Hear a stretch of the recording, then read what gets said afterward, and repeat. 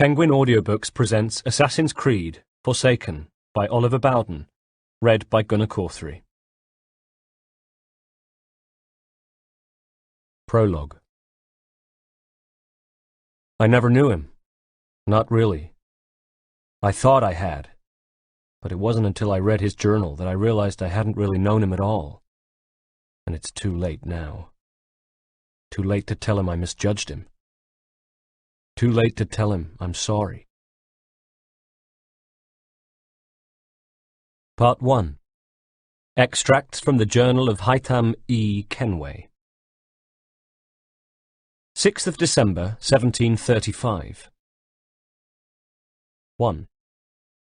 2 days ago, I should have been celebrating my 10th birthday at my home in Queen Anne's Square.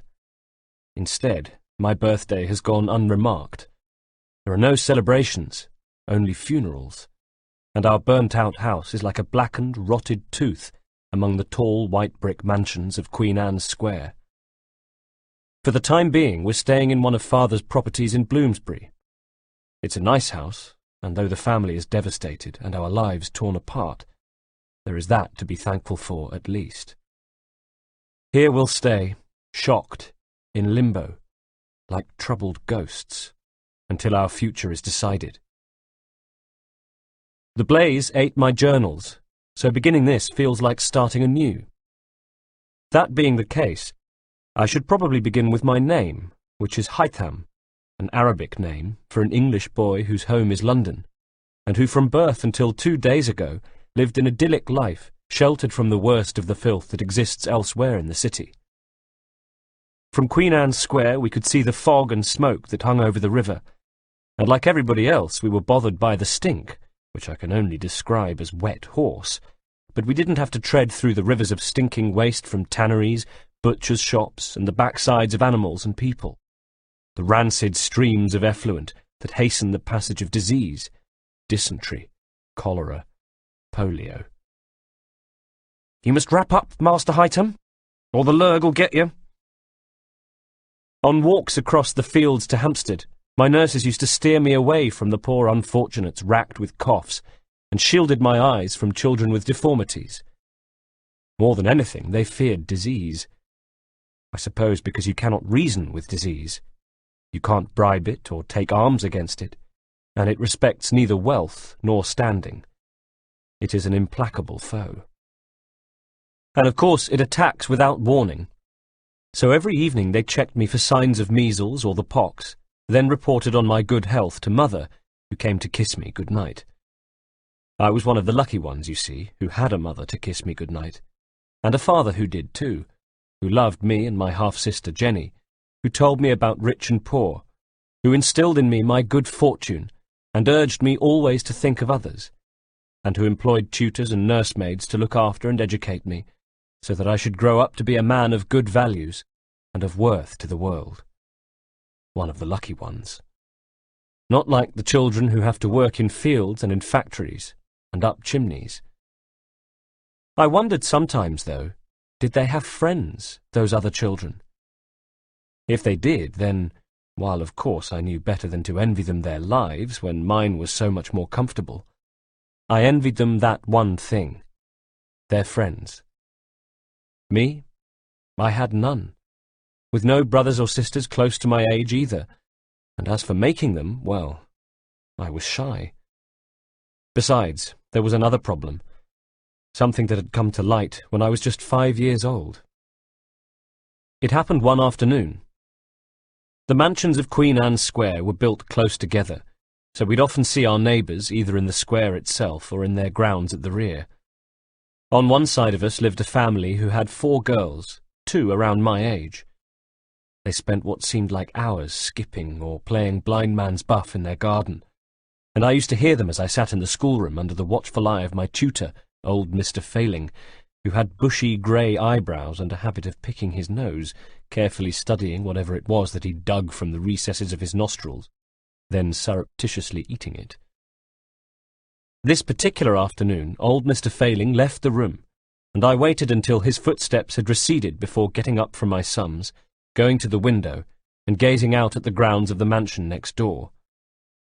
Dawson was the family name, Mr. Dawson was an MP, so my father said, barely hiding his scowl. They had a high-walled garden, and despite the trees, bushes, and foliage in full bloom, parts of it were visible from my schoolroom window, so I could see the Dawson girls outside. They were playing hopscotch for a change, and had laid out pall-mall mallets for a makeshift course, although it didn't look as if they were taking it very seriously.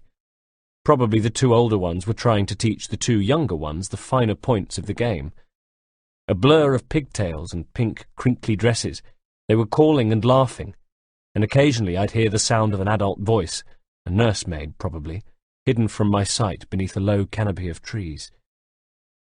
My sums were left unattended on the table for a moment as I watched them play, until suddenly, almost as if she could sense she was being watched, one of the younger ones, a year or so my junior, looked up, saw me at the window, and our eyes locked.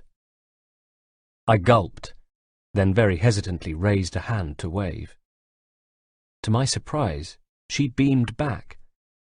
And next she was calling her sisters, who gathered round, all four of them, excitedly craning their necks and shielding their eyes from the sun to gaze up at the schoolroom window, where I stood like an exhibit at a museum, except a moving exhibit that waved and went slightly pink with embarrassment, but even so felt the soft, warm glow of something that might have been friendship, which evaporated the moment their nursemaid appeared from beneath the cover of the trees, glanced crossly up at my window with a look that left me in no doubt what she thought of me, a peeping Tom or worse, then ushered all four girls out of sight. That look the nursemaid gave me I'd seen before, and I'd see it again on the square or in the fields behind us. Remember how my nurses steered me away from the ragged unfortunates? Other nursemaids kept their children away from me like that. I never really wondered why. I didn't question it because, I don't know, because there was no reason to question it, I suppose. It was just something that happened, and I knew no different.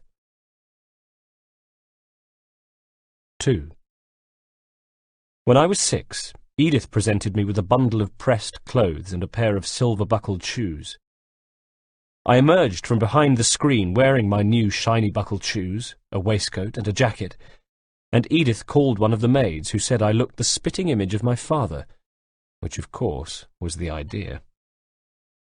Later on, my parents came to see me, and I could have sworn father's eyes misted up a little, while mother made no pretence at all and simply burst out crying there and then in the nursery, flapping her hand until Edith passed her a handkerchief. Standing there, I felt grown up and learned, even as I felt the hotness in my cheeks again. I found myself wondering if the Dawson girls would have considered me rather fine in my new suit, quite the gentleman. I'd thought of them often. I'd catch sight of them from the window sometimes, running along their garden or being shepherded into carriages at the front of the mansions. I fancied I saw one of them steal a glance up at me once, but if she saw me there were no smiles or waves that time, just a shadow of that same look worn by the nursemaid, as though disapproval of me was being handed down, like arcane knowledge. So we had the Dawsons on one side, those elusive, pigtailed, skipping Dawsons, while on the other side were the Barretts. They were a family of 8 children, boys and girls, although again I rarely saw them. As with the Dawsons, my encounters were restricted to the sight of them getting into carriages or seeing them at a distance in the fields. Then, one day, shortly before my 8th birthday, I was in the garden, strolling along the perimeter and dragging a stick along the crumbling red brick of the high garden wall. Occasionally I'd stop to overturn stones with the stick and inspect whatever insects scuttled from beneath, woodlice, millipedes, worms that wriggled as though stretching out their long bodies, when I came upon the door that led on to a passage between our home and the Barretts. The heavy gate was padlocked with a huge rusting chunk of metal that looked as if it hadn't been opened for years, and I stared at it for a while, weighing the lock in my palm, when I heard a whispered, urgent, boyish voice. "Say, you, is it true what they say about your father?" It came from the other side of the gate, although it took me a moment or so to place it, a moment in which I stood shocked and almost rigid with fear. Next, I almost jumped out of my skin when I saw through a hole in the door an unblinking eye that was watching me. Again came the question. "Come on, they'll be beckoning me in any minute. Is it true what they say about your father?" Calming, I bent to bring my eye level with the hole in the door. "Who is this?" I asked. "It's me, Tom, who lives next door." I knew that Tom was the youngest of their brood, about my age. I'd heard his name being called. "Who are you?" he said. "I mean, what's your name?" "Haytham," I replied, and I wondered if Tom was my new friend. He had a friendly-looking eyeball, at least. "That's a strange sort of name." "It's Arabic. It means young eagle." "Well, that makes sense." "How do you mean, makes sense?" "Oh, I don't know. It just does somehow." "And there's only you, is there?" "And my sister," I retorted. "And mother and father." "Pretty small sort of family." I nodded. "Look," he pressed, "is it true or not? Is your father what they say he is? And don't even think about lying. I can see your eyes, you know. I'll be able to tell if you're lying straight away." "I won't lie. I don't even know what they say he is, or even who they are." At the same time, I was getting an odd and not altogether pleasant feeling. That somewhere existed an idea of what constituted normal, and that we, the Kenway family, were not included in it. Perhaps the owner of the eyeball heard something in my tone, because he hastened to add, I'm sorry if I said something out of turn. I was just interested, that's all. You see, there is a rumour. It's awfully exciting if it's true." "What rumour?" "You'll think it's silly." Feeling brave, I drew close to the hole and looked at him, eyeball to eyeball, saying, "What do you mean? What do people say about father?" He blinked. "They say he used to be a—" Suddenly there was a noise from behind him, and I heard an angry male voice call his name. "Thomas!" The shock sent him backwards. "Oh, bother!" he whispered quickly. "I've got to go. I'm being called. See you around, I hope." And with that he was gone, and I was left wondering what he meant. What rumour? What were people saying about us, our small family? At the same time, I remembered that I had better get a move on. It was nearly midday, and time for my weapons training. 7th of December, 1735. 1. I feel invisible, like I'm stuck in a limbo between the past and the future. Around me, the grown-ups hold tense conversations. Their faces are drawn and the ladies weep. Fires are kept lit, of course. But the house is empty, apart from the few of us, and what possessions we saved from the burnt-out mansion, and it feels permanently cold. Outside, snow has started to fall, while indoors is a sorrow that chills the very bones. With little else for me to do but write my journal, I had hoped to get up to date with the story of my life so far, but it seems there's more to say than I'd first thought. And of course, there have been other important matters to attend to. Funerals. Edith today. "Are you sure, Master Haytham?" Betty had asked earlier, with her forehead creased in concern, her eyes tired. For years, as long as I could remember, she had assisted Edith. She was as bereaved as I was. "Yes," I said, dressed as ever in my suit, and for today, a black tie. Edith had been alone in the world, so it was the surviving Kenways and staff who gathered for a funeral feast below stairs, the ham and ale and cake.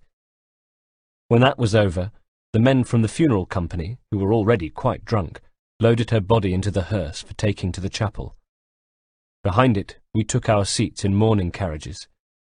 We only needed 2 of them. When it was over, I retired to my room to continue with my story. 2. A couple of days after I'd spoken to Tom Barrett's eyeball, what he'd said was still playing on my mind. So one morning, when Jenny and I were both alone in the drawing room together, I decided to ask her about it. Jenny. I was nearly 8, and she was 21, and we had as much in common as I did with the man who delivered the coal. Less, probably, if I thought about it, because at least the man who delivered the coal and I both liked to laugh, whereas I'd rarely seen Jenny smile, let alone laugh. She has black hair that shines, and her eyes are dark and, well, sleepy is what I'd say, although I'd heard them described as brooding, and at least one admirer went so far as to say she had a smoky stare, whatever that is. Jenny's looks were a popular topic of conversation. She is a great beauty, or so I'm often told. Although not to me. She was just Jenny, who'd refused to play with me so often I'd long since given up asking her, who, whenever I picture her, was sitting in a high-backed chair, head bent over her sewing or embroidery, whatever it was she did with a needle and thread, and scowling. That smoky stare her admirers said she had, I called it scowling. The thing was, despite the fact that we were little more than guests in each other's lives, like ships sailing around the same small harbour, passing closely but never making contact, we had the same father. And Jenny, being 12 years older than me, knew more about him than I did. So even though I'd had years of her telling me I was too stupid or too young to understand, or too stupid and too young to understand, and once even too short to understand, whatever that was supposed to mean, I used to try to engage her in conversation. I don't know why, because, as I say, I always came away none the wiser. To annoy her, perhaps.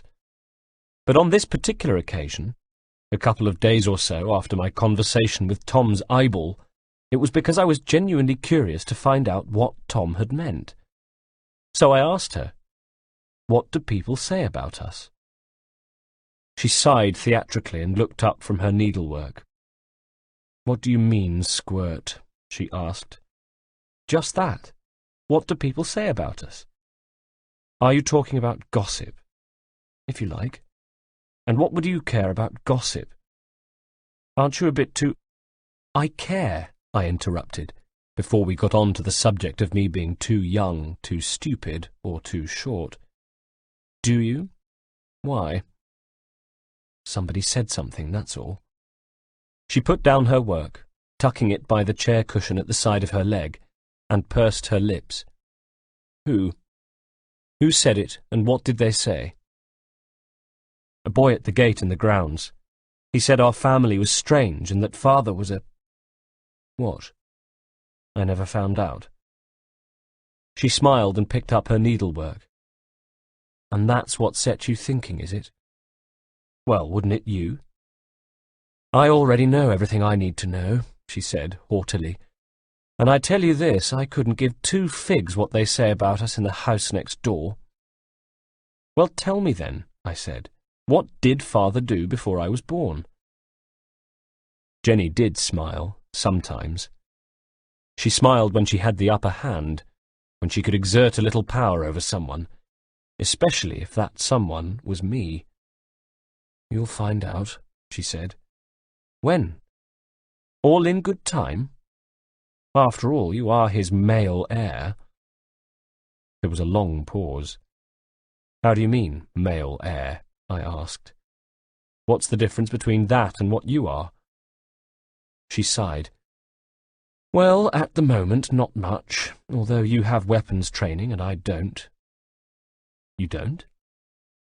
But on reflection I already knew that, and I suppose I had wondered why it was that I did swordcraft and she did needlecraft. "No, Haytham, I don't have weapons training. No child has weapons training, Haytham, not in Bloomsbury anyway, and maybe not in all of London. Nobody but you. Haven't you been told?" "Told what?" "Not to say anything." "Yes, but—" "Well, didn't you ever wonder why? Why you're not supposed to say anything?" Maybe I had. Maybe I secretly knew all along. I said nothing. "You'll soon find out what's in store for you," she said. "Our lives have been mapped out for us, don't you worry about that." "Well then, what's in store for you?" She snorted derisively. "What is in store for me is the wrong question. Who is in store would be more accurate." There was a trace of something in her voice that I wouldn't quite understand until much later, and I looked at her, knowing better than to inquire further, and risk feeling the sting of that needle. But when I eventually put down the book I had been reading and left the drawing-room, I did so knowing that although I had learnt almost nothing about my father or family, I'd learnt something about Jenny, why she never smiled, why she was always so antagonistic towards me. It was because she'd seen the future. She'd seen the future and knew it favoured me, for no better reason than I had been born male. I might have felt sorry for her. Might have done, if she hadn't been such a sourpuss. Knowing what I now knew, though, weapons training the following day had an extra frisson. So, nobody else had weapons training but me. Suddenly it felt as though I were tasting forbidden fruit, and the fact that my father was my tutor only made it more succulent. If Jenny was right, and there was some calling I was being groomed to answer, like other boys are trained for the priesthood, or as blacksmiths, butchers, or carpenters, then good. That suited me fine. There was nobody in the world I looked up to more than father. The thought that he was passing on his knowledge to me was at once comforting and thrilling. And of course it involved swords. What more could a boy want? Looking back, I know that from that day on I became a more willing and enthusiastic pupil.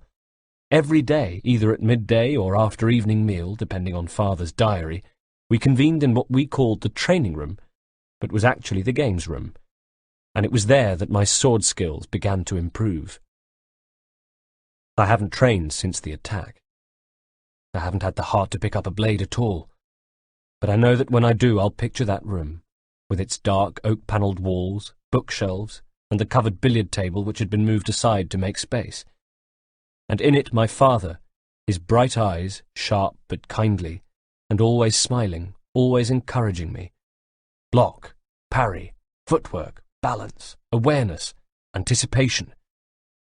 Those words he repeated like a mantra, sometimes saying nothing else for an entire lesson at a time, just barking the commands, nodding when I got it right, shaking his head when I did it wrong, occasionally pausing, scooping his hair out of his face, and going to the back of me to position my arms and legs. To me they are, or were, the sights and sounds of weapons training. The bookshelves, the billiard table, my father's mantras, and the sound of ringing wood. Yes, wood. Wooden training swords we used, much to my chagrin. Steel would come later, he'd say, whenever I complained. 3. On the morning of my birthday, Edith was extra specially nice to me, and Mother made sure I was given a birthday breakfast of my favourites. Sardines with mustard sauce, and fresh bread with cherry jam made from the fruit of the trees in our grounds. I caught Jenny giving me a sneering look as I tucked in, but paid it no mind. Since our conversation in the drawing-room, whatever power she'd had over me, slim as it had been, had somehow been made less distinct. Before that, I might have taken her ridicule to heart, maybe felt a little silly and self-conscious about my birthday breakfast. But not that day. Thinking back, I wonder if my 8th birthday marked the day I began to change from boy to man. So no, I didn't care about the curl of Jenny's lip, or the pig noises she made surreptitiously. I had eyes only for Mother and Father, who had eyes only for me. I could tell by their body language, tiny little parental codes I'd picked up over the years, that something else was to come, that my birthday pleasures were set to continue. And so it proved. By the end of the meal, my father had announced that tonight we would be going to White's Chocolate House on Chesterfield Street, where the hot chocolate is made from solid blocks of cocoa imported from Spain. Later that day I stood with Edith and Betty fussing around me, dressing me in my smartest suit. Then the four of us were stepping into a carriage at the curb outside, where I sneaked a look up at the windows of our neighbours and wondered if the faces of the Dawson girls were pressed to the glass, or Tom and his brothers. I hoped so. I hoped they could see me now, see us all and think, there go the Kenway family, out for the evening, just like a normal family. 4. The area around Chesterfield Street was busy. We were able to draw up directly outside White's, and once there, our door was opened and we were helped quickly across the crowded thoroughfare and inside. Even so, during that short walk between the carriage and the sanctuary of the chocolate house, I looked to my left and right and saw a little of London red in tooth and claw. The body of a dog lying in the gutter, a derelict retching against some railings, flower sellers, beggars, drunkards, urchins splashing in a river of mud that seemed to seethe on the street. And then we were inside, greeted by the thick scent of smoke, ale, perfume, and, of course, chocolate, as well as a hubbub of piano and raised voices. People, all of whom were shouting, leaned over gaming tables. Men drank from huge tankards of ale. Women, too. I saw some with hot chocolate and cake. Everybody, it seemed, was in a state of high excitement. I looked at Father, who had stopped short, and sensed his discomfort. For a moment I was concerned he'd simply turn and leave, before a gentleman holding his cane aloft caught my eye. Younger than Father, with an easy smile and a twinkle that was visible even across the room, he was waggling the cane at us, until with a grateful wave Father acknowledged him and began to lead us across the room, squeezing between tables, stepping over dogs, and even one or two children who scrabbled at the feet of revellers, presumably hoping for whatever might fall off the gaming tables, pieces of cake, maybe coins. We reached the gentleman with the cane. Unlike Father, whose hair was straggly and barely tied back with a bow, he wore a white powdered wig, the back of it secured in a black silk bag, and a frock coat in a deep, rich red colour. With a nod, he greeted Father, then turned his attention to me, and made an exaggerated bow. "Good evening, Master Haytham. I believe that many happy returns of the day are in order. Remind me, please, of your age, sir. I can see from your bearing that you are a child of great maturity. 11? 12, perhaps." As he said this, he glanced over my shoulder with a twinkly smile, and my mother and Father chuckled appreciatively. "I am 8, sir," I said, and puffed up proudly as my father completed the introductions. The gentleman was Reginald Birch, one of his senior property managers, and Mr. Birch said he was delighted to make my acquaintance, then greeted my mother with a long bow, kissing the back of her hand. His attention went to Jenny next, and he took her hand, bent his head, and pressed his lips to it. I knew enough to realize that what he was doing was courtship, and I glanced quickly over to Father, expecting him to step in. Instead, what I saw was he and Mother looking thrilled, though Jenny was stony-faced, and stayed that way as we were led to a private back room of the chocolate house, and seated, she and Mr. Birch side by side, as the White staff began to busy themselves around us. I could have stayed there all night, having my fill of hot chocolate and cake, copious amounts of which were delivered to the table.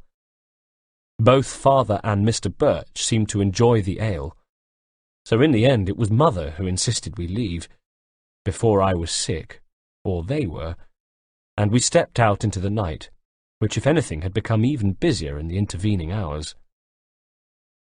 For a moment or so I found myself disorientated by the noise and the stench of the street. Jenny wrinkled her nose, and I saw a flicker of concern pass across my mother's face. Instinctively, Father moved closer towards us all, as if to try and ward off the clamour. A filthy hand was thrust in front of my face, and I looked up to see a beggar silently appealing for money, with wide, beseeching eyes, bright white in contrast to the dirt of his face and hair. A flower seller tried to bustle past father to reach Jenny, and gave an outraged "Oi!" when Mr. Birch used his cane to block her path. I felt myself being jostled, saw 2 urchins trying to reach us with their palms out. Then, suddenly, my mother gave a cry as a man burst from within the crowd, clothes ragged and dirty, teeth bared and his hand outstretched, about to snatch my mother's necklace. And in the next second I discovered why father's cane had that curious rattle, as I saw a blade appear from within as he span to protect mother. He covered the distance to her in the blink of an eye, but before it cleared its scabbard, he changed his mind, perhaps seeing the thief was unarmed, and replaced it, ramming it home with a thump, and making it a cane once again, in the same movement twirling it to knock the ruffian's hand aside.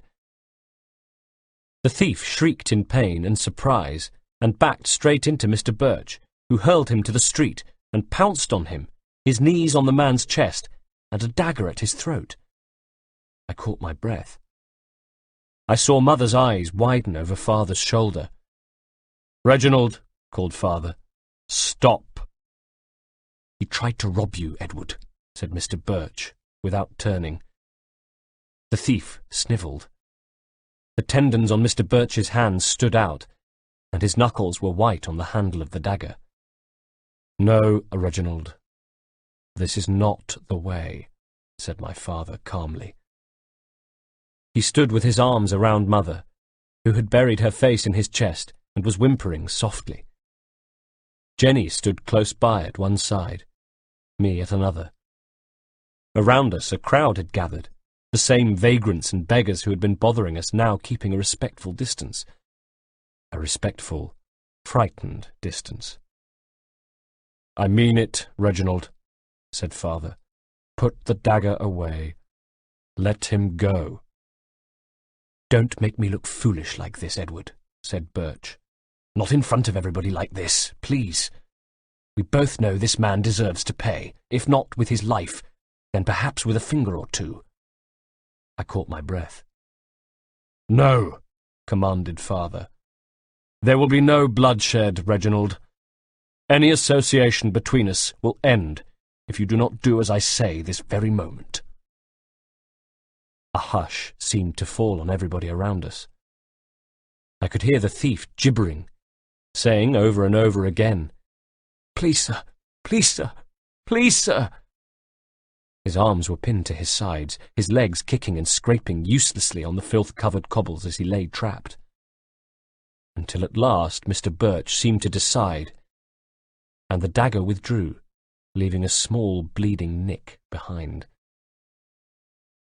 When he stood, he aimed a kick at the thief, who needed no further encouragement to scramble to his hands and knees and take off into Chesterfield Street, grateful to escape with his life. Our carriage driver had recovered his wits, and now stood by the door, urging us to hurry to the safety of our carriage. And father and Mr. Birch stood facing one another, their eyes locked. As mother hurried me past, I saw Mr. Birch's eyes blazing. I saw my father's gaze meet him equally, and he offered his hand to shake, saying, "Thank you, Reginald. On behalf of all of us, thank you for your quick thinking." I felt my mother's hand in the small of my back as she tried to shove me into the carriage, and craned my head back to see father, his hand held out to Mr. Birch, who glared at him, refusing to accept the offer of accord. Then, just as I was bundled into the carriage, I saw Mr. Birch reach to grasp father's hand, and his glare melt away into a smile. A slightly embarrassed, bashful smile, as though he'd just remembered himself. The two shook hands, and my father awarded Mr. Birch with the short nod that I knew so well. It meant that everything had been settled. It meant that no more need be said about it. 5. At last we returned home to Queen Anne's Square, where we bolted the door and banished the smell of smoke and manure and horse. And I told mother and father how much I had enjoyed my evening, thanked them profusely, and assured them that the commotion in the street afterwards had done nothing to spoil my evening, while privately thinking that it had been a highlight. But it turned out the evening wasn't over yet, because as I went to climb the stairs, my father beckoned me follow him instead, and led the way to the games room, where he lit a paraffin lamp. "You enjoyed your evening then, Haytham," he said. "I enjoyed it very much, sir," I said. "What was your impression of Mr. Birch?" "I liked him very much, sir." Father chuckled. "Reginald is a man who sets great store by appearance, by manners and etiquette and edict. He is not like some who wear etiquette and protocol as a badge only when it suits them. He is a man of honour." "Yes, sir," I said, but I must have sounded as doubtful as I felt, because he looked at me sharply.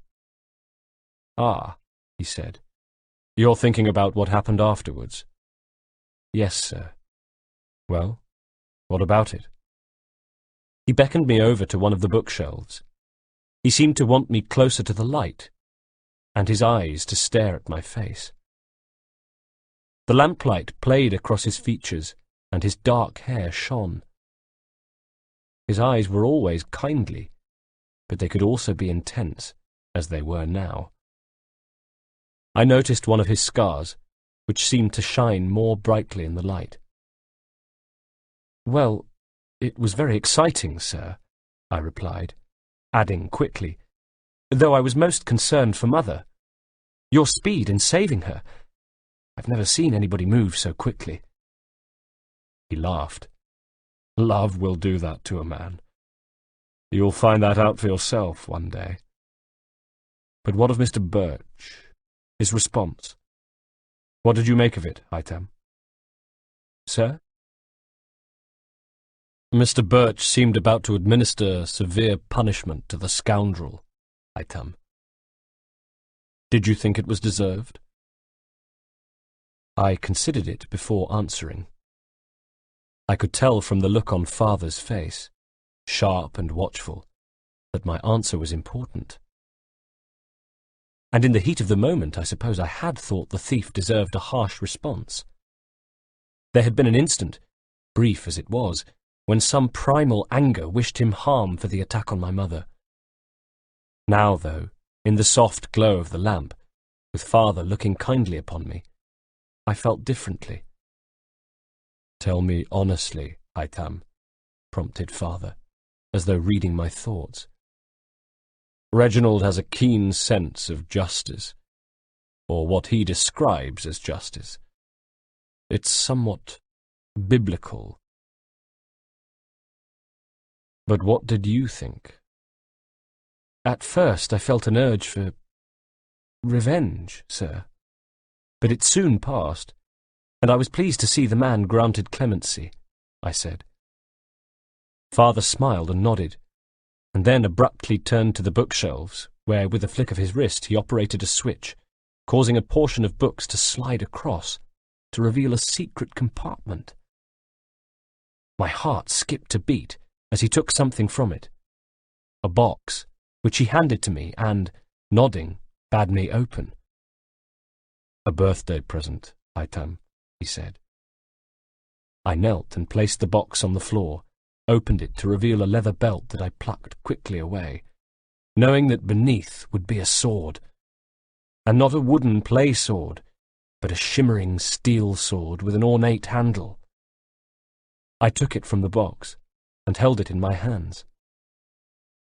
It was a short sword, and though, shamefully, I felt a twinge of disappointment about that, I knew at once that it was a beautiful short sword, and it was my short sword.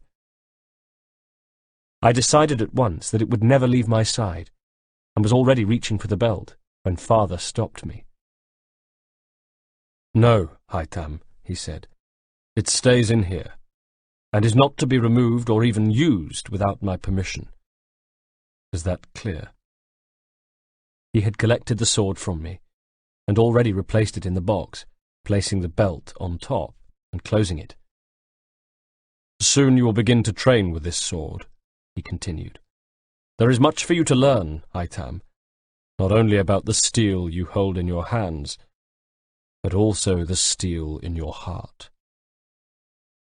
"Yes, Father," I said, trying not to look as confused and disappointed as I felt. I watched as he turned and replaced the box in the secret compartment, and if he was trying to make sure that I didn't see which book triggered the compartment, well, then he failed. It was the King James Bible.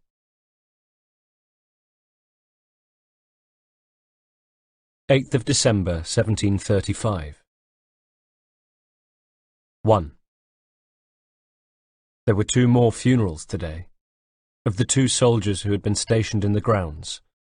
As far as I know, Father's gentleman, Mr. Digweed, attended the service for the captain, whose name I never knew, but nobody from our household was at the funeral for the second man. There is so much loss and mourning around us at the moment. It's as if there simply isn't room for any more, callous as it sounds. 2. After my 8th birthday, Mr. Birch became a regular visitor to the house, and when not squiring Jenny on walks around the grounds, or taking her into town in his carriage, or sitting in the drawing-room drinking tea and sherry and regaling the women with tales of army life, he held meetings with Father. It was clear to all that he intended to marry Jenny, and that the union had Father's blessing, but there was talk that Mr. Birch had asked to postpone the nuptials, that he wanted to be as prosperous as possible, so that Jenny should have the husband she deserved, and that he had his eye on a mansion in Southwark in order to keep her in the manner to which she had become accustomed. Mother and Father were thrilled about that, of course. Jenny less so. I'd occasionally see her with red eyes, and she developed a habit of flying quickly out of rooms, either in the throes of an angry tantrum or with her hand to her mouth, stifling tears. More than once I heard Father say, "She'll come round," and on one occasion he gave me a sideways look and rolled his eyes. Just as she seemed to wither under the weight of her future, I flourished with the anticipation of my own. The love I felt for Father constantly threatened to engulf me with its sheer magnitude. I didn't just love him, I idolized him.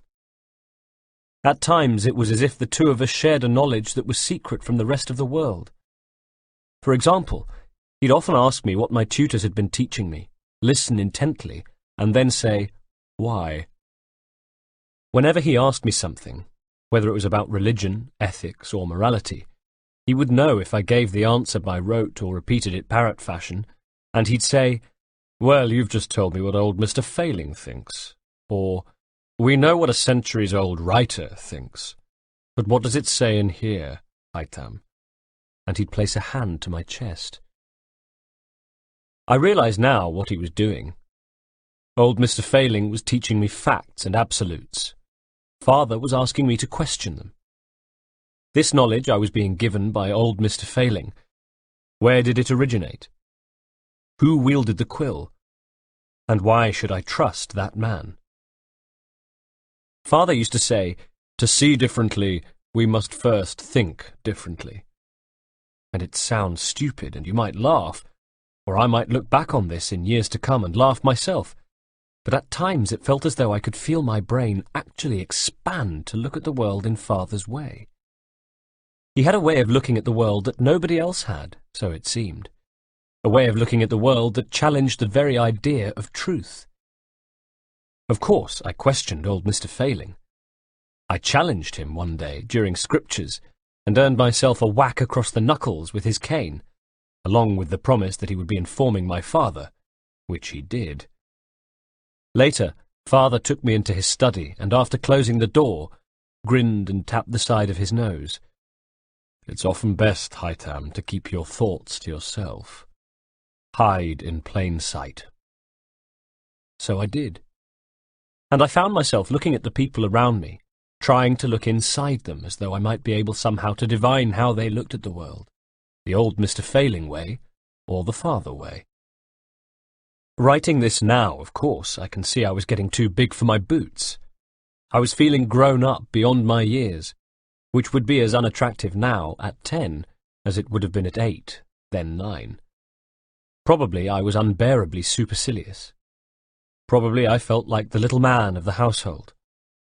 When I turned 9, Father presented me with a bow and arrow for my birthday, and practising with it in the grounds, I hoped that the Dawson girls or the Barrett children might be watching me from the windows. It had been over a year since I'd spoken to Tom at the gate, but I still sometimes loitered there in the hope of meeting him again. Father was forthcoming on all subjects except his own past. He'd never speak of his life before London, nor of Jenny's mother, so I still held out hope that whatever it was Tom knew might prove illuminating. And apart from that, of course, I wanted a friend. Not a parent or nursemaid or tutor or mentor. I had plenty of those. Just a friend. And I hoped it would be Tom. It never will be now, of course. They bury him tomorrow. 9th of December, 1735. 1. Mr. Digweed came to see me this morning. He knocked, waited for my reply, then had to duck his head to enter, because Mr. Digweed, as well as being balding, with slightly bulging eyes and veiny eyelids, is tall and slim, and the doorways in our emergency residence are much lower than they were at home. The way he had to stoop as he moved around the place, it added to his air of discomfiture, the sense of him being a fish out of water here. He'd been my father's gentleman since before I was born, at least since the Kenways settled in London, and like all of us, maybe even more than the rest of us, he belonged to Queen Anne's Square. What made his pain even more acute was guilt. His guilt that on the night of the attack he was away, attending to family matters in Herefordshire. He and our driver had returned the morning after the attack. "I hope you can find it in your heart to forgive me, Master Haytham," he had said to me in the days after, his face pale and drawn. "Of course, Digweed," I said, and didn't know what to say next. I'd never been comfortable addressing him by his surname. It had never felt right in my mouth. So all I could add was, "Thank you." This morning his cadaverous face wore the same solemn expression, and I could tell that whatever news he had, it was bad. "Master Haytham," he said, standing before me. "Yes, Digweed?" "I'm terribly sorry, Master Haytham, but there's been a message from Queen Anne's Square, from the Barretts. They wish to make it clear that nobody from the Kenway household is welcome at young Master Thomas's funeral service. They respectfully request that no contact is made at all."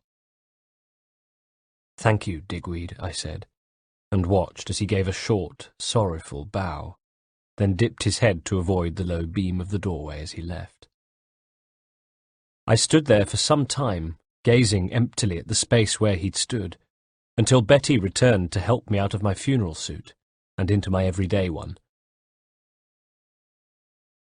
2. One afternoon a few weeks ago, I was below stairs playing in the short corridor that led off the servants' hall to the heavily barred door of the plateroom. It was in the plateroom that the family valuables were stored, silverware which only ever saw the light of day on the rare occasions Mother and Father entertained guests, family heirlooms, Mother's jewellery and some of Father's books that he considered of greatest value, irreplaceable books. He kept the key to the plateroom with him at all times on a loop around his belt, and I had only ever seen him entrust it to Mr. Digweed, and then only for short periods. I liked to play in the corridor nearby because it was so rarely visited, which meant I was never bothered by nursemaids who would invariably tell me to get off the dirty floor before I wore a hole in my trousers, or by other well-meaning staff who would engage me in polite conversation and oblige me to answer questions about my education or non-existent friends, or perhaps even by Mother or Father, who would tell me to get off the dirty floor before I wore a hole in my trousers, and then force me to answer questions about my education or non-existent friends.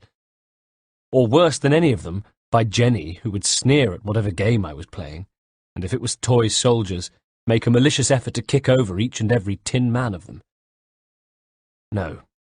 The passageway between the servants' hall and the plateroom was one of the few places at Queen Anne's Square where I could realistically hope to avoid any of these things. So the passageway is where I went when I didn't want to be disturbed. Except on this occasion, when a new face emerged in the form of Mr. Birch, who let himself into the passage just as I was about to arrange my troops. I had a lantern with me, placed on the stone floor, and the candle fire flickered and popped in the draught as the passage door opened. From my position on the floor, I saw the hem of his frock coat and the tip of his cane, and as my eyes travelled up to see him looking down upon me, I wondered if he, too, kept a sword hidden in his cane, and if it would rattle the way my father's did. "Master Haytham, I rather hoped I might find you here," he said with a smile. "I was wondering, are you busy?" I scrambled to my feet. "Just playing, sir," I said quickly. "Is there something wrong?" "Oh, no," he laughed.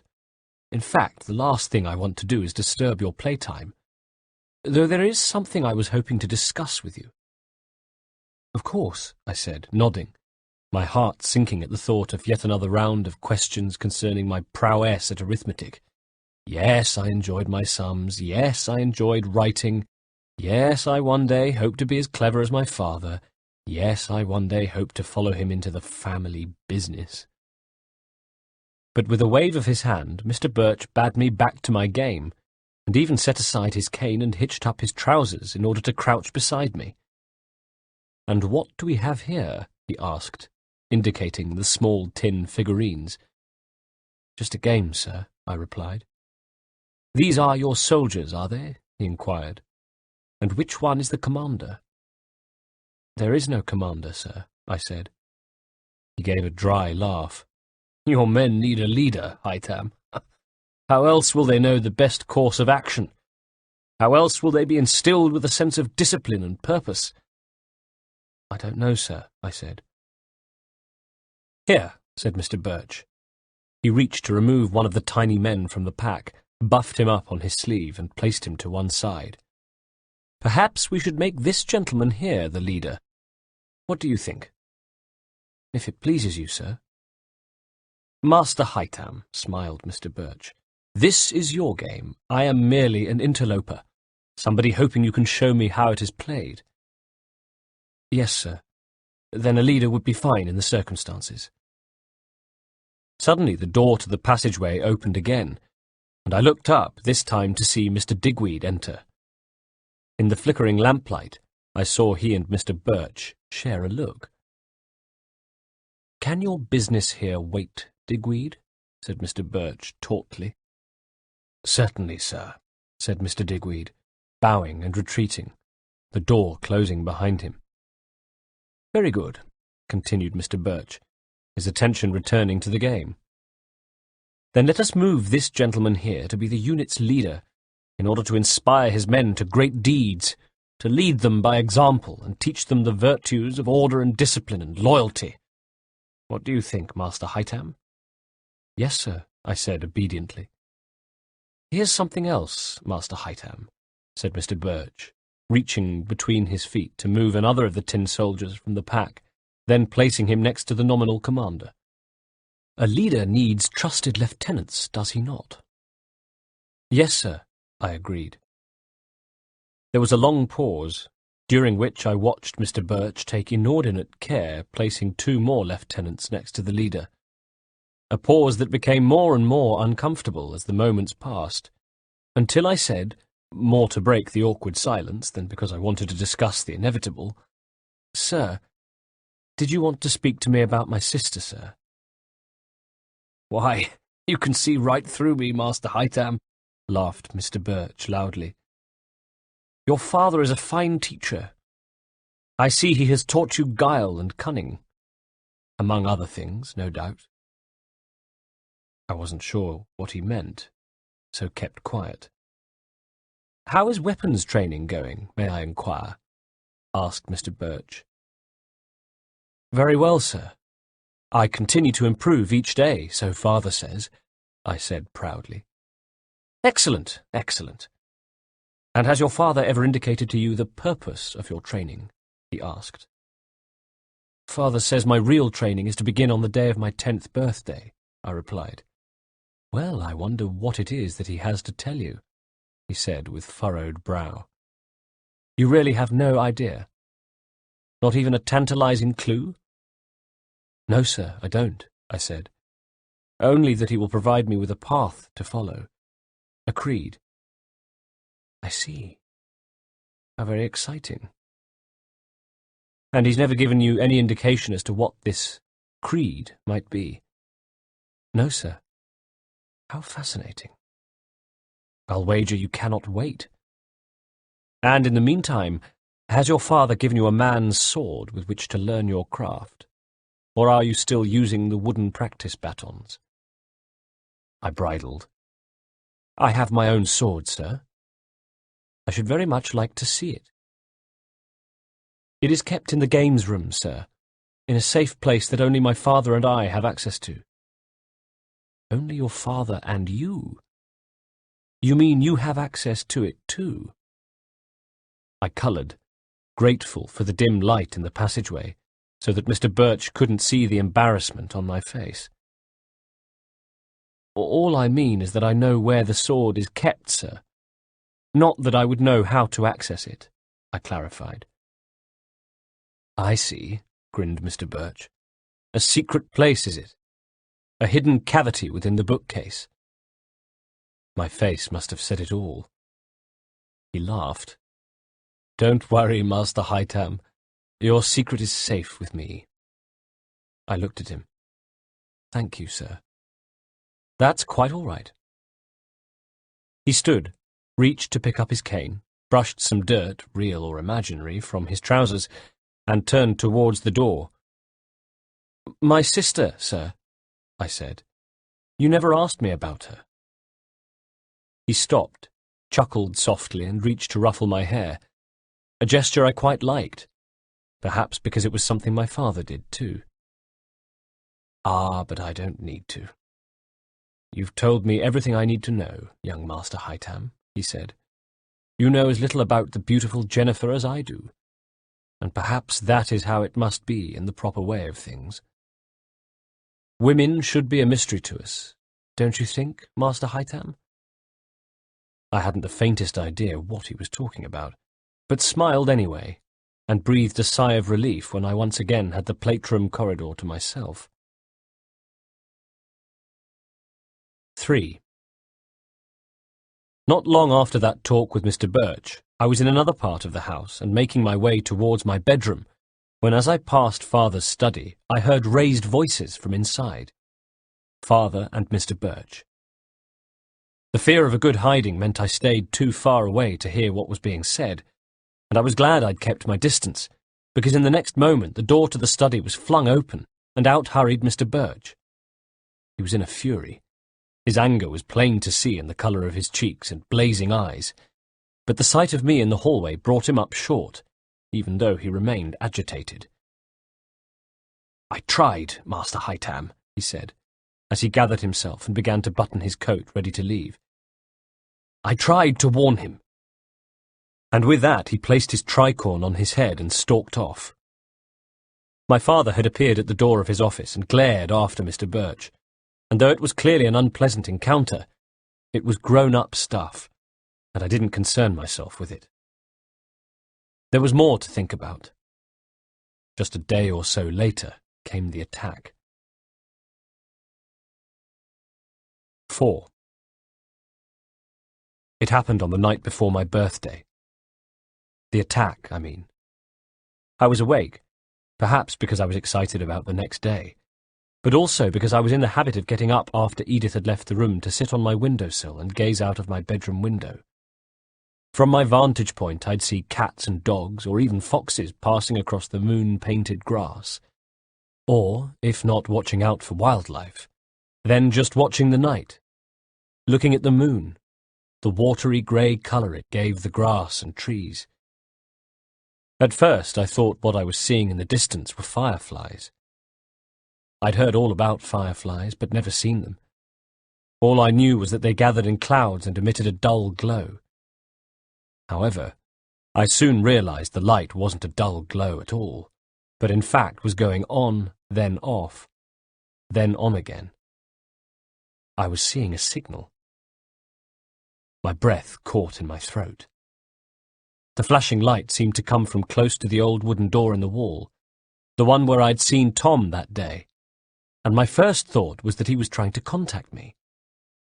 It seemed strange now, but not for a second did I assume the signal was meant for anyone but me.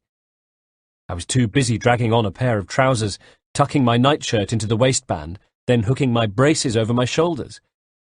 I shrugged on a coat. All I could think of was what an awfully splendid adventure I was about to have. And of course I realise now, looking back, that in the mansion next door, Tom must have been another one who liked to sit on his windowsill and watch the nocturnal life in the grounds of his house. And like me, he must have seen the signal.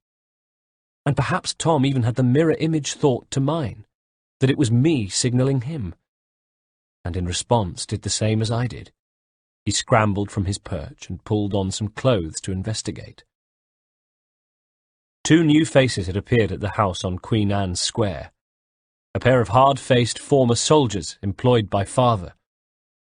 His explanation was that we needed them because he had received information.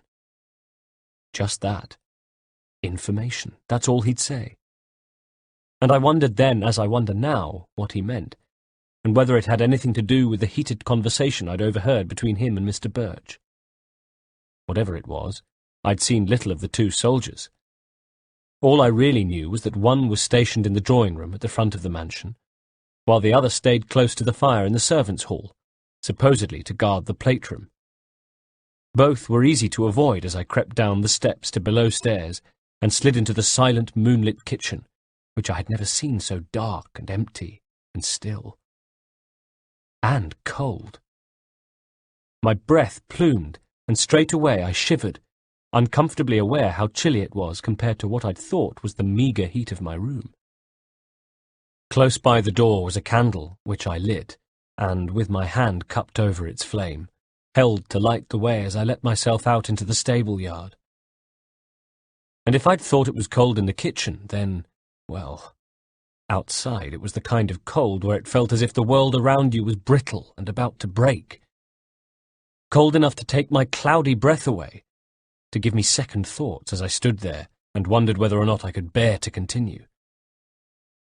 One of the horses whinnied and stamped, and for some reason the noise made my mind up, sending me tiptoeing past the kennels to a side wall and through a large arched gate leading into the orchard. I made my way through the bare, spindly apple trees, then was out in the open, painfully aware of the mansion to my right, where I imagined faces at every window. Edith, Betty, mother and father all staring out and seeing me out of my room and running amok in the grounds. Not that I really was running amok, of course, but that's what they'd say.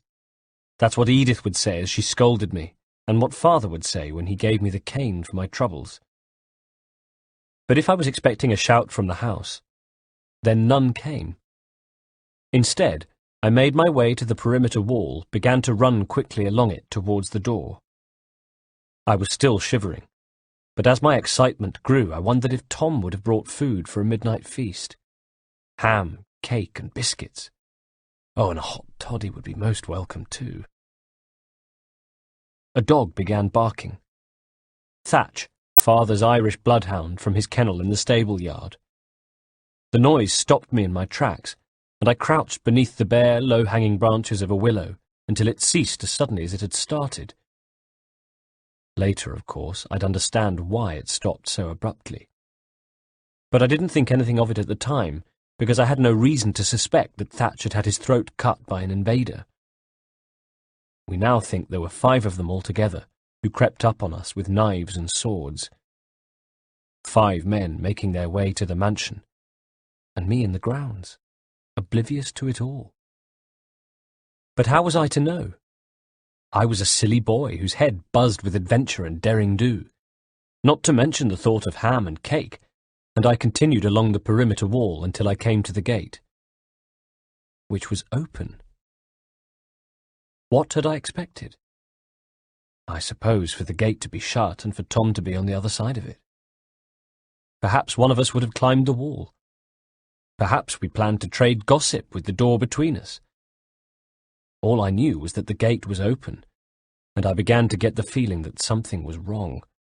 And at last it occurred to me that the signalling I'd seen from my bedroom window might not have been meant for me. "Tom?"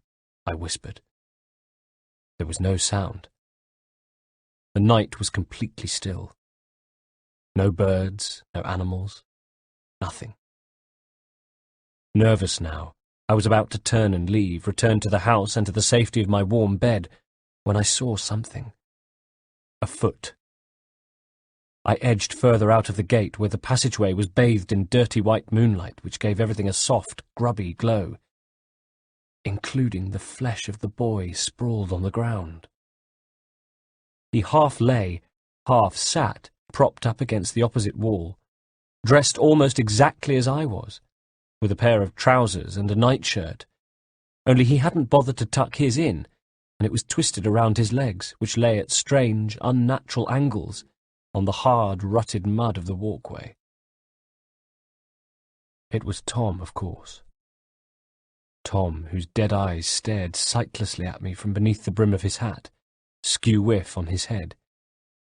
Tom, with the moonlight gleaming on blood that had sheeted down his front from the gash at his throat. My teeth began to chatter. I heard a whimper, and realized it was me. 100 panicked thoughts crowded into my head. And then things began to happen too quickly for me even to remember the exact order in which they took place, though I think it started with the sound of breaking glass and a scream that came from the house. "Run!"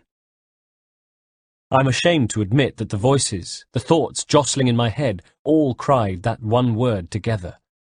"Run!" And I obeyed them. I ran. Only not in the direction they wanted me to. Was I doing as my father had instructed and listening to my instincts, or ignoring them? I didn't know. All I knew was that though every fibre of my being seemed to want me to flee from what I knew was the most terrible danger, in fact, I ran towards it. Through the stable yard I ran and burst into the kitchen, hardly pausing to acknowledge the fact that the door hung open on its hinges. From somewhere along the hall I heard more screaming, saw blood on the kitchen floor, and stepped through the door towards the stairs, only to see another body. It was one of the soldiers. He lay in the corridor, clutching his stomach, eyelids fluttering madly, and a line of blood trickling from his mouth as he slid, dying, to the floor. As I stepped over him and ran for the stairs, my one thought was to reach my parents. The entrance hall, which was dark but full of screams and running feet, and the first tendrils of smoke. I tried to get my bearings. From above came yet another scream, and I looked up to see dancing shadows on the balcony, and briefly the glitter of steel in the hands of one of our attackers. Meeting him on the landing was one of Father's valets, but the skittering light stopped me from seeing the poor boy's fate. Instead, I heard, and through my feet, felt the wet thump of his body as it dropped from the balcony to the wooden floor not far away from me. His assassin gave a howl of triumph, and I could hear running feet as he made his way further along the landing, towards the bedrooms. "Mother!" I screamed, and ran for the stairs at the same time as I saw my parents' door flung open and my father come surging out to meet the intruder. He wore trousers, and his suspenders were pulled over his naked shoulders, his hair untied and hanging free. In one hand he held a lantern, in the other his blade. "Haytham," he called as I reached the top of the stairs. The intruder was between us on the landing. He stopped, turned to look at me, and in the light of Father's lantern I could see him properly for the first time. He wore trousers, a black leather armour waistcoat, and a small half-face mask like the kind worn for a masked ball. And he was changing direction. Instead of going up against Father, he was charging back along the landing after me, grinning. "Haytham!" shouted Father again. He pulled away from Mother and began to run down the landing after the intruder. Instantly the gap between them closed, but it wouldn't be enough, and I turned to escape, only to see a second man at the foot of the stairs, sword in hand, blocking my way. He was dressed the same as the first, although I noticed one difference: his ears. They were pointed, and with the mask gave him the look of a hideous, deformed Mr. Punch. For a moment I froze, then swung back to see that the grinning man behind me had turned to meet Father, and their swords clashed. Father had left his lantern behind, and it was in the half-dark that they fought. A short, brutal battle, punctuated by grunts and the chiming of sword steel. Even in the heat and the danger of the moment, I wished it had been light enough to watch him fight properly. Then it was over, and the grinning assassin was grinning no more, dropping his sword, tumbling over the banisters with a scream, and hitting the floor beneath. The pointy-eared intruder had been halfway up the stairs, but had second thoughts and wheeled around to escape to the entrance hall. There was a shout from below. Over the banisters I saw a third man, also wearing a mask, who beckoned to the pointy-eared man before both disappeared out of sight beneath the landing. I glanced up, and in the low light saw a look pass across my father's face. "The games room," he said. And in the next instant, before Mother or I could stop him, he'd leapt over the banister to the entrance hall beneath. As he jumped, my mother screamed, "Edward!" and the anguish in her voice echoed my own thoughts. No, my one single thought. He's abandoning us. Why is he abandoning us? Mother's nightclothes were in disarray around her as she ran along the landing towards where I stood at the top of the stairs. Her face was a mask of terror. Behind her came yet another attacker, who appeared from the stairway at the far end of the landing, and reached Mother at the same time as she reached me. He grabbed her from behind with one hand, while his sword hand swept forward, about to draw the blade across her exposed throat. I didn't stop to think. I didn't even think about it at all until much later. But in one movement I stepped up, reached, plucked the dead attacker's sword from the stair, raised it above my head, and with two hands plunged it into his face before he could cut her throat. My aim was true, and the point of the sword drove through the eye-hole of the mask and into the socket. His scream tore a ragged hole in the night as he span away from Mother, with the sword momentarily embedded in his eye. Then it was wrenched out as he fell against the banister, toppled for a moment, sank to his knees and pitched forward, dead before his head hit the floor. Mother ran into my arms and buried her head in my shoulder, even as I grabbed the sword and took her hand to make our way back down the stairs. How many times had Father said to me on his way to work for the day, "You're in charge today, Haytham. You look after Mother for me." Now I really was. We reached the foot of the stairs, where a strange quiet seemed to have descended over the house. The entrance hall was empty now, and still dark, though lit by an ominous flickering orange glow. The air was beginning to thicken with smoke, but through the haze I saw bodies. The assassin, the valet who was killed earlier, and Edith, who lay with her throat open in a pool of blood. Mother saw Edith too, whimpered, and tried to pull me in the direction of the main doors, but the door to the games room was half open, and from inside I could hear the sound of sword fighting. 3 men, one of them my father. "Father needs me," I said, trying to disentangle myself from Mother, who saw what I was about to do and pulled at me harder, until I snatched my hand away with such force that she collapsed to the floor. For one strange moment I found myself torn between helping Mother to her feet and apologizing. The sight of her on the floor because of me, was so appalling. But then I heard a great cry from inside the games room, and it was enough to propel me through the door. The first thing I saw was that the bookcase compartment was open, and I could see the box holding my sword inside. Otherwise, the room was as always, left just as it had been after the last training session, with the covered billiard table moved and space made for me to train, where earlier that day I'd been tutored and scolded by Father. Where now, Father was kneeling, dying. Standing over him was a man with his sword buried hilt deep into my father's chest, the blade protruding from his back, dripping blood to the wooden floor. Not far away stood the pointy-eared man, who had a large gash down his face. It had taken 2 of them to defeat Father, and only just at that. I flew at the killer, who was caught by surprise and without time to retrieve his sword from my father's chest. Instead, he span away to avoid my blade, letting go of his sword at the same time as Father dropped to the floor. Like a fool, I continued after the assassin, forgot to protect my flank, and the next thing I saw was a sudden movement out of the corner of my eye as the pointy-eared man danced forward. Whether he meant to do it or mistimed his blow, I'm not sure, but instead of striking me with the blade, he clubbed me with the pommel, and my vision went black. My head connected with something it took me a second to realize was the leg of the billiard table, and I was on the floor, dazed, sprawled opposite Father, who lay on his side with the sword handle still protruding from his chest. There was life in his eyes still, just a spark, and his eyelids fluttered momentarily, as if he were focusing, taking me in.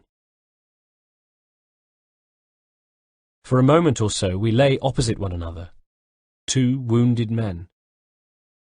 His lips were moving. Through a dark cloud of pain and grief, I saw his hand reach for me.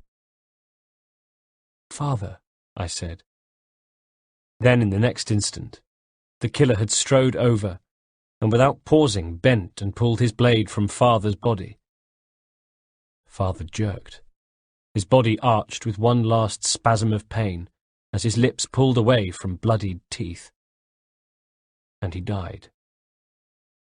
I felt a boot on my side that pushed me onto my back, and I looked up into the eyes of my father's killer, and now my killer, who with a smirk raised his sword 2-handed, about to plunge it into me. If it gave me shame to report that my inner voices had commanded me to run just a few moments before, then it gives me pride to report that now they were calm, that I faced my death with dignity, and with the knowledge that I had done my best for my family, with gratitude that I would soon be joining my father. But of course, it was not to be. It's not a ghost who writes these words. Something caught my eye, and it was the tip of a sword that appeared between the killer's legs, and in the same instant was driven upwards, opening his torso from the groin up. I've realized since that the direction of the strike had less to do with savagery, and more to do with the need to pull my killer away from me, not push him forward. But savage it was, and he screamed, blood spattering as he was split asunder, and his guts dropped from the gash to the floor, and his lifeless carcass followed suit. Behind him stood Mr. Birch. "Are you all right, Haytham?" he asked. "Yes, sir," I gasped. "Good show," he said, then spun with his sword up to intercept the pointy-eared man, who came at him with his blade flashing. I pulled myself to my knees, grabbed a fallen sword, and stood ready to join Mr. Birch, who had driven the pointy-eared man back to the door of the games room, when suddenly the attacker saw something out of sight behind the door, and danced to one side. In the next instant, Mr. Birch reared back and held out a hand to prevent me coming forward, while at the doorway the pointy-eared man had reappeared. Only this time he had a hostage. Not my mother, as I at first feared. It was Jenny. "Get back," snarled Pointy Ears. Jenny snivelled, and her eyes were wide as the blade pressed into her throat. Can I admit that at that moment I cared far more for avenging my father's death than I did for protecting Jenny? "Stay there," repeated Pointy Ears Man, pulling Jenny back. The hem of her nightdress was caught around her ankles, and her heels dragged on the floor. Suddenly, they were joined by another masked man who brandished a flaming torch. The entrance hall was almost full of smoke now. I could see flames coming from another part of the house, licking at the doors to the drawing room. The man with the torch darted to the drapes, put his flame to them, and much more of our house began to burn around us, Mr. Birch and I powerless to stop it. I saw my mother out of the corner of my eye and thanked God she was all right. Jenny was another matter, though. As she was dragged towards the door of the mansion, her eyes were fixed on me and Mr. Birch as though we were her last hopes. The torch-bearing attacker came to join his colleague, hauled the door open and darted out towards a carriage I could see on the street outside. For a moment I thought they might let Jenny go. But no. She began to scream as she was dragged towards the carriage and bundled in, and she was still screaming as a third masked man in the driver's seat shook the reins, wielded his crop, and the carriage rattled off into the night, leaving us to escape from our burning house and drag our dead from the clutches of the flames. 10th of December, 1735. 1. Even though we buried Father today, the first thing I thought about when I awoke this morning didn't involve him or his funeral. It was about the plate room at Queen Anne's Square. They hadn't tried to enter it. Father had employed the 2 soldiers because he was worried about a robbery, but our attackers had made their way upstairs without even bothering to try to raid the plate room. Because they were after Jenny, that was why. And killing Father? Was that part of the plan? This was what I thought as I awoke to a room that was freezing, which isn't unusual that it should be freezing, an everyday occurrence, in fact. Just that today's room was especially cold. The kind of cold that sets your teeth on edge, that reaches into your bones. I glanced over to the hearth, wondering why there wasn't more heat from the fire, only to see that it was unlit and the grate grey and dusty with ash. I clambered out of bed and went to where there was a thick layer of ice on the inside of the window, preventing me from seeing out. Gasping with cold, I dressed, left my room, and was struck by how quiet the house seemed. Creeping all the way downstairs, I found Betty's room, knocked softly, then a little harder. When she didn't answer, I stood debating what to do, a little concern for her gnawing at the insides of my stomach. And when there was still no answer, I knelt to look through the keyhole, praying I wouldn't see anything I shouldn't. She lay asleep in one of the 2 beds in her room. The other one was empty and neatly made up, although there was a pair of what looked like men's boots at the foot of it, with a strip of silver at the heel. My gaze went back to Betty, and for a moment I watched as the blanket covering her rose and fell, and then decided to let her sleep on, and straightened. I ambled along to the kitchen, where Mrs. Searle started a little as I entered, looked me up and down with a slightly disapproving gaze, then returned to her work at the chopping board. It wasn't that Mrs. Searle and I had fallen out, just that Mrs. Searle regarded everybody with suspicion, and since the attack, even more so. "She's not one of life's most forgiving sorts," Betty had said to me one afternoon. And that was another thing that had changed since the attack. Betty had become a lot more candid, and every now and then would drop hints about how she really felt about things.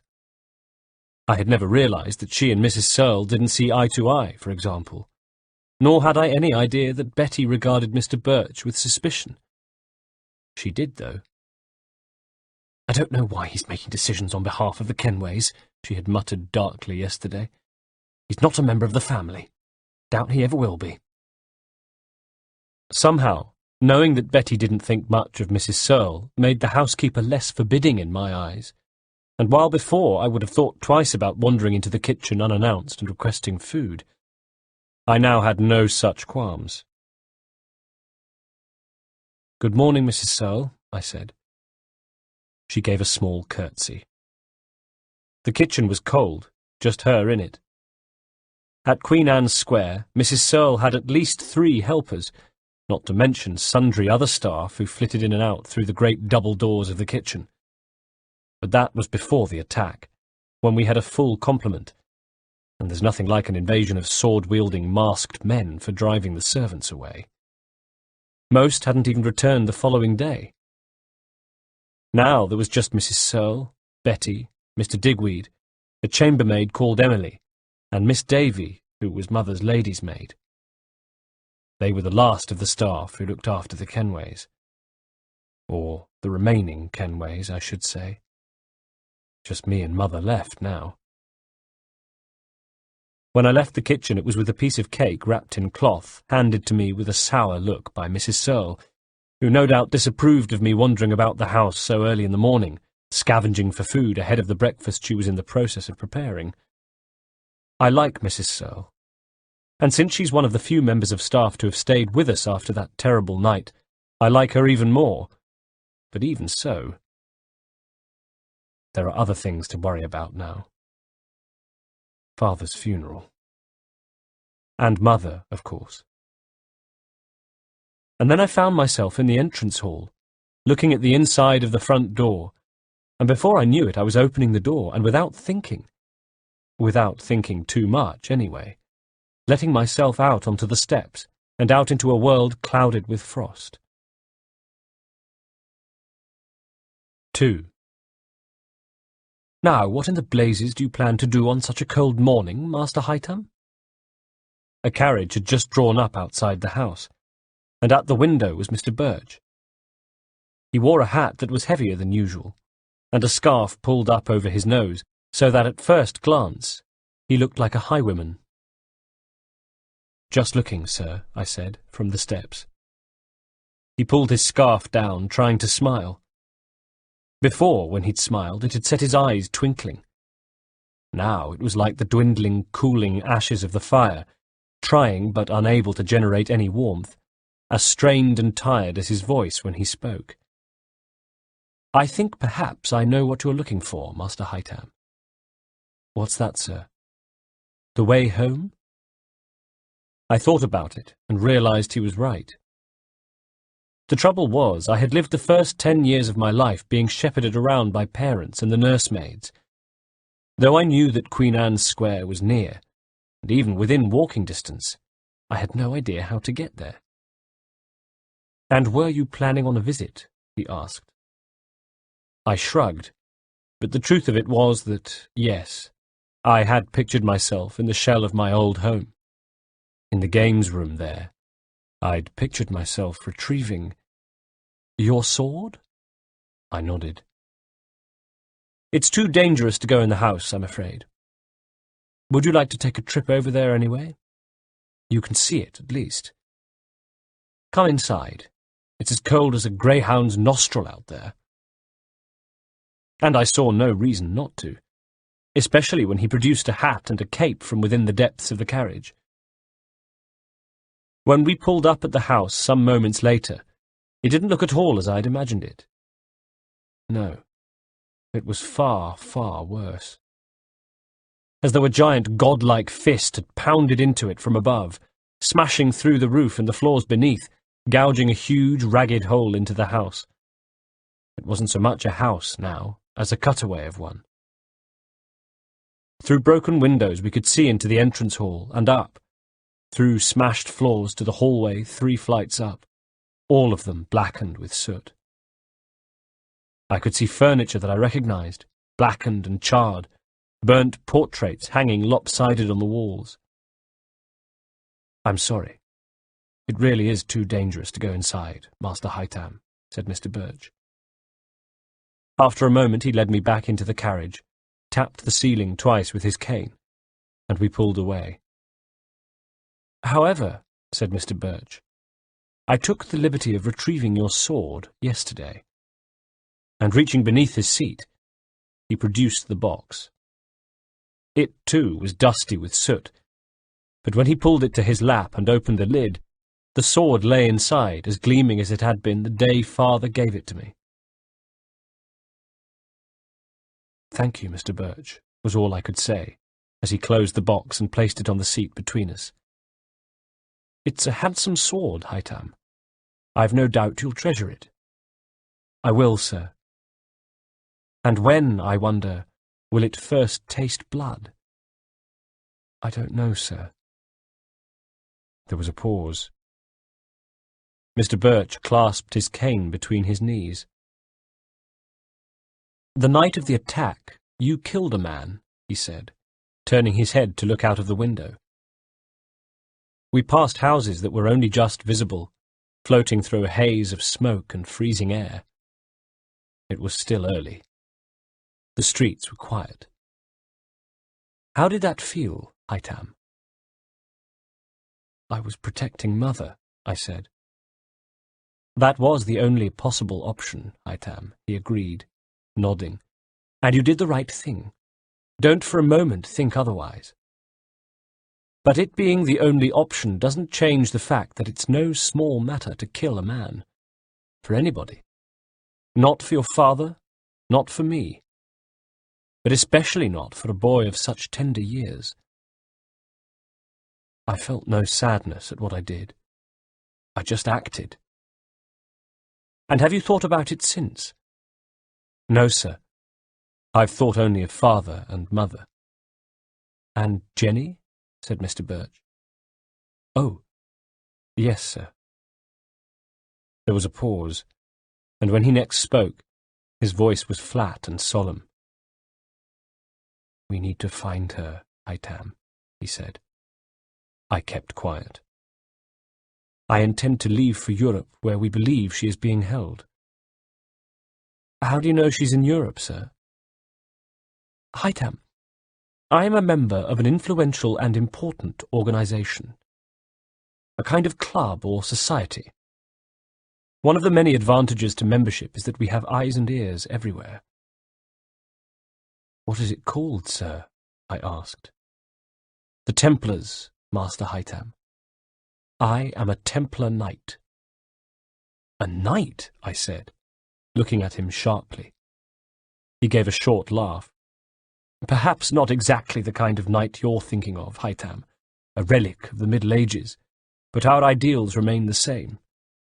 Just as our forebears set out to spread peace across the Holy Land centuries ago, so we are the unseen power that helps to maintain peace and order in our time." He waved his hand at the window, where the streets were busier now. "All of this, Haytham, it requires structure and discipline, and structure and discipline require an example to follow. The Knights Templar are that example." My head span. "And where do you meet? What do you do? Do you have armor?" "Later, Haytham. Later I'll tell you more."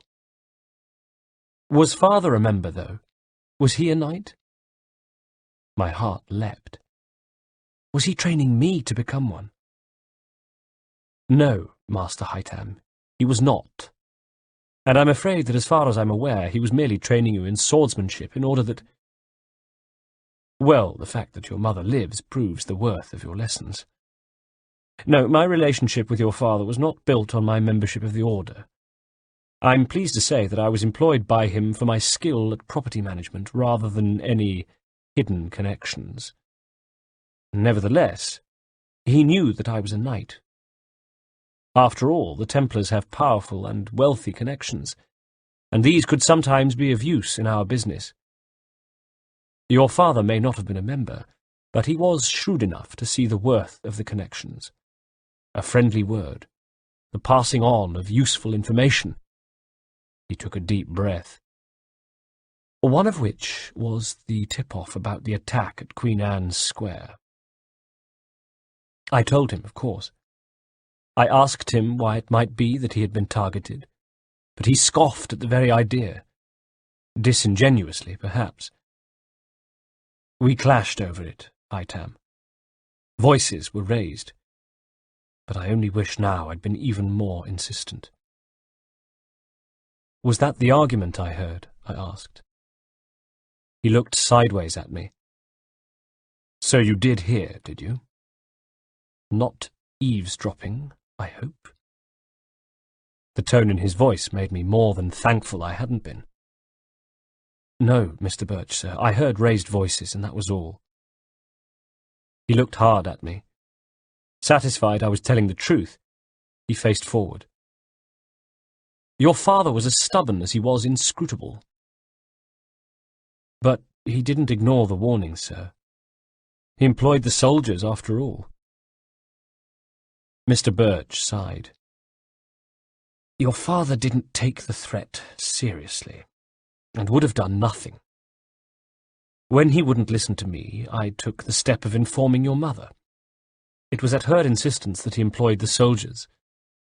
I wish now I had substituted the men for men from our ranks. They would not have been so easily overwhelmed. All I can do now is try to find his daughter for him, and punish those responsible. To do that, I need to know why. What was the purpose of the attack? Tell me, what do you know of him before he settled in London, Master Haytham? Nothing, sir, I replied. He gave a dry chuckle. Well, that makes two of us. More than two of us, in fact. Your mother knows next to nothing also. And Jenny, sir? Ah, the equally inscrutable Jenny. As frustrating as she was beautiful, as inscrutable as she was adorable. Was, sir? A turn of phrase, Master Haytham. I hope, with all my heart, at least. I remain hopeful that Jenny is safe in the hands of her captors, of use to them only if she is alive. You think she has been taken for a ransom? Your father was very rich. Your family might well have been targeted for your wealth, and your father's death unplanned. It's certainly possible. We have men looking into that possibility now. Equally, the mission may have been to assassinate your father, and we have men looking into that possibility also. Well, me, because of course I knew him well, and would know if he had any enemies. Enemies with the wherewithal to stage such an attack, I mean, rather than disgruntled tenants. And I came up with not a single possibility, which leads me to believe that the object may have been to settle a grudge. If so, then it's a long-standing grudge, something that relates to his time before London. Jenny, being the only one who knew him before London, may have had answers, but whatever she knew she has taken into the hands of her captors. Either way, Haytham, we need to locate her. There was something about the way he said, we. As I say, it is thought she will have been taken somewhere in Europe. So Europe is where we will conduct our search for her, and by we, I mean you and me, Haytham. I started. Sir? I said, hardly able to believe my ears. That's right, he said. You shall be coming with me. Mother needs me, sir. I can't leave her here. Mr. Birch looked at me again, in his eyes neither kindliness nor malice. Haytham, he said, I'm afraid the decision is not yours to make. It is for Mother to make, I insisted. Well, quite. What do you mean, sir? He sighed. I mean, have you spoken to your mother since the night of the attack? She's been too distressed to see anyone but Miss Davy or Emily. She stayed in her room, and Miss Davy says I'm to be summoned when she can see me. When you do see her, you will find her changed. Sir? On the night of the attack, Tessa saw her husband die, and her little boy kill a man. These things will have had a profound effect on her, Haytham. She may not be the person you remember. All the more reason she needs me. Maybe what she needs is to get well, Haytham. Possibly with as few reminders of that terrible night around her as possible. I understand, sir, I said. I'm sorry if that comes as a shock, Haytham. He frowned. And I may well be wrong, of course. But I've been dealing with your father's business affairs since his death, and we've been making arrangements with your mother. I've had the opportunity of seeing her firsthand, and I don't think I'm wrong. Not this time. 3. Mother called for me shortly before the funeral. When Betty, who had been full of red-faced apologies for what she called her little lie-in, told me, my first thought was that she had changed her mind about me going to Europe with Mr. Birch. But I was wrong. Darting along to her room, I knocked and only just heard her tell me to come in, her voice so weak and reedy now, not at all how it used to be, when it was soft but commanding. Inside she was sitting by the window, and Miss Davy was fussing at the curtains. Even though it was daytime, it was hardly bright outside, but nevertheless, Mother was waving her hand in front of her, as if she were being bothered by an angry bird, rather than just some greying rays of winter sunlight. At last Miss Davy finished to Mother's satisfaction, and with a weary smile indicated me to a seat. Mother turned her head towards me very slowly, looked at me, and forced a smile. The attack had exacted a terrible toll on her. It was as though all the life had been leached out of her, as though she had lost the light she always had, whether she was smiling or cross or, as Father always said, wearing her heart on her sleeve.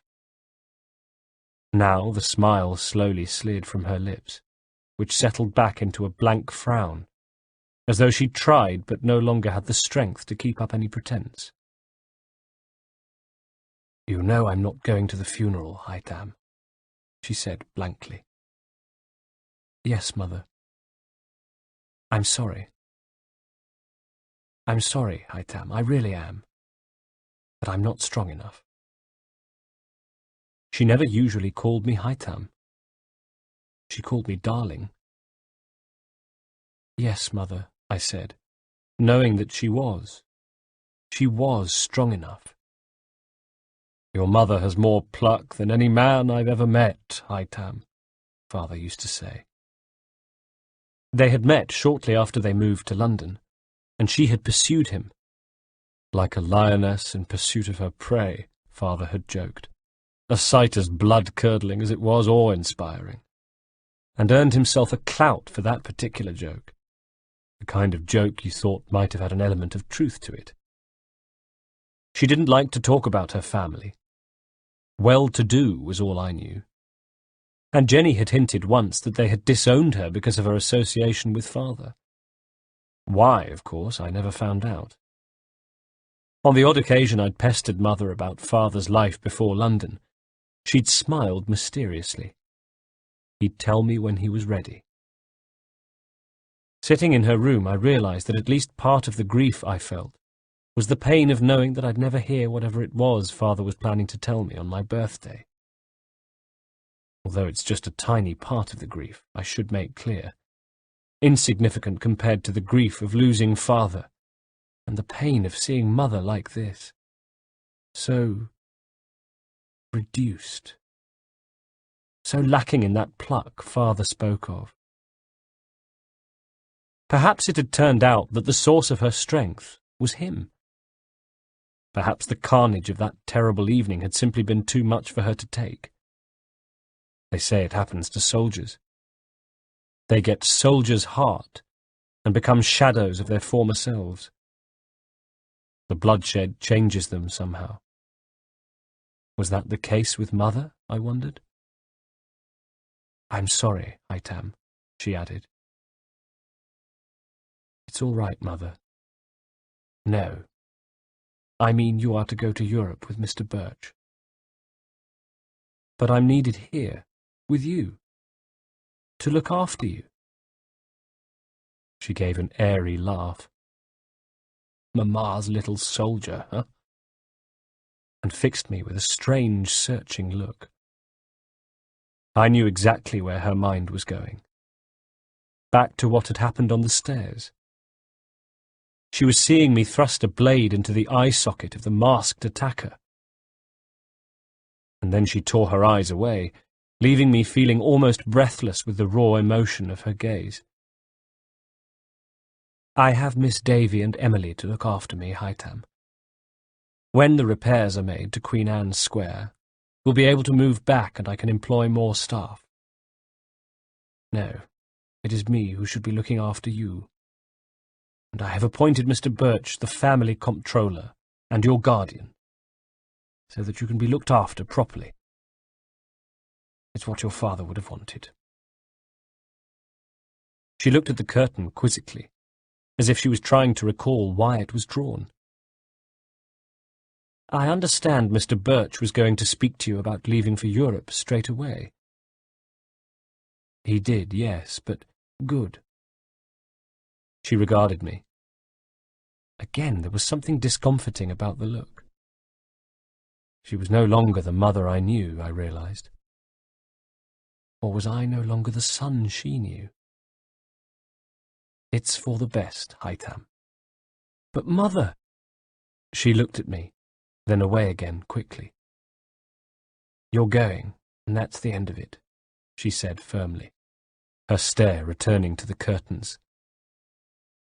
My eyes went to Miss Davy as though looking for assistance, but I found none. In return she gave me a sympathetic smile, a raise of the eyebrows, an expression that said, I'm sorry, Haytham, there's nothing I can do, her mind is made up. And there was silence in the room. No sound apart from the clip-clopping of hooves from outside, from a world that carried on oblivious to the fact that mine was being taken apart. You are dismissed, Haytham, Mother said, with a wave of her hand. Before the attack, I mean, she had never used to summon me, or dismiss me.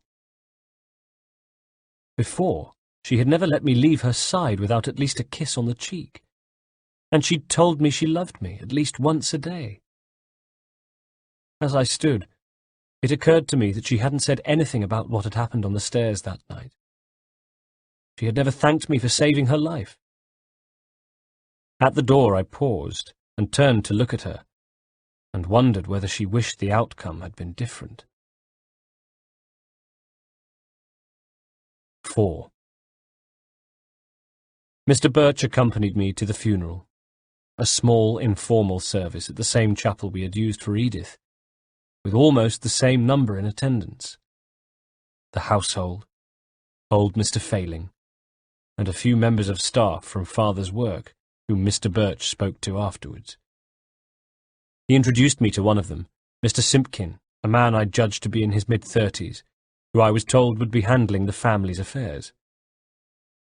He bowed a little and gave me a look I'm coming to recognize as a mixture of awkwardness and sympathy, each struggling to find adequate expression. I will be dealing with your mother while you are in Europe, Master Haytham, he assured me. It hit me that I really was going, that I had no choice, no say whatsoever in the matter. Well, I do have a choice, I suppose. I could run away. Not that running away seemed like any kind of choice. We took carriages home. Trooping into the house, I caught sight of Betty, who looked at me and gave me a weak smile. The news about me was spreading, so it seemed.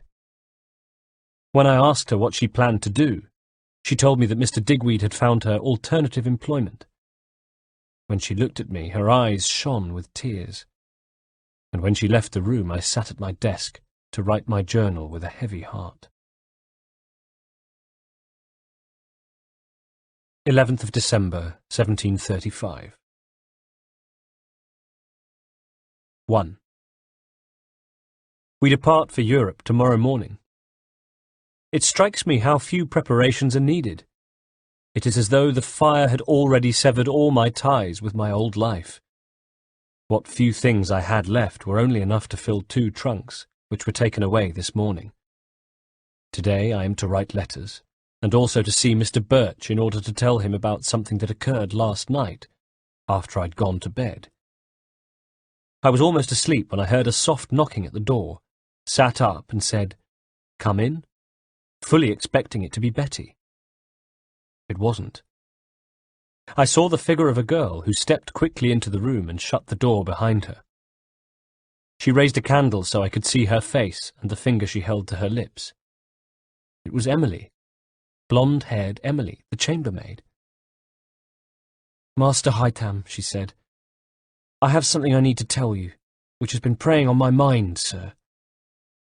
"Of course," I said, hoping my voice wouldn't betray the fact that I felt suddenly very young and vulnerable. "I know the maid of the Barretts," she said quickly. "Violet, who was one of those who came out of their houses that night. She was close to the carriage they put your sister in, sir.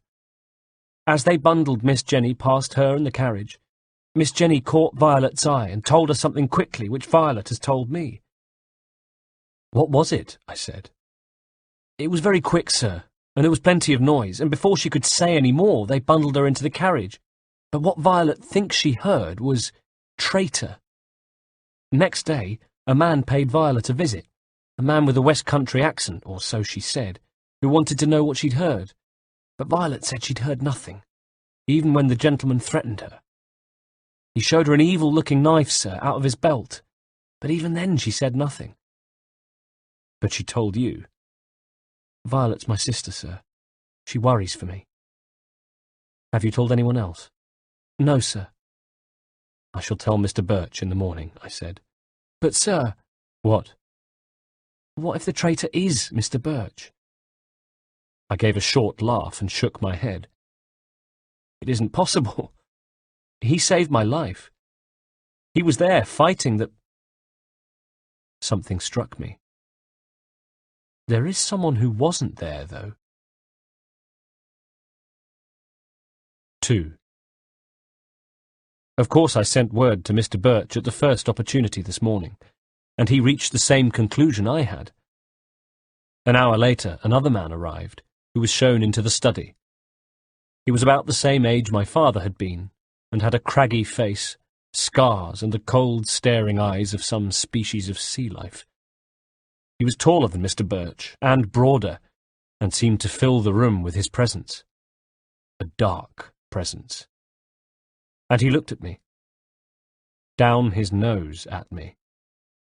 Down his wrinkled with disdain nose at me. "This is Mr. Braddock," said Mr. Birch, as I stood fixed into place by the newcomer's glare. "He is also a Templar. He has my total and utmost trust, Haytham." He cleared his throat and said loudly, "And a manner sometimes at odds with what I know to be in his heart." Mr. Braddock snorted and shot him a withering look. "Now, Edward," chided Birch. "Haytham, Mr. Braddock will be in charge of finding the traitor." "Thank you, sir," I said. Mr. Braddock looked me over, then spoke to Mr. Birch. "This Digweed," he said.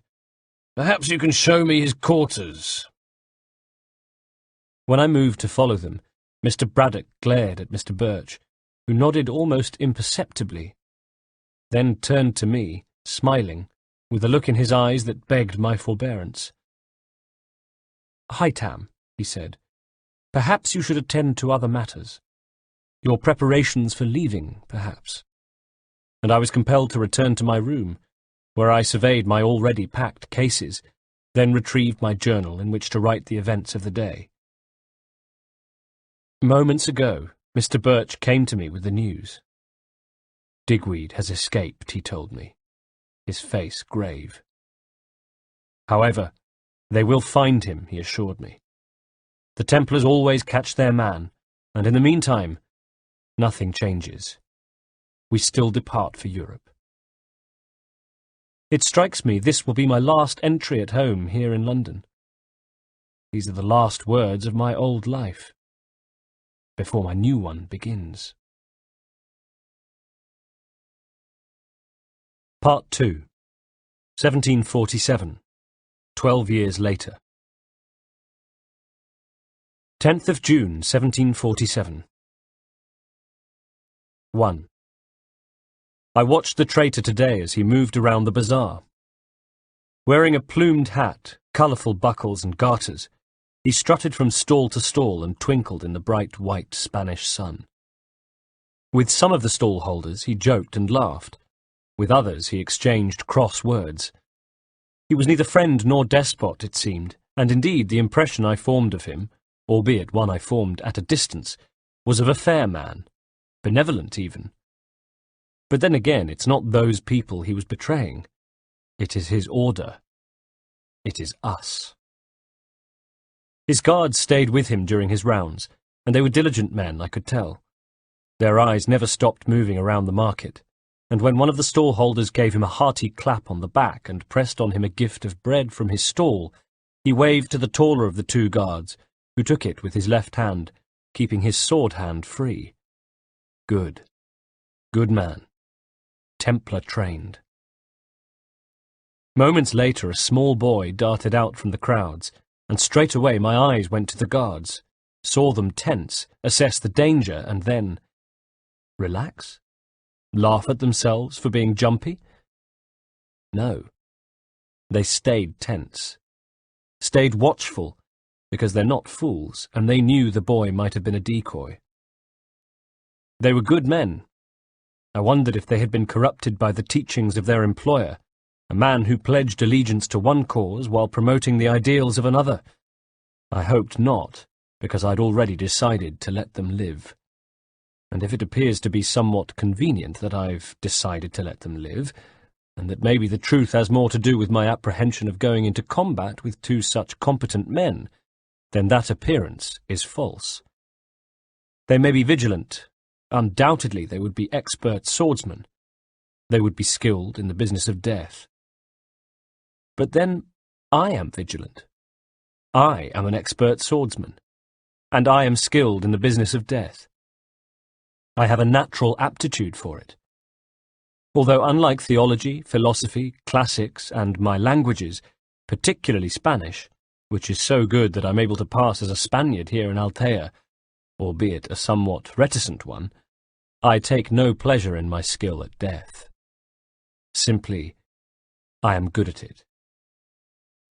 Perhaps if my target was Digweed, perhaps then I might take some small measure of gratification from his death at my hands. But it is not. 2. For the 5 years after we left London, Reginald and I scoured Europe, moving from country to country in a travelling caravan of staff and fellow knights who shifted around us, drifting in and out of our lives, we too the only constants, as we moved from one country to the next, sometimes picking up the trail of a group of Turkish slavers who were believed to be holding Jenny, and occasionally acting on information concerning Digweed, which Braddock would attend to, riding off for months on end, but always returning empty-handed. Reginald was my tutor, and in that respect he had similarities to father. First, in that he tended to sneer at almost anything from books, constantly asserting that there existed a higher, more advanced learning than could be found in dusty old schoolbooks, which I later came to know as Templar learning, and second, in that he insisted I think for myself. Where they differed was that my father would ask me to make up my own mind. Reginald, I came to learn, viewed the world in more absolute terms. With father, I sometimes felt as if the thinking was enough, that the thinking was a means unto itself, and the conclusion I reached somehow less important than the journey. With father, facts and, looking back over past journals, I realize even the entire concept of truth could feel like shifting, mutable properties. There was no such ambiguity with Reginald, though, and in the early years when I might say otherwise, he'd smile at me and tell me he could hear my father in me. He'd tell me how my father had been a great man and wise in many ways, and quite the best swordsman he had ever known, but his attitude to learning was not as scholarly as it might have been. Does it shame me to admit that over time I came to prefer Reginald's way? The stricter Templar way. Though he was always good-tempered, quick with a joke and smile, he lacked the natural joy, even mischief, of father. He was always buttoned and neat, for one thing, and he was fanatical about punctuality. He insisted that things be orderly at all times. And yet, almost despite myself, there was something fixed about Reginald, some certainty, both inner and outer, that came to appeal to me more and more as the years passed. One day I realized why. It was the absence of doubt, and with it confusion, indecision, uncertainty. This feeling of knowing that Reginald imbued in me, was my guide from boyhood to adulthood. I never forgot my father's teachings. On the contrary, he would have been proud of me because I questioned his ideals. In doing so, I adopted new ones. We never found Jenny. Over the years, I'd mellowed towards her memory. Reading back over my journals, the young me could not have cared less about her, something I'm somewhat ashamed of, because I'm a grown man now, and I see things in different terms. Not that my youthful antipathy towards her did anything to hinder the hunt for her, of course. In that mission, Mr. Birch had more than enough zeal for the two of us. But it wasn't enough.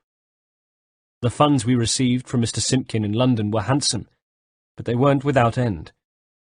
We found a chateau in France, hidden near Troyes, in the Landes of Champagne, in which to make our base, where Mr. Birch continued my apprenticeship, sponsoring my admittance as an adept, and then, 3 years ago, as a fully fledged member of the Order. Weeks would go by with no mention of either Jenny or Digweed. Then months. We were involved in other Templar activities.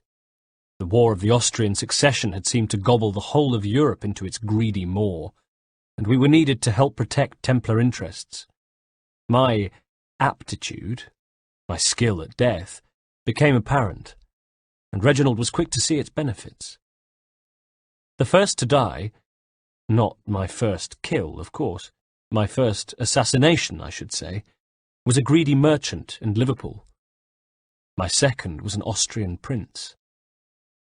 After the killing of the merchant, 2 years ago, I returned to London, only to find that building work was continuing at Queen Anne's Square, and Mother was too tired to see me that day, and would be the following day as well. Is she too tired to answer my letters too? I asked Mrs. Davy, who apologised and averted her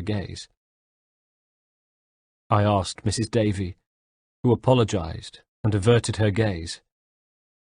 Afterwards I rode to Herefordshire, hoping to locate Digweed's family, to no avail. The traitor in our household was never to be found, it seemed. Or is never to be found, I should say. But then the fire of vengeance in my gut burns less fiercely these days. Perhaps simply because I've grown. Perhaps because of what Reginald has taught me about control of oneself, mastery of one's own emotions. Even so, dim it may be, but it continues to burn within me. 3. The hostel owner's wife has just been to visit, throwing a quick look down the steps before she closed the door behind her.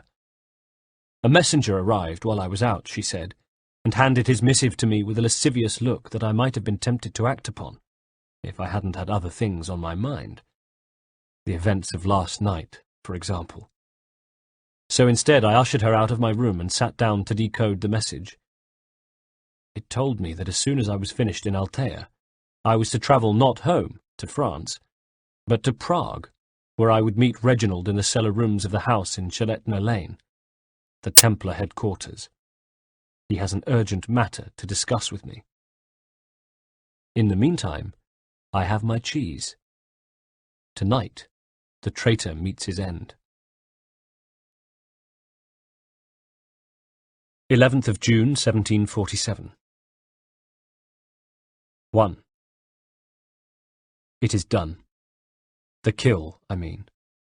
And though it was not without its complications, the execution was clean, insofar as he is dead and I remain undetected, and for that I can allow myself to take a measure of satisfaction in having completed my task.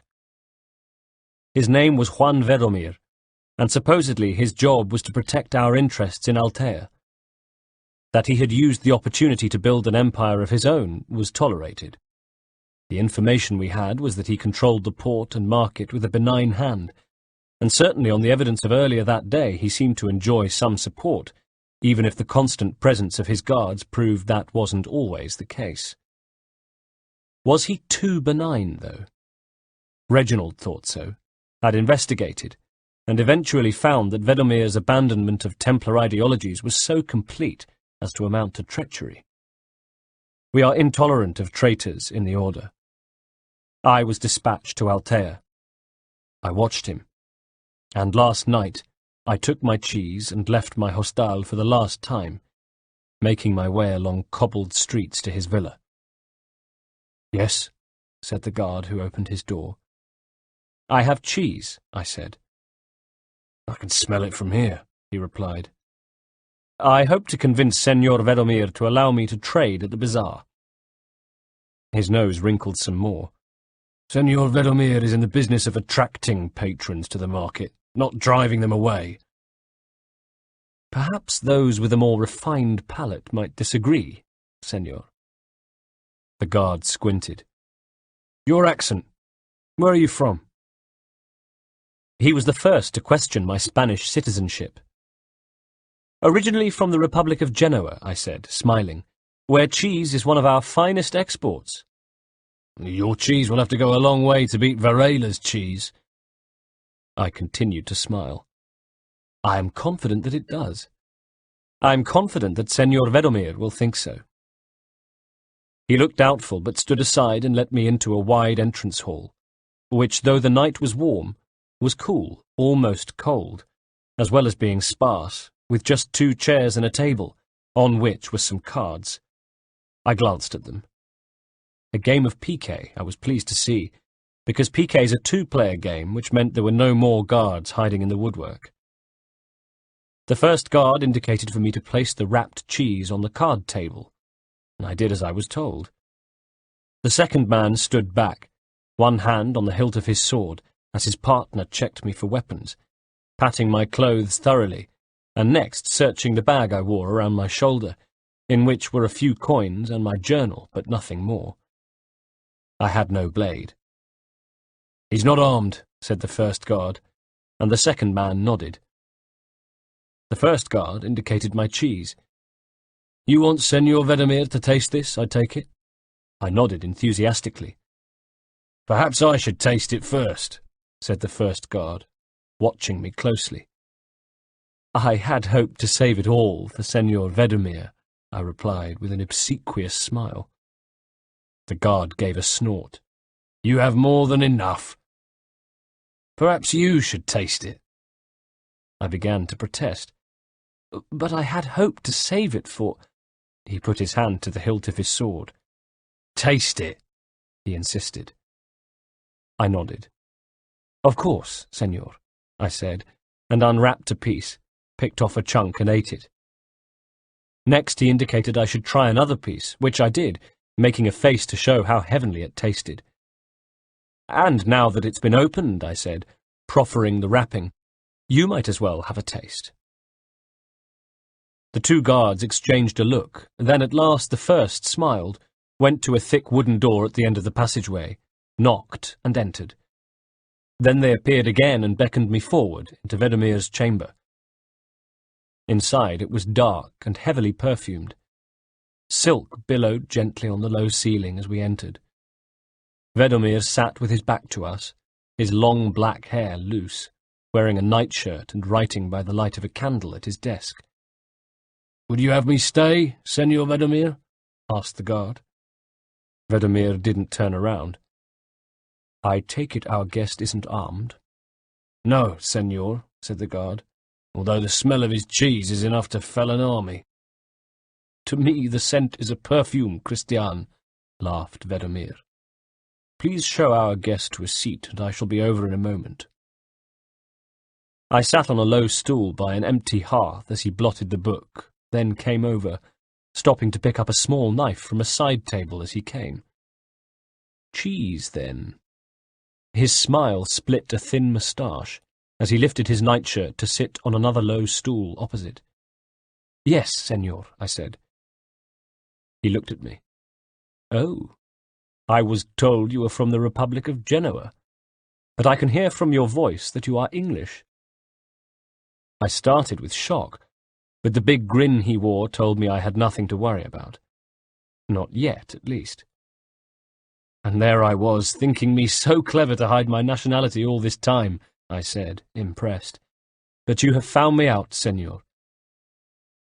And the first to do so, evidently, which is why your head is still on your shoulders.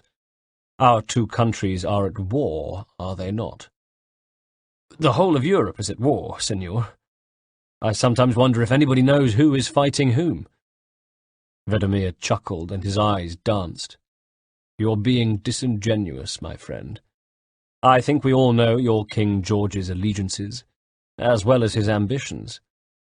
Your British Navy is said to think itself the best in the world. The French, the Spanish, not to mention the Swedes, disagree. An Englishman in Spain takes his life in his hands. Should I be concerned for my safety now, senor? With me? He spread his hands and gave a crooked, ironic smile. I like to think I rise above the petty concerns of kings, my friend. Then who do you serve, senor? Why, the people of the town, of course. And to whom do you pledge allegiance, if not to King Ferdinand?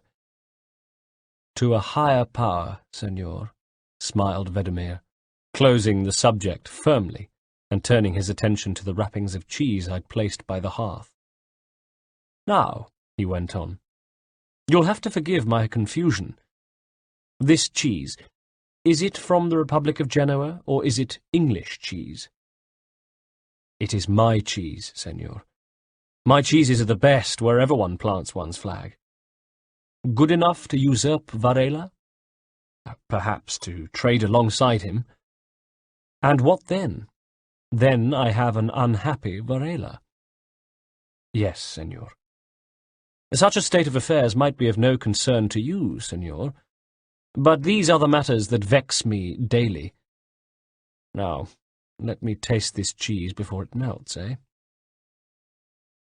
Pretending to feel the heat, I loosened my neck scarf, then took it off.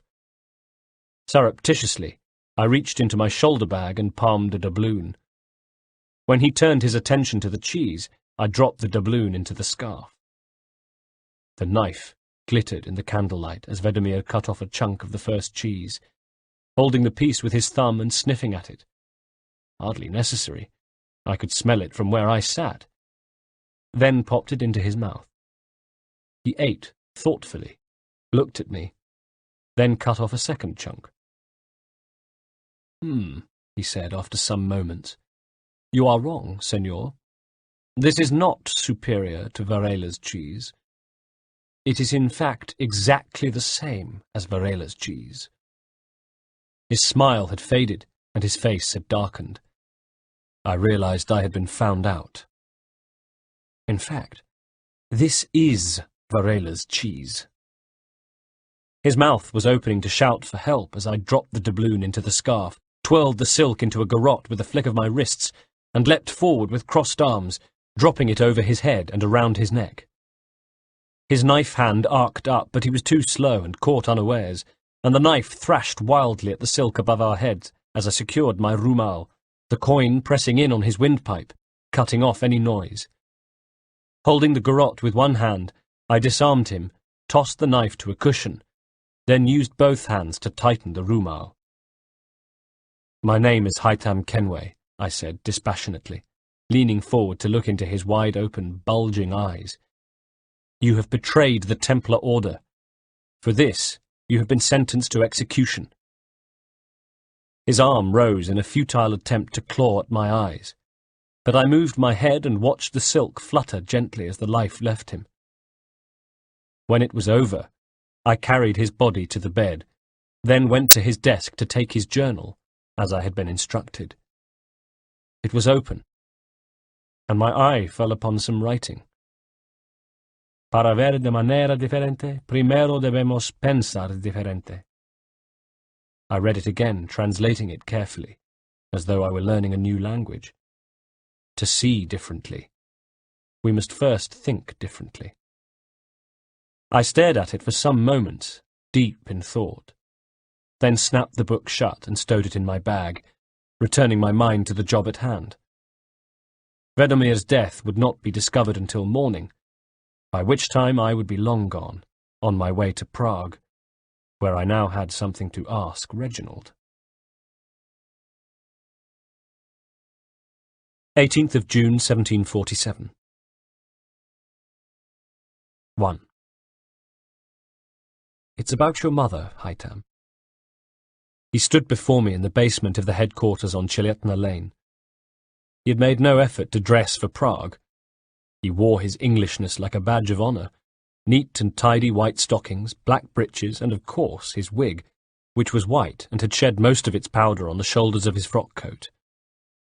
He was lit by the flames from tall iron cressets on poles on either side of him, while mounted on stone walls so dark they were almost black, were torches that shone with halos of pale light.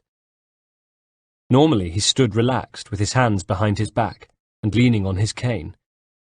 But today there was a formal air about him. Mother? Yes, Haytham.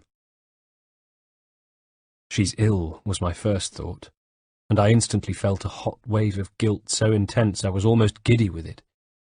I hadn't written to her in weeks. I'd hardly even thought about her. She's dead, Haytham, said Reginald, casting his eyes downward. A week ago she had a fall. Her back was badly hurt, and I'm afraid that she succumbed to her injuries. I looked at him. That intense rush of guilt was gone as quickly as it had arrived, and in its place an empty feeling, a hollow place where emotions should be. I'm sorry, Haytham. His weathered face creased into sympathy, and his eyes were kind. Your mother was a fine woman. That's quite all right, I said. We're to leave for England straight away. There's a memorial service. I see. If you need anything, then please don't hesitate to ask. Thank you. Your family is the order now, Haytham. You can come to us for anything. Thank you. He cleared his throat uncomfortably. And if you need, you know, to talk, then I'm here. I tried not to smile at the idea. Thank you, Reginald, but I won't need to talk. Very well. There was a long pause. He looked away. Is it done? Juan Vedomir is dead, if that's what you mean. And you have his journal? I'm afraid not. For a moment his face fell. Then it grew hard. Very hard. I'd seen his face do that before, in an unguarded moment. What? He said simply. I killed him for his betrayal of our cause, did I not? I said. Indeed, said Reginald carefully. Then what need did I have of his journal? It contains his writings. They are of interest to us. Why? I asked. Haytham, I had reason to believe that Juan Vedomir's treachery went beyond the matter of his adherence to the doctrine. I think he may have advanced to working with the assassins. Now tell me the truth, please. Do you have his journal? I pulled it from my bag, gave it to him, and he moved over to one of the candelabras, opened it, quickly flicked through, then snapped it shut. And have you read it? He asked. It's in code, I replied. But not all of it, he said equably. I nodded. Yes, you're right. There were some passages I was able to read. His thoughts on life. They made interesting reading. In fact, I was particularly intrigued, Reginald, by how much Juan Vedomir's philosophy was consistent with what my father once taught me. Quite possibly. And yet you had me kill him. I had you kill a traitor to the order, which is something else entirely. Of course, I knew your father felt differently to me concerning many, perhaps even most, of the tenets of the order, but that's because he didn't subscribe to them. The fact that he wasn't a Templar didn't make me respect him less. I looked at him. I wondered if I had been wrong to doubt him. Why, then, is the book of interest? Not for Venemir's musings on life, that much is certain, smiled Reginald, and gave me a sideways smile. As you say, they were similar to your father's, and we both know our feelings about that. No, it's the coded passages I'm interested in, which, if I'm right, will contain details of the keeper of a key. A key to what? All in good time. I made a sound of frustration. Once I have decoded the journal, Haytham, he pressed, when, if I'm right, we'll be able to begin the next phase of the operation. And what might that be? He opened his mouth to speak, but I said the words for him. All in good time, Haytham, is that it? More secrets, Reginald? He bristled. Secrets? Really? Is that what you think? What exactly have I done to deserve your suspicion, Haytham, other than to take you under my wing, sponsor you in the order, give you a life? You know, I might be forgiven for thinking you rather ungrateful at times, sir. We were never able to find Digweed, though, were we? I said, refusing to be cowed. There never was a ransom demand for Jenny, so the main purpose of the raid had to be Father's death. We hoped to find Digweed, Haytham. That's all we could ever do. We hoped to make him pay. That hope was not satisfied, but that doesn't mean we were derelict in our attempt. Moreover, I had a duty of care to you, Haytham, which was fulfilled. You stand before me a man, a respected knight of the order. You overlook that, I think. And don't forget that I hoped to marry Jenny. Perhaps in the heat of your desire to avenge your father, you see losing Digweed as our only significant failure, but it's not, is it? Because we've never found Jenny, have we? Of course, you spare no thought for your sister's hardship. You accuse me of callousness, heartlessness. He shook his head. I merely request that you turn your stare on your own failings before you start shining light on mine. I looked carefully at him. You never took me into your confidence regarding the search. Braddock was sent to find him. He updated me regularly. But you didn't pass those updates to me. You were a young boy who grew up. He bent his head. Then I apologize for not taking that fact into account, Haytham. In future, I will treat you as an equal. Then start now. Start by telling me about the journal, I said. He laughed as though caught in check at chess. You win, Haytham. All right. It represents the first step towards the location of a temple, a first civilization temple thought to have been built by those who came before. There was a moment's pause in which I thought, is that it? Then laughed. At first he looked shocked, perhaps remembering the first time he'd ever told me about those who came before, when I'd found it difficult to contain myself.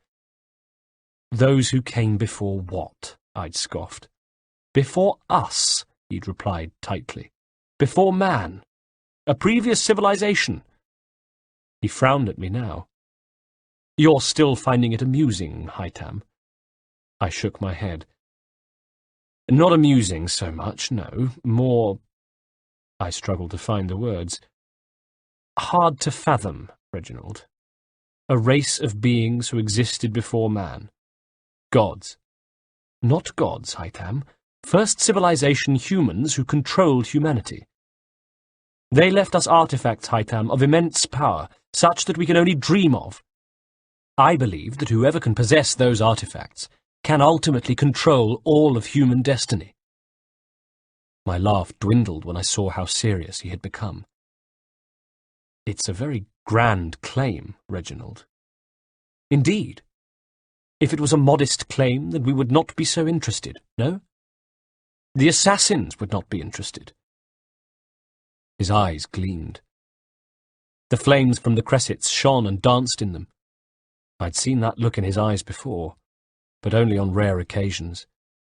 Not when he'd been tutoring me in languages, philosophy, or even in the classics or the principles of combat. Not even when he taught me the tenets of the order. No, only when he talked about those who came before. Sometimes Reginald liked to deride what he saw as a surfeit of passion. He thought of it as a shortcoming. When he talked about the beings of the first civilization, however, he talked like a zealot. 2. We are staying the night in the Templar headquarters here in Prague. As I sit here now, in a meagre room with grey stone walls, I can feel the weight of thousands of years of Templar history upon me. My thoughts go to Queen Anne's Square, to which the household returned when the work was done. Mr. Simpkin had kept us abreast of developments. Reginald had overseen the building operation, even as we moved from country to country in search of Digweed and Jenny. And yes, Reginald was right. Failing to find Digweed, that fact eats at me. But I almost never think of Jenny. One day Simpkin sent us the word that the household had returned from Bloomsbury to Queen Anne's Square, that the household was once again in residence, back where it belonged. That day my mind went to the wood-panelled walls of the home I grew up in, and I found I could vividly picture the people within it, especially my mother. But of course, I was picturing the mother I had known growing up, who shone bright like the sun and twice as warm, on whose knee I knew perfect happiness. My love for father was fierce, perhaps stronger, but for mother it was purer. With father I had a feeling of awe, of admiration so grand I sometimes felt dwarfed by him, and with that came an underlying feeling I can only describe as anxiety, that somehow I had to live up to him, to grow into the huge shadow cast by him. With mother, though, there was no such insecurity, just the almost overwhelming sense of comfort and love and protection. And she was a beauty. I used to enjoy it when people compared me to father because he was so striking, but if they said I looked like mother, I knew they meant handsome.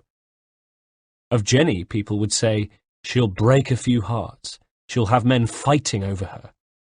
They applied the language of struggle and conflict, but not with mother.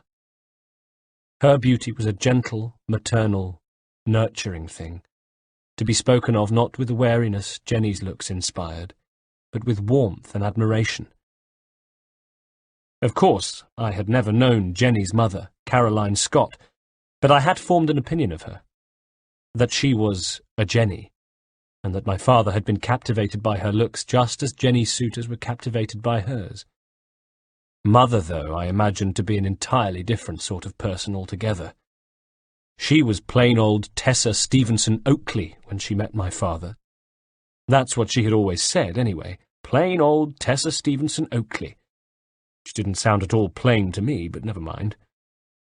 Father had moved to London, arriving alone with no household, but a purse large enough to buy one.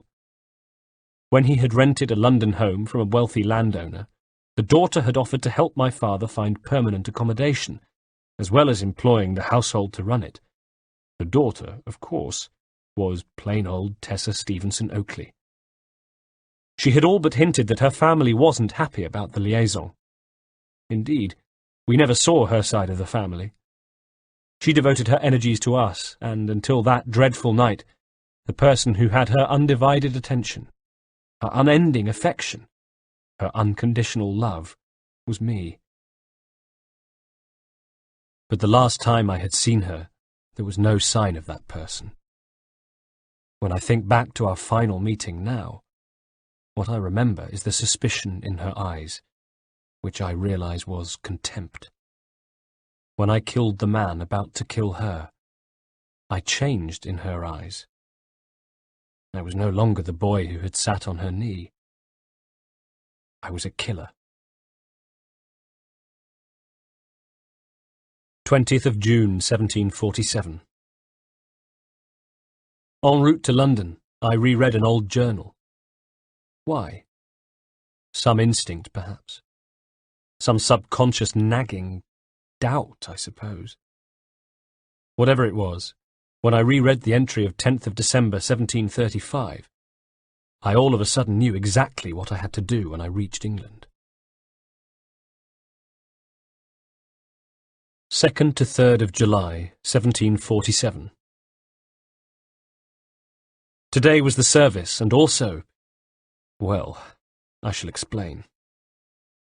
After the service, I left Reginald talking to Mr. Simpkin on the steps of the chapel. To me, Mr. Simpkin said that he had some papers for me to sign. In the light of Mother's death, the finances were mine. With an obsequious smile, he said he hoped that I had considered him more than satisfactory in managing the affairs so far. I nodded, smiled, said nothing committal, told them I wanted a little time to myself, and slipped away, seemingly to be alone with my thoughts. I hoped that the direction of my wanderings looked random as I made my way along the thoroughfare, staying clear of carriage wheels that splashed through mud and manure on the highway, weaving through people thronging the streets, tradesmen in bloodied leather aprons, whores and washerwomen. But it wasn't. It wasn't random at all. One woman in particular was up ahead, like me, making her way through the crowds, alone and probably lost in thought. I had seen her at the service, of course. She'd sat with the other staff, Emily and 2 or 3 others I didn't recognise, on the other side of the chapel, with a handkerchief at her nose. She had looked up and seen me. She must have done. But she made no sign. I wondered, did Betty, my old nursemaid, even recognise me? And now I was following her, keeping a discreet distance behind so she wouldn't see me if she happened to glance backwards. It was getting dark by the time she reached home. Or not home, but the household for which she now worked. A grand mansion that loomed in the charcoal sky, not too dissimilar to the one at Queen Anne's Square. Was she still a nursemaid, I wondered? Or had she moved up in the world? Did she wear the uniform of a governess beneath her coat? The street was less crowded than before, and I lingered out of sight, watching as she took a short flight of stone steps down towards the below-stairs quarters, and let herself in. When she was out of sight, I crossed the highway and sauntered towards the house, aware of the need to look inconspicuous in case eyes were seeing me from the windows. Once upon a time, I was a young boy who had looked from the windows of the house in Queen Anne's Square, watched passers-by come and go, and wondered about their business.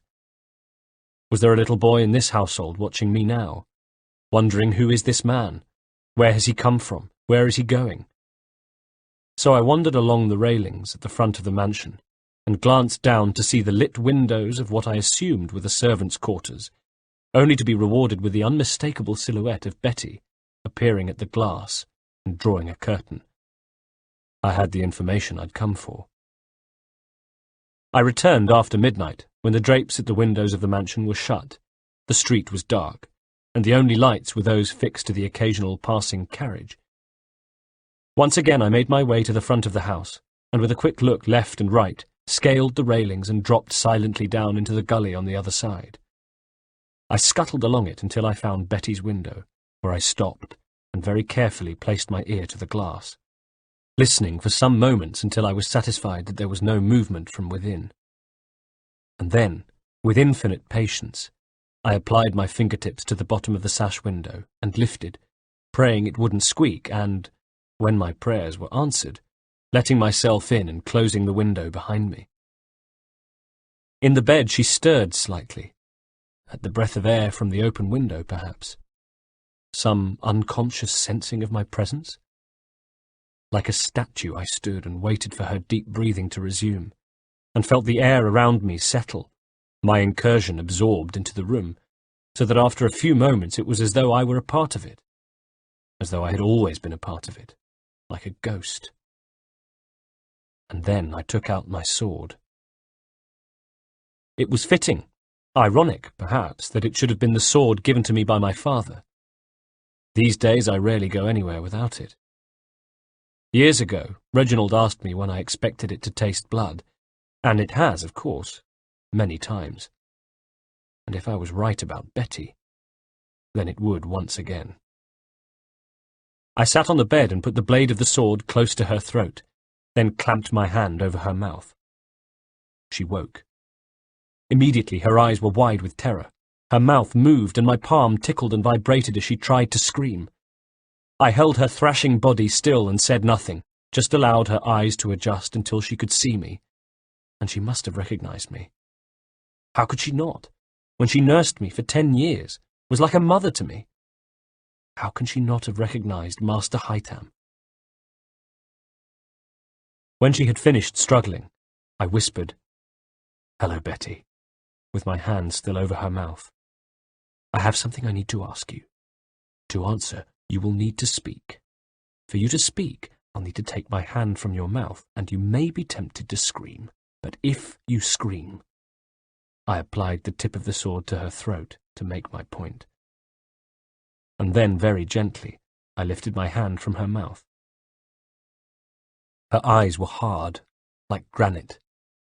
For a moment I felt myself retreat to childhood, and was almost intimidated by the fire and fury there, as though the sight of them triggered a memory of being scolded that I couldn't help but respond to. "I should put you over my knee for this, Master Haytham," she hissed. "How dare you creep into a lady's room when she sleeps? Did I teach you nothing? Did Edith teach you nothing? Your mother?" Her voice was rising. "Did your father teach you nothing?"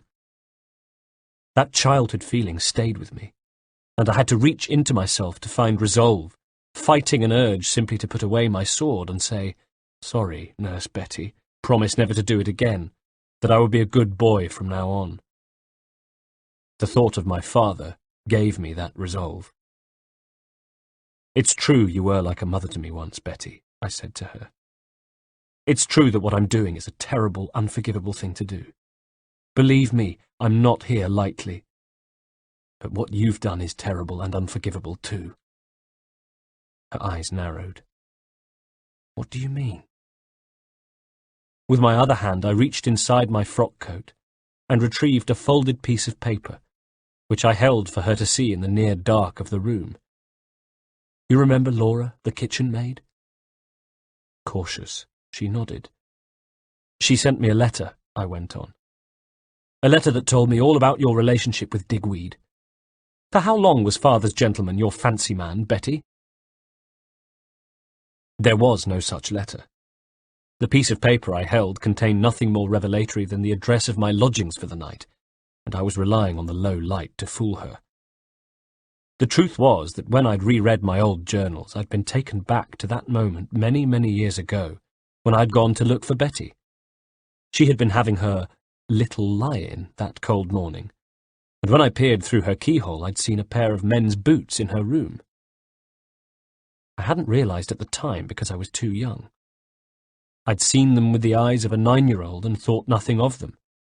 Not then, not ever since. Not until reading it afresh, when, like a joke that suddenly makes sense, I had understood.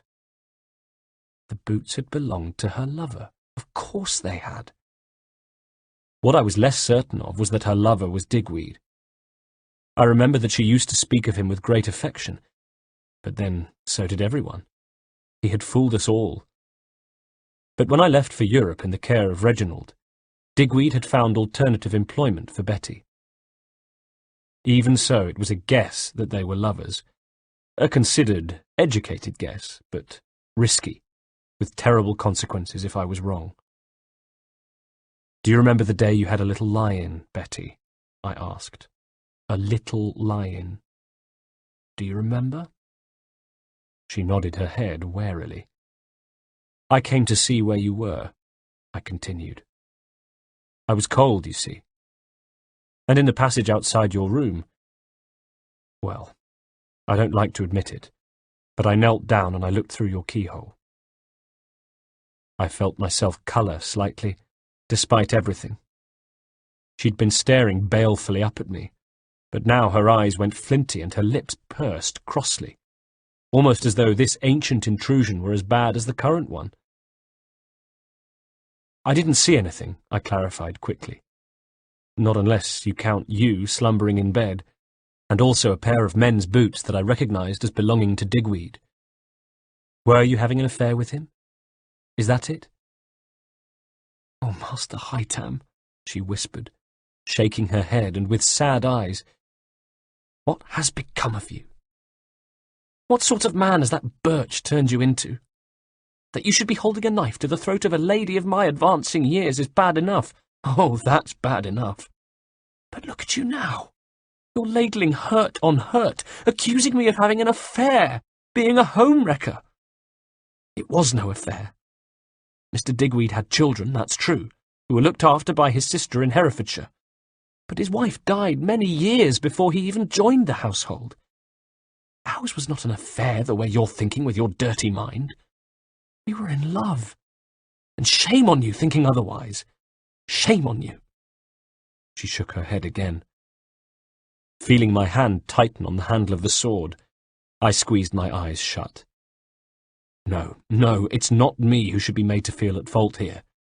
You can try and come high and mighty with me all you like, but the fact is that you had a relationship of some kind, of whatever kind, it doesn't matter what kind, with Digweed, and Digweed betrayed us.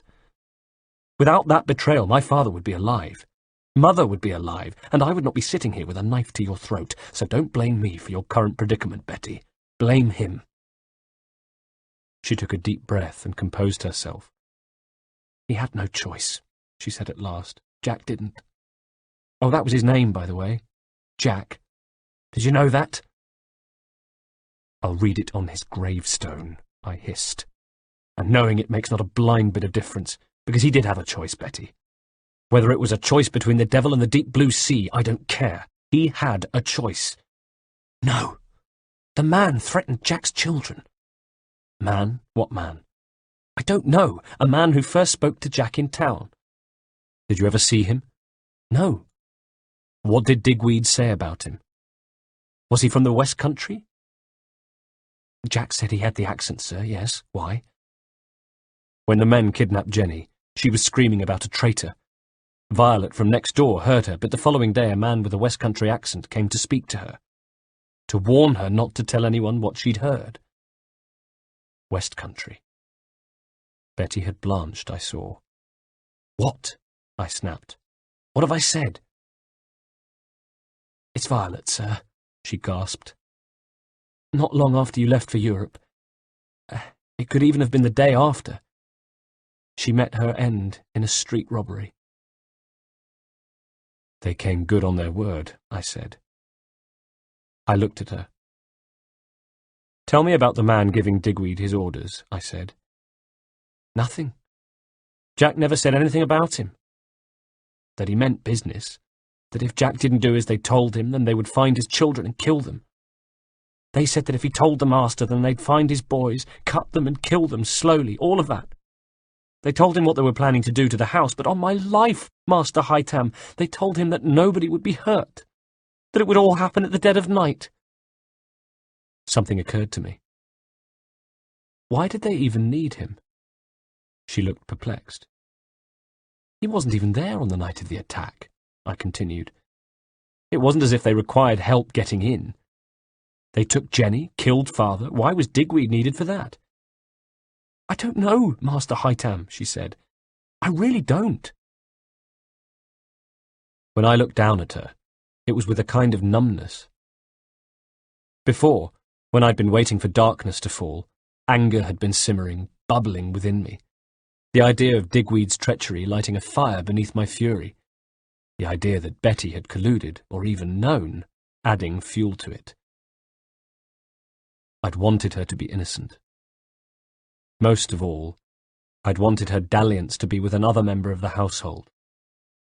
But if it was with Digweed, then I wanted her to know nothing about his betrayal. I wanted her to be innocent, for if she was guilty, then I had to kill her, because if she could have done something to stop the slaughter of that night and failed to act, then she had to die. That was justice. It was cause and effect, checks and balances, an eye for an eye, and that's what I believe in. That's my ideology. A way of negotiating a passage through life that makes sense even when life itself so rarely does. A way of imposing order upon chaos. But the last thing I wanted to do was kill her.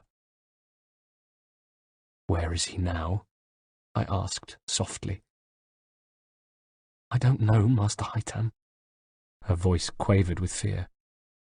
The last time I heard from him was the morning he disappeared.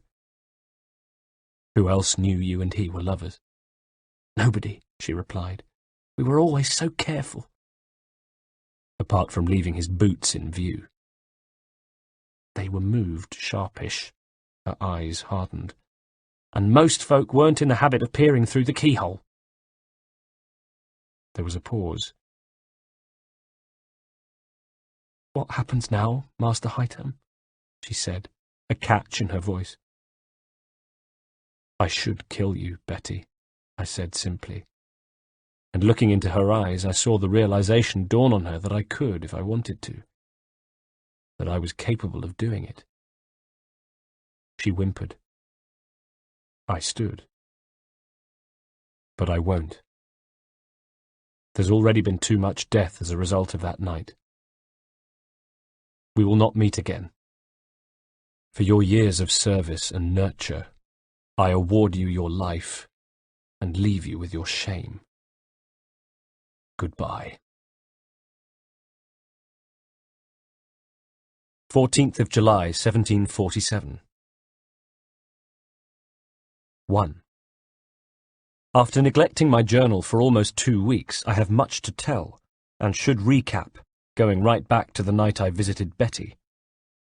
After leaving, I'd returned to my lodgings, slept for a few fitful hours, then rose, dressed, and took a carriage back to her house. There I bid the driver wait some distance away, close enough to see, but not close enough to draw suspicion, and as he snoozed, grateful for the rest, I sat and gazed out of the window, and waited. For what? I didn't know for sure. Yet again I was listening to my instinct. And yet again it proved correct, for not long after daybreak, Betty appeared.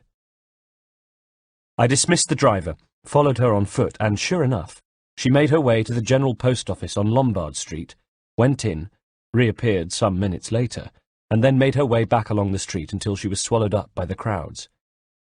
I watched her go, feeling nothing. Not the urge to follow her and slit her throat for her treachery, not even the vestiges of the affection we once had, just nothing.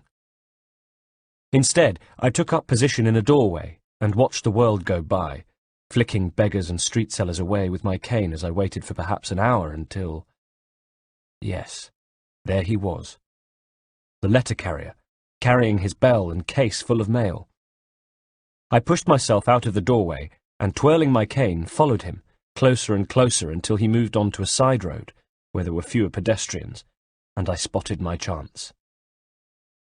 Moments later, I was kneeling by his bleeding and unconscious body in an alleyway, sorting through the contents of his letter case until I found it, an envelope addressed to Jack Digweed.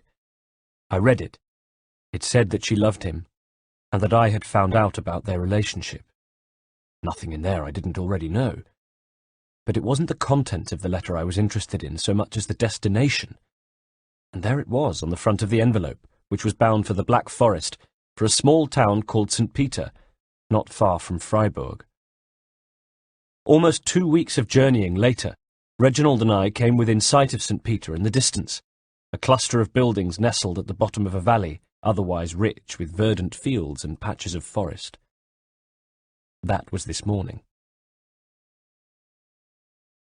2. We reached it at around noon, dirty and tired from our travels.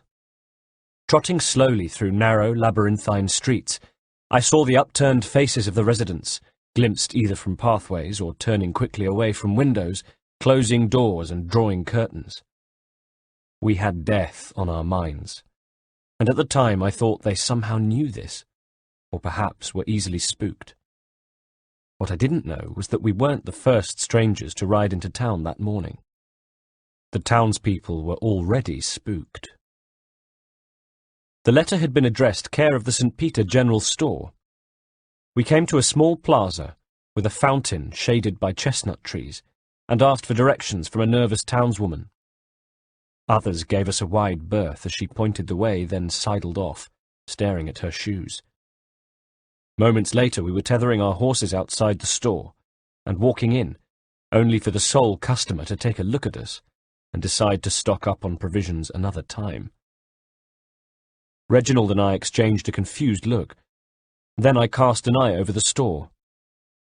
Tall wooden shelves lined 3 sides, stocked with jars and packets tied up with twine. while at the back was a high counter behind which stood the storekeeper, wearing an apron, a wide moustache, and a smile that had faded like an exhausted candle on getting a good look at us. To my left was a set of steps used to reach the high shelves. On them sat a boy, about 10 years old, the storekeeper's son by the look of him. He almost lost his footing in his haste to scuttle off the steps and stand in the middle of the floor with his hands by his side, awaiting his orders. "Good afternoon, gentlemen," said the shopkeeper in German. "You look like you've been riding a long time. You need some supplies to continue your journey." He indicated an urn on the counter before him. "You need some refreshments, perhaps? A drink?" Next he was waving a hand at the boy. "Christoph, have you forgotten your manners? Take the gentlemen's coats." There were 3 stools in front of the counter, and the shopkeeper waved a hand at them, saying, Please, take a seat." I glanced again at Reginald, saw he was about to move forward to accept the storekeeper's offer of hospitality, and stopped him. "No, thank you," I said to the shopkeeper. "My friend and I don't intend to stay." From the corner of my eye, I saw Reginald's shoulders sag, but he said nothing. "All we need from you is information," I added. A cautious look fell across the shopkeeper's face, like a dark curtain. "Yes," he said warily. "We need to find a man. His name is Digweed. Jack Digweed. Are you acquainted with him?" He shook his head. "You don't know him at all," I pressed. Again the shake of the head. "Haytham," said Reginald, as though he could read my mind from the tone of my voice. I ignored him. "Are you quite sure about that?" I insisted. "Yes, sir," said the shopkeeper. His moustache quivered nervously. He swallowed. I felt my jaw tighten.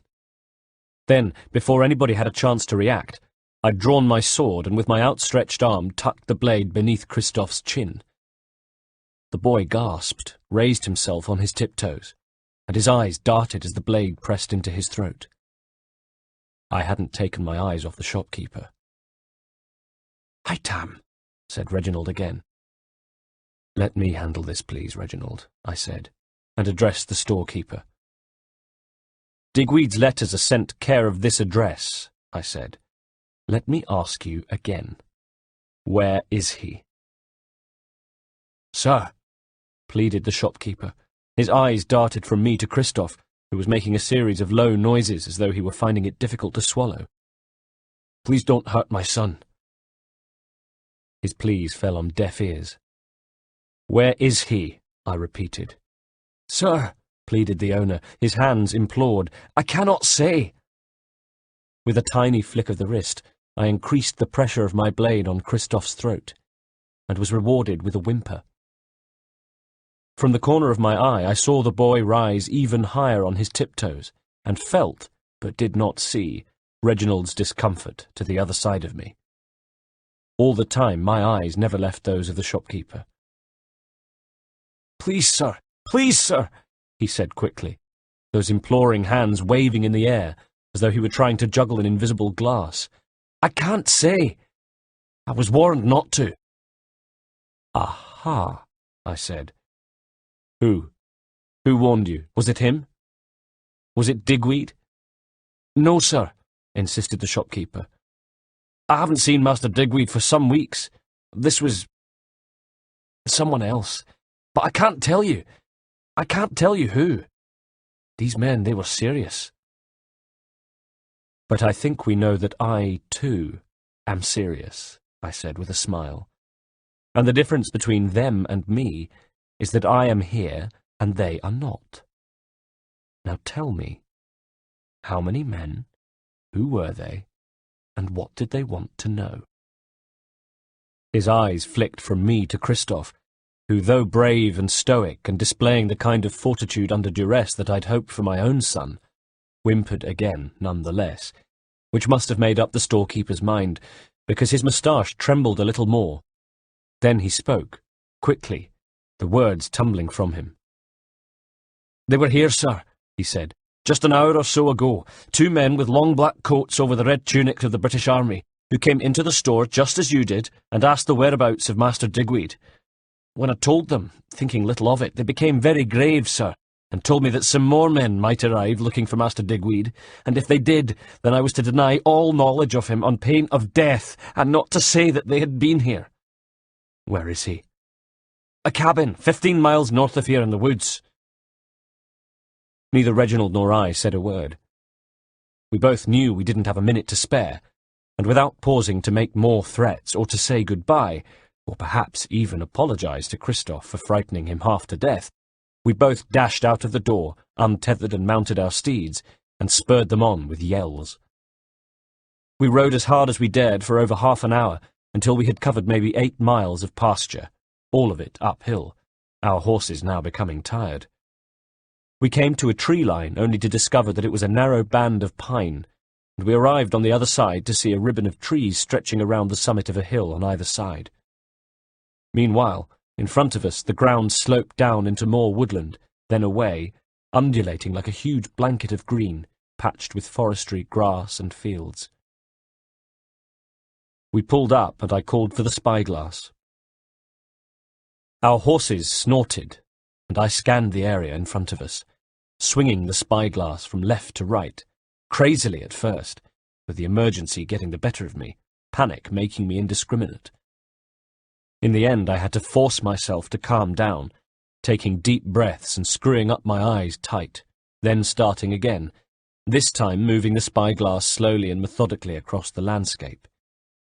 In my head, I divided the territory into a grid and moved from one square to another, back to being systematic and efficient, back to having logic in charge, not emotion. A silence of gentle wind and birdsong was broken by Reginald. "Would you have done it?" "Done what, Reginald?" He meant kill the child. "Kill the boy. Would you have done it?" There is little point in making a threat if you can't carry it out. The storekeeper would have known if I was shamming. He would have seen it in my eyes. He would have known. Reginald shifted uneasily in his saddle. "So, yes, then. Yes, you would have killed him." "That's right, Reginald, I would have killed him." There was a pause. I completed the next square of land, then the next. "When was the killing of innocents ever part of your teaching, Haytham?" said Reginald. I gave a snort. "Just because you taught me to kill, Reginald, it doesn't give you the final say on whom I kill and to what end. I taught you honour. I taught you a code. I remember you, Reginald, about to dispense your own form of justice outside White's all those years ago. Was that honourable?" Did he redden slightly? Certainly he shifted uncomfortably on his horse. "The man was a thief," he said. "The men I seek are murderers, Reginald." "Even so," he said with a touch of irritation, "perhaps your zeal is clouding your judgment." Again I gave a contemptuous snort. "This from you? Is your fascination with those who came before, strictly speaking, in line with Templar policy?" "Of course." "Really? Are you sure you haven't been neglecting your other duties in favour of it? What letter-writing, what journaling, what reading have you been doing lately, Reginald?" "Plenty," he said indignantly. "That hasn't been connected with those who came before," I added. For a moment he blustered, sounding like a red-faced fat man given the wrong meat at dinner. "I'm here now, aren't I?" "Indeed, Reginald," I said, just as I saw a tiny plume of smoke coming from the woodland. "I see smoke in the trees, possibly from a cabin. We should head for there." At the same time there was a movement not far away in a crop of fir trees, and I saw a rider heading up the furthest hill away from us. "Look, Reginald, there. Do you see him?" I adjusted the focus. The rider had his back to us, of course, and was a distance away, but one thing I thought I could see was his ears. I was sure he had pointed ears. "I see one man, Haytham, but where is the other?" said Reginald. Already pulling on the reins of my steed, I said, "Still in the cabin, Reginald. Let's go." 3. It was perhaps another 20 minutes before we arrived. 20 minutes during which I pushed my steed to her limit, risking her through trees and over wind-fallen branches, leaving Reginald behind as I raced towards where I'd seen the smoke, to the cabin where I was sure I'd find Digweed. Alive? Dead? I didn't know. But the storekeeper had said there were 2 men asking for him, and we'd only accounted for one of them, so I was eager to know about the other one. Had he gone on ahead? Or was he still in the cabin? There it was, sitting in the middle of a clearing. A squat wooden building, 1 horse tethered outside, with a single window at the front and tendrils of smoke puffing from the chimney. The front door was open, wide open. At the same time as I came bolting into the clearing, I heard a scream from inside, and I spurred my steed to the door, drawing my sword. With a great clatter we came onto the boards at the front of the house, and I craned forward in my saddle to see the scene inside.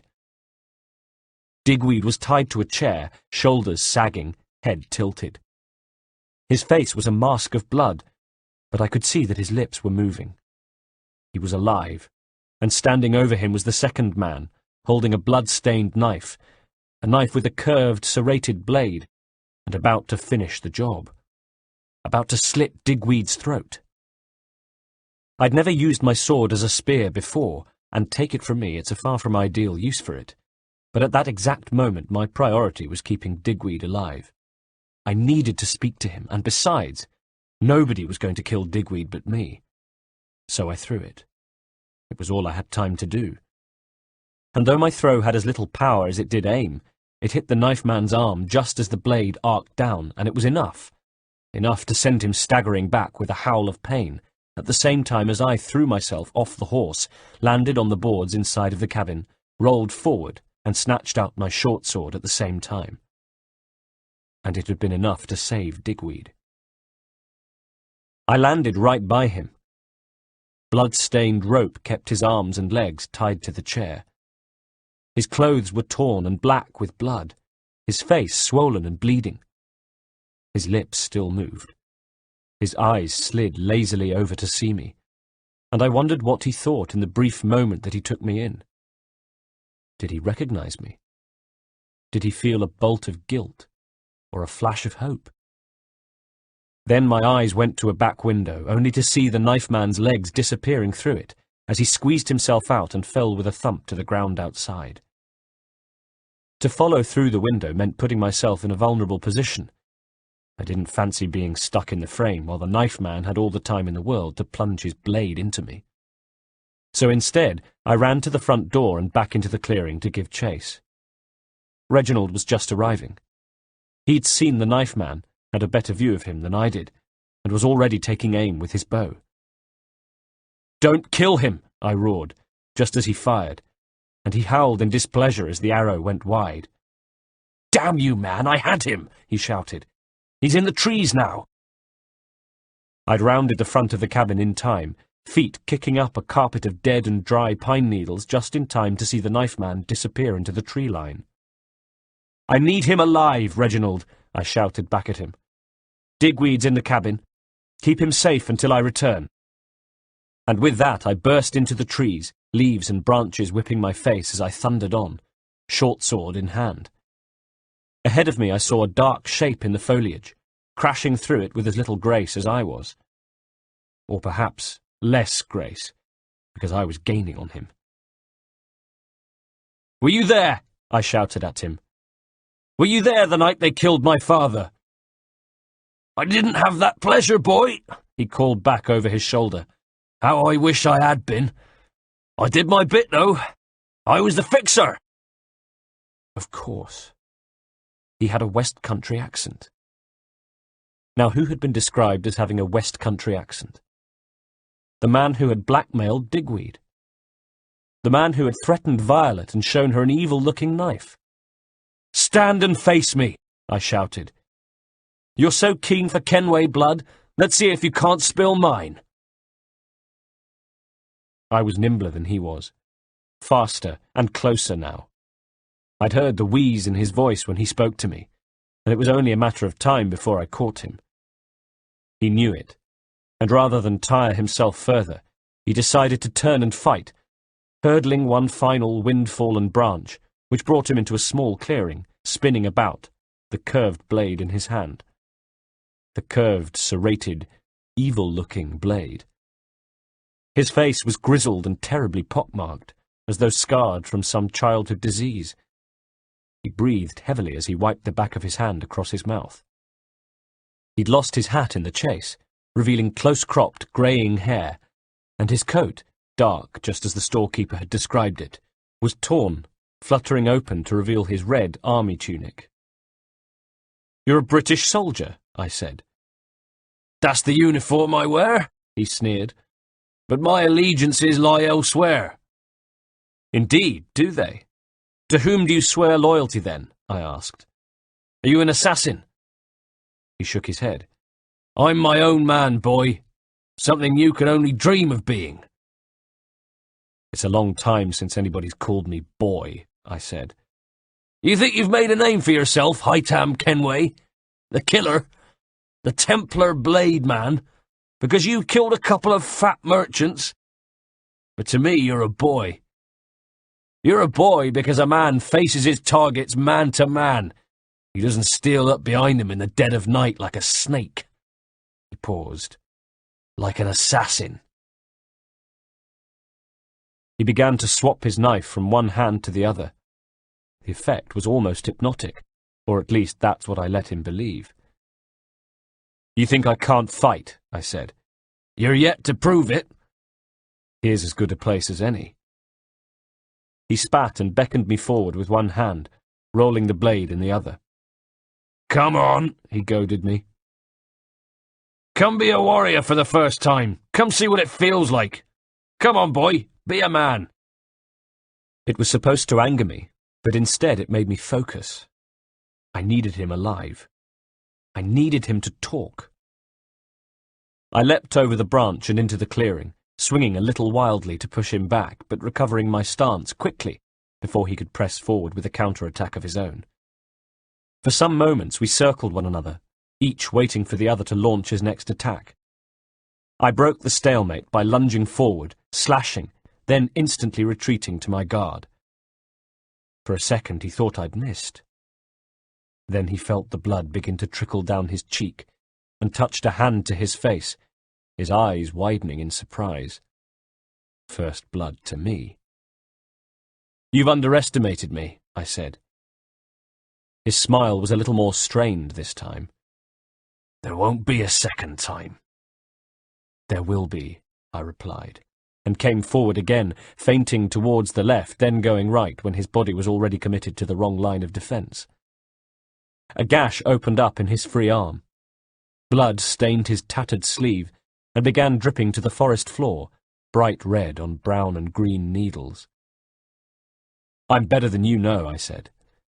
"All you have to look forward to is death, unless you talk. Unless you tell me everything you know. Who are you working for?" I danced forward and slashed as his knife flailed wildly. His other cheek opened. There were now 2 scarlet ribbons on the brown leather of his face. "Why was my father killed?" I came forward again and this time sliced the back of his knife hand.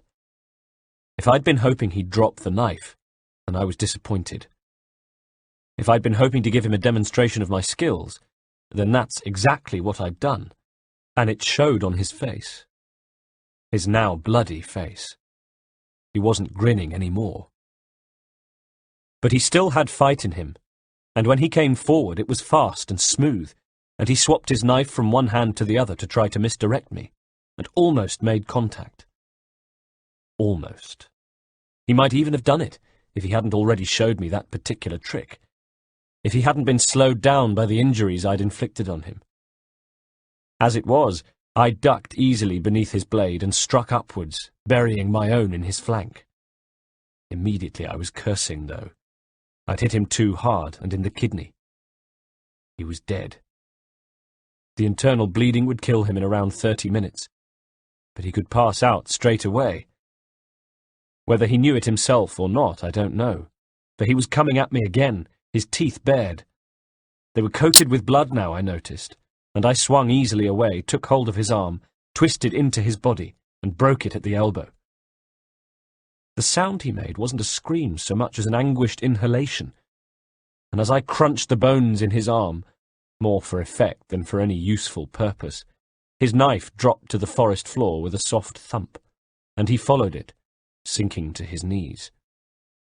I let go of his arm, which dropped limply, a bag of broken bones and skin.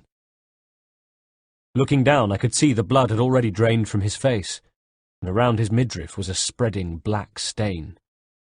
His coat pooled around him on the ground. Feebly, he felt for his loose and limp arm with his good hand, and when he looked up at me there was something almost plaintive in his eyes, something pathetic. "Why did you kill him?" I asked evenly. Like water escaping from a leaking flask, he crumpled, until he was lying on his side. All that concerned him now was dying. "Tell me," I pressed, and bent close to where he now lay, with pine needles clinging to the blood on his face. He was breathing his last breaths into the mulch of the forest floor. "Your father," he started, then coughed a small gobbet of blood before starting again. "Your father was not a Templar." "I know," I snapped. "Was he killed for that?" I felt my brow furrow. "Was he killed because he refused to join the order?" "He was an assassin." "And the Templars killed him? They killed him for that?" "No. He was killed for what he had." "What?" I leaned forward, desperate to catch his words. "What did he have?" There was no reply. "Who?" I said, almost shouting. "Who killed him?" But he was out. Mouth open, his eyes fluttered, then closed, and however much I slapped him, he refused to regain consciousness. An assassin. Father was an assassin. I rolled the knife man over, closed his staring eyes, and began to empty his pockets onto the ground. Out came the usual collection of tins, as well as a few tattered bits of paper, one of which I unfurled to find a set of enlistment papers. They were for a regiment, the Coldstream Guards to be precise, 1.5 guineas for joining, then a shilling a day.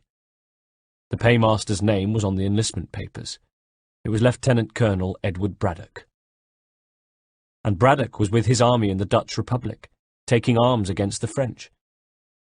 I thought of the pointy-eared man I'd seen riding out earlier. All of a sudden, I knew where he was heading. 4. I turned and crashed back through the forest to the cabin, making it back in moments. Outside were the 3 horses, grazing patiently in bright sunshine. Inside it was dark and cooler, and Reginald stood over Digweed, whose head lolled as he sat, still tied to the chair, and I knew, from the second I clapped eyes on him. "He's dead," I said simply, and looked at Reginald. "I tried to save him, Haytham, but the poor soul was too far gone." "How?" I said sharply. "Of his wounds," snapped Reginald. "Look at him, man." Digweed's face was a mask of drying blood. His clothes were caked with it. The knife man had made him suffer, that much was certain. "He was alive when I left." "And he was alive when I arrived, damn it!" seethed Reginald. "At least tell me you got something from him." His eyes dropped. He said he was sorry before he died. With a frustrated swish of my sword, I slammed a beaker into the fireplace. "That was all? Nothing about the night of the attack? No reason? No names? Damn your eyes, Haytham! Damn your eyes! Do you think I killed him?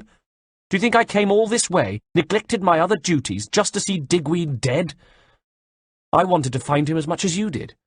I wanted him alive as much as you did." It was as though I could feel my entire skull harden. "I doubt that very much," I spat. "Well, what happened to the other one?" asked Reginald back. "He died." Reginald wore an ironic look. "Oh, I see. And whose fault was that, exactly?" I ignored him. "The killer. He is known to Braddock." Reginald reared back. "Really?"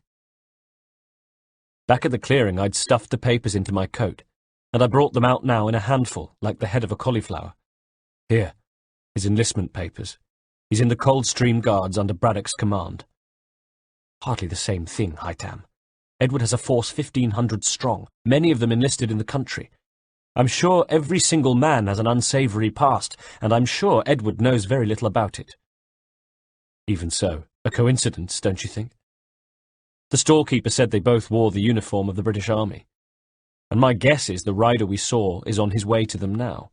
He has, what, an hour's head start? I'll not be far behind. Braddock's in the Dutch Republic, is he not? That's where he'll be heading, back to his general." "Now careful, Haytham," said Reginald. Steel crept into his eyes and into his voice. "Edward is a friend of mine." "I've never liked him," I said, with a touch of childish impudence. "Oh, pish!" exploded Reginald. "An opinion formed by you as a boy, because Edward didn't show you the deference you were accustomed to. Because, I might add, he was doing his utmost to bring your father's killers to justice. Let me tell you, Haytham, Edward serves the Order, is a good and faithful servant, and always has been." I turned to him, and it was on the tip of my tongue to say, "But wasn't father an assassin?" when I stopped myself. Some feeling or instinct, difficult to say what it was, made me decide to keep that information to myself. Reginald saw me do it, saw the words pile up behind my teeth, and maybe even saw the lie in my eyes.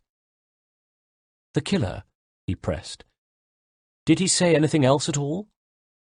Were you able to drag any more information out of him before he died?"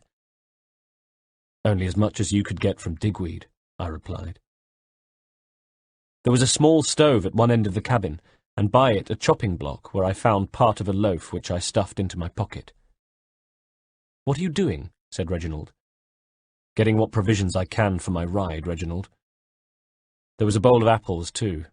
I'd need those for my horse." "A stale loaf? Some apples? It isn't enough, Haytham. At least go back to the town for supplies." "No time, Reginald," I said. "And anyway, the chase will be short. He only has a short head start, and he doesn't know he's being pursued. With any luck, I can catch him before I have need of supplies. We can collect food on the way. I can help you." But I stopped him. I was going alone, I said, and before he could argue, I'd mounted my steed and taken her in the direction I'd seen the pointy-eared man go in, my hopes high I could catch him shortly. They were dashed. I rode hard, but in the end the dark drew in. It had become too dangerous to continue, and I risked injuring my horse. In any case, she was exhausted, so reluctantly I decided to stop and let her rest for a few hours. And as I sit here writing, I wonder why, after all the years of Reginald being like a father to me, a mentor, a tutor, and guide, why did I decide to ride out alone? And why did I keep from him what I discovered about father? Have I changed? Has he changed? Or is it that the bond we once shared has changed? The temperature has dropped. My steed, and it seems only right that I should give her a name, and so, in honour of the way she's already starting to nuzzle me when in need of an apple, I've called her Scratch, lies nearby, her eyes closed, and seems content, and I write in my journal. I think about what Reginald and I talked of. I wonder if he's right to question the man I have become. 15th of July, 1747. I rose early in the morning, as soon as it was light, raked over the dying coals of my fire, and mounted Scratch. The chase continued. As I rode, I mulled over the possibilities. Why had Pointy Ears and the Knife Man gone their separate ways? Were they both intending to journey to the Dutch Republic and join Braddock? Would Pointy Ears be expecting his confederate to catch him up? I had no way of knowing. I could only hope that whatever their plans, the man ahead of me had no idea I was in pursuit. But if he didn't, and how could he, then why wasn't I catching him? And I rode fast but steadily, aware that coming upon him too quickly would be just as disastrous as not catching him at all. After about 3/4 of an hour, I came upon a spot where he had rested. If I'd pushed Scratch for longer, would I have disturbed him, taken him by surprise? I knelt to feel the dying warmth of his fire. To my left, Scratch muzzled something on the ground, a bit of discarded sausage, and my stomach rumbled. Reginald had been right. My prey was much better equipped for the journey than I was, with my half a loaf of bread and apples. I cursed myself for not going through the saddlebags of his companion. "Come on, Scratch," I said. "Come on, girl." For the rest of the day I rode, and the only time I even slowed down was when I retrieved the spyglass from my pocket and scanned the horizon, looking for signs of my quarry. He remained ahead of me, frustratingly ahead of me, all day, until, as light began to fade, I started becoming concerned I had lost him altogether. I could only hope I was right about his destination. In the end, I had no choice but to rest again for the day, make camp, build a fire, allow Scratch to rest, and pray that I hadn't lost the trail. And as I sit here, I wonder, why haven't I managed to catch him? 16th of July, 1747. 1. When I woke up this morning, it was with a flash of inspiration. Of course. Pointy Ears was a member of Braddock's army, and Braddock's army had joined with forces commanded by the Prince of Orange in the Dutch Republic, which was where Pointy Ears should have been.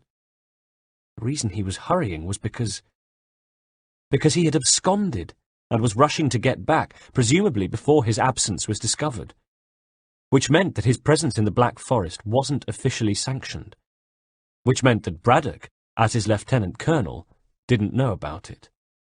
Or probably didn't know about it. Sorry, Scratch. I rode her hard again. It would be her third successive day, and noticed the tiredness in her, the fatigue that slowed her down.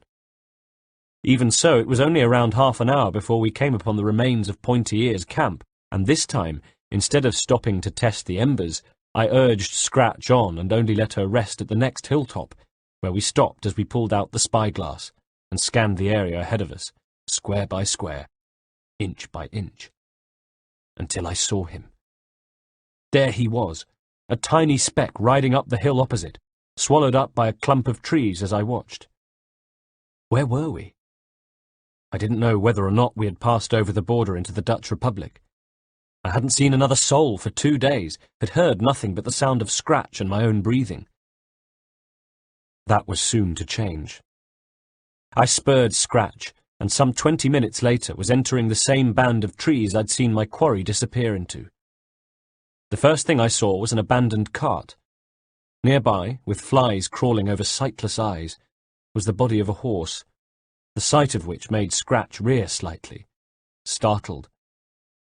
Like me, she had been used to the solitude. Just us, the trees, the birds. Here suddenly was the ugly reminder that in Europe one is never far from conflict, never far from war. We rode on more slowly now, being careful among the trees and whatever other obstacles we might find. Moving onwards, more and more of the foliage was blackened, broken, or trampled down. There'd been some action here, that much was certain. I began to see bodies of men, splayed limbs and staring dead eyes, dark blood and mud rendering the corpses anonymous apart from flashes of uniform. The white of the French army, the blue of the Dutch. I saw broken muskets, snapped bayonets and swords, anything of use having already been salvaged. When I emerged from the tree line, we were in a field, the field of battle, where there were even more bodies. Evidently it had been only a small skirmish by the standards of war, but even so, it felt as though death was everywhere. How long ago it had been I couldn't say with certainty. Enough time for scavengers to strip the field of battle, but not enough for the bodies to be removed. Within the last day, I would have thought, judging by the state of the corpses, and the blanket of smoke that still hung over the pasture. A shroud of it, like morning fog, but with a heavy yet sharp scent of gunpowder smoke. Here the mud was thicker, churned up by hooves and feet, and as Scratch began to struggle, I reined her to the side, trying to take us around the perimeter of the field. Then, just as she stumbled in the mud and almost pitched me forward over her neck, I caught sight of pointy ears ahead of us. He was the length of the field away, perhaps half a mile or so, a hazy, almost indistinct figure also struggling in the claggy terrain. His horse must have been as exhausted as mine, because he'd dismounted and was trying to pull it by the reins, his curses carrying faintly across the field. I pulled out my spyglass to get a better look at him. The last time I'd seen him close up was 12 years ago, and he'd been wearing a mask, and I found myself wondering, hoping even, that my first proper look at him might contain some kind of revelation. Would I recognize him? No, he was just a man, weathered and grizzled like his partner had been, filthy and exhausted from his ride. Looking at him now, there was no sense of suddenly knowing. Nothing fell into place. He was just a man, a British soldier, same as the one I had killed in the Black Forest. I saw him crane his neck as he stared through the haze at me. From his coat he produced his own spyglass, and for a moment the two of us studied one another through our telescopes. Then I watched as he ran to the muzzle of his horse, and with renewed vigour began yanking at the reins, at the same time throwing glances back across the field at me. He recognized me. Good. Scratch had regained her feet, and I pulled her to where the ground was a little harder. At last we were able to make some headway. In front of me, Pointy Ears was becoming more distinct, and I could make out the effort on his face as he pulled out his own horse, then saw the realization dawn on him that he was stuck, and I was gaining on him and would be upon him in a matter of a few short moments. And then he did the only thing he could do. He dropped the reins and started to run. At the same time, the verge around us gave way sharply, and once again Scratch was finding it difficult to keep her feet. With a quick and whispered thank you, I jumped from her to give chase on foot. The efforts of the last few days caught up with me in a rush that threatened to engulf me. The mud sucked at my boots, making every step not like running but like wading, and the breath was jagged in my lungs as though I were inhaling grit. Every muscle screamed in protest and pain at me, begging me not to go on. I could only hope that my friend ahead was having it just as hard, even harder perhaps, because the one thing that spurred me on, the one thing that kept my legs pumping and my chest pulling ragged breaths from the air, was the knowledge that I was closing the gap. He glanced behind, and I was close enough to see his eyes widen in fear. He had no mask now, nothing to hide behind. Despite the pain and exhaustion, I grinned at him, feeling dry, parched lips pulling back over my teeth. He pressed on, grunting with the effort. It had begun to rain, a drizzle that gave the day an extra layer of haze, as though we were stuck inside a landscape coloured in charcoal. Again he risked another look behind, and saw that I was even closer now. This time he stopped and drew his sword, held it in two hands with his shoulders slumped, breathing heavily. He looked exhausted. He looked like a man who'd spent day after day riding hard with little sleep. He looked like a man waiting to be beaten. But I was wrong.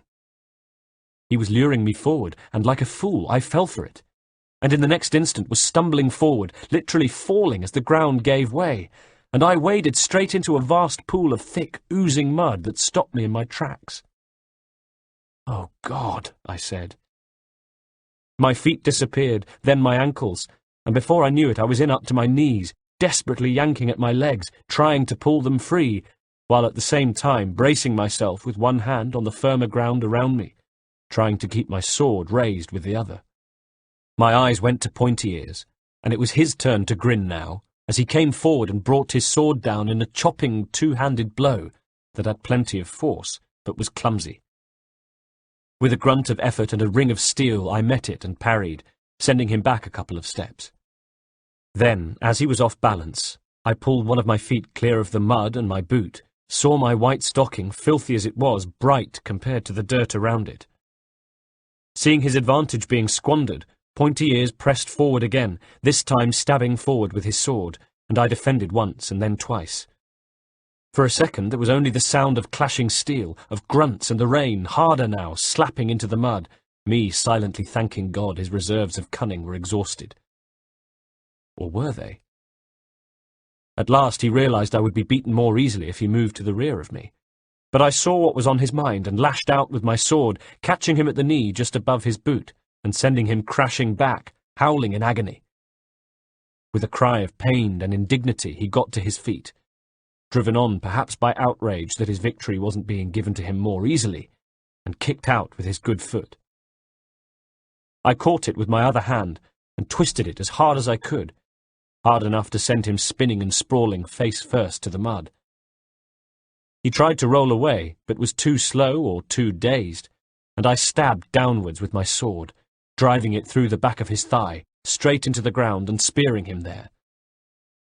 At the same time I used the handle as a grip, and with a wrench pulled myself from the mud, leaving my second boot behind. He screamed and twisted, but was held in place by my sword through his leg. My weight on him as I used the sword as leverage to drag myself from the ooze must have been unbearable, and he shrieked in pain, and his eyes rolled back in their sockets. Even so, he slashed wildly with his sword, and I was unarmed so that as I flopped onto him, like a badly landed fish, the blade caught me on the side of the neck, opening a cut, and letting out blood that felt warm on my skin. My hands went to his, and suddenly we were grappling for possession of the sword. Grunting and cursing, we fought, when from behind I heard something that was surely the sound of approaching feet. Then voices, somebody speaking in Dutch. I cursed. "No," said a voice, and I realized it was me. He must have heard it too. "You're too late, Kenway," he snarled. The tramping of the feet from behind me, the rain. My own cries of, "No, no, no!" as a voice said in English, "You there, stop at once!" And I twisted away from Pointy Ears, smacking the wet mud in frustration as I pulled myself upright, ignoring the sound of his harsh and jagged laugh as I rose to meet the troops who appeared from within the fog and rain, trying to bring myself to full height as I said, "My name is Haytham Kenway, and I am an associate of Lieutenant Colonel Edward Braddock. I demand this man be given into my custody." The next laugh I heard, I wasn't sure if it came from Pointy Ears, who lay still pinned to the ground, or perhaps from one of the small band of troops who had materialized before me, like wraiths delivered from the field. Of the commander I saw a moustache, a dirty, wet, double-breasted jacket trimmed with sodden braid that had once been the colour gold.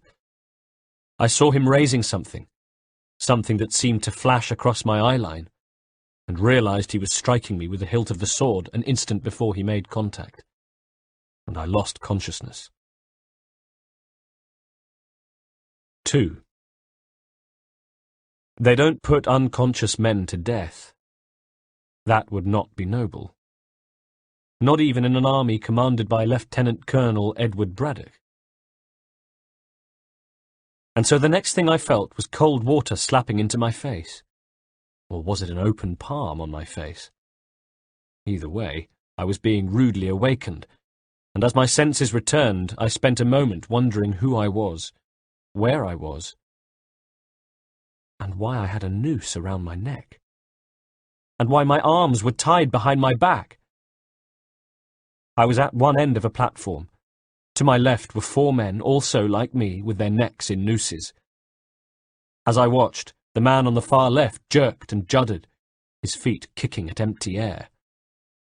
A gasp went up in front of me, and I realized that we had an audience. We were no longer in the battlefield, but in some smaller pasture where men had assembled.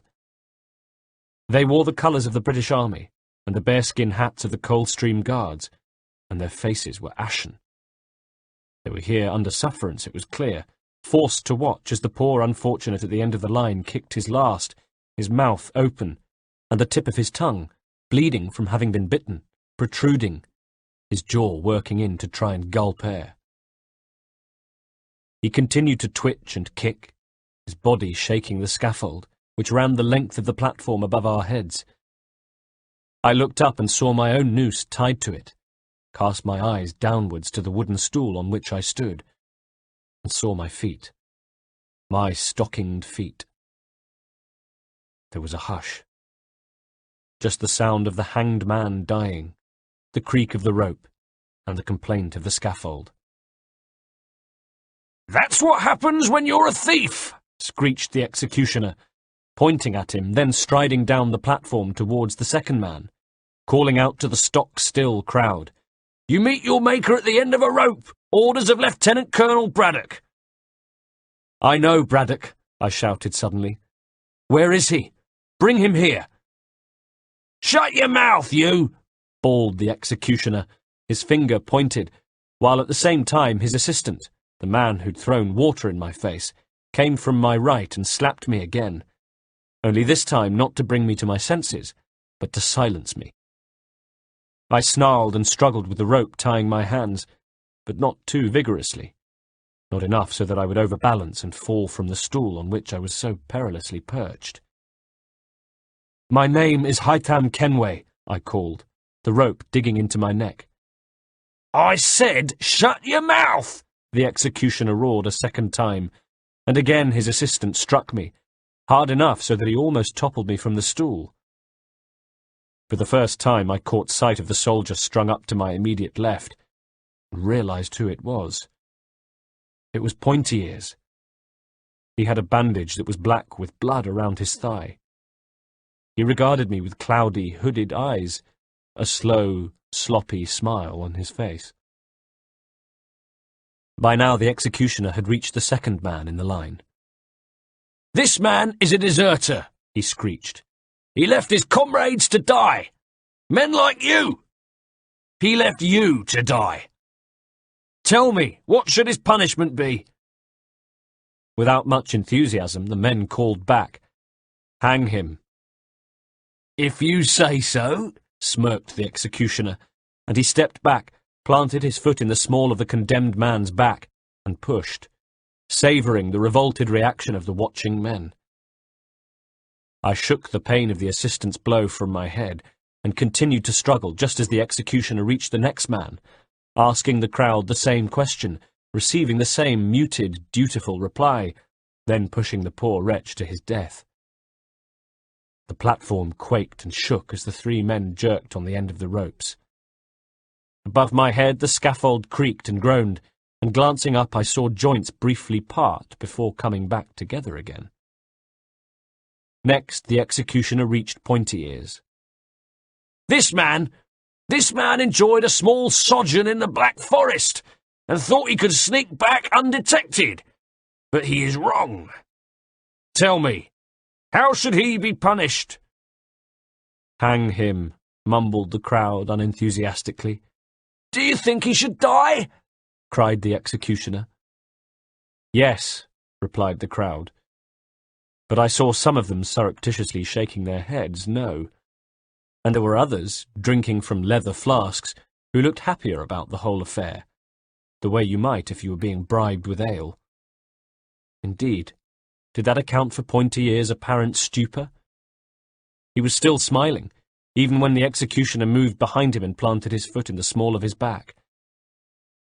"It's time to hang a deserter," he shouted, and shoved at the same time as I cried, "No!"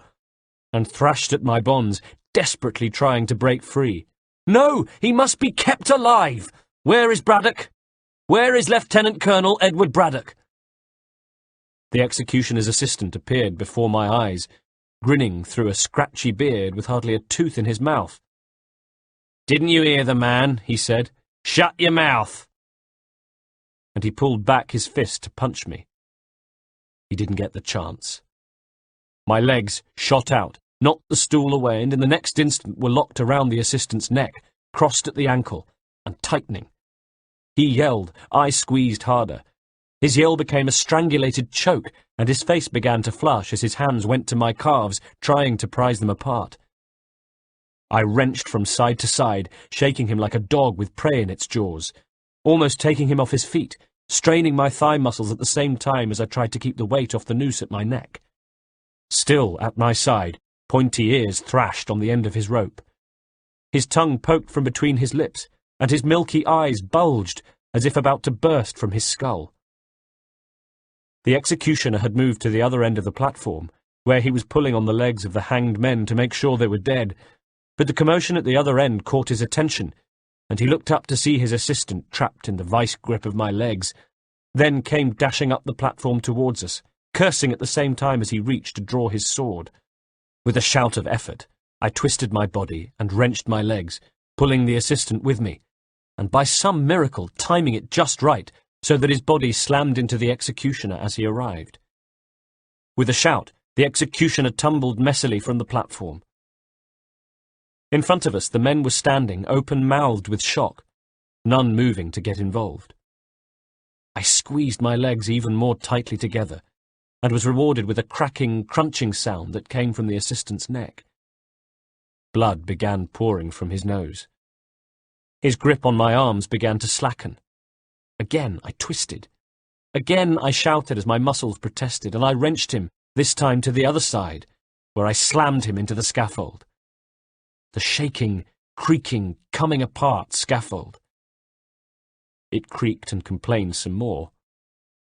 With a final effort, I had no more strength left, and if this didn't work, then here was where I died. I rammed the man into the scaffold again, and this time, at last, it gave.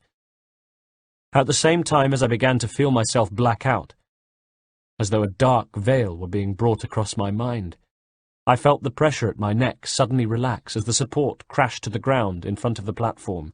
The crossbar toppled. Then the platform itself gave way with the sudden weight of men and wood, falling in on itself with a splintering and crashing of disintegrating wood.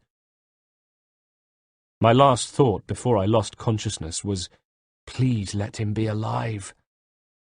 And my first words on regaining consciousness inside the tent, where I now lie, were, "Is he alive?" 3. "Is who alive?" asked the doctor, who had a distinguished-looking moustache and an accent that suggested he was higher born than most.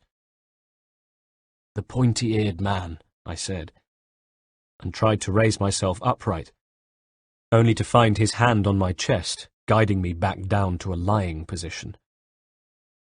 "I'm afraid I haven't the foggiest idea what you're talking about," he said, not unkindly. "I hear that you are acquainted with the Lieutenant Colonel. Perhaps he will be able to explain everything to you when he arrives in the morning." Thus I now sit here, writing up the events of the day, and awaiting my audience with Braddock. 17th of July, 1747. He looked like a larger, smarter version of his men, with all of the bearing that his rank implied. His shining black boots were up to the knee. He wore a frock coat with white trim over a dark, buttoned-up tunic, a white scarf at his neck, and on a thick brown leather belt at his waist hung his sword. His hair was pulled back and tied with a black ribbon. He tossed his hat to a small table at the side of the bed where I lay, put his hands to his hips, and regarded me with that deep, colourless gaze I knew well. "Kenway," he said simply. "Reginald did not send word that you were due to be joining me here." "It was a spur-of-the-moment decision, Edward," I said, suddenly feeling young in his presence, intimidated almost. "I see," he said. "You thought you'd just drop in, did you?" "How long have I been here?" I asked. "How many days have passed?" "3," replied Braddock. "Dr. Tennant was concerned you might develop a fever. According to him, a feebler man may not have been able to fight it off. You're lucky to be alive, Kenway. Not every man gets to escape both the gallows and a fever. Fortunate for you, too, that I was informed about one of the men to be hanged calling for me personally. Otherwise my men might well have finished the job. You see how we punish wrongdoers." I put my hand to my neck, which was bandaged from the fight with pointy ears and still painful from the rope burn. "Yes, Edward, I have had first-hand experience of how you treat your men." He sighed, waved away Dr. Tennant, who retired, closing the flaps of the tent behind him, then sat heavily, putting one boot to the bed as though to stake his claim on it. "Not my men, Kenway. Criminals. You were delivered to us by the Dutch in the company of a deserter, a man who had gone absent with a companion. Naturally, you were assumed to be the companion." "And what of him, Edward? What of the man I was with?" "This is the man you've been asking about, is it? The one Dr. Tennant tells me you're especially interested in. What did he say now? A pointy-eared man." He couldn't keep the sneer out of his voice as he said it. "That man, Edward. He was there the night of the attack on my home. He's one of the men we've been seeking these last 12 years. I looked at him hard. "And I find him enlisted in your army." "Indeed, in my army. And what of it?" "A coincidence, don't you think?" Braddock always wore a scowl, but now it deepened. "Why don't you forget the insinuations, boy, and tell me what's really on your mind? Where is Reginald, by the way?" "I left him in the Black Forest. No doubt he's halfway home by now." "To continue his research into myths and folk tales," said Braddock with a contemptuous flick of his eyes. Him doing that made me feel strangely loyal to Reginald and his investigations, despite my own misgivings. Reginald believes that if we were able to unlock the secrets of the storehouse, the Order would be the most powerful it has been since the Holy Wars, perhaps ever. We would be poised to rule completely. He gave a slightly tired, disgusted look. "If you really believe that, then you're as foolish and idealistic as he is. We don't need magic and tricks to persuade people to our cause. We need steel." "Why not use both?" I reasoned. He leaned forward. "Because one of them is a rank waste of time, that's why." I met his gaze. "That's as maybe. However, I don't think the best way to win men's hearts and minds is to execute them, do you?" "Again, scum." "And has he been put to death?"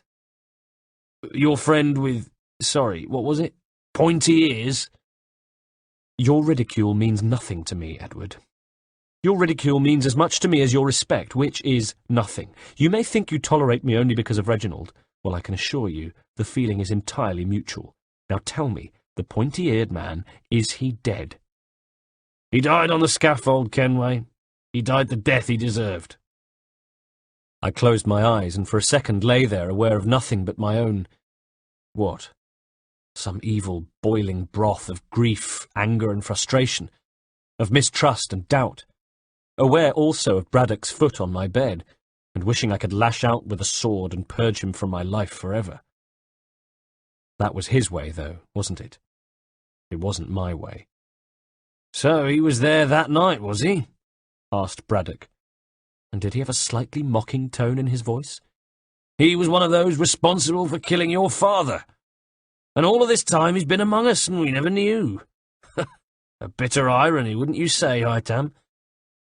"Indeed. An irony or a coincidence." "Be careful, boy. There's no Reginald here to talk you out of trouble now, you know." "What was his name?" "Like hundreds of men in my army, his name was Tom Smith. Tom Smith of the country. Much more about them we don't know.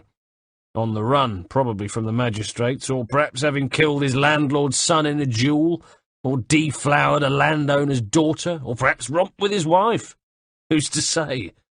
We don't ask questions. If you were to ask, does it surprise me that one of the men we hunted was here among my army all of the time, then my answer would be no." "Did he have associates in the army?" Somebody that I could talk to. Slowly, Braddock took his foot from my cot. As a fellow knight, you are free to enjoy my hospitality here, and you may, of course, conduct your own inquiries. I hope that in return I can also call upon your assistance in our endeavours. And what may they be? I asked. The French have laid siege to the fortress of Bergen-op-Zoom. Inside are our allies, the Dutch, Austrians, Hanoverian and Hessians, and of course the British. The French have already opened the trenches and are digging a second set of parallel trenches. They will soon begin their bombardment of the fortress. They will be trying to take it before the rains. They think it will give them a gateway to the Netherlands, and the Allies feel that the fortress must be held at all costs. We need every man we can get. You see now why we do not tolerate deserters. Do you have a heart for the battle, Kenway? Or are you so focused on revenge that you cannot help us any more? Part 3. 1753. 6 years later. 7th of June, 1753. 1. I have a job for you, said Reginald. I nodded, expecting as much. It had been a long time since I'd last seen him, and I'd had the feeling that his request to meet wasn't just an excuse to catch up on tittle-tattle, even if the venue was White's, where we sat supping an ale each, an attentive and, it hadn't escaped my notice, buxom waitress keen to bring us more. To the left of us, a table of gentlemen, the infamous gamesters of White's, were playing a rowdy game of dice, but otherwise the house was empty. I hadn't seen him since that day in the Black Forest 6 years ago, and a lot had happened since. Joining Braddock in the Dutch Republic, I'd served with the Coldstreams at the siege of Bergen-op-Zoom, then until the Treaty of Aix-la-Chapelle the following year, which marked the end of that war. After that I'd remained with them on several peacekeeping campaigns, which had kept me away from Reginald, whose correspondence arrived either from London or from the chateau in the Lons forest. Aware that my own letters could be read before they were sent, I'd kept my correspondence vague while privately looking forward to the moment I could at last sit down with Reginald and talk over my fears. But returning to London, and once again taking up residence at Queen Anne's Square, I found he was not available. That was what I was told. He had been sequestered with his books, he and John Harrison, another knight of the order, and one who seemingly was as obsessed with temples, ancient storehouses, and ghostly beings from the past as he was. Do you remember we came here for my 8th birthday? I said, wanting somehow to put off the moment when I learnt the identity of the person I would have to kill. Do you remember what happened outside?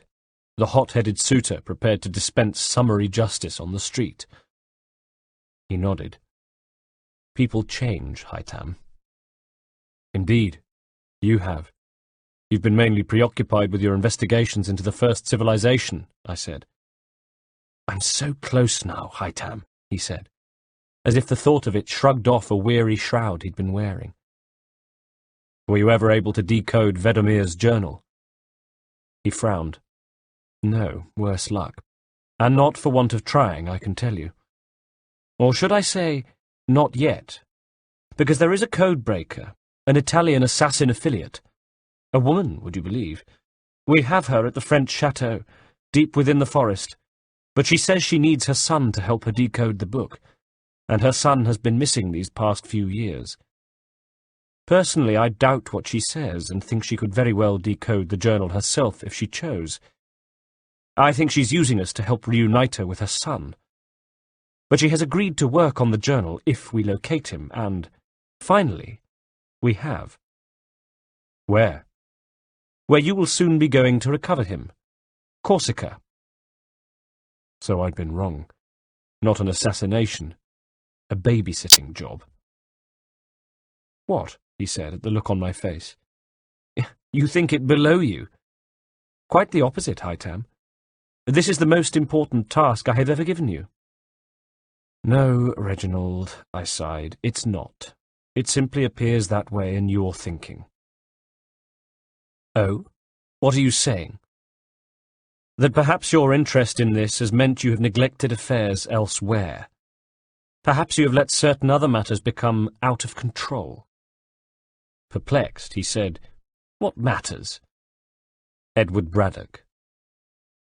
He looked surprised. "I see. Well, is there something you want to tell me about him? Something you've been keeping from me?" I indicated for more ales, and our waitress brought them over, set them down with a smile, then walked away with her hips swaying. "What has Braddock told you of his movements in recent years?" I asked Reginald. "I have heard very little from him, seen him even less," he replied. "In the last 6 years we've met just once, as far as I can recall, and his correspondences have become increasingly sporadic. He disapproves of my interest in those who came before, and unlike you, has not kept his objections to himself. It appears we differ greatly on how best to spread the Templar message. As a result, no, I know very little of him. In fact, if I wanted to know about Edward, I dare say I'd ask someone who has been with him during his campaigns." He gave a sardonic look. "Where might I find such a person, do you think?" "You'd be a fool to ask me," I chortled. "You know full well that where Braddock is concerned, I'm not an especially impartial observer. I began by disliking the man, and now like him even less. But in the absence of any more objective observations, here's mine. He has become a tyrant." "How so?" "Cruelty, mainly. To the men suffering under him, but also to innocents. I've seen it with my own eyes for the first time in the Dutch Republic."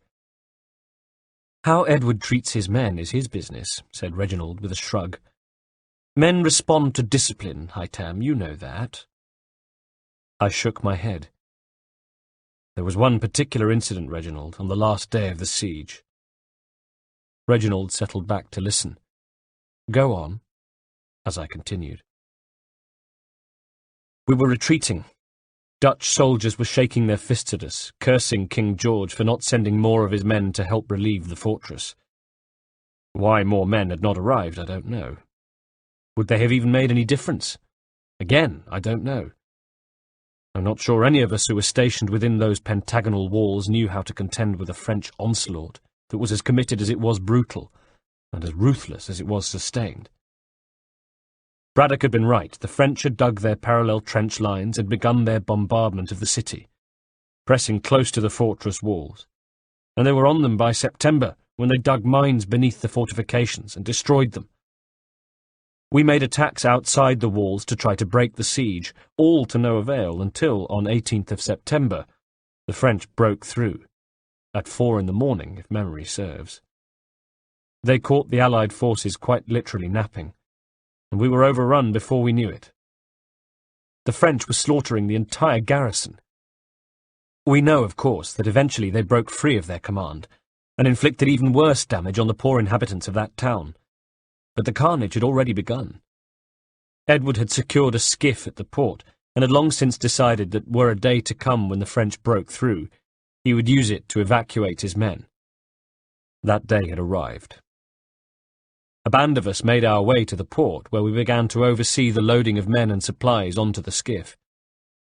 We kept a small force at the port walls to keep any marauding French troops back, while Edward, I, and others stood by the gangplank, overseeing the loading of men and supplies onto the skiff.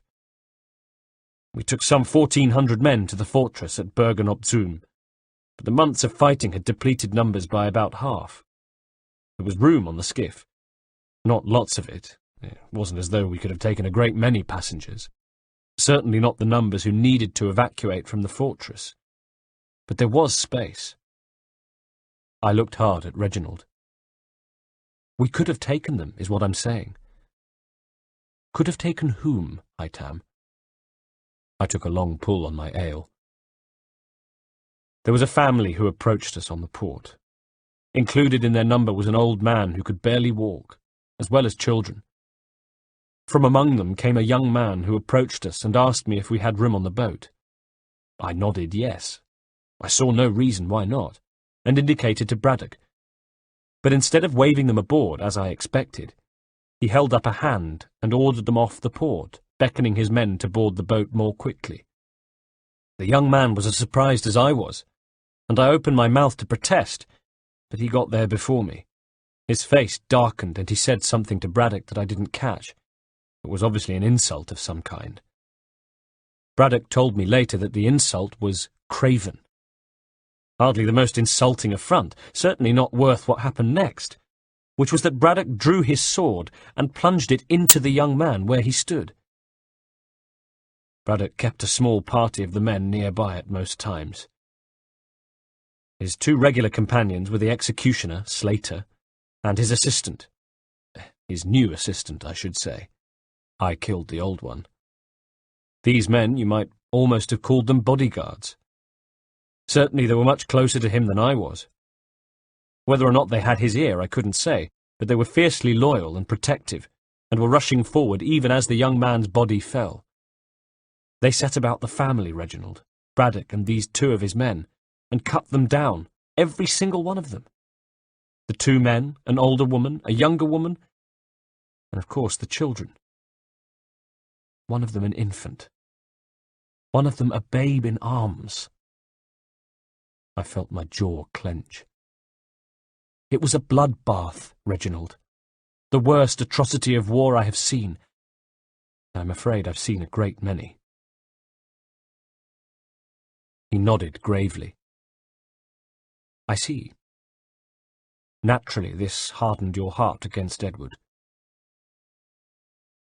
I scoffed. Of course. Of course it has. We're all men of war, Reginald, but we are not barbarians. I see, I see. Do you? Do you see at last that Braddock is out of control? Steady on, Haytham. Out of control? The red mist descending is one thing. Out of control is quite another. He treats his men like slaves, Reginald. He shrugged. So? They're British soldiers. They expect to be treated like slaves. I think he's moving away from us. These men he has serving him, they're not Templars. They're free agents. Reginald nodded. The two men in the Black Forest, were these men part of Braddock's inner circle? I looked at him. I watched him very carefully as I lied. I don't know. There was a long pause, and to avoid meeting his eye, I took a long drink on my ale and pretended to admire the waitress, pleased to have the subject changed when Reginald at last leaned forward to give me more details of my forthcoming journey to Corsica. 2. Reginald and I parted outside White's and went to our carriages. When my carriage was some distance away, I tapped on the ceiling to stop, and my driver climbed down, looked left and right to check that nobody was watching, then opened the door and joined me inside. He sat opposite me and removed his hat, placing it to the seat beside him, and regarding me with bright, curious eyes. "Well, Master Haytham?" he said. I looked at him, took a deep breath, and stared out of the window. "I'm due to leave by sea tonight. We will return to Queen Anne's Square, where I will pack, then straight to the docks, if you would." He doffed an imaginary cap. "At your service, Mr. Kenway, sir. I'm getting quite used to this driving lark. Lots of waiting around, mind, could do without all that. But otherwise, well, at least you ain't got Frenchmen shooting at you, or your own officers shooting at you. In fact, I'd say the lack of blokes shooting at you is a real perk of the job." He could be quite tiresome sometimes. "Quite so, Holden," I said, with a frown that was intended to shut him up, although chance would be a fine thing. "Well, anyway, sir, did you learn anything?" "I'm afraid nothing concrete." I looked out of the window, wrestling with feelings of doubt, guilt, and disloyalty, wondering if there was anyone I truly trusted, anyone to whom I remained truly loyal now. Ironically, the person I trusted most was Holden. I had met him while in the Dutch Republic.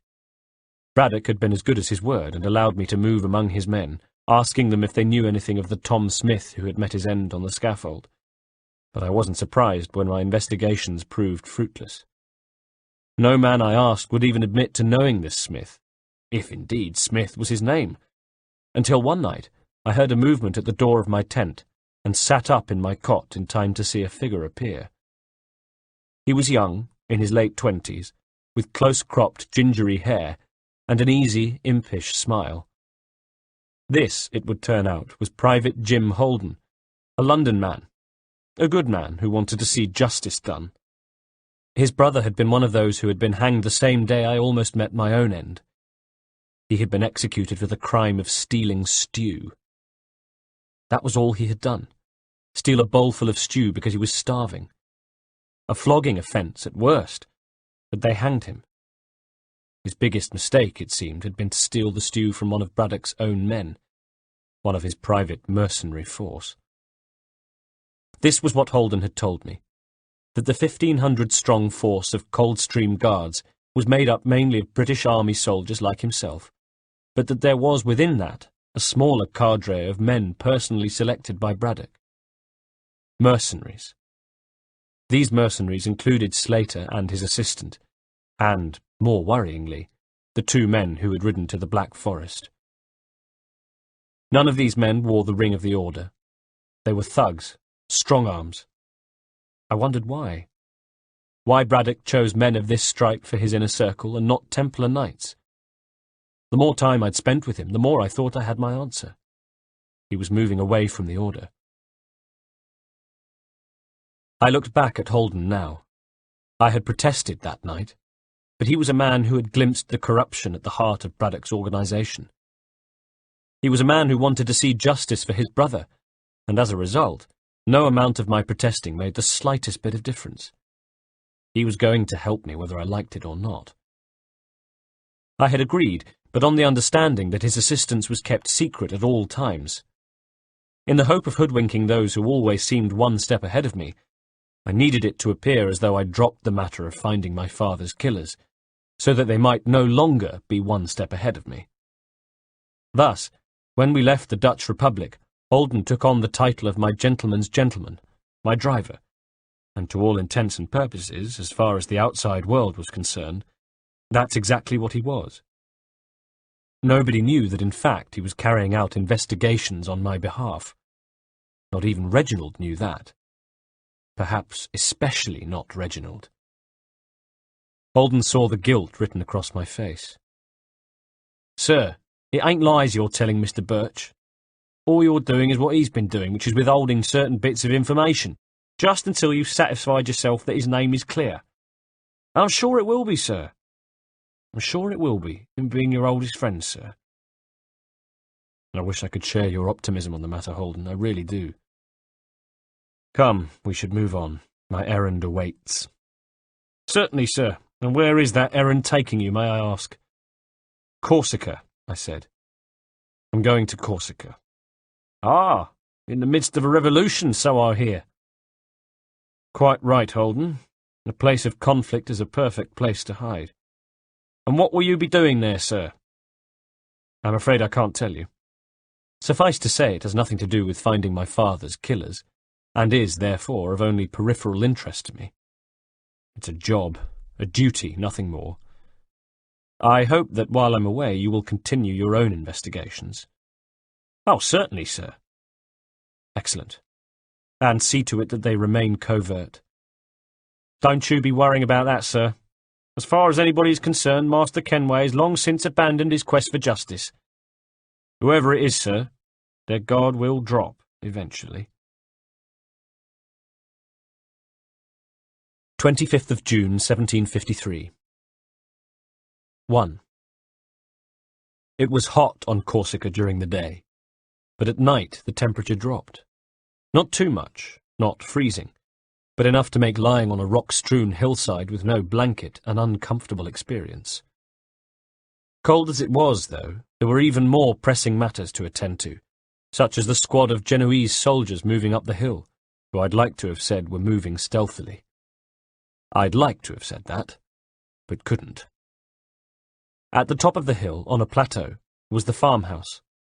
I'd been keeping watch on it for the past 2 days, my spyglass trained on the doors and windows of what was a large building and a series of smaller barns and outbuildings, taking note of comings and goings, rebels arriving with supplies and leaving with them too, while on the first day a small squad of them, I counted 8, had left the complex on what, when they returned, I realized had been some kind of attack. The Corsican rebels, striking out against their Genoese masters. There were only 6 of them when they came back, and those 6 looked exhausted and bloodied, but, nevertheless, without words or gestures, wore an aura of triumph.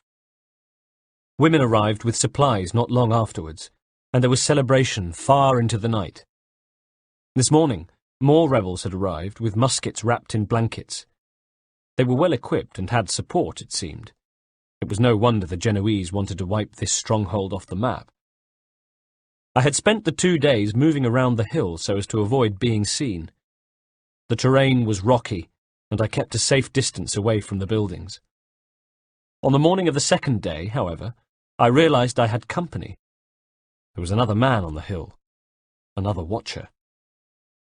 Unlike me, he had remained in the same position, dug into an outcrop of rocks, hidden by the brush and the skeletal trees that somehow survived on the otherwise parched hillside.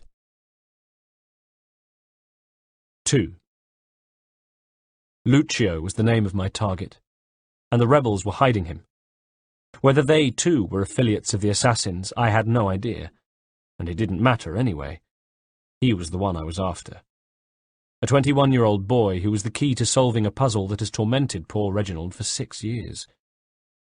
An unprepossessing-looking boy, with shoulder-length hair, who, as far as I could tell from watching the farmhouse, helped out by carrying pails of water, feeding the livestock, and, yesterday, wringing the neck of a chicken. So he was there. That much I'd established. That was good. But there were problems.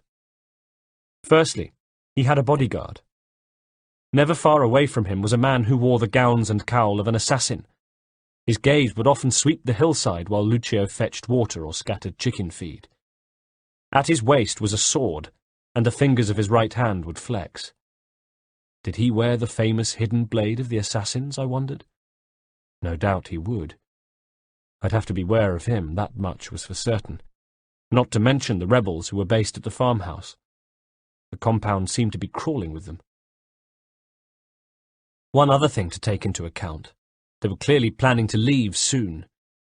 Perhaps they'd been using the farmhouse as a temporary base for the attack. Perhaps they knew that the Genoese would soon be seeking revenge and come looking for them. Either way, they'd been moving supplies into the barns, no doubt piling carts high with them. My guess was that they would leave the next day. A nighttime incursion, then, would seem to be the answer, and it had to be tonight. This morning I managed to locate Lucio's sleeping quarters. He shared a medium-sized outhouse with the assassin and at least 6 other rebels. They had a code phrase they used when entering the quarters, and I read their lips through my spyglass. We work in the dark to serve the light.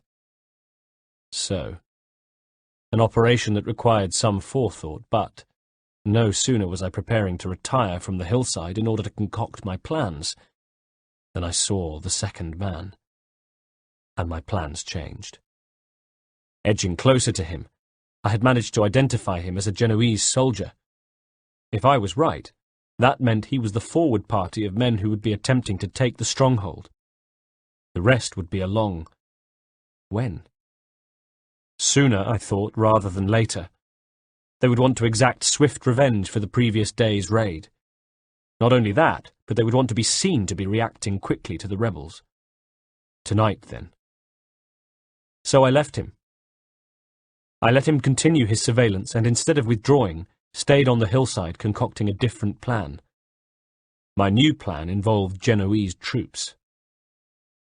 The observation man had been good. He'd stayed out of sight, and then, when dark fell, retreated stealthily, noiselessly, back down the hill. Where, I wondered, was the rest of the force? Not far away. And an hour or so later I began to notice movement at the bottom of the hill, and even at one point heard a muffled curse in Italian. By this stage I was about halfway up, and realizing that they would soon begin to advance, I moved even closer to the plateau and the fence of an animal enclosure. Maybe 50 yards away I could see one of the sentries. Last night they'd had 5 altogether, around the entire perimeter of the farmyard. Tonight they would no doubt increase the guard. I took out my spyglass and trained it on the nearest guard, who stood, silhouetted by the moon at his back, diligently scanning the hillside below him. Of me, he would see nothing, just another irregular shape in a landscape of irregular shapes. No wonder they were deciding to move so quickly after their ambush. It wasn't the most secure hideout I'd ever seen. In fact, they'd have been sitting ducks were it not for the fact that the approaching Genoese soldiers were so damned clumsy. The conduct of their observation man flattered the operation as a whole. These were men to whom stealth was clearly a foreign and unfamiliar idea, and I was beginning to hear more and more noise from the bottom of the hill. The rebels were almost certain to hear them next. And if the rebels heard them, they would have more than enough opportunity to make their escape. And if the rebels made their escape, they would take Lucio with them. So I decided to lend a hand. Each guard had responsibility for a pie slice of the farmyard.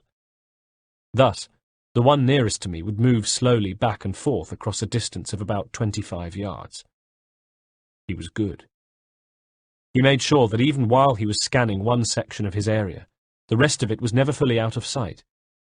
But he was also on the move, and when he was, I had a precious few seconds in which to move closer. So I did, bit by bit, until I was close enough to see the guard. His bushy, grey beard, his hat with the brim covering eyes like dark shadows, and his musket slung over his shoulder. And while I couldn't see or hear the marauding Genoese soldiers yet, I was aware of them, and soon he would be too. I could only assume that the same scene was being played out on the other side of the hill, which meant I had to work fast. I drew my short sword and readied myself. I felt sorry for the guard and offered up a silent apology. He had done nothing to me but be a good and diligent guard, and he did not deserve to die. And then, there on the rocky hillside, I paused. For the first time in my life, I doubted my ability to go through with it. I thought of the family on the port, cut down by Braddock and his men. 7 senseless deaths. And all of a sudden I was struck by the conviction that I was no longer prepared to add to the death toll. I couldn't put this guard, who was no enemy of mine, to the sword. I couldn't do it. The hesitation almost cost me dear, because at that same moment the clumsiness of the Genoese soldiers finally made its presence felt, and there were the sounds of clattering rock and a curse from further down the hill that was carried on the night air, first to my ears, then to the sentry. His head jerked, and straight away he was reaching for his musket, craning his neck as he strained his eyes, staring down the hill. He saw me. For a second, our eyes locked. My moment of hesitation was over, and I sprang, covering the distance between us in one leap. I led with my empty right hand outstretched in a claw, and my sword held in my left. As I landed, I grabbed the back of his head with my right hand and plunged the sword into his throat. He had been about to alert his comrades, but the shout died to a gurgle as blood gushed over my hand and down his front. Holding his head secure with my right hand, I embraced him, then lowered him gently and noiselessly to the dry dirt of the farmyard. I crouched. About 60 yards away was the second guard. He was a dim figure in the dark, but I could see that he was about to turn, and when he did, he was likely to spot me. I ran. So fast that for a moment I could hear the rush of the night, and caught him just as he turned. Again I took the back of the man's neck with my right hand and slammed the sword into him. Again the man was dead before he hit the dirt. From further down the hill I heard more noise from the Genoese assault troop, which was blissfully unaware that I had prevented their advance being heard. Sure enough, though, their comrades on the other side had been just as inept, and without a Kenway guardian angel, had been heard by the sentries on their side. Straight away the cry went up, and in moments lights were being lit in the farmhouse, and rebels were pouring out, carrying lit torches, pulling boots on over their breeches, dragging jackets across their backs, and passing each other swords and muskets. As I crouched, watching, I saw the doors to a barn thrown open, and 2 men begin pulling out a cart by hand, already piled high with supplies. while another hurried across with a horse. The time for stealth was over, and the Genoese soldiers on all sides knew it, abandoning their attempts to storm the farm quietly and rushing up the hill towards the farmyard with a shout. I had an advantage. I was already in the farmyard. Plus, I was not in the uniform of a Genoese soldier, and in the confusion I was able to move among the running rebels without attracting suspicion. I moved towards the outhouse where Lucio was quartered, and almost ran into him as he came darting out. His hair was untied, but otherwise he was dressed, and he was calling to another man, exhorting him to make his way to the barn. Not far away was the assassin, who ran, pulling his robes across his chest, and pulling his sword at the same time. 2 Genoese raiders appeared around the side of the outhouse, and straight away he engaged them, calling back over his shoulder, "Lucio, run for the barn!" Excellent. Just what I wanted. The assassin's attention diverted. Just then I saw another trooper come running onto the plateau, crouch, raise his musket, and take aim. Lucio, holding the torch, was his target. But the soldier didn't get a chance to fire before I had darted over and was upon him before he even saw me. He gave a single, muted cry as I buried my sword hilt deep in the back of his neck. "Lucio!" I yelled, and at the same time jogged the dead man's trigger finger so that the musket discharged, but harmlessly, into the air. Lucio stopped, shielding his eyes to look across the yard, where I made a show of tossing away the limp corpse of the soldier. Lucio's companion ran on, which was just what I wanted. Some distance away the assassin was still fighting, and for a second I admired his skills as he fended off the 2 men at the same time. "Thank you," called Lucio. "Wait," I responded. "We've got to get out of here before the farmyard's overrun."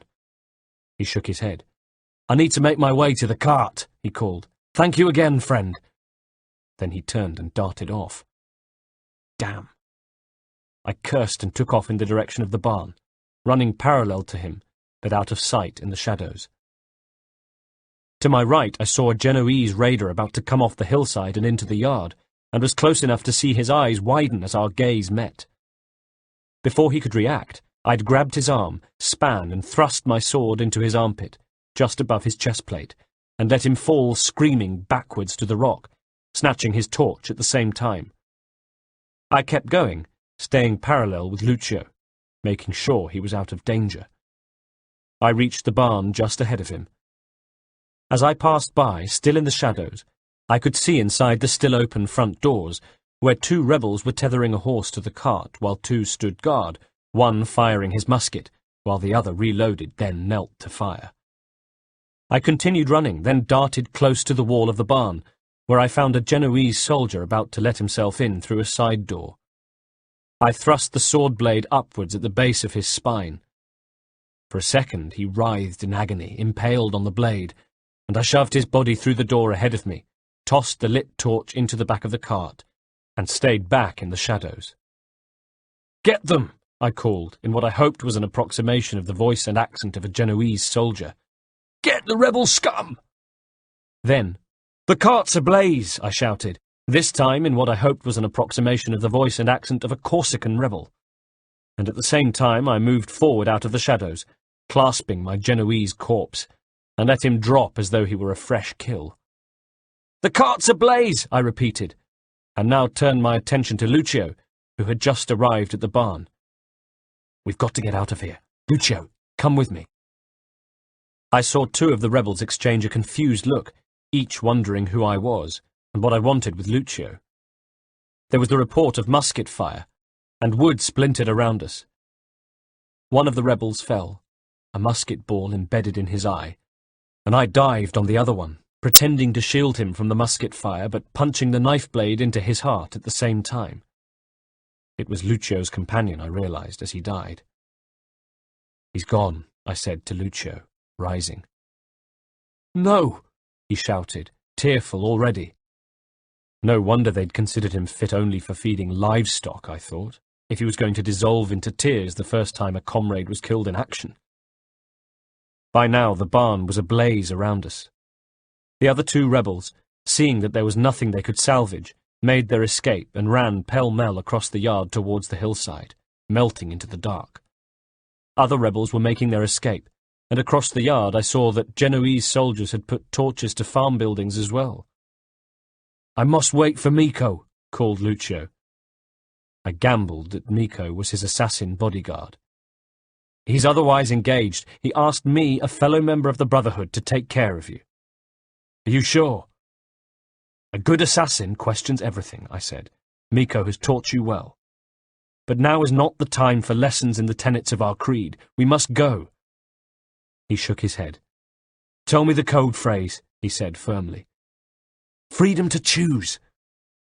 And at last I seemed to have established enough trust to persuade Lucio to come with me, and we began to make our way down the hillside, me gleeful, thanking God that at last I had him, him not so sure.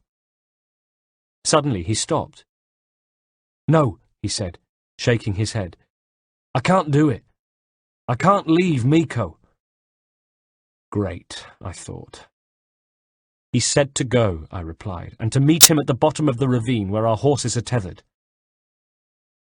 Behind us at the farmyard, the fires raged on and I could hear the remnants of the battle. The Genoese soldiers were clearing up the last of the rebels. Not far away was the sound of a clattering stone, and I saw other figures in the darkness, a pair of rebels escaping. Lucio saw them too and went to call to them, but I clamped a hand over his mouth. "No, Lucio," I whispered. "The soldiers will be after them." His eyes were wide. "These are my comrades. They're my friends. I need to be with them. We need to ensure that Miko is safe." From high above us drifted the sound of pleading and screaming, and Lucio's eyes darted as though trying to deal with the conflict in his head. Did he help his friends above, or join those escaping? Either way, I could see he had decided that he didn't want to be with me. "Stranger," he began, and I thought, stranger now, eh? "I thank you for all that you've done to help me, and I hope that we can meet again in happier circumstances, and perhaps when I can express my gratitude even more thoroughly. But at the moment I'm needed with my people." He stood up to go. With a hand on his shoulder, I brought him down to my level again. He pulled away with his jaw set. "Now, Lucio," I said, "listen. I've been sent by your mother to take you to her." At this, he reared back. "Oh, no," he said. "No, no, no!" Which wasn't the reaction I'd been expecting. I had to scramble across rock to catch him up, but he began to fight me off. "No, no," he said. "I don't know who you are, just leave me alone." "Oh, for the love of God," I said, and silently admitted defeat as I grabbed him in a sleeper hold, ignoring his struggles and applying pressure, restricting the flow of his carotid artery. Not enough to cause him permanent damage, but enough to render him unconscious.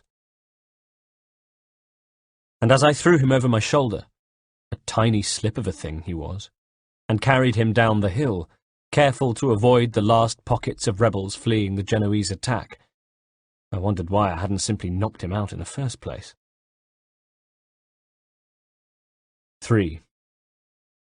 I stopped at the ravine edge and lowered Lucio to the floor, then found my rope, secured it, and lowered it into the darkness below. Next, I used Lucio's belt to tie his hands, looped the other end under his thighs, and tied it so that his limp body was slung across my back. Then I began the slow climb down. About halfway down, the weight became unbearable, but it was an eventuality I'd prepared for, and I managed to hang on until I reached an opening in the cliff face that led into a dark cave. I scrambled in and pulled Lucio off my back, feeling my muscles relax gratefully. From ahead of me, in the cave, came a noise. A movement at first, like a shifting sound, and then a click. The sound an assassin's hidden blade makes when it is engaged. "I knew you'd come here," said a voice that belonged to Miko, the assassin. "I knew you'd come here because that's what I would have done."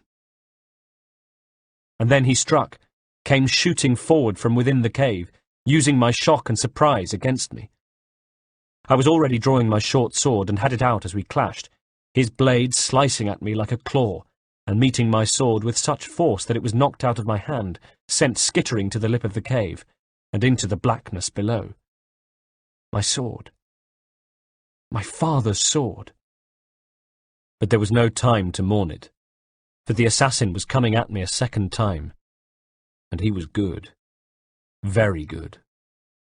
In a confined space, with no weapon, I had no chance. All I had, in fact, was luck. And luck is all it was that as I pressed myself against the cave wall, he had miscalculated slightly, enough to overbalance a fraction. In any other circumstances, against any other opponent, he would have recovered immediately and finished his kill. But this wasn't any other circumstances, and I wasn't any other opponent, and I made him pay for his tiny error. I leaned into him, grabbed his arm, twisted, and helped him on his way so that he, too, sailed out into the blackness. But he held on, pulled me with him, dragged me to the edge of the cave so that I was screaming in pain as I tried to stop myself being dragged out into open space. Lying flat on my belly, I looked out and saw him, one arm grabbing mine, the other trying to reach for the rope. I could feel the brace of his hidden blade, brought my other hand forward, and began fumbling with the fastenings. Too late he realized what I was doing, and abandoned trying to catch hold of the rope, instead focusing his efforts on trying to stop me unfastening the brace. For some moments, our hands flapped at each other for possession of the blade, which, as I opened the first catch, suddenly slipped further up his wrist and sent him lurching to one side, his position even more precarious than before, his other arm pinwheeling. It was all I needed, and with a final shout of effort I unclipped the last fastening, wrenched the brace free, and at the same time bit into the hand that gripped my wrist. A combination of pain and lack of traction was enough to dislodge him at last. I saw him swallowed up by the dark and prayed he wouldn't hit my horse when he landed. But nothing came. No sound of a landing. Nothing. The next thing I saw was the rope, taut and quivering. And I craned my neck, strained my eyes to search the darkness, and was rewarded by the sight of Miko some distance below, very much alive, and beginning to climb up towards me. I pulled his blade to me and held it to the rope. "If you climb much higher, the fall will kill you when I cut the rope," I called. He was already close enough so that I could look into his eyes when he stared up at me, and I could see the indecision in them. "You shouldn't suffer such a death, friend," I added. "Start your descent, and live to fight another day." I began to saw slowly at the rope, and he stopped, looked down into the dark, where the bottom of the ravine was not in sight. "You have my blade," he said. "To the victor the spoils," I shrugged. "Perhaps we will meet again," he said, "and I can reclaim it." "I sense that only one of us will survive a second meeting," I said. He nodded. "Perhaps," he said, and soon had shimmied down into the night. The fact that I now had to climb back up and had been forced to surrender my horse was awkward, but rather that than face the assassin again. And for now, we are resting. Well, I am resting. Poor Lucio remains unconscious.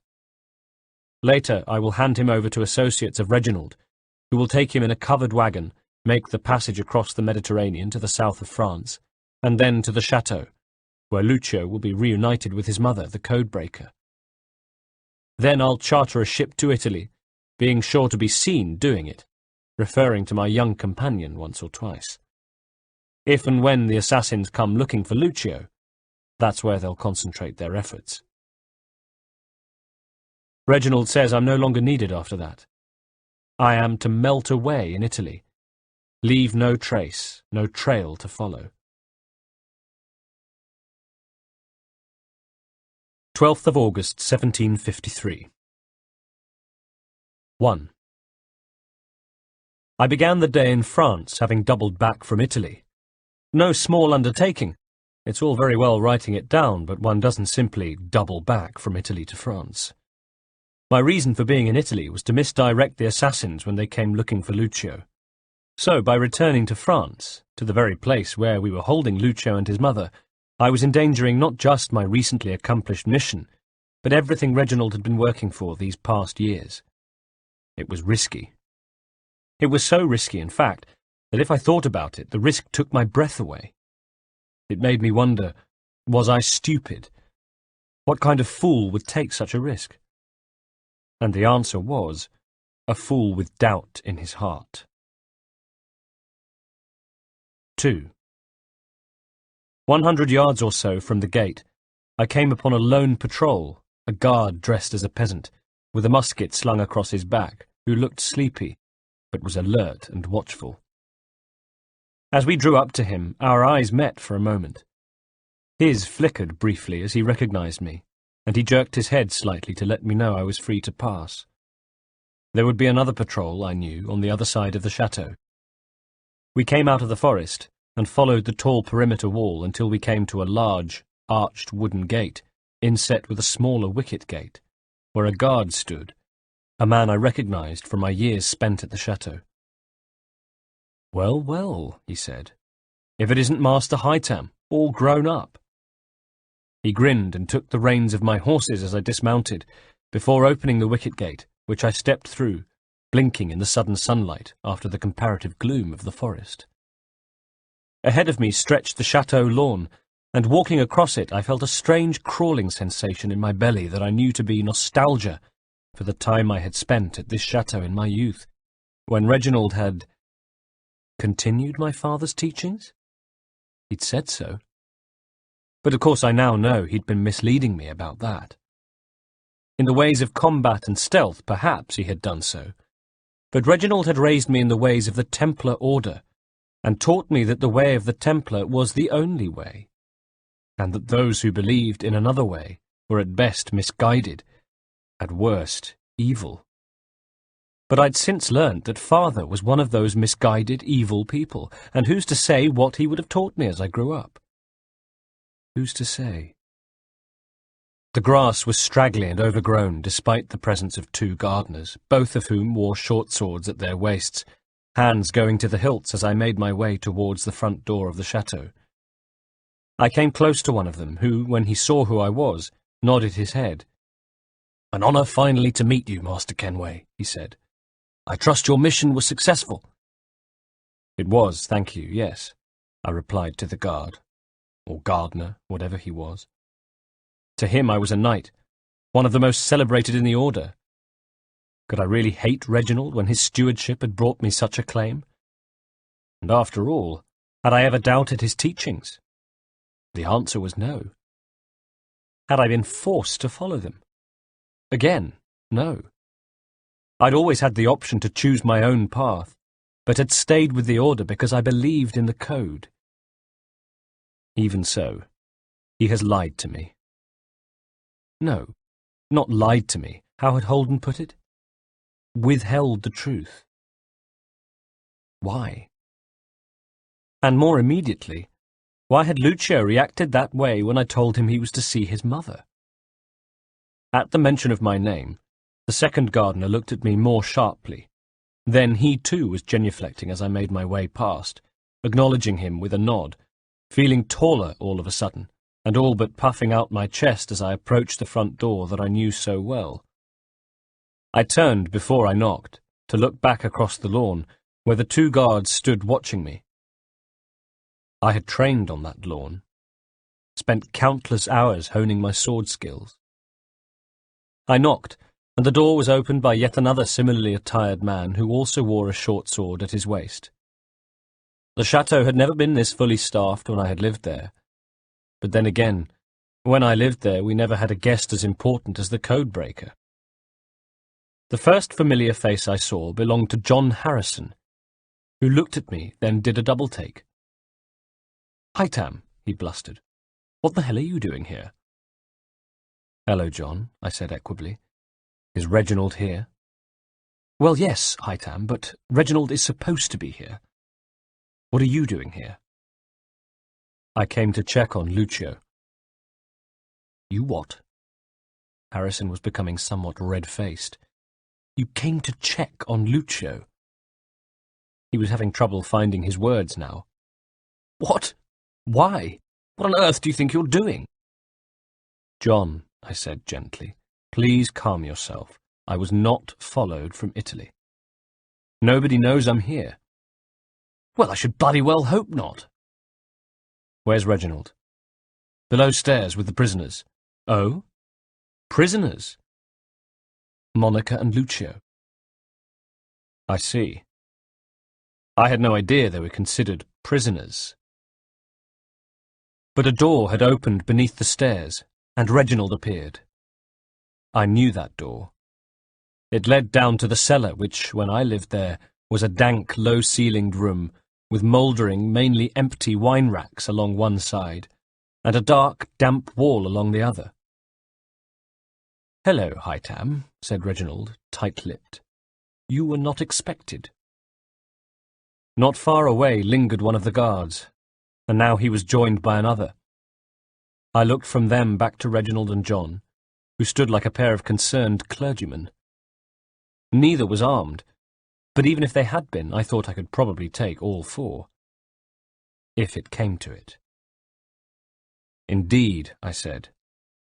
John was just telling me how surprised he was by my visit. "Well, quite. You've been very reckless, Haytham." "Perhaps. But I wanted to see that Lucio was being looked after. Now I'm told he's a prisoner here, so perhaps I have my answer." Reginald chortled. "Well, what did you expect?" "What I was told. That the mission was to reunite mother and son, that the codebreaker had agreed to work on Vedamir's journal if we were able to rescue her son from the rebels." "I told you no lies, Haytham. Indeed, Monica has been working on decoding the journal since being reunited with Lucio." "Just not on the basis I imagined." "The carrot doesn't work. We use the stick," said Reginald, his eyes cold. "I'm sorry if you had formed the impression that there was more carrot than stick involved." "Let's see her," I said, and with a short nod, Reginald agreed. He turned and led us through the door, which opened onto a flight of stone steps leading down. Light danced on the walls. "Regarding the journal, we're close now, Haytham," he said as we descended. "So far, we've been able to establish that there exists an amulet. Somehow it fits with the storehouse. If we can get hold of the amulet—" At the bottom of the steps, iron cressets on poles had been set out to light the way to a door, where a guard stood. He moved to one side and opened the door for us to pass through.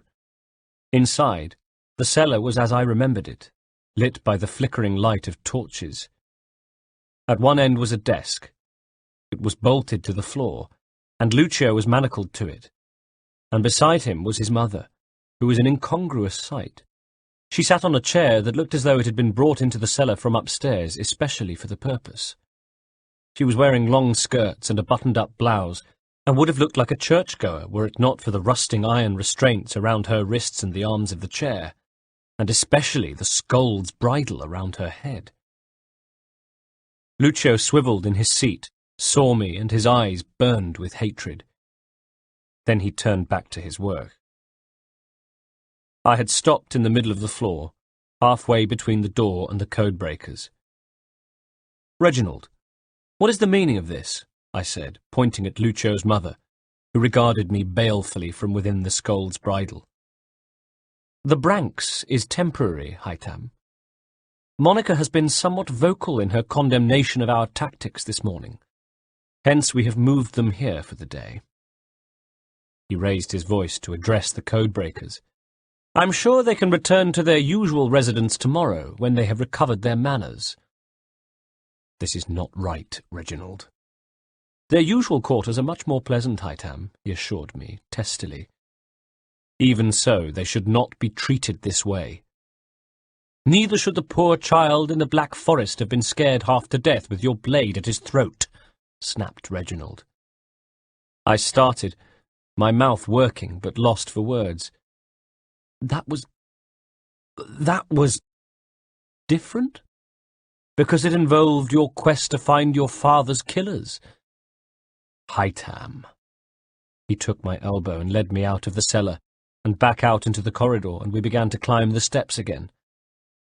This is even more important than that. You may not think so, but it is. It involves the entire future of the Order. I wasn't sure anymore. I wasn't sure what was more important, but said nothing. And what happens when the decoding is over? I asked, as we reached the entrance hall once again. He looked at me. Oh no, I said, understanding. Neither is to be harmed. Haytham, I don't much care for you giving me orders. Then don't think of it as an order, I hissed. Think of it as a threat. Keep them here when their work is over, if you must. But if they are harmed, then you will have me to answer to. He looked at me long and hard. I realized that my heart was hammering, and hoped to God it wasn't somehow visible. Had I ever gone against him like this? With such force? I didn't think so. Very well, he said after a moment. They will not be harmed. We spent dinner in near silence, and the offer of a bed for the night was made reluctantly. I leave in the morning. Reginald promises to be in touch with news concerning the journal. The warmth between us, though, is gone. In me he sees insubordination. In him, I see lies. 18th of April, 1754. 1. Earlier this evening I found myself at the Royal Opera House, taking a seat next to Reginald, who was settling in for a performance of the Beggar's Opera with evident glee. Of course, the last time we'd met I'd threatened him, which wasn't something I had forgotten. But evidently he had. Forgotten or forgiven. One of the two.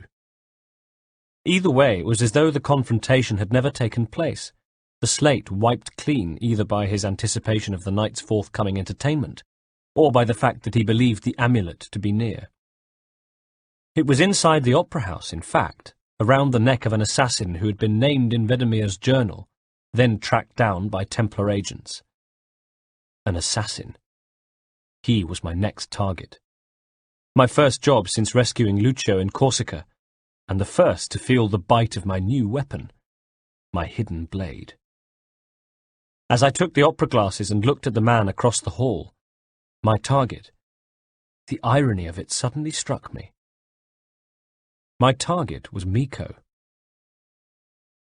I left Reginald in his seat and made my way along the corridors of the opera house, along the back of the seats, past the opera's patrons, until I found myself at the stalls. At the box where Miko sat, I let myself in silently, and tapped him gently on the shoulder. I was ready for him if he tried anything, but though his body tensed, and I heard him give a sharp intake of breath, he made no move to defend himself. It was almost as though he expected it when I reached and took the amulet from his neck.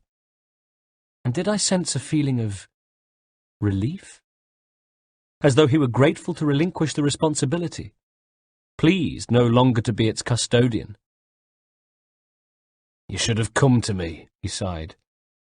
"We would have found another way."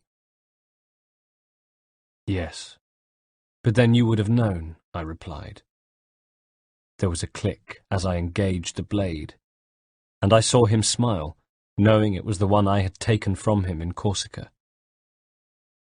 "For what it's worth, I'm sorry," I told him. "As am I," he said, and I killed him. 2. Some hours later, I attended the meeting at the house on Fleet and Bride, standing around a table with others, our attention focused on Reginald as well as the book on the table before us. It was open, and I could see the symbol of the assassins on the page.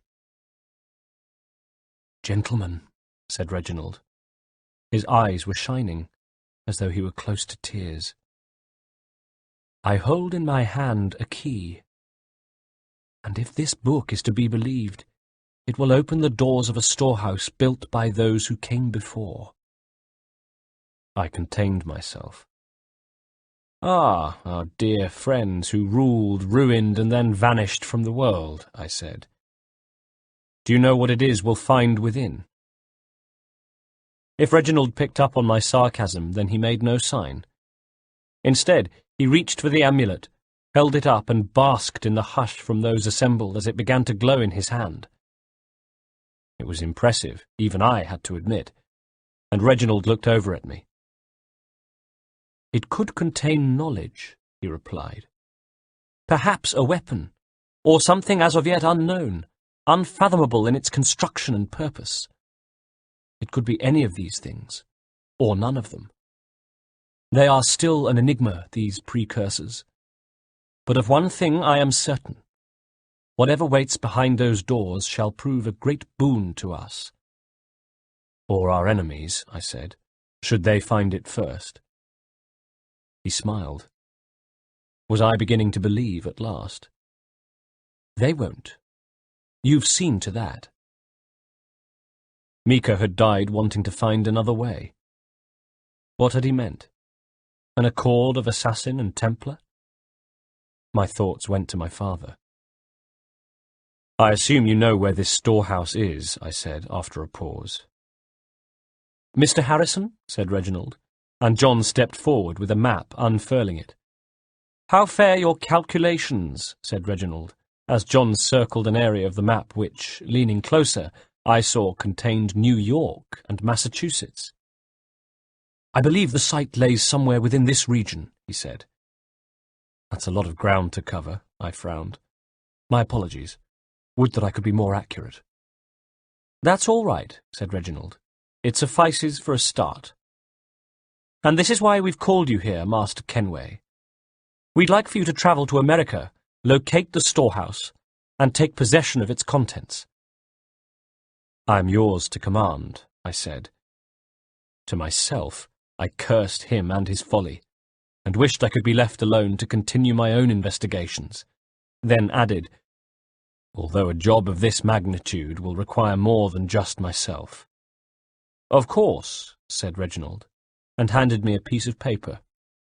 "Here are the names of 5 men sympathetic to our cause. Each is also uniquely suited to aid you in your endeavour. With them at your side, you'll want for nothing." "Well, then I'd best be on my way," I said. "I knew our faith in you was not misplaced. We've booked you a passage to Boston. Your ship leaves at dawn. Go forth, Haytham, and bring honour to us all."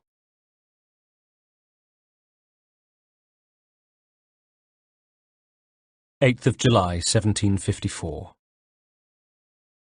1.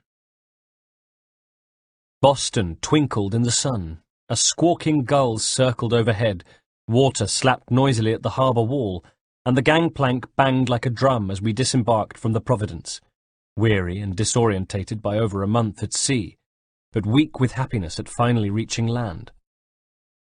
I stopped in my tracks as sailors from a neighbouring frigate rolled barrels across my path with a sound like distant thunder, and my gaze went from the glittering emerald ocean, where the masts of Royal Navy warships, yachts, and frigates rocked gently from side to side, to the dock, the wide stone steps that led from the piers and jetties to the harbour thronging with redcoats, traders, and sailors, then up past the harbour to the city of Boston itself, the church spires and distinctive red brick buildings seemingly resisting any attempts at arrangement, as though flung by some godly hand onto the side of the hill. And everywhere, Union flags that fluttered gently in the breeze just to remind visitors, in case they had any doubts, that the British were here. The passage from England to America had been eventful, to say the least. I had made friends and discovered enemies, surviving an attempt on my life, by assassins, no doubt, who wanted to take revenge for the killing at the Opera House, and to recover the amulet. To the other passengers and crew of the ship, I was a mystery. Some thought I was a scholar. I told my new acquaintance, James Fairweather, that I solved problems, and that I was travelling to America to see what life was like there, what had been retained from the Empire, and what had been discarded. what changes British rule had wrought. Which were fibs, of course, but not outright lies. For though I came on specific Templar business, I was curious, too, to see this land I had heard so much about, which was apparently so vast, its people infused with a pioneering, indomitable spirit. There were those who said that spirit might one day be used against us, and that our subjects, if they harnessed that determination, would be a formidable foe.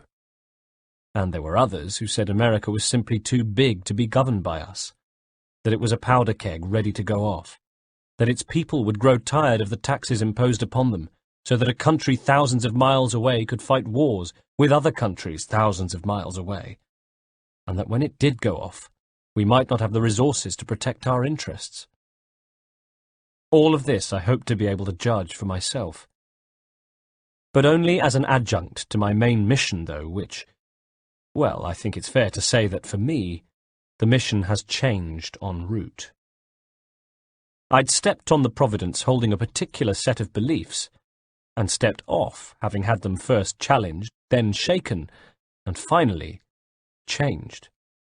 And all because of the book. The book that Reginald had given me. I'd spent much of my time aboard the ship poring over it.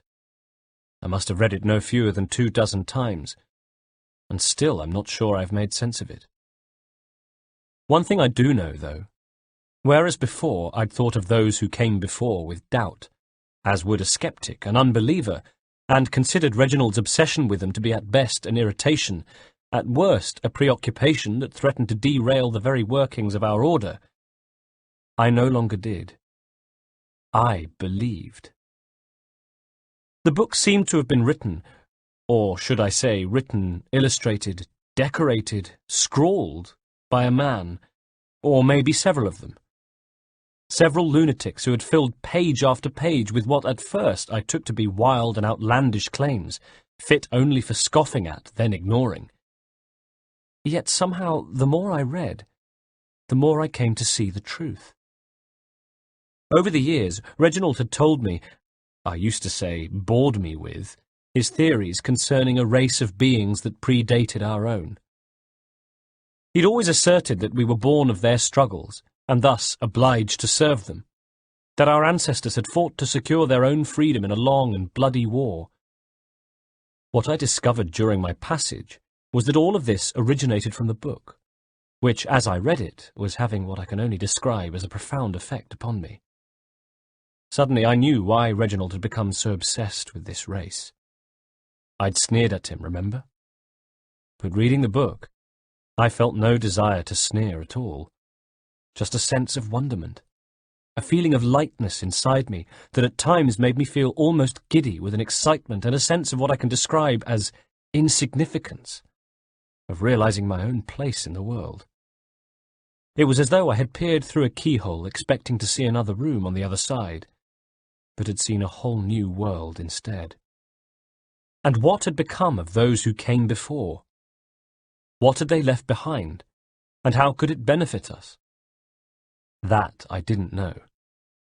It was a mystery that had confounded my order for centuries, a mystery I'd been asked to solve, a mystery that had brought me here, to Boston. Master Kenway! Master Kenway! I was being hailed by a young gentleman who appeared from within the throng. Going over to him, I said, carefully, "Yes, may I help you?" He held out his hand to be shaken. "Charles Lee, sir. A pleasure to make your acquaintance. I've been asked to introduce you to the city, help you settle in." I had been told about Charles Lee. He was not with the order, but was keen to join us, and according to Reginald, would want to ingratiate himself with me in the hope of securing my sponsorship. Seeing him reminded me I was Grand Master of the colonial rite now. Charles had long, dark hair, thick sideburns, and a prominent, hawk-like nose, and even though I liked him straight away, I noticed that while he smiled when he spoke to me, he reserved a look of disdain for everybody else on the harbour. He indicated for me to leave my bags, and we began to thread our way through the crowds of the long pier, past dazed-looking passengers and crews still getting their bearings on dry land, through dock workers, traders and redcoats, excited children and dogs scuttling underfoot. I tipped my hat to a pair of giggling women, then said to him, "Do you like it here, Charles?" "There's a certain charm to Boston, I suppose," he called back over his shoulder. "To all of the colonies, really. Granted, their cities have none of London's sophistication or splendour, but the people are earnest and hard-working. They have a certain pioneer spirit that I find compelling." I looked around. It's quite something, really, watching a place that's finally found its feet. Feet awash in the blood of others, I'm afraid. Ah, that's a story old as time itself, and one that's not likely to change. We're cruel and desperate creatures, set in our conquering ways.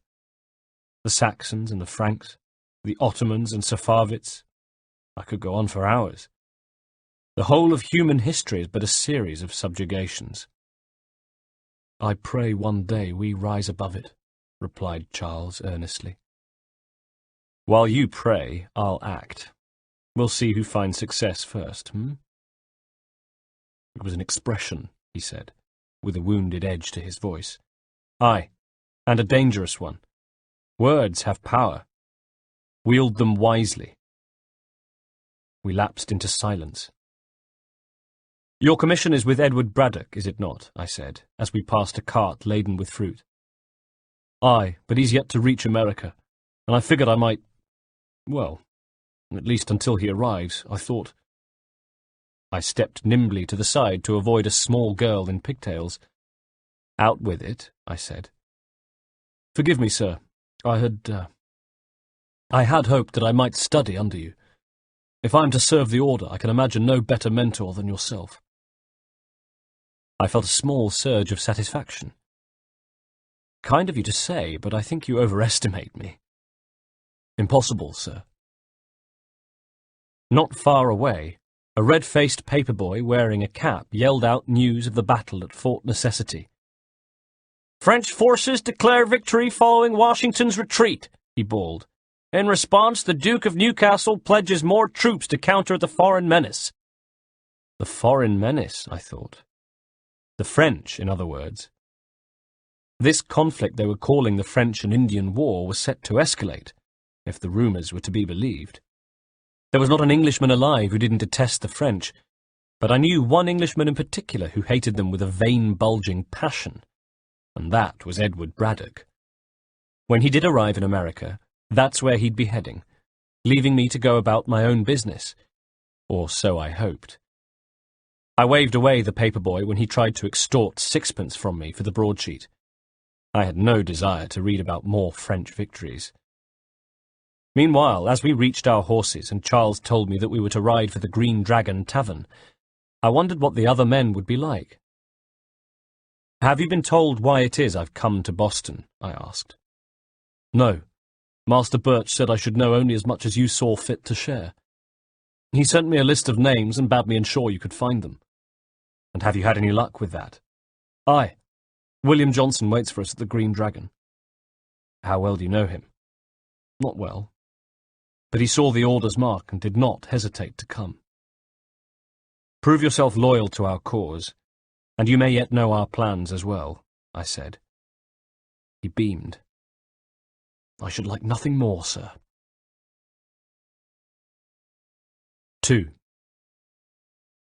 The Green Dragon was a large brick building with a sloping pitch roof and a sign over the front door that bore the eponymous dragon. According to Charles, it was the most celebrated coffee house in the city, where everybody from patriots to redcoats and governors would meet to chat, to plot, to gossip, and trade.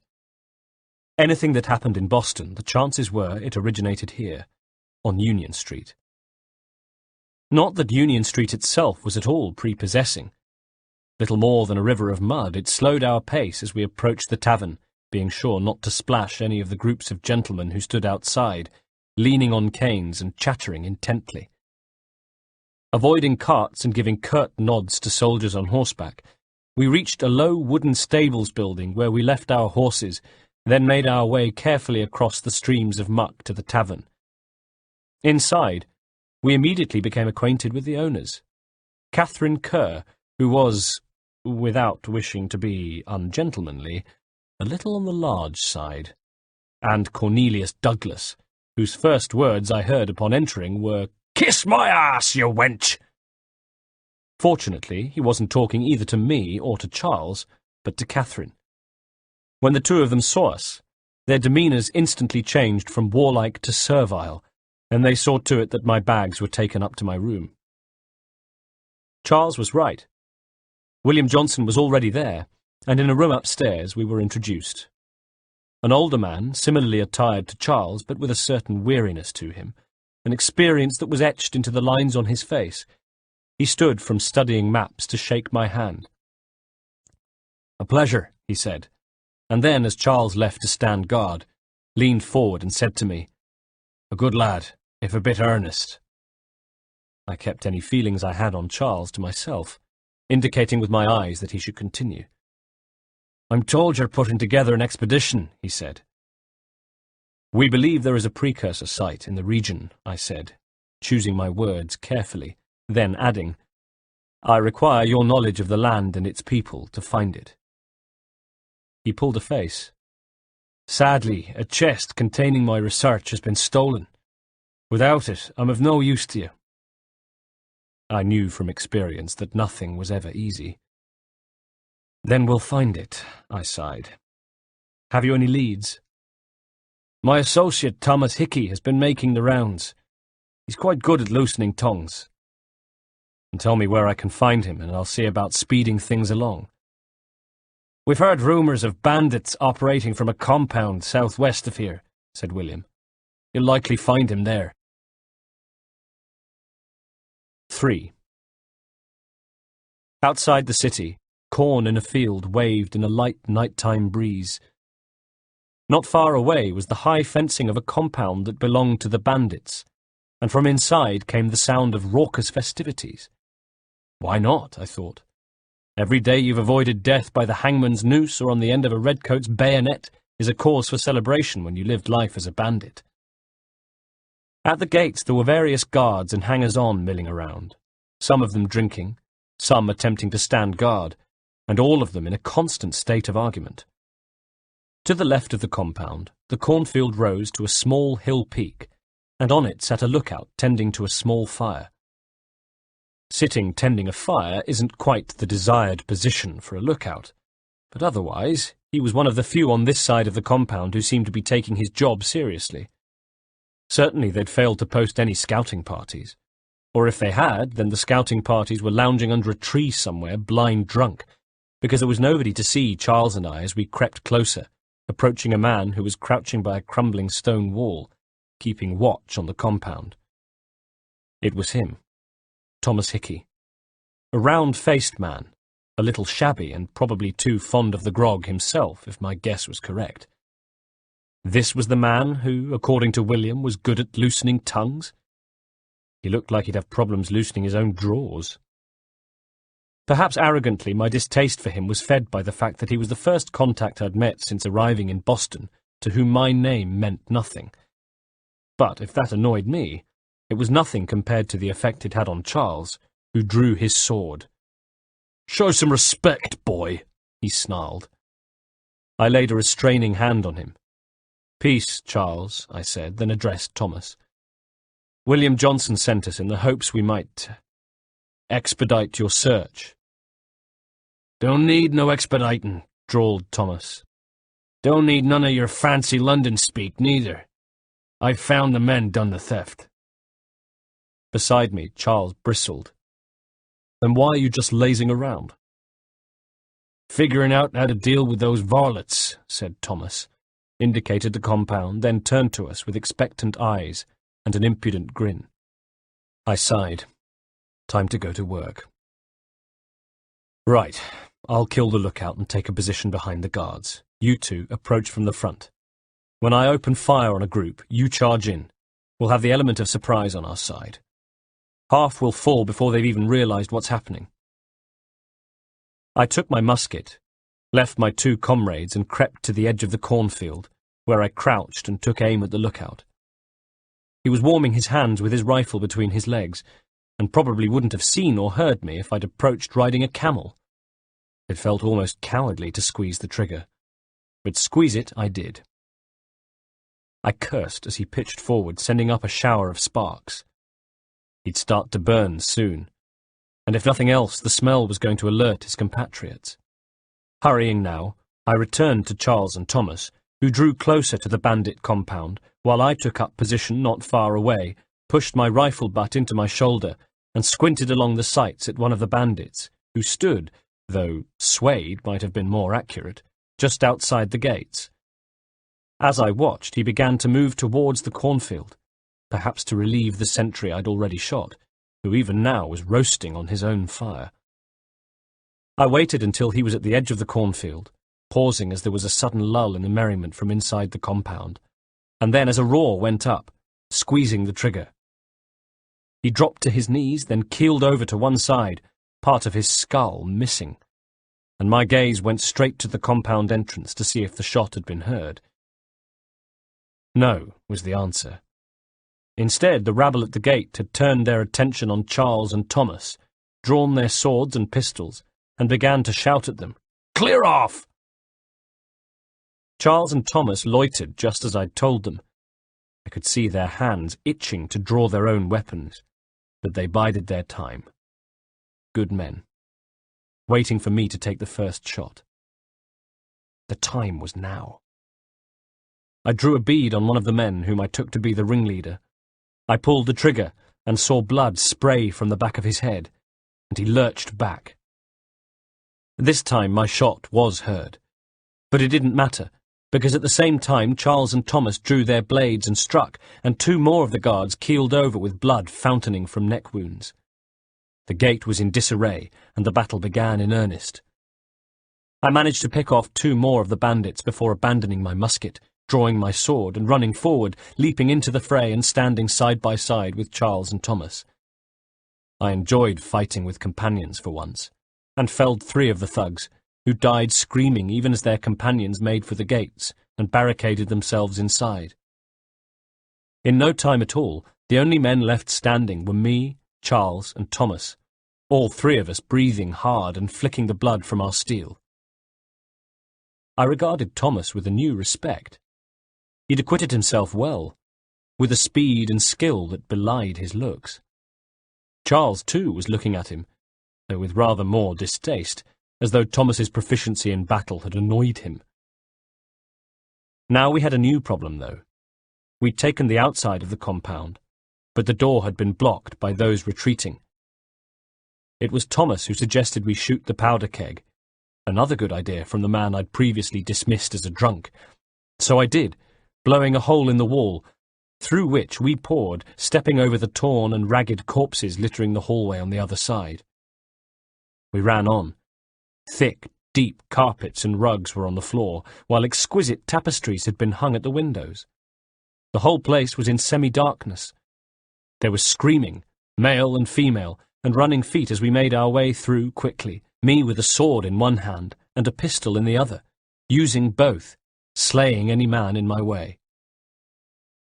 Thomas had looted a candlestick, and he used it to cave in the head of a bandit, wiping brains and blood from his face, just as Charles reminded us why we were there, to find William's chest. He described it as we raced along more gloomy corridors, finding less resistance now. Either the bandits were staying clear of us, or were marshalling themselves into a more cohesive force. Not that it mattered what they were doing. We needed to find the chest. Which we did, nestled at the back of a boudoir which stank of ale and sex and was seemingly full of people. Scantily clad women, who grabbed clothes and ran screaming, and several thieves loading guns. A bullet smacked into the wood of the doorway by my side, and we took cover as another man, this one naked, raised his pistol to fire. Charles returned fire around the doorframe, and the naked man crashed to the carpet with an untidy red hole at his chest, grabbing a fistful of bedclothes as he went. Another bullet gouged the frame, and we ducked back. Thomas drew his sword as two more bandits came hurtling down the corridor towards us, Charles joining in. "Lay down your weapons," called one of the remaining bandits from inside the boudoir, "and I'll consider letting you live." "I make you the same offer," I said from behind the door. "We have no quarrel. I only wish to return this chest to its rightful owner." There was a sneer in his voice. "Nothing rightful about Mr. Johnson." "I won't ask again." "Agreed." I heard a movement nearby and flitted across the doorway. The other man had been trying to creep up on us, but I put a bullet between his eyes and he flopped to the floor, his pistol skittering away from him. The remaining bandit fired again and made a dive for his companion's gun, but I'd already reloaded and anticipated his move, and I put a shot in his flank as he stretched for it. Like a wounded animal, he jackknifed back to the bed, landing in a wet mess of blood and bedclothes, and staring up at me as I entered cautiously, gun held in front of me. He gave me a baleful look. This can't have been how he planned for his night to end. "Your kind has no need for books and maps," I said, indicating William's chest. "Who put you up to this?" "Never seen a person," he wheezed, shaking his head. "It's always dead drops and letters. They always pay, so we do the jobs." Everywhere I went, I met men like the bandit who would do anything, it seemed. Anything for a bit of coin. It was men like him who had invaded my childhood home and killed my father. Men like him who set me on the path I walk today. They always pay. We do the jobs.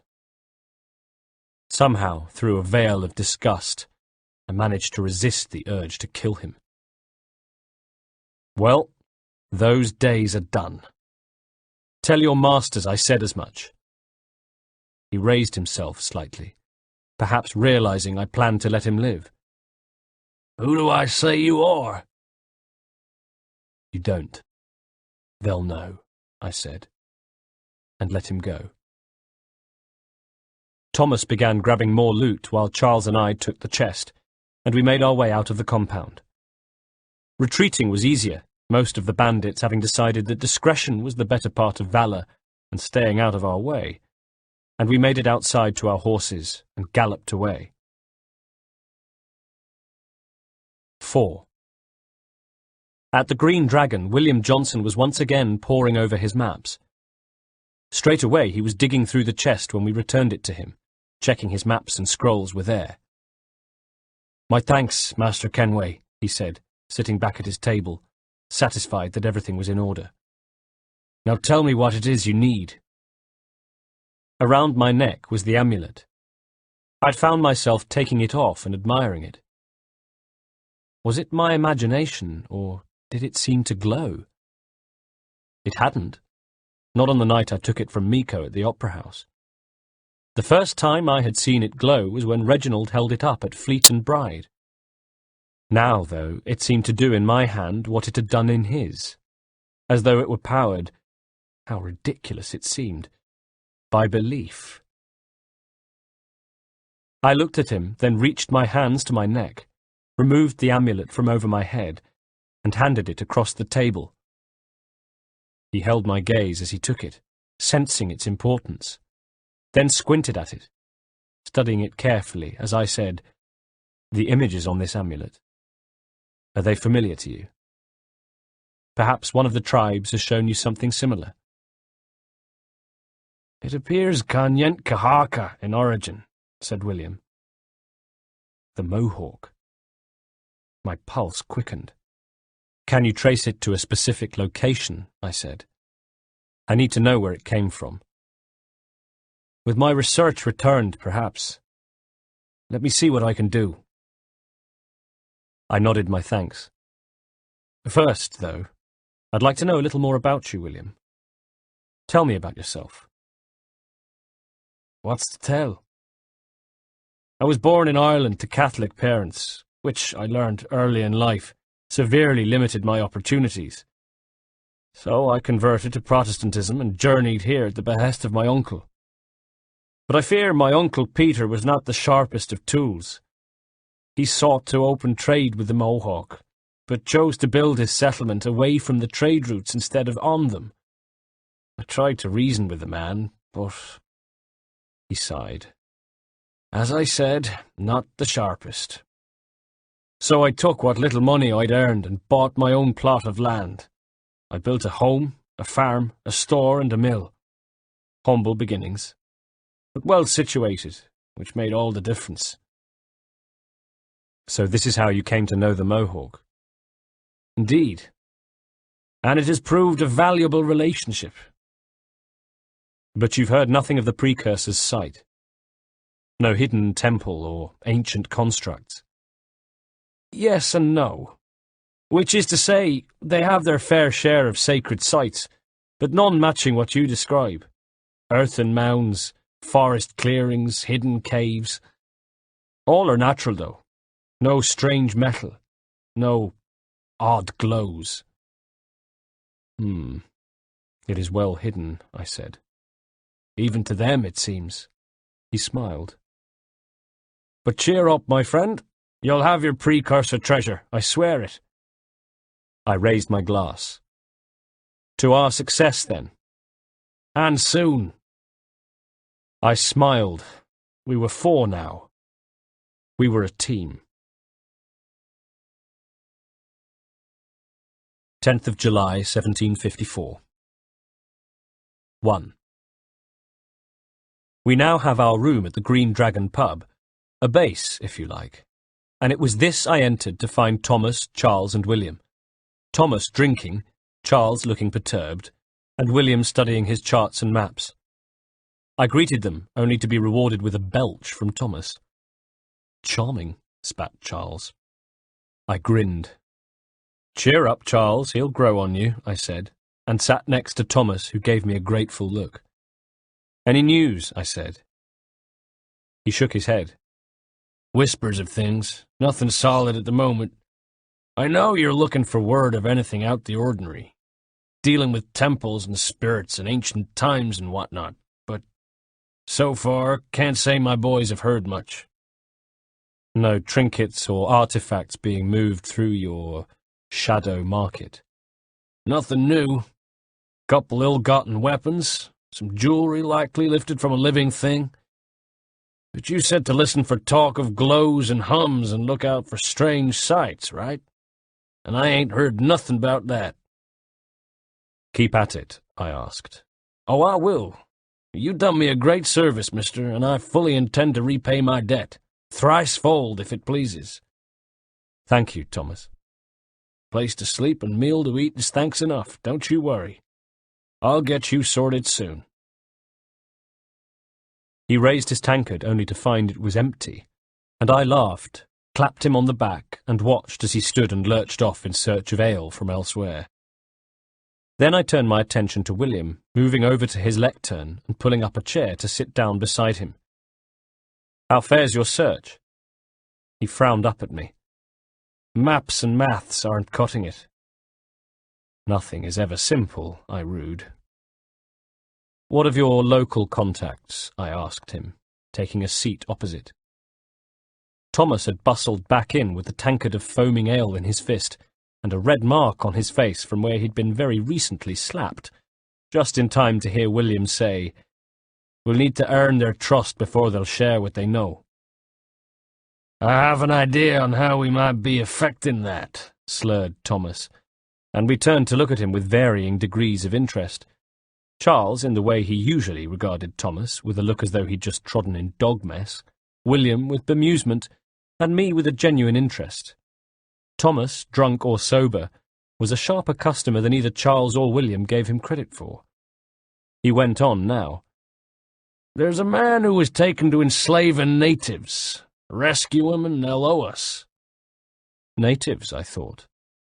The Mohawk. Now there was an idea. Do you know where they're being held? He shook his head, but Charles was leaning forward. Benjamin Church will. He's a finder and a fixer. He's also on your list. I smiled at him. Good work, I thought. And there I was, wondering who we might solicit next. 2. Benjamin Church was a doctor, and we found his house easily enough. When there was no answer at his door, Charles wasted no time kicking it down, and we hurried in, only to find that the place had been ransacked. Not only had furniture been upturned and documents spread all over the floor, disrupted during a messy search, but there were also traces of blood on the floor. We looked at one another. "It seems we're not the only ones looking for Mr. Church," I said, with my sword drawn. "Damn it!" exploded Charles. "He could be anywhere. What do we do?" I pointed to a portrait of the good doctor hanging over the mantelpiece. It showed a man in his early 20s, who nonetheless had a distinguished look. "We find him. Come, I'll show you how." And I began telling Charles about the art of surveillance, of blending into your surroundings, disappearing, noticing routines and habits, studying movement around and adapting to it, becoming at one with the environment, becoming part of the scenery. I realized how much I was enjoying my new role as tutor. As a boy, I'd been taught by my father and then Reginald, and I had always looked forward to my sessions with them, always relished the passing on and imparting of new knowledge, forbidden knowledge, the sort you couldn't find in books. Teaching it to Charles, I wondered if my father and Reginald had felt the way I did now, serene, wise, and worldly. I showed him how to ask questions, how to eavesdrop, how to move around the city like a ghost, gathering and processing information. And after that we parted, carried out our investigations individually, then an hour or so later came back together, faces grim. What we had learnt was that Benjamin Church had been seen in the company of other men, 3 or 4 of them, who had been bearing him away from his house. Some of the witnesses had assumed Benjamin was drunk. Others had noticed how bruised and bloodied he had been. One man who went to his aid had received a knife in his guts as thanks. Wherever they were going, it was clear that Benjamin was in trouble. But where were they going? The answer came from a herald who stood shouting out the day's news. "Have you seen this man?" I asked him. "It's difficult to say." He shook his head. "So many people pass through the square, it's hard to—" I pressed some coins into his hand, and his demeanour changed at once. He leaned forward with a conspiratorial air. "He was being taken to the waterfront warehouses just east of here." "Thank you kindly for your help," I told him. "But hurry," he said. "He was with Silas's men. Such meetings tend to end poorly." Silas, I thought, as we weaved our way through the streets on our way to the warehouse district. Now who was Silas? The crowds had thinned considerably by the time we reached our destination, well away from the main thoroughfare, where a faint smell of fish seemed to hang over the day. The warehouse sat in a row of similar buildings, all of them huge and exuding a sense of erosion and disrepair, and I might have walked straight past if it hadn't been for the guard who lounged outside the main doors. He sat on one barrel, his feet up on another, chewing, not as alert as he should have been, so that it was easy enough to stop Charles and pull him to the side of the building before we were spotted. There was an entrance on the wall closest to us, and I checked it was unguarded before trying the door. Locked. From inside we heard the sounds of a struggle, then an agonized scream. I'm not a gambling man, but I would have bet on the owner of that agonized scream. Benjamin Church. Charles and I looked at each other. We had to get in there, and fast. Craning around the side of the warehouse, I took another look at the guard, saw the telltale flash of a keyring at his waist, and knew what I had to do. I waited until a man pushing a barrow had passed, then, with a finger to my lips, told Charles to wait, and emerged from cover, weaving a little as I came around to the front of the building, looking to all intents and purposes as though I'd had too much to drink. Sitting on his barrel, the sentry looked sideways at me, his lip curled.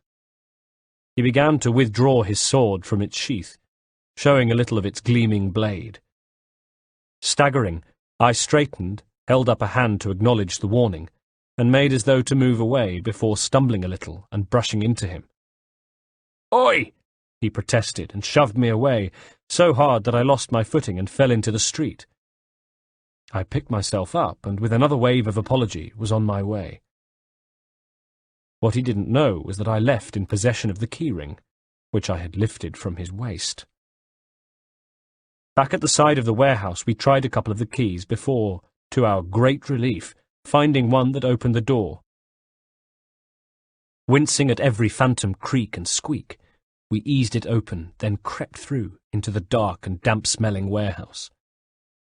Inside, we crouched by the door, slowly adjusting to our new surroundings. A vast space, most of it in darkness. Black, echoing hollows seemed to stretch back into infinity, the only light coming from 3 braziers which had been set out in the middle of the room. We saw at last the man we had been looking for, the man from the portrait, Dr. Benjamin Church. He sat tied to a chair, a guard on either side of him, one of his eyes purple and bruised, his head lolling and blood dripping steadily from a gashed lip to the dirty white scarf he wore. Standing in front of him was a sharp-dressed man, Silas, no doubt, and a companion, who was sharpening a knife. The soft swooshing sound it made was almost gentle, hypnotic, and for a moment was the only noise in the room. "Why must you always make things so difficult, Benjamin?" asked Silas, with an air of theatrical sadness. He had an English accent, I realized, and sounded high-born. He continued, "Merely provide me with recompense, and all shall be forgiven." Benjamin regarded him with an injured but defiant gaze. "I'll not pay for protection I don't need," he snapped back, undaunted. Silas smiled and airily waved a hand around at the dank, wet and dirty warehouse. "Clearly you do require protection, else we wouldn't be here." Benjamin turned his head and spat a gobbet of blood which slapped to the stone floor, then turned his eyes back to Silas, who wore a look as though Benjamin had passed wind at dinner. "How very gauche," he said. "Now, what shall we do about our guest?" The man sharpening the knives looked up. This was his cue. "Maybe I'd take his hands," he rasped, "put an end to his surgerin'. Maybe I'd take his tongue, put an end to his waggling. Or maybe I'd take his cock, put an end to his fucking us." A tremor seemed to go through the men of disgust, fear, and amusement.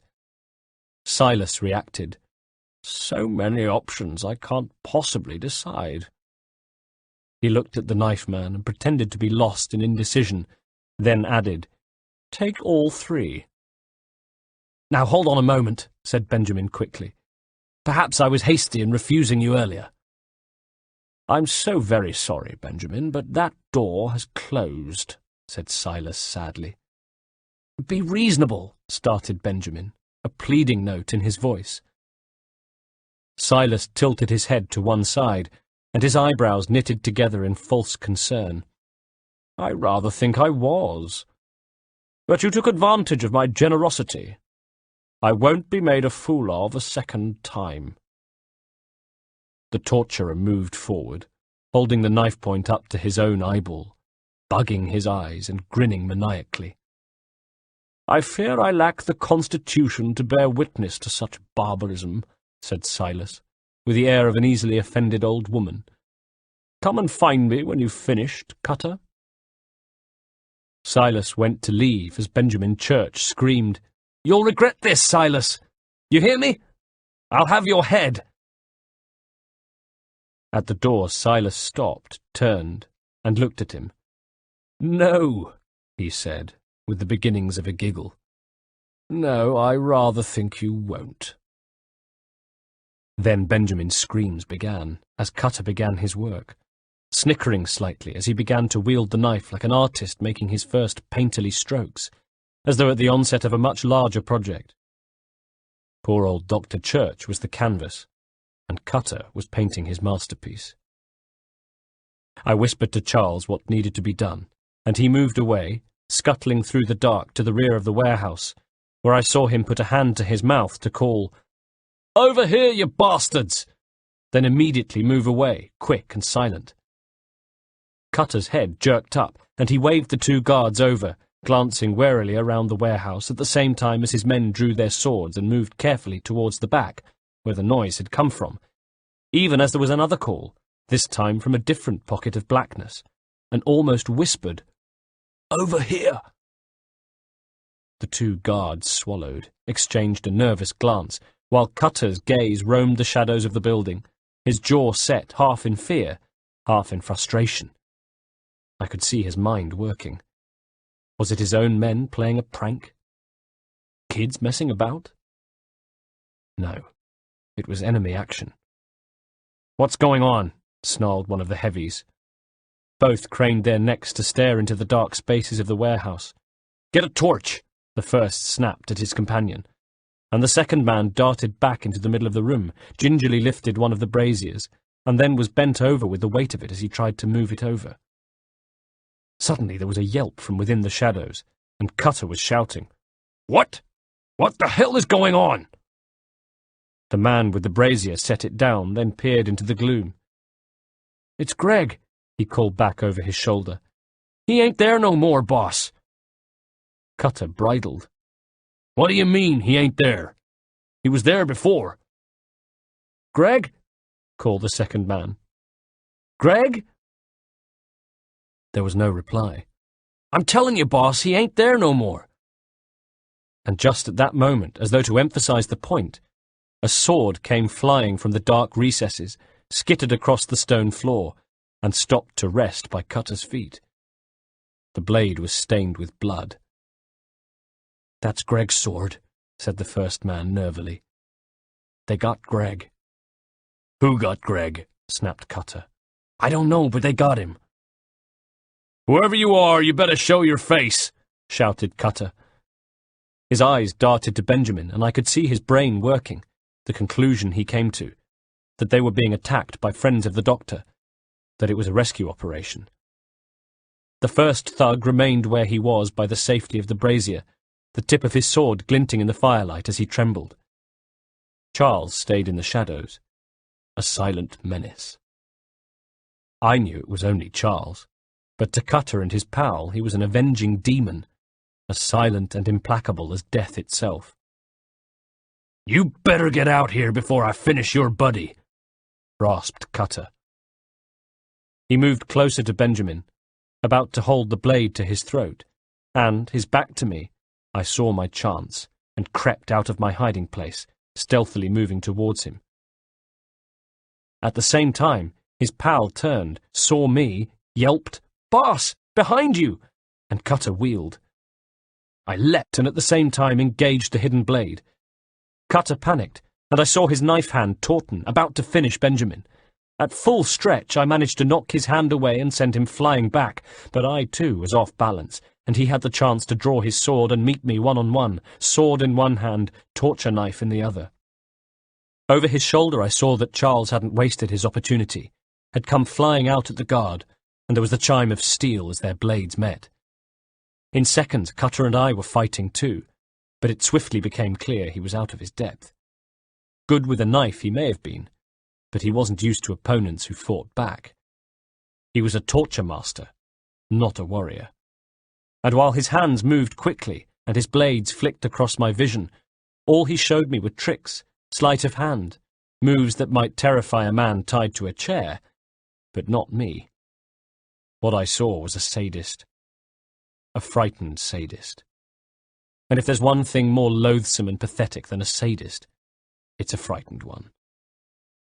He had no anticipation, no footwork or defensive skills.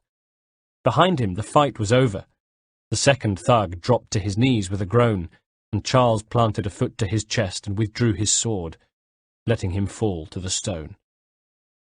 Cutter saw it too, and I let him watch.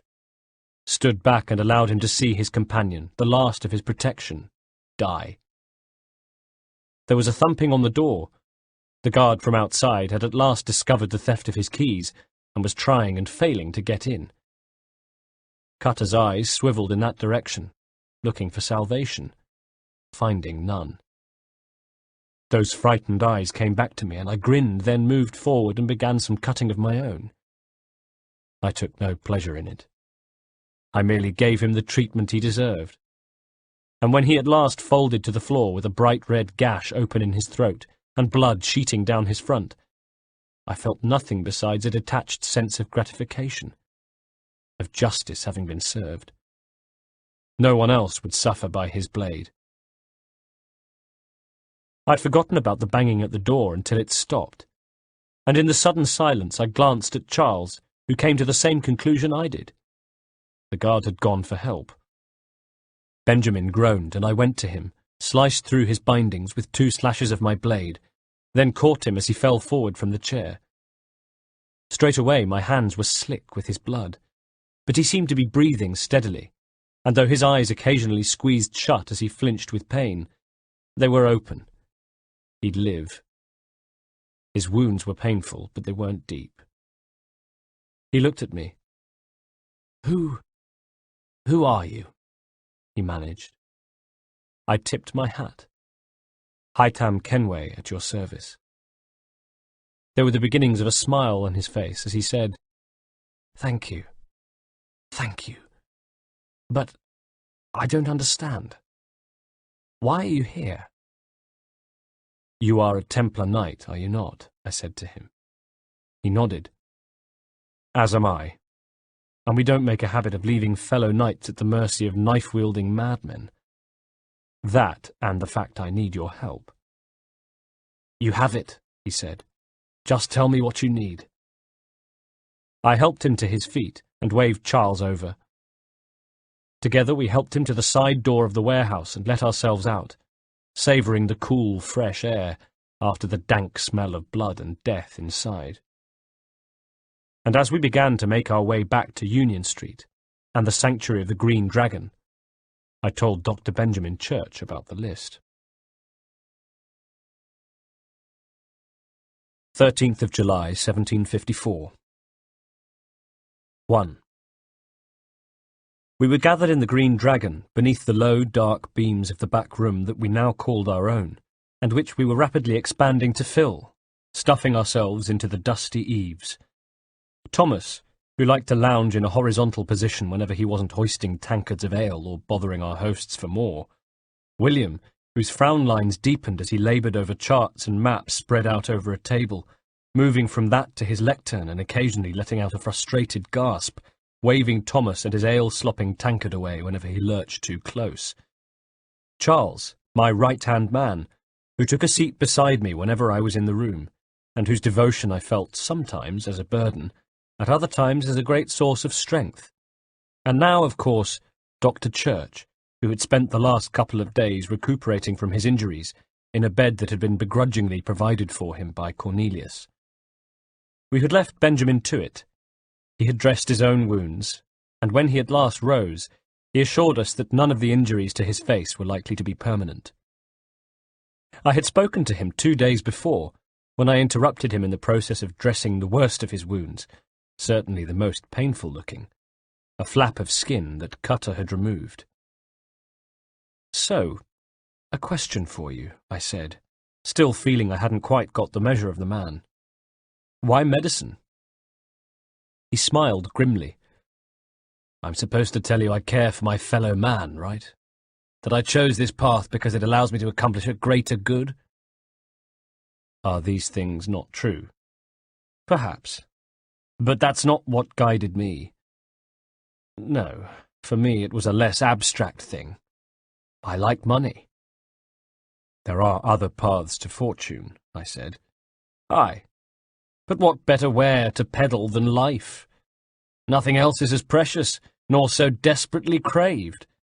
And no price is too great for the man or woman who fears an abrupt and permanent end." I winced. "Your words are cruel, Benjamin." "But true as well." Confused, I asked, "You took an oath to help people, did you not?" "I abide by the oath, which makes no mention of price. I merely require compensation, fair compensation, for my services." "And if they lack the required funds?" "Then there are others who will serve them. Does a baker grant free bread to a beggar?" Does the tailor offer a dress to the woman who cannot afford to pay? No. Why should I? You said it yourself, I said. Nothing is more precious than life. Indeed. All the more reason one should ensure one has the means to preserve it. I looked at him askance. He was a young man, younger than me. I wondered, had I been like him once? 2. Later, my thoughts returned to matters most pressing. Silas would want revenge for what had happened at the warehouse. We all knew that, and it was just a matter of time before he struck at us. We were in the Green Dragon, perhaps the most visible spot in the city, so he knew where we were when he wanted to launch his strike. In the meantime, I had enough experienced swordsmen to give him pause for thought, and I wasn't minded to run or go into hiding. William had told Benjamin what we were planning, to curry favour with the Mohawk by going up against the slaver, and Benjamin leaned forward now. Johnson has told me what you intend, he said. As it happens, the man who held me is the same one you seek. His name is Silas Thatcher. Inwardly, I cursed myself for not having made the connection. Of course. Beside me, the penny had dropped with Charles, too. That fancy lad is a slaver, he said disbelievingly. Don't let his velvet tongue deceive you, said Benjamin, nodding. A crueler and more vicious creature I've never known. What can you tell me of his operation? I asked. He hosts at least 100 men, more than half of whom are redcoats. All of this for some slaves. At this, Benjamin laughed. Hardly. The man is a commander in the king's troop in charge of the Southgate fort. Perplexed, I said, but if Britain stands any chance of pushing back the French, she must ally with the natives, not enslave them. Silas is loyal only to his purse, said William from his lectern perch. That his actions harm the crown is irrelevant. So long as there are buyers for his product, he'll continue to procure it. All the more reason to stop him, then, I said grimly.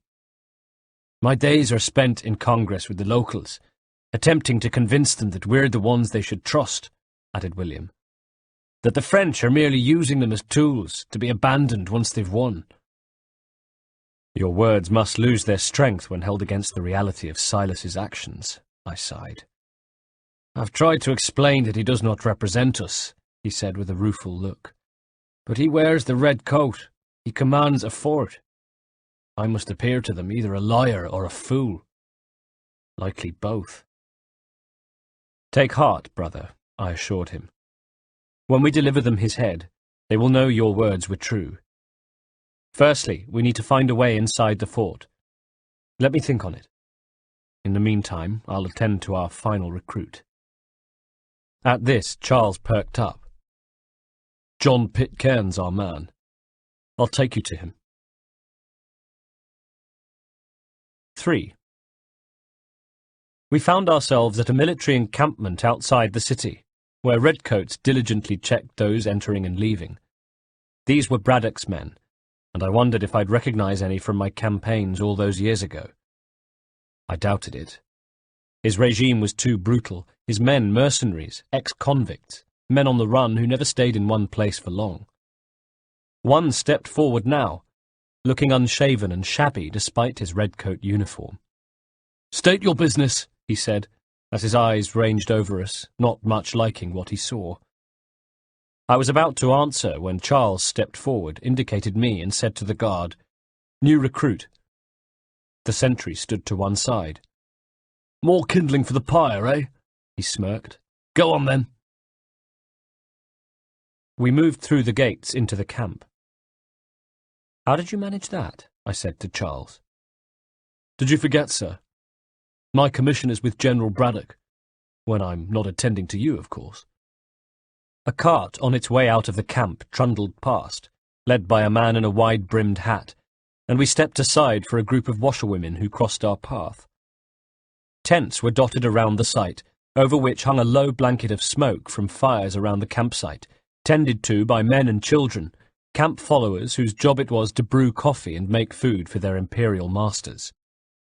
Washing hung on lines stretched from canopies at the front of the tents. Civilians loaded crates of supplies onto wooden carts, watched over by officers on horseback. We saw a knot of troops struggling with a cannon stuck in the mud, and more men stacking crates, while in the main square was a troop of 20 or 30 redcoats, being put through its paces by an officer screaming barely intelligibly. Looking around, it struck me that the camp was unmistakably the work of the Braddock I knew. Busy and ordered, a hive of industry, a crucible of discipline. Any visitor would have thought it a credit to the British Army, and to its commander. But if you looked harder, or if you knew Braddock of old as I did, you could sense the resentment that pervaded the place. The men gave off a begrudging air about their activities. They worked not out of a sense of pride in their uniform, but under the yoke of brutality. Talking of which, we were approaching a tent, and as we grew closer to it, I heard with a crawling and deeply unpleasant sensation in the pit of my stomach that the voice I could hear shouting belonged to Braddock. When was the last time I'd seen him? Several years ago, when I'd left the Coldstreams, and never had I been so pleased to turn my back on a man as I had been with Braddock that day. I'd departed the company swearing I would do my utmost to see to it that he answered for the crimes I'd witnessed during my time with him, crimes of cruelty and brutality. But I'd reckoned without the ties that bind the order. I'd reckoned without Reginald's unswerving loyalty to him, and in the end, I'd had to accept that Braddock was going to continue as he always had. I didn't like it, but I had to accept it. The answer was simply to steer clear of him. Right now, though, I couldn't avoid him. He was inside his tent as we entered, in the middle of lecturing a man who was about my age, dressed in civilian clothes, but obviously a military man. This was John Pitcairn. He was standing there taking the full blast of Braddock's rage, a rage I knew so well, as the general screamed, "Were you planning to announce yourself? Or did you hope my men wouldn't notice your arrival?" I liked him immediately. I liked the unblinking way he responded, his Scots accent measured and calm, unintimidated by Braddock as he replied, "Sir, if you'd allow me to explain." Time had not been kind to Braddock, though. His face was ruddier than ever, his hair receding. He became even more red-faced now, as he replied, "Oh, by all means. I should like very much to hear this." "I have not deserted, sir," protested Pitcairn. "I'm here under Commander Amherst's orders." But Braddock was in no mood to be impressed by the name of Commander Geoffrey Amherst, and if anything, his mood darkened. "Show me a letter bearing his seal, and you might be spared the gallows," he snarled. "I have no such thing," replied Pitcairn, swallowing, the only sign of nerves he'd shown, perhaps thinking of the noose tightening around his neck. "The nature of my work, sir, it's—" Braddock reared back as though bored of the whole facade, and might well have been about to order Pitcairn's summary execution, when I took the opportunity to step forward. "It's not the sort of thing best put to paper," I said. Braddock turned to look at me with a jerky movement, seeing Charles and I there for the first time, and taking us in with varying degrees of irritation. Charles he didn't mind so much. Me? Put it this way, the antipathy was mutual. "Haytham," he said simply, my name like a swear word on his lips. "General Braddock," I returned, without bothering to hide my distaste for his new rank. He looked from me to Pitcairn, and perhaps at last made the connection. "I suppose I shouldn't be surprised. Wolves often travel in packs." "Master Pitcairn won't be here for a few weeks," I told him, "and I shall return him to his proper post once our work is finished." Braddock shook his head. I did my best to hide my smile, and succeeded, mainly, in keeping my glee internal. He was furious. Not only that his authority had been undermined, but worse, that it had been undermined by me. "The devil's work, no doubt," he said. "It's bad enough my superiors have insisted I grant you use of Charles, but they said nothing about this traitor. You will not have him." I sighed. "Edward," I began. But Braddock was signalling to his men. "We're done here. See these gentlemen out," he said. 4. "Well, that didn't go as I expected," sighed Charles. We were once again outside the walls, with the camp behind us and Boston ahead of us, stretching away to glittering sea on the horizon, the masts and sails of boats in the harbour. At a pump in the shade of a cherry tree, we stopped and leaned on the wall, from where we could watch the comings and goings at the camp without attracting attention. "And to think I used to call Edward a brother," I said ruefully. It had been a long time ago now, and difficult to recall, but it was true.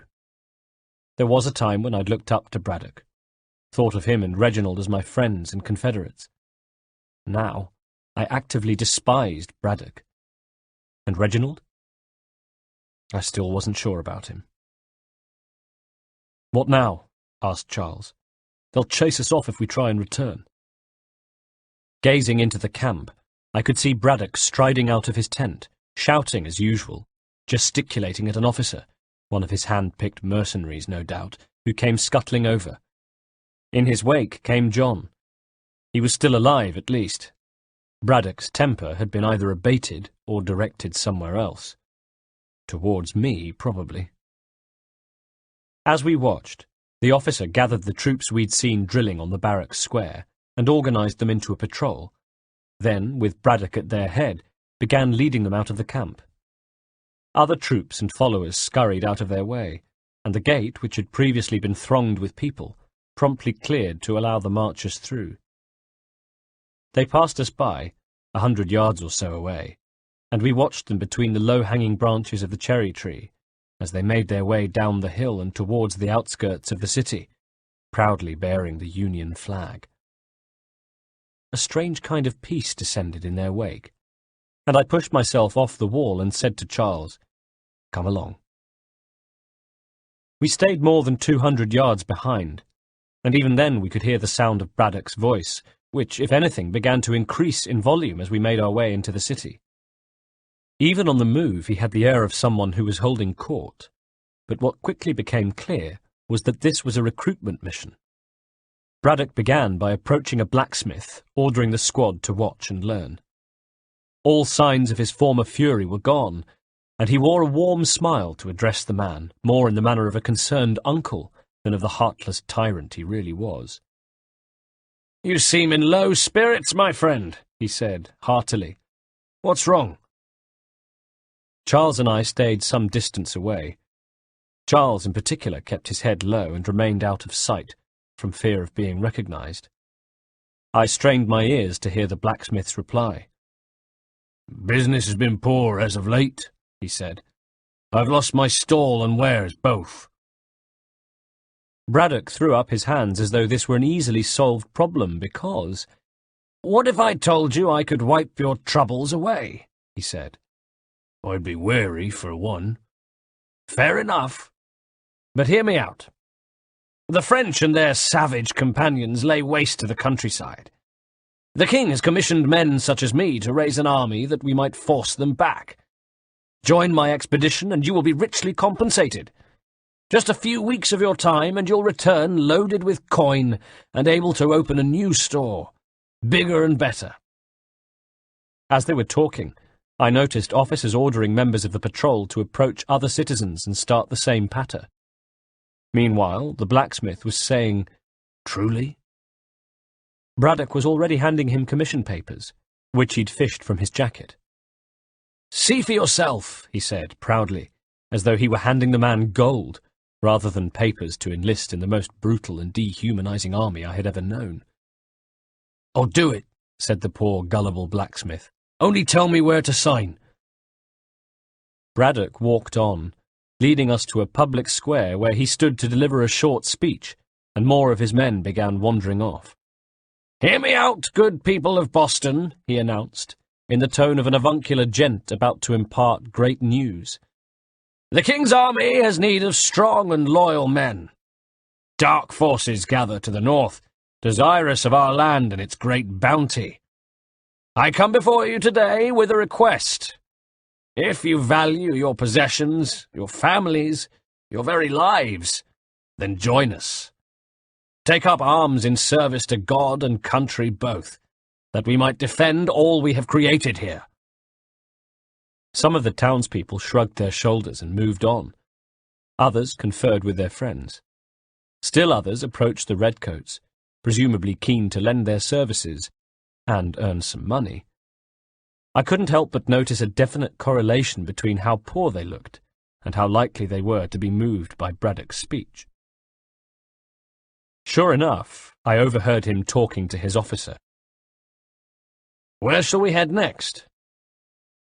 "Perhaps down to Marlborough," replied the trusty lieutenant, who, though he was too far away for me to see properly, had a familiar-sounding voice. "No," replied Braddock. "Its residents are too content. Their homes are nice, their days untroubled." "What of Lynn or Ship Street?" "Yes, those fresh arrived are often soon in dire straits. They're more likely to seize upon an opportunity to fatten their purses and feed their young."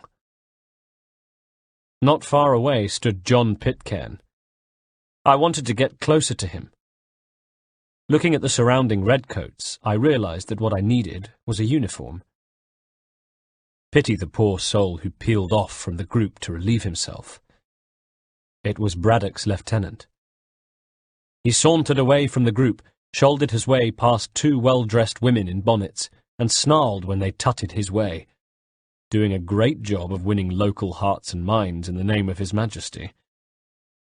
At a distance I followed until he came to the end of the street, where there was a squat wooden building, a storehouse of some kind, and with a glance to make sure he wasn't being watched, he leaned his musket against the timber, then undid the buttons of his breeches to have a piss. Of course, he was being watched. By me. Checking to see there were no other redcoats nearby, I drew close, wrinkling my nose at the acrid stench. Many a redcoat had relieved himself in this particular spot, it seemed. Then I engaged my blade with a soft chuk, which he heard, tensing slightly as he pissed, but not turning. "Whoever that is, he'd better have a good reason for standing behind me when I'm having a piss," he said, shaking, then putting his cock back in his breeches. And I recognized his voice. It was the executioner. It was Slater, I said. "That's my name. Don't wear it out. And who might you be?" He was pretending to have trouble with his buttons, but I could see his right hand straying towards the hilt of his sword. "You might remember me. My name is Haytham Kenway." Again he tensed, and his head straightened. "Haytham Kenway," he rasped. "Indeed. Now there's a name to conjure with, so it is. I had hoped I'd seen the last of you." "And me of you. Turn around, please." A horse and cart passed in the mud as, slowly, Slater turned to face me, his eyes going to the blade at my wrist. "You an assassin now, are you?" he sneered. "A Templar, Slater, like your boss." He sneered. "Your lot have no attraction for General Braddock any more." Just as I'd suspected. That was why he'd been trying to sabotage my efforts to recruit a team for Reginald's mission. Braddock had turned against us.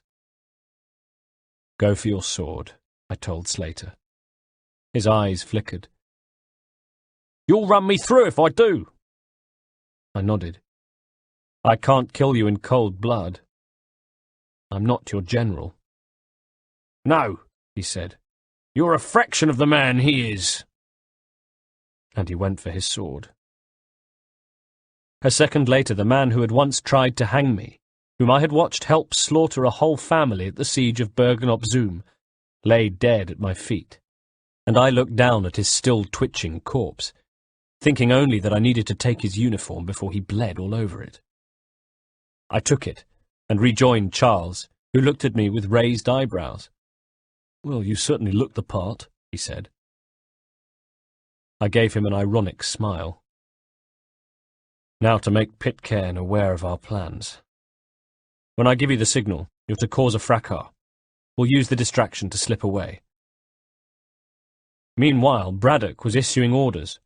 "All right, men, we move," he said, and I used the opportunity to slip into the ranks of the patrol, keeping my head down. Braddock, I knew, would be concentrating on the recruitment and not on his men. Equally, I trusted that the men of the patrol would be so terrified of incurring his wrath that they would also be too concerned with enlisting new men to notice a new face in their ranks. I fell in beside Pitcairn, and, my voice low, said, "Hello again, Jonathan." By my side he started slightly, looked at me and exclaimed, "Master Kenway." I shushed him with a hand and glanced up to ensure we hadn't attracted any unwanted attention, before continuing. "It wasn't easy slipping in, but here I am, come to rescue you." This time he kept his voice down. "You don't honestly think we can get away with this?" I smiled. "Have you no faith in me?" "I hardly know you." "You know enough." "Look," he whispered, "I'd very much like to help, but you heard Braddock. If he catches wind of this, you and I are both finished." "I'll take care of Braddock," I reassured him. He looked at me. "How?" he asked. I gave him a look to say I knew exactly what I was doing, put my fingers in my mouth, and whistled loudly. It was the signal Charles had been waiting for, and he came rushing from between two buildings into the street. He'd taken his shirt off, and was using it to obscure his face. The rest of his clothes were in disarray too. He'd used mud on himself so that he looked nothing like the army officer he truly was. He looked, in fact, like a madman, and promptly behaved like one, standing in front of the patrol, which came to a disorganized halt, too surprised or bemused even to raise weapons, as Charles began to shout, "Oi! You're thieves and scoundrels, one and all! You swear the Empire will reward and honour us, but in the end you deliver only death. And for what? Rocks and ice, trees and streams, a few dead Frenchmen? Well, we don't want it, don't need it. So take your false promises, your dangled purses, your uniforms and guns. Take all those things that you hold so dear and shove them up your arse." The redcoats looked at one another, open-mouthed with disbelief, so taken aback that for a moment I worried they weren't going to react at all. Even Braddock, who was some distance away, simply stood, his jaw hanging open, not sure whether to be angry or amused by this unexpected outburst of pure lunacy. Were they simply going to turn around and carry on their way? Perhaps Charles had the same worry, because all of a sudden he added, "Fie on you and your false war!" Then added his crowning touch. He reached, scooped up a piece of horse shit, and flung it in the general direction of the group, most of whom turned smartly away. The lucky ones, that was. General Edward Braddock not included. He stood with horse shit on his uniform, no longer undecided about whether to be amused or angry. Now he was just angry, and his roar seemed to shake the leaves in the trees. "After him!" Some of the men peeled away from the group and went to grab Charles, who had already turned and was now running past a general store, then left from the street between the store and a tavern. This was our chance. But instead of seizing it, John merely said, "Damn it." "What's wrong?" I said. "Now's our chance to escape." "I'm afraid not. Your man just led them into a dead end. We need to rescue him." Inwardly I groaned. So it was a rescue mission, just not of the man I had intended to rescue. And I too went running towards the passageway, only I had no intention of satisfying our noble general's honour. I simply had to keep Charles from harm. I was too late. By the time I got there, he was already under arrest, and I stood back, cursing silently as he was dragged back into the main thoroughfare and brought to stand before a seething General Braddock, who was already reaching for his sword when I decided things had gone too far. "Unhand him, Edward." He turned to me. If it was possible for his face to darken more than it already had, then it did. Around us, breathless redcoats gave each other confused looks, while Charles, held by a redcoat on either side and still shirtless, shot me a grateful look. "You again," spat Braddock, furious. "Did you think I wouldn't return?" I replied equably. "I'm more surprised about how easily you are unmasked," he gloated. "Going soft, it seems." I had no wish to trade insults with him. "Let us go, and John Pitcairn with us," I said. "I will not have my authority challenged," said Braddock. "Nor I." His eyes blazed. Had we really lost him? For a moment I pictured myself sitting down with him, showing him the book and watching the transformation come over him, just as it had with me. Could he feel that same sense of suddenly knowing that I had? Could he return to us? "Put them all in chains," he snapped. No, I decided he couldn't. And again I wished for Reginald's presence, because he would have nipped this argument in the bud. He would have prevented what happened next. Which is that I decided I could take them, and I made my move. In a trice my blade was out, and the nearest redcoat died with a look of surprise on his face as I ran him through. Out of the corner of my eye I saw Braddock dart to the side, draw his own sword, and yell at another man, who reached for his pistol, already primed. John reached him before I did, his sword flashing down and chopping at the man's wrist, not quite severing the hand, but slicing through the bone so that for a moment his hand flapped at the end of his arm, and the pistol fell harmlessly to the ground. Another trooper came at me from my left, and we exchanged blows. 1, 2, 3. I pushed forward until his back was against the wall, and my final thrust was between the straps across his tunic, into his heart. I wheeled and met a third man, deflected his blow, and swept my blade across his midriff, sending him to the dirt. With the back of my hand I wiped blood from my face in time to see John run another man through, and Charles, who had snatched a sword from one of his captors, finish the other with a few confident strokes. Then the fight was over, and I faced the last man standing. And the last man standing was General Braddock.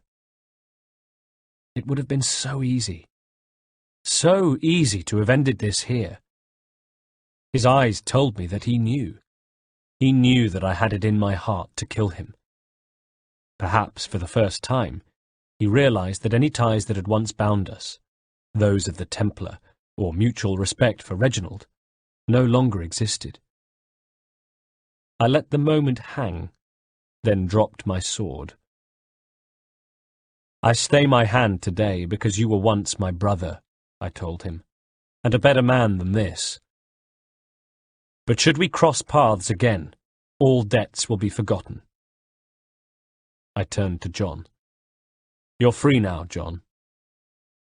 The three of us, me, John, and Charles, began to walk away. "Traitor!" called Braddock. "Go on then, join them on their fool's errand, and when you find yourself lying broken and dying at the bottom of some dark pit, I pray my words today are the last that you remember." And with that he strode off, stepping over the corpses of his men, and shouldering his way past bystanders. You were never too far from a redcoat patrol on Boston streets, and with Braddock able to call on reinforcements, we decided to make ourselves scarce. As he left, I cast my eye over the bodies of the felled redcoats lying in the mud and reflected that as recruitment drives go, it had not been the most successful afternoon. No wonder townsfolk gave us a wide berth as we hurried back along the streets towards the Green Dragon. We were mud-splattered and blood-stained, and Charles was struggling back into his clothes. John, meanwhile, was curious to know about my animosity towards Braddock. and I told him about the slaughter at the skiff, finishing by saying, things were never the same after that. We campaigned together a few more times, but each outing was more disturbing than the last. He killed and killed, enemy or ally, civilian or soldier, guilty or innocent. It mattered not. If he perceived someone to be an obstacle, they died. He maintained that violence was a more efficient solution. It became his mantra, and it broke my heart. "We should stop him," said John, glancing behind, as though we might try at once. "I suppose you're right. But I maintain a foolish hope that he might yet be saved, and brought back round to reason. I know. It's a silly thing to believe that one so drenched in death might suddenly change. Or was it so silly, I wondered, as we walked? After all, hadn't I changed? 14th of July, 1754. 1. By staying at the Green Dragon, we were in the right place to hear of any rumblings against us, and my man Thomas kept his ear to the ground. Not that it was much of a chore for him, of course. Listening out for any signs of a plot against us meant supping ale while he eavesdropped on conversations and pressed others for gossip. He was very good at that. He needed to be. We had made enemies. Silas, of course, but most worryingly, General Edward Braddock. Last night I had sat at the desk in my room to write my journal. My hidden blade was on the table beside me, my sword within easy reach in case Braddock launched his inevitable retributive strike straight away, and I knew that this was how it would be from now on. Sleeping with one eye open, weapons never far from hand, always looking over our shoulders, every strange face belonging to a potential enemy. Just the thought of it was exhausting. But what other choice was there? According to Slater, Braddock had renounced the Templar Order. He was a loose cannon now, and the one thing worse than a loose cannon is a loose cannon with an army at his disposal. I could at least console myself with knowing that I now had a hand-picked team, and once again we were assembled in the back room, boosted by the addition of John Pitcairn, a more formidable proposition for either of our two opponents. As I entered the room, they rose to greet me, even Thomas, who seemed more sober than usual. I cast my eye over them. Benjamin's wounds had healed nicely. John seemed to have cast off the shackles of his commission with Braddock, his preoccupied air replaced by a new lightness of spirit. Charles was still a British Army officer, and was worried that Braddock might recall him, and consequently, when not looking down his nose at Thomas, wore a concerned look, while William stood at his lectern, holding a quill in his hand, still hard at work comparing the markings on the amulet with the book and his own maps and graphs, still perplexed, the telling details still eluding him. I had an idea about that. I gestured at them to take their seats, and sat among them. "Gentlemen, I believe I've found the solution to our problem. Or rather, Odysseus has." The mention of the Greek hero's name had a somewhat varied effect on my companions, and as William, Charles, and Benjamin all nodded sagely, John and Thomas looked somewhat confused, Thomas being the least self-conscious. "Odysseus? Is he a new guy?" he belched. "The Greek hero, you lobcock," said Charles, disgusted. "Allow me to explain," I said. "We'll enter Silas's fort under the pretence of kinship. Once inside, we spring our trap, free the captives, and kill the slaver." I watched as they absorbed my plan. Thomas was the first to speak. "Dodgy. Dodgy," he grinned. "I like it." "Then let us begin," I continued. "First, we need to find ourselves a convoy." 2. Charles and I were on a rooftop overlooking one of Boston's public squares, both dressed as redcoats. I looked down at my own uniform. There was still a little of Slater's blood on my brown leather belt, and a stain on the white stockings, but otherwise I looked the part. Charles, too, even though he picked at his uniform. I'd forgotten how uncomfortable these uniforms are. Necessary, I'm afraid, I said, in order to properly effect our deception. I looked at him. He wouldn't have to suffer for long, at least. The convoy should be here soon, I told him. We'll attack on my signal. Understood, sir, replied Charles. In the square below us, an upturned cart blocked the far exit, and 2 men were huffing and puffing as they tried to turn it the right way up again. Or pretending to huff and puff and turn the cart the right way up, I should say, because the 2 men were Thomas and Benjamin, and the cart had been deliberately tipped over by all 4 of us a few moments before, strategically placed to block the exit.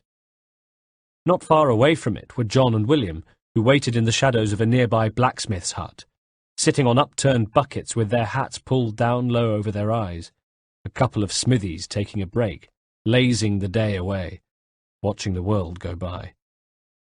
The trap was set. I put my spyglass to my eye and looked over the landscape beyond the square, and this time I saw them. The convoy, a squad of 9 redcoats making its way towards us.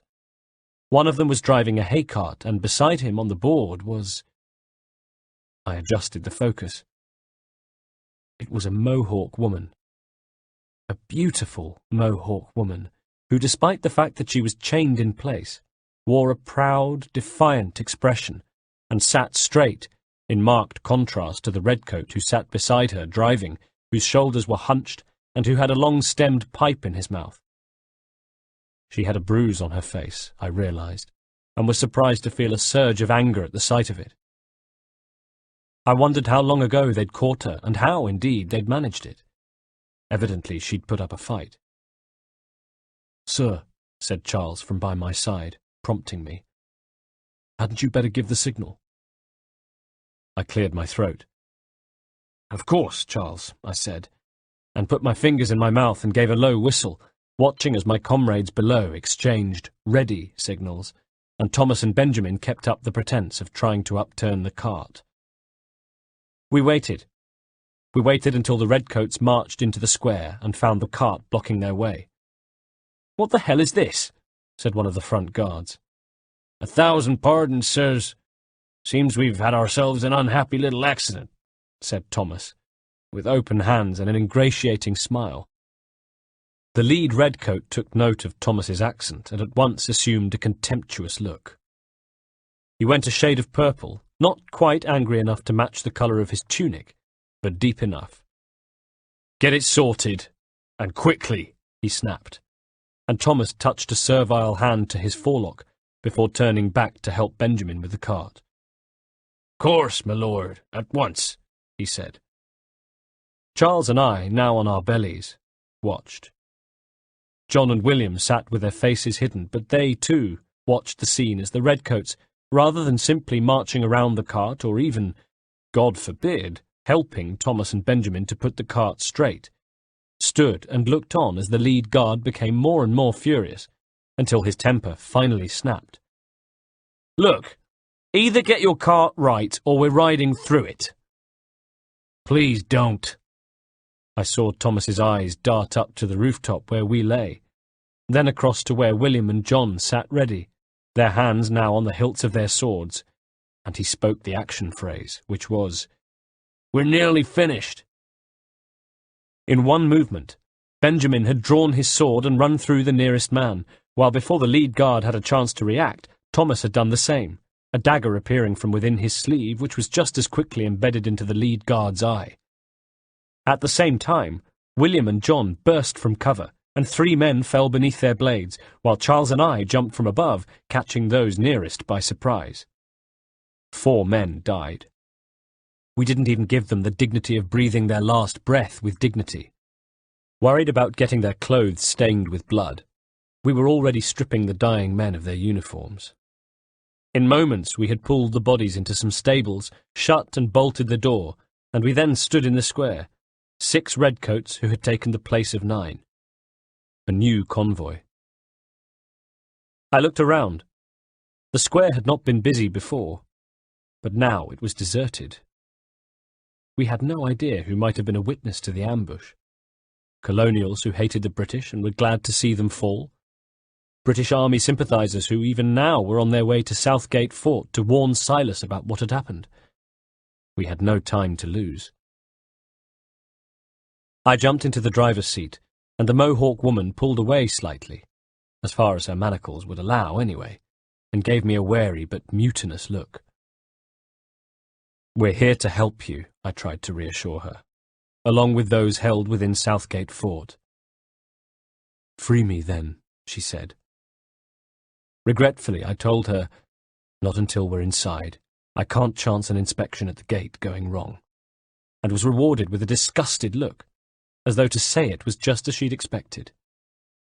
"I'll see you safe," I insisted. "You have my word." I shook the reins and the horses began to move, my men walking either side of me. "Do you know anything of Silas's operation?" I asked the Mohawk woman. "How many men we might expect? The nature of their defences?" But she said nothing. "You must be pretty important to him if you were given your own escort," I pressed. And still she ignored me. "I wish you'd trust us. Though I suppose it's only natural for you to be wary." "So be it." When she still didn't answer, I realised my words were wasted and decided to shut up. When at last we reached the gates, a guard stepped forward. "Hold," he said. I tightened the reins and we drew to a stop, me and my redcoats. Looking past the prisoner, I tipped my hat to the guards. "Evening, gentlemen." The sentry was in no mood for pleasantries, I could tell. "State your business," he said flatly, staring at the Mohawk woman with interested, lustful eyes. She returned his stare with the venomous look of her own. For a moment I mused that when I'd first arrived in Boston, I'd wanted to see what changes British rule had wrought on this country, what effect our government had had on its people. For the native Mohawk, it was clear to see that any effect had not been for the good. We talked piously of saving this land. Instead, we were corrupting it. I indicated the woman now. "Delivery for Silas," I said, and the guard nodded, licked his lips, then rapped on the door for it to open, for us to trundle slowly forward. Inside, the fort was quiet. We found ourselves near to the battlements, low, dark stone walls where cannons were ranged to look out over Boston, towards the sea, and redcoats with muskets slung over their shoulders patrolled back and forth. The focus of their attention was outside the walls. They feared an attack from the French, and looking down from their battlements hardly gave us a second glance as we trundled in on our cart, and trying to look as casual as possible, made our way to a secluded section, where the first thing I did was to cut the woman free. "See? I'm freeing you, just as I said I would. Now, if you'll allow me to explain." But her answer was no. With a final glare at me, she had leapt from the cart and disappeared into the darkness, leaving me to stare after her with a distinct feeling of unfinished business, wanting to explain myself to her, wanting to spend more time with her. Thomas went to go after her, but I stopped him. "Let her go," I said. "But she'll give us away," he protested. I looked at where she had been. Already she was a memory. A ghost. "No, she won't," I said, and got down, casting a look around to make sure we were alone in the quadrangle, then gathering the others to give them their orders. Free the captives and avoid detection. They nodded grimly, each of them committed to the task. "What of Silas?" asked Benjamin. I thought of the snickering man I had seen at the warehouse, who had left Benjamin to the mercy of Cutter. I remembered Benjamin's pledge to have his head, and looked at my friend now. "He dies," I said.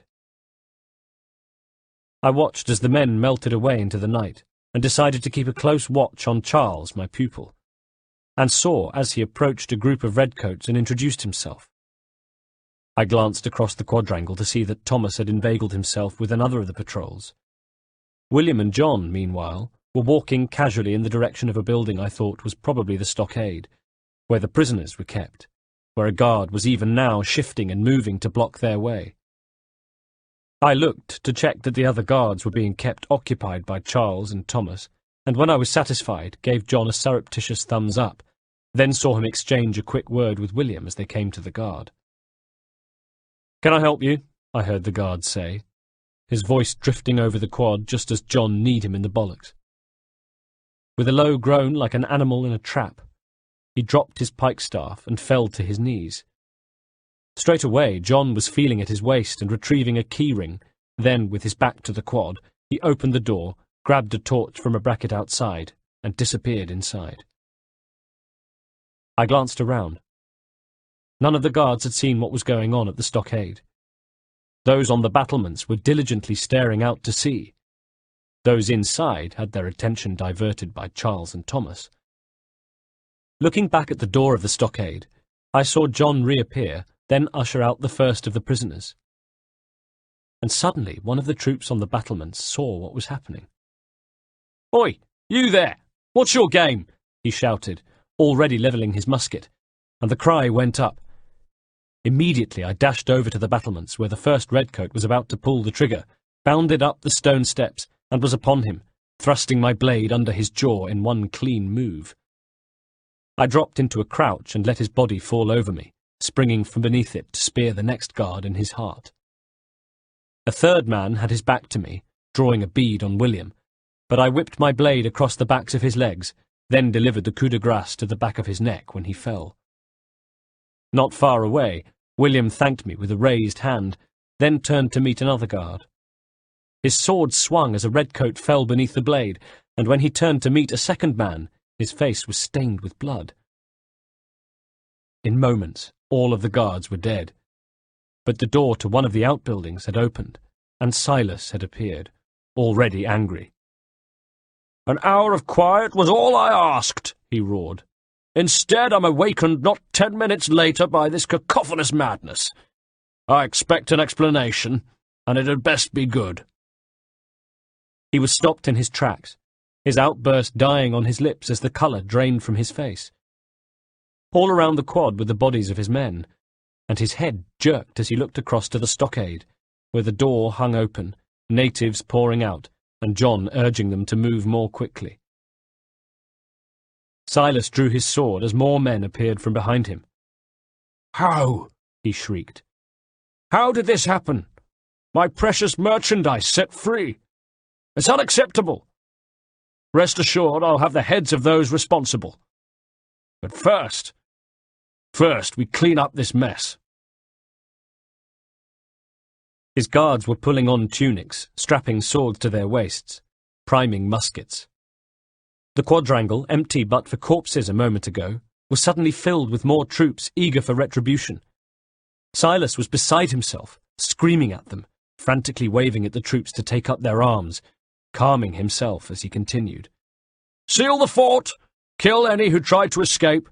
I don't care if they be one of us or one of them. To approach the gate is to be made a corpse. Am I understood?" The fighting continued. Charles, Thomas, William, John, and Benjamin moved among the men and made the most of their disguises.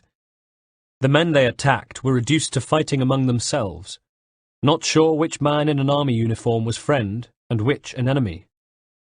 The natives, unarmed, sheltered to wait the fighting out, even as a group of Silas's redcoats formed a line at the entrance to the fort.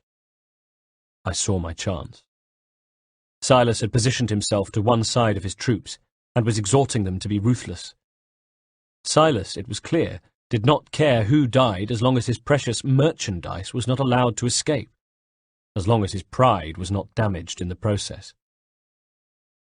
I motioned to Benjamin, and we moved up close to Silas, saw that he had spotted us out of the corner of his eye. For a moment I could see the confusion play across his features, until he realized that, firstly, we were two of the interlopers, and secondly, he had no means of escape, as we stood blocking him from reaching the rest of his men. To all intents and purposes, We looked like a pair of loyal bodyguards keeping him from harm. "You don't know me," I told him. "But I believe the two of you are well acquainted," I said, and Benjamin Church stepped forward. "I made a promise to you, Silas," said Benjamin. "One I intend to keep." It was over in seconds. Benjamin was far more merciful with Silas than Cutter had been with him.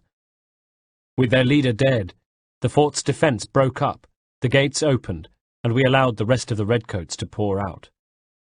Behind them came the Mohawk prisoners, and I saw the woman from earlier. Rather than escaping, she'd stayed to help her people. She was courageous as well as beautiful and spirited. As she helped members of her tribe away from the accursed fort, our eyes met, and I found myself entranced by her.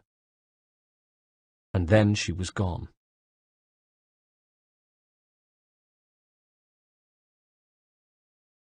November 15th, 1754.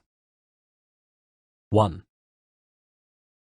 It was freezing, and snow covered the ground all around us as we set off early this morning and rode towards Lexington in pursuit of— perhaps obsession is too strong a word. Preoccupation, then. My preoccupation with the Mohawk woman from the cart. Specifically, with finding her. Why? If Charles had asked me, I'd have told him that I wanted to find her because I knew her English was good, and I thought she would be a useful contact within the Mohawk to help locate the precursor site. That's what I would have said if Charles had asked me why I wanted to find her, and it would have been partly the truth. Partly.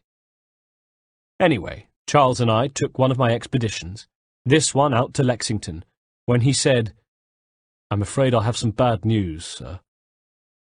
"What is it, Charles?" "Braddock's insisting I return to service under him. I've tried to beg off, to no avail," he said sadly.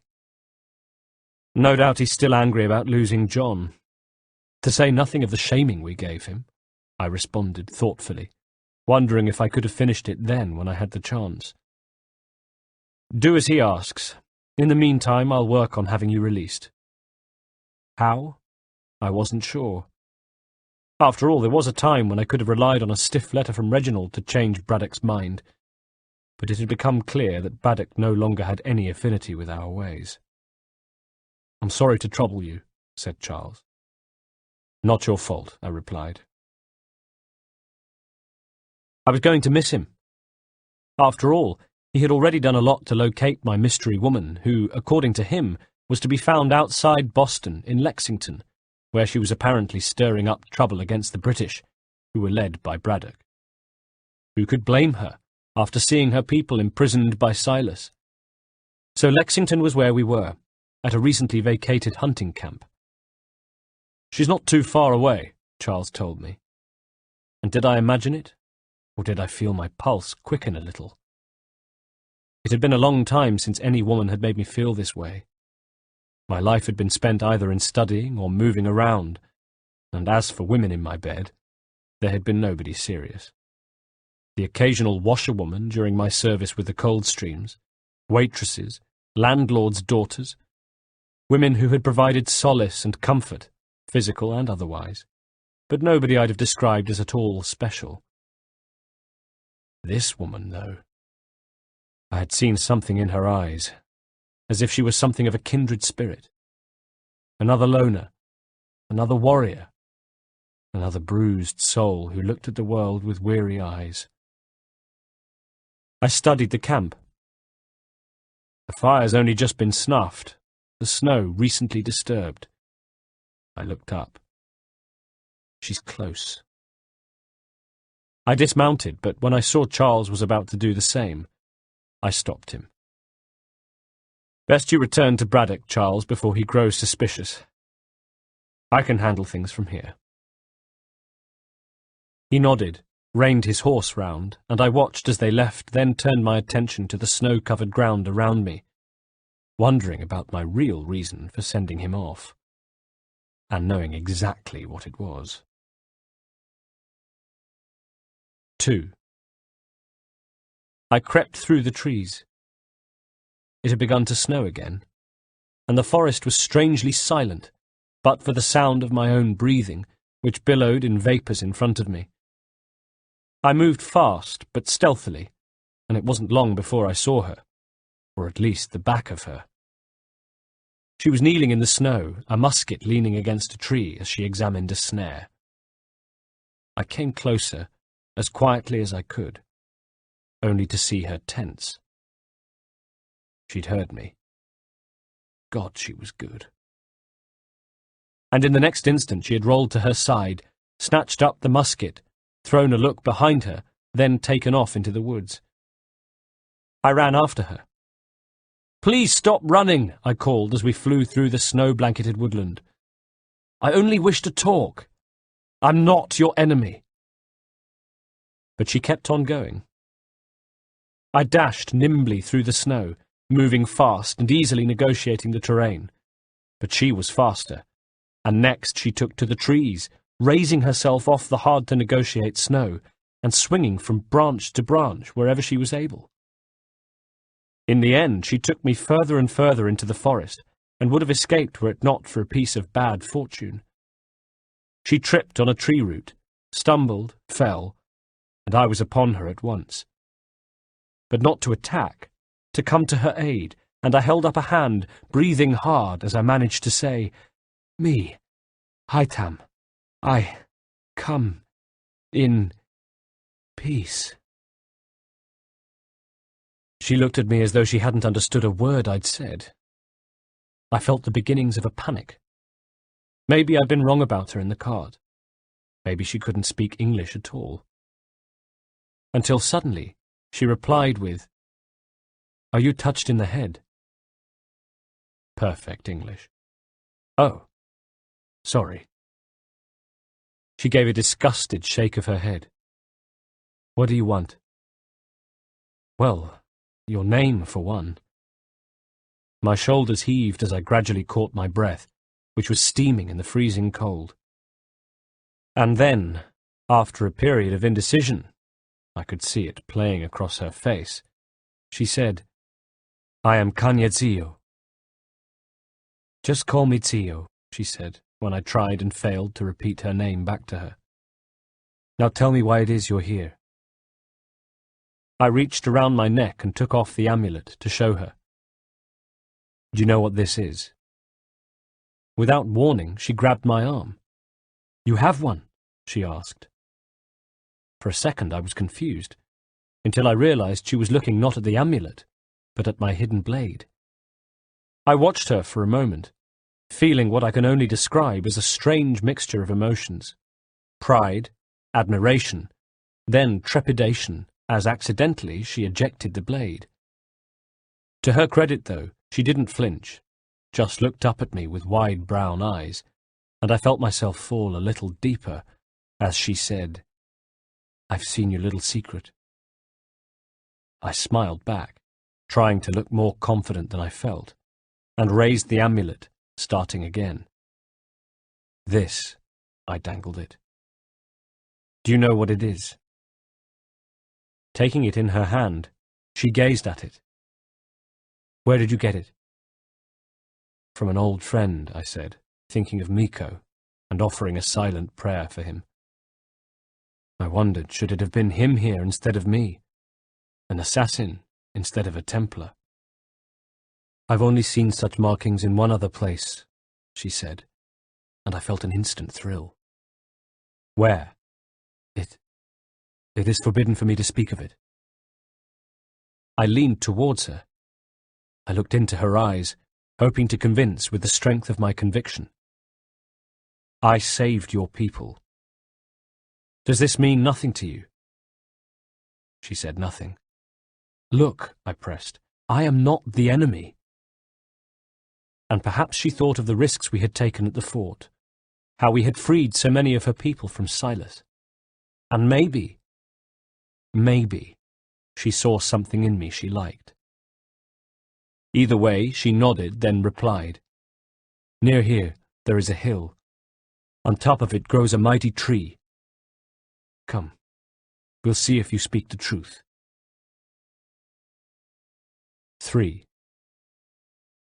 She led me there and indicated below us where there was a town she told me was called Concord. The town hosts soldiers who seek to drive my people from these lands.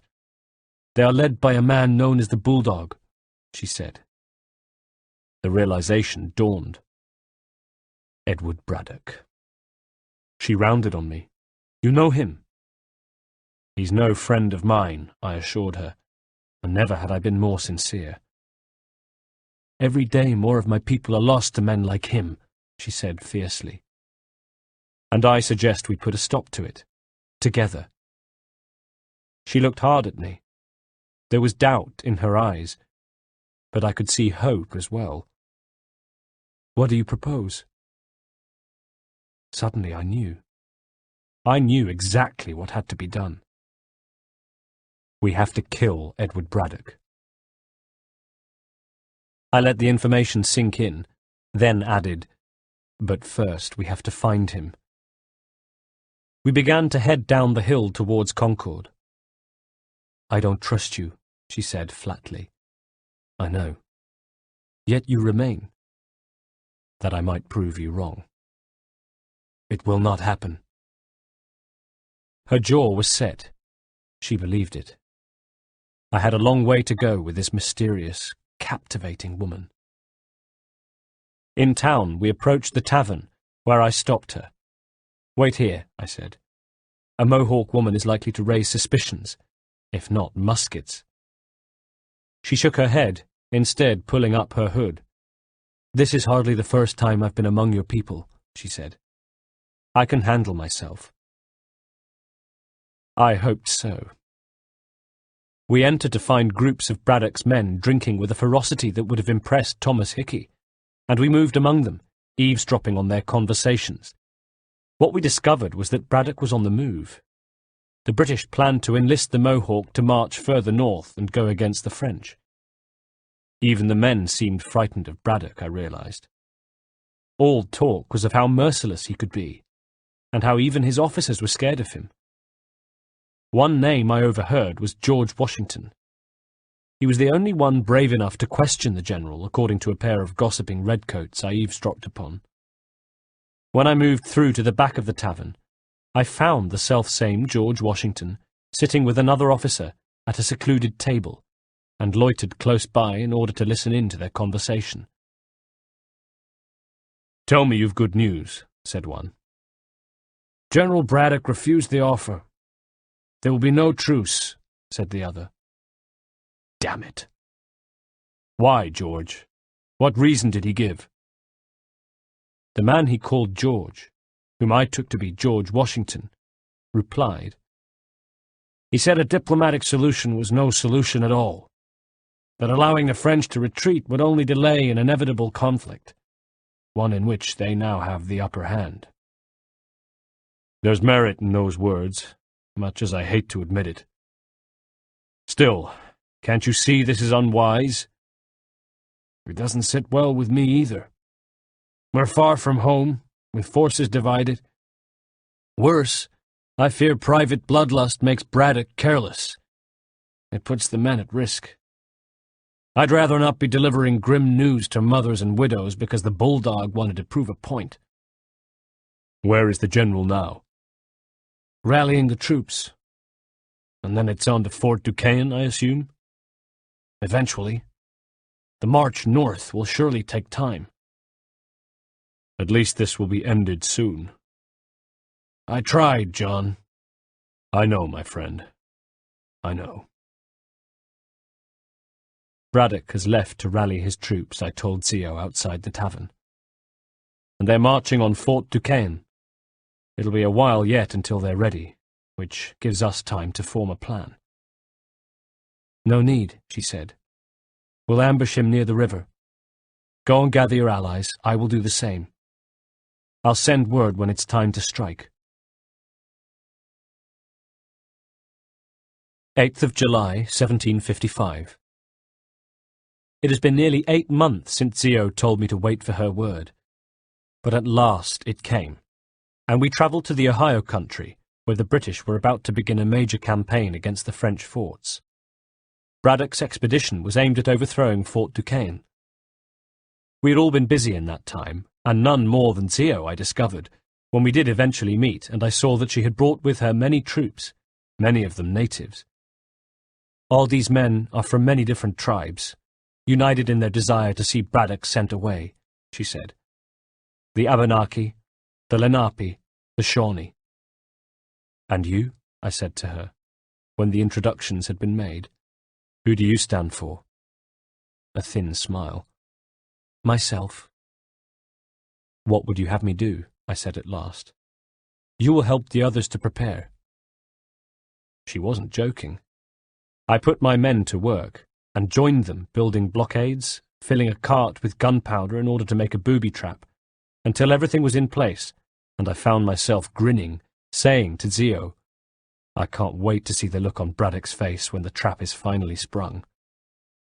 She gave me a distrusting look. You take pleasure in this? You're the one who asked me to help you kill a man. It does not please me to do so. He is sacrificed so that the land and the people who live on it might be saved. What motivates you? Some past wrongs? A betrayal? Or is it simply the thrill of the hunt?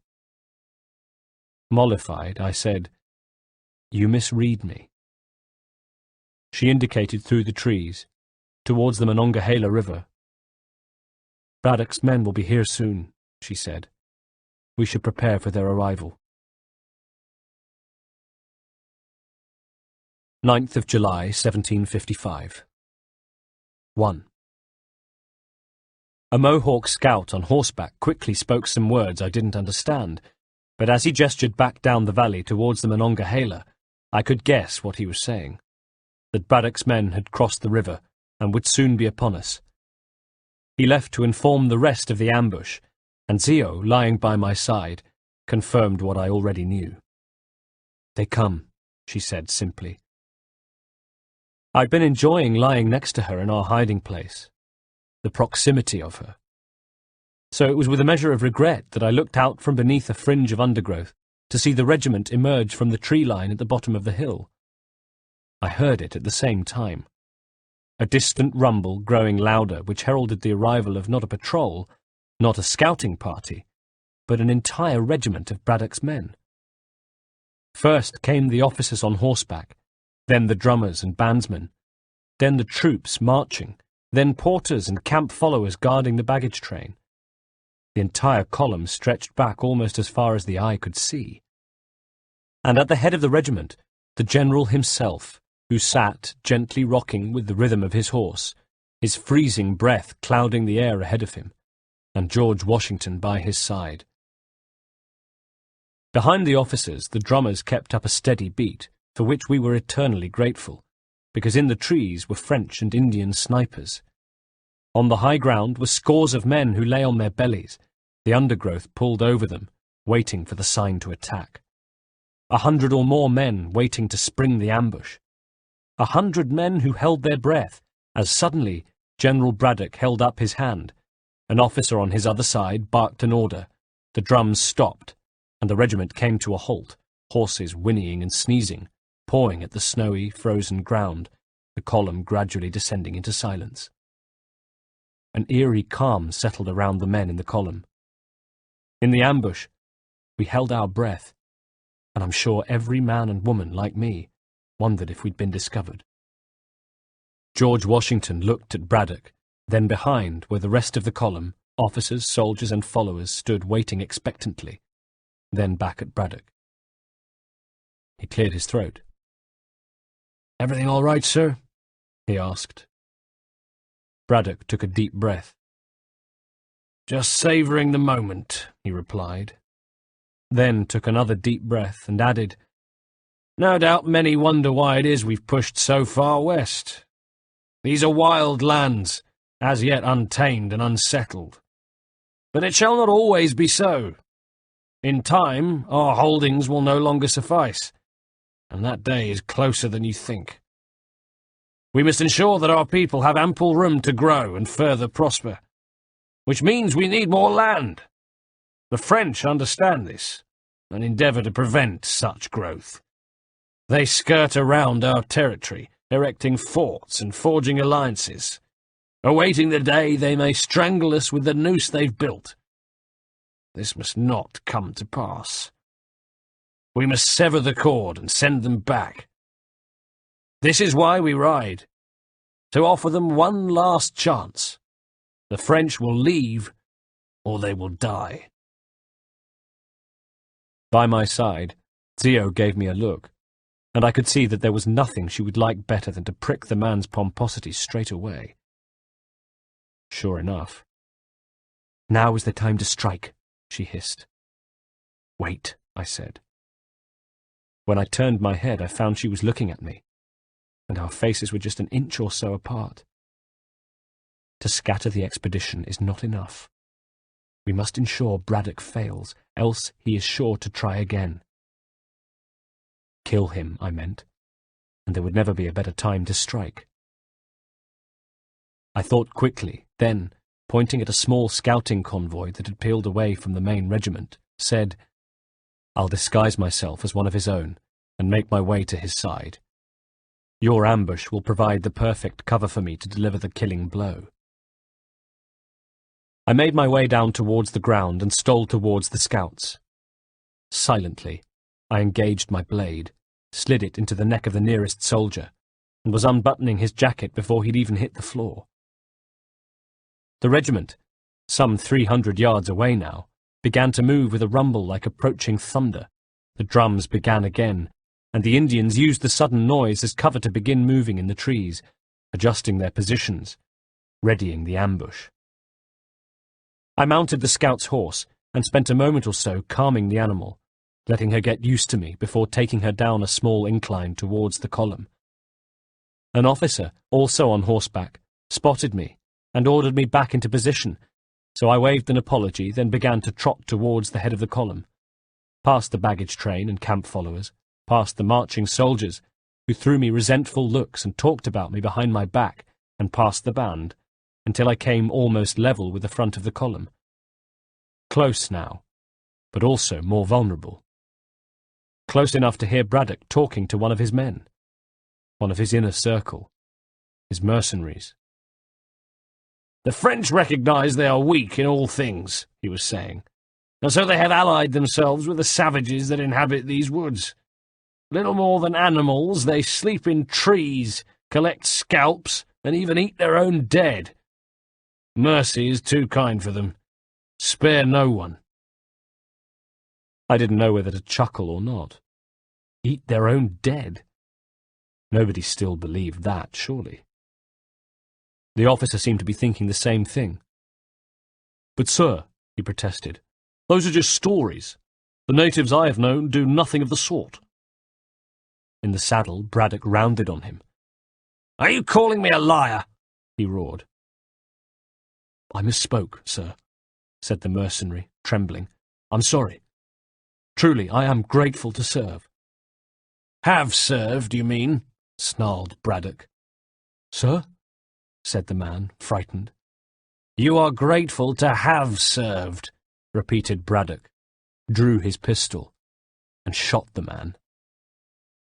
The officer fell back from his horse, a red hole where his face had been, his body thumping to the tinder-dry forest floor.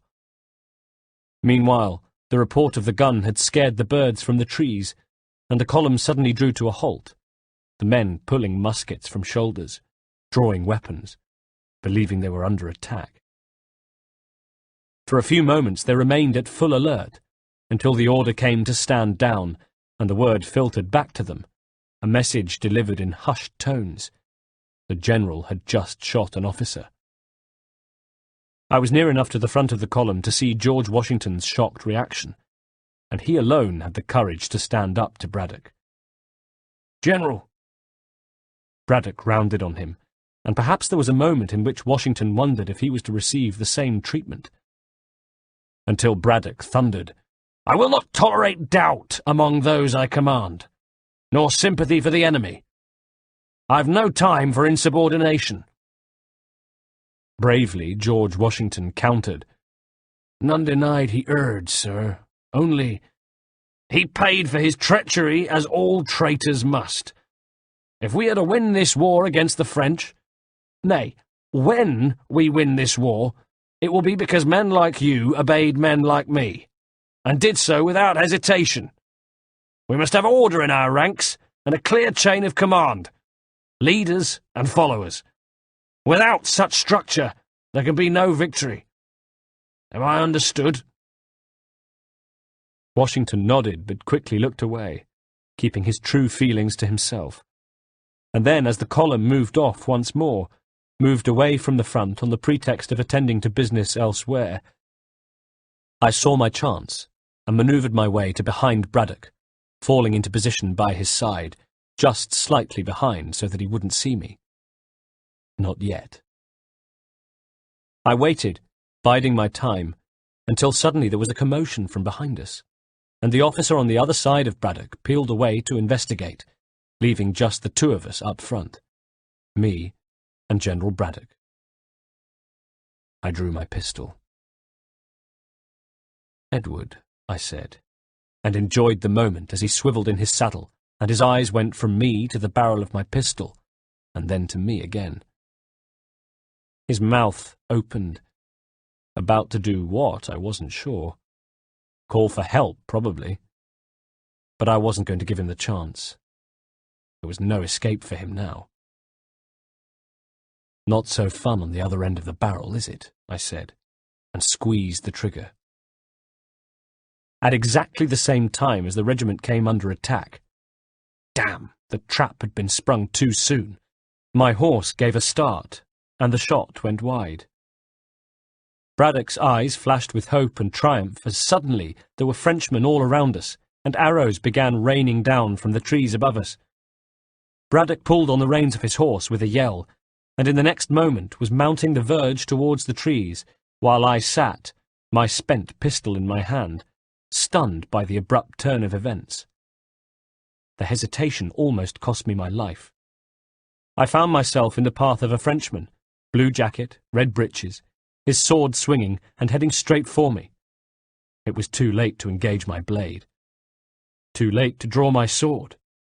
And then, just as rapidly, the Frenchman was flying from his saddle, as though jerked on a piece of rope, the side of his head exploding into a red spray. In the same moment I heard the gunshot and saw, on a horse behind him, my friend Charles Lee.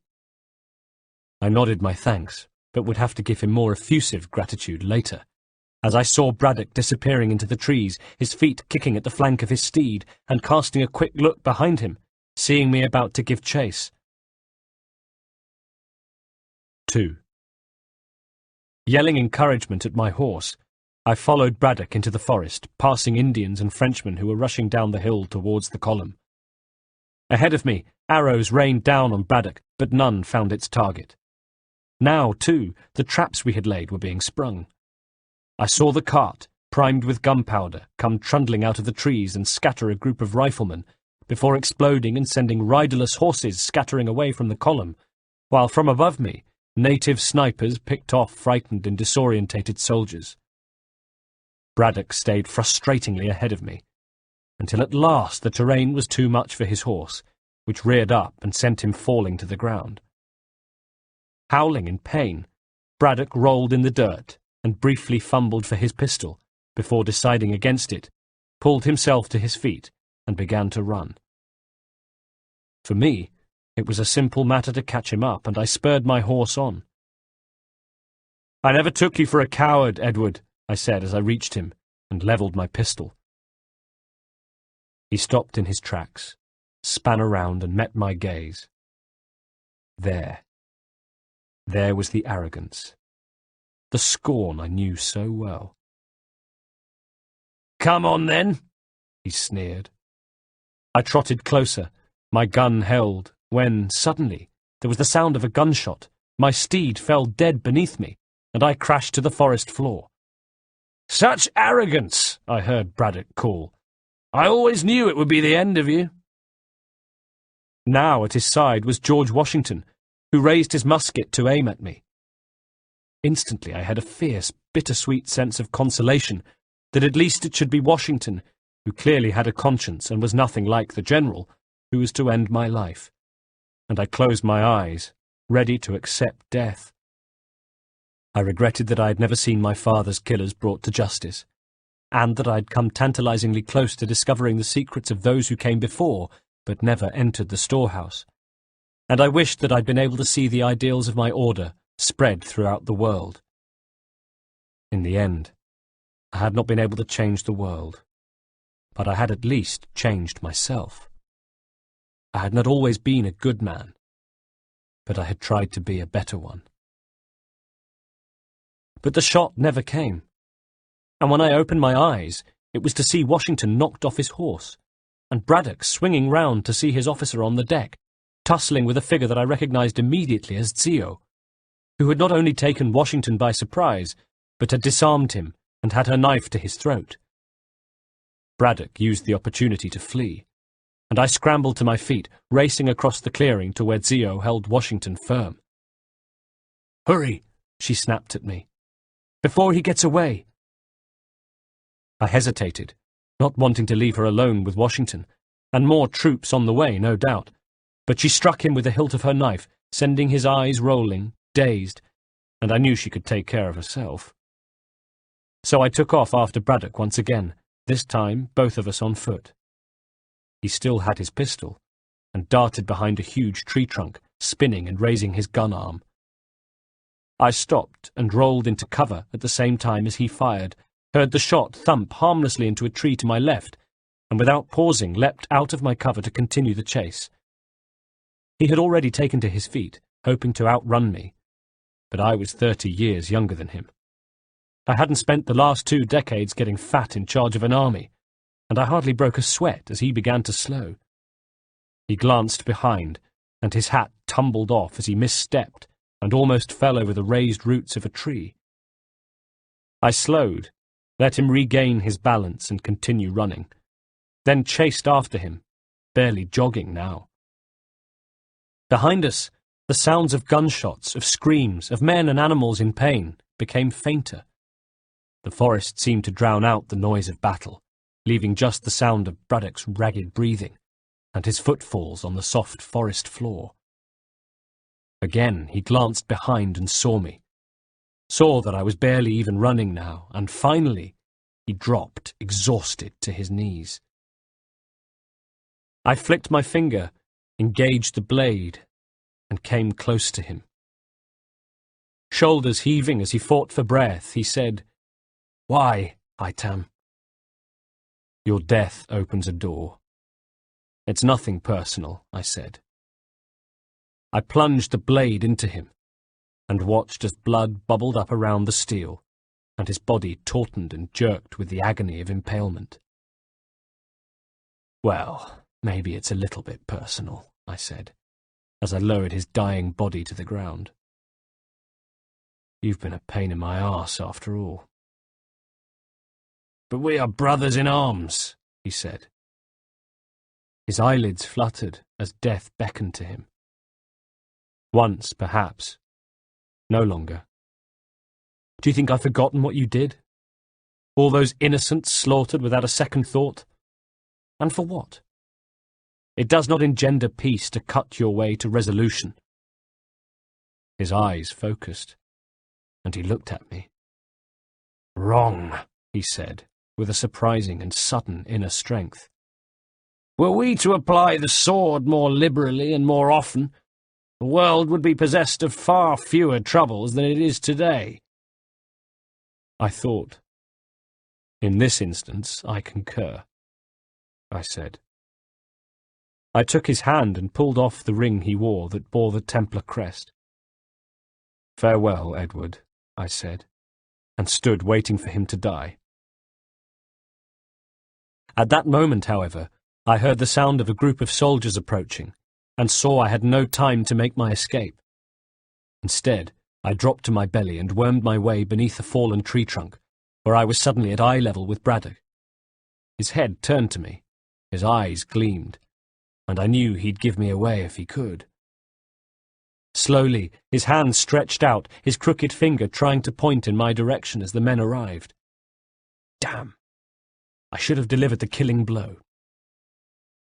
I saw the boots of the men who came into the clearing, wondered how the battle had gone, and saw George Washington shoulder his way through a small knot of troops to rush forward and kneel by the side of his dying general. Braddock's eyes fluttered still. His mouth worked as he tried to form words, the words to give me away. I steeled myself, counting the feet. 6 or 7 men at least. Could I take them? But, I realized, Braddock's attempts to alert his men to my presence were being ignored. Instead, George Washington had put his head to his chest, listened, then exclaimed, "He lives!" Beneath the tree trunk I closed my eyes and cursed as the men picked Braddock up and took him away. Later, I rejoined Zio. "It's done," I told her. She nodded. "Now I've upheld my part of the bargain. I expect that you will honour yours," I added. She nodded again and bade me to follow her, and we began to ride. 10th of July, 1755. We rode overnight, and at last she stopped and indicated a dirt mound ahead of us. It was almost as if it had appeared from the forest. I wondered if I would even have seen it had I been here by myself. My heart quickened, and I swallowed. Did I imagine it, or was it as though the amulet suddenly woke up around my neck, became heavier, warmer? I looked at her before walking to the opening, then slid inside, where I found myself in a small room that had been lined with simple ceramic. There was a ring of pictographs around the room, leading to a depression on the wall. An amulet-sized depression. I went to it and took the amulet from around my neck, pleased to see it glow slightly in my palm. Looking at Zio, who returned my gaze, her own eyes wide with trepidation, I approached the indentation, and as my eyes adjusted to the dark, saw that 2 figures painted on the wall knelt before it, offering their hands to it as though to make an offering. The amulet seemed to glow even more brightly now, as though the artifact itself were anticipating being reunited with the fabric of the chamber. How old was it, I wondered? How many millions of years before had the amulet been hewn from this very rock? I had been holding my breath, I realized, and let it out in a whoosh now, as I reached up and pressed the amulet into the hollow. Nothing happened. I looked at Zio, then from her to the amulet, where its former glow was beginning to fade, almost as though mirroring my own deflating expectations. My lips moved, trying to find words. No. I removed the amulet, then tried it again, but still nothing. "You seem disappointed," she said at my side. "I thought I held the key," I said, and was dismayed to hear the tone in my own voice, the defeat and disappointment, but that it would open something here. She shrugged. "Well, this room is all there is." I expected... What had I expected? More. "These images, what do they mean?" I asked, recovering myself.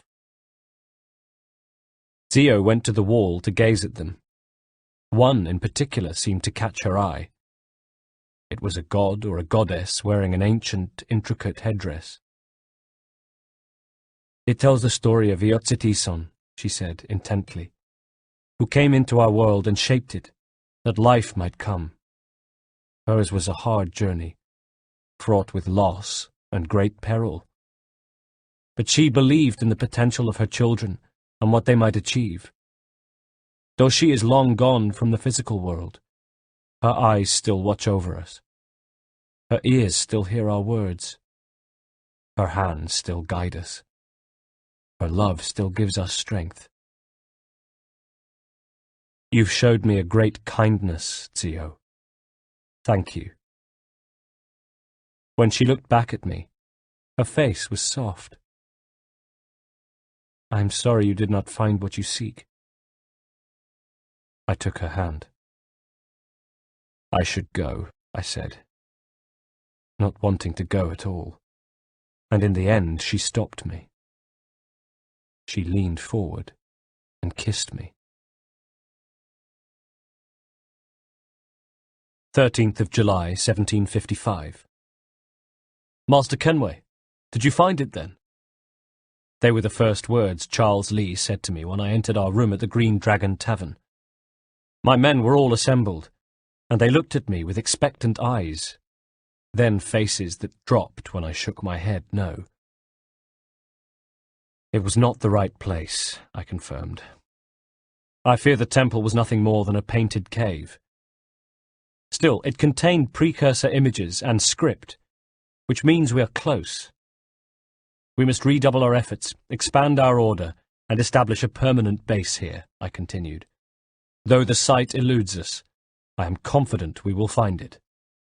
Truth, said John Pitcairn. Hear, hear, chimed Benjamin Church. Furthermore, I believe it is time we welcomed Charles into the fold. He has proven himself a loyal disciple and served unerringly since the day he came to us. You should be able to share in our knowledge and reap all the benefits such a gift implies, Charles. Are any opposed? The men stayed silent, casting approving looks at Charles. Very well. I went on. Charles, come. Stand. As he approached me, I said, Do you swear to uphold the principles of our order, and all of that for which we stand? I do. Never to share secrets, nor divulge the true nature of our work? I do. And to do so from now until death, whatever the cost? I do. The men stood. Then we welcome you into our fold, brother. Together we will usher in the dawn of a new world, one defined by purpose and order. Give me your hand. I took the ring I'd removed from Braddock's finger and pushed it onto Charles's. I looked at him. You are a Templar now. And at that he grinned. May the Father of Understanding guide us, I said, and the men joined me. Our team was complete. 1st of August, 1755. Do I love her? That question I find difficult to answer. All I knew was that I enjoyed being with her and came to treasure the time we spent together. She was different. There was something about her I'd never experienced in another woman. That spirit I spoke of before, it seemed to come through in her every word and gesture. I'd find myself looking at her, fascinated by the light that seemed permanently to burn in her eyes, and wondering, always wondering, what was going on inside. What was she thinking? I thought she loved me. I should say, I think she loves me. But she's like me. There's so much of herself she keeps hidden. And, like me, I think she knows that love cannot progress, that we cannot live out our lives together, either in this forest or in England, that there are too many barriers between us and our lives together. Her tribe, for a start. She has no desire to leave her life behind. She sees her place as with her people, protecting her land they feel is under threat from people like me. And I too have a responsibility to my people. The tenets of my order, are they in line with the ideals of her tribe? I'm not sure that they are. Asked to choose between Zio and the ideals I've been brought up to believe, which would I choose? These are the thoughts that have plagued me over the last few weeks, even as I have luxuriated in these sweet, stolen hours with Zio. I have wondered what to do.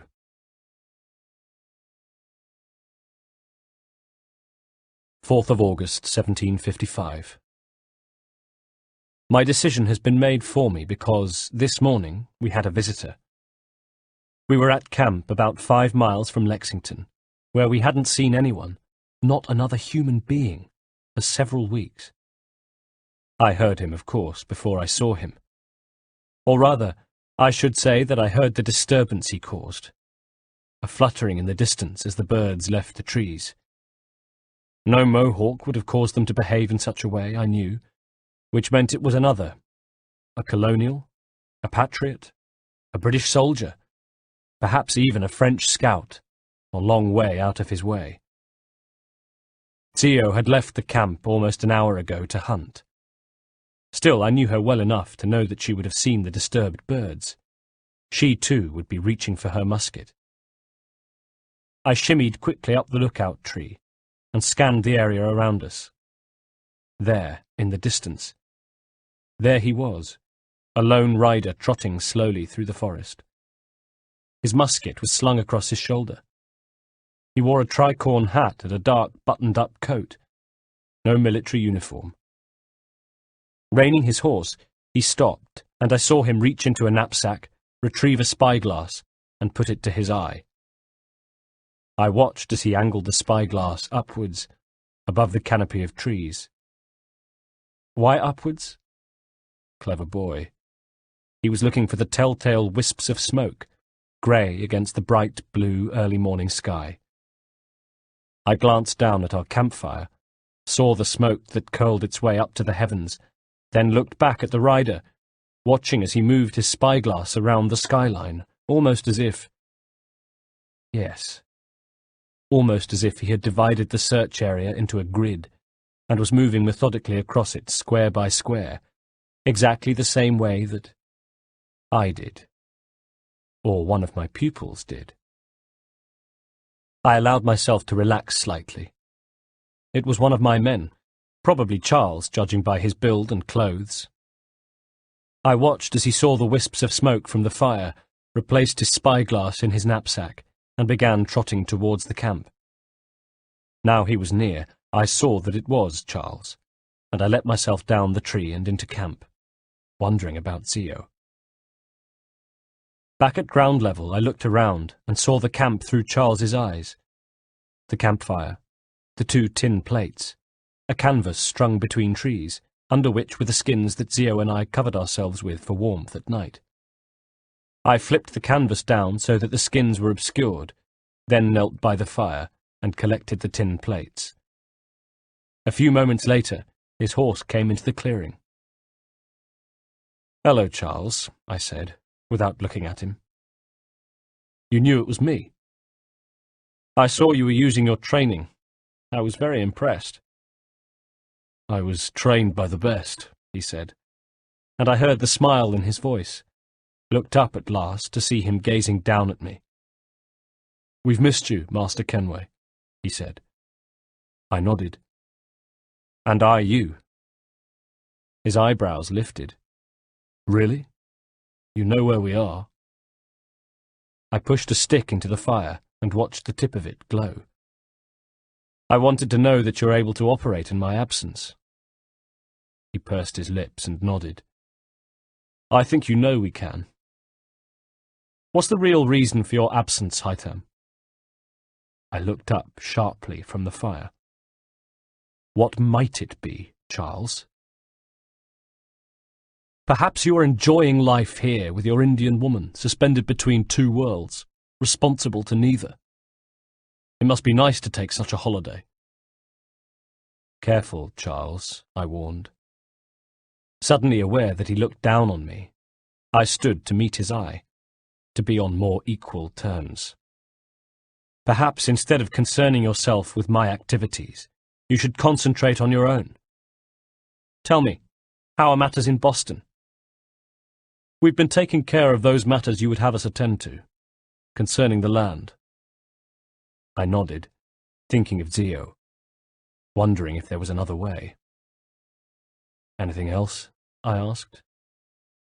"We continue to look for signs of the precursor site," he said, and raised his chin. "I see. William plans to lead an expedition to the chamber." I started. "Nobody has asked me about this." "You haven't been there to ask," said Charles.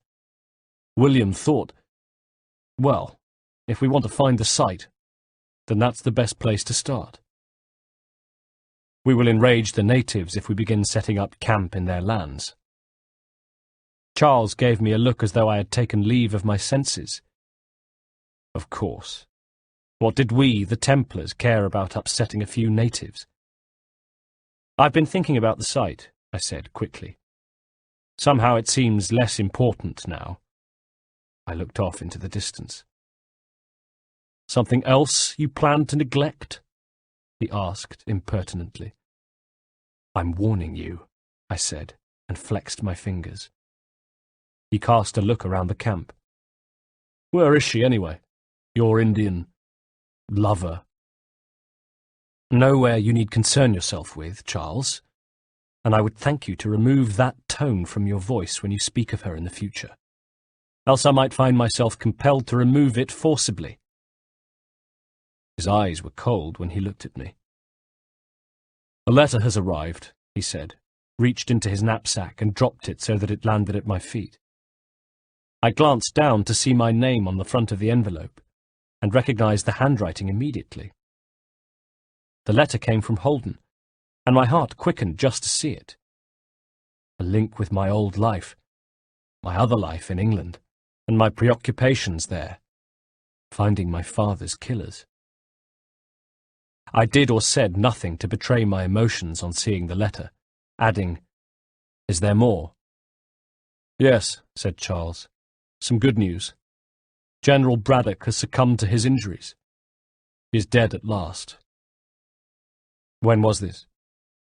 "He died soon after he was injured, but the news has only just reached us." I nodded. "Then that bit of business is at an end," I said.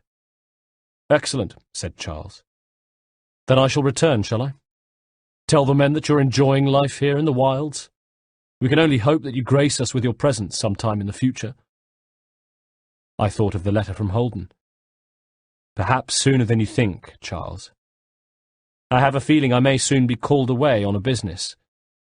You have proved yourself more than capable of dealing with matters." I gave him a thin, mirthless smile. "Perhaps you will continue to do so." Charles pulled on the reins of his horse. "As you wish, Master Kenway. I will tell the men to expect you. In the meantime, please give your lady friend our regards." And with that, he was gone. I crouched a little longer by the fire, the forest silent around me, then said, "You can come out now, Zio. He's gone." And she dropped down from a tree, came striding into the clearing, her face like thunder. I stood to meet her.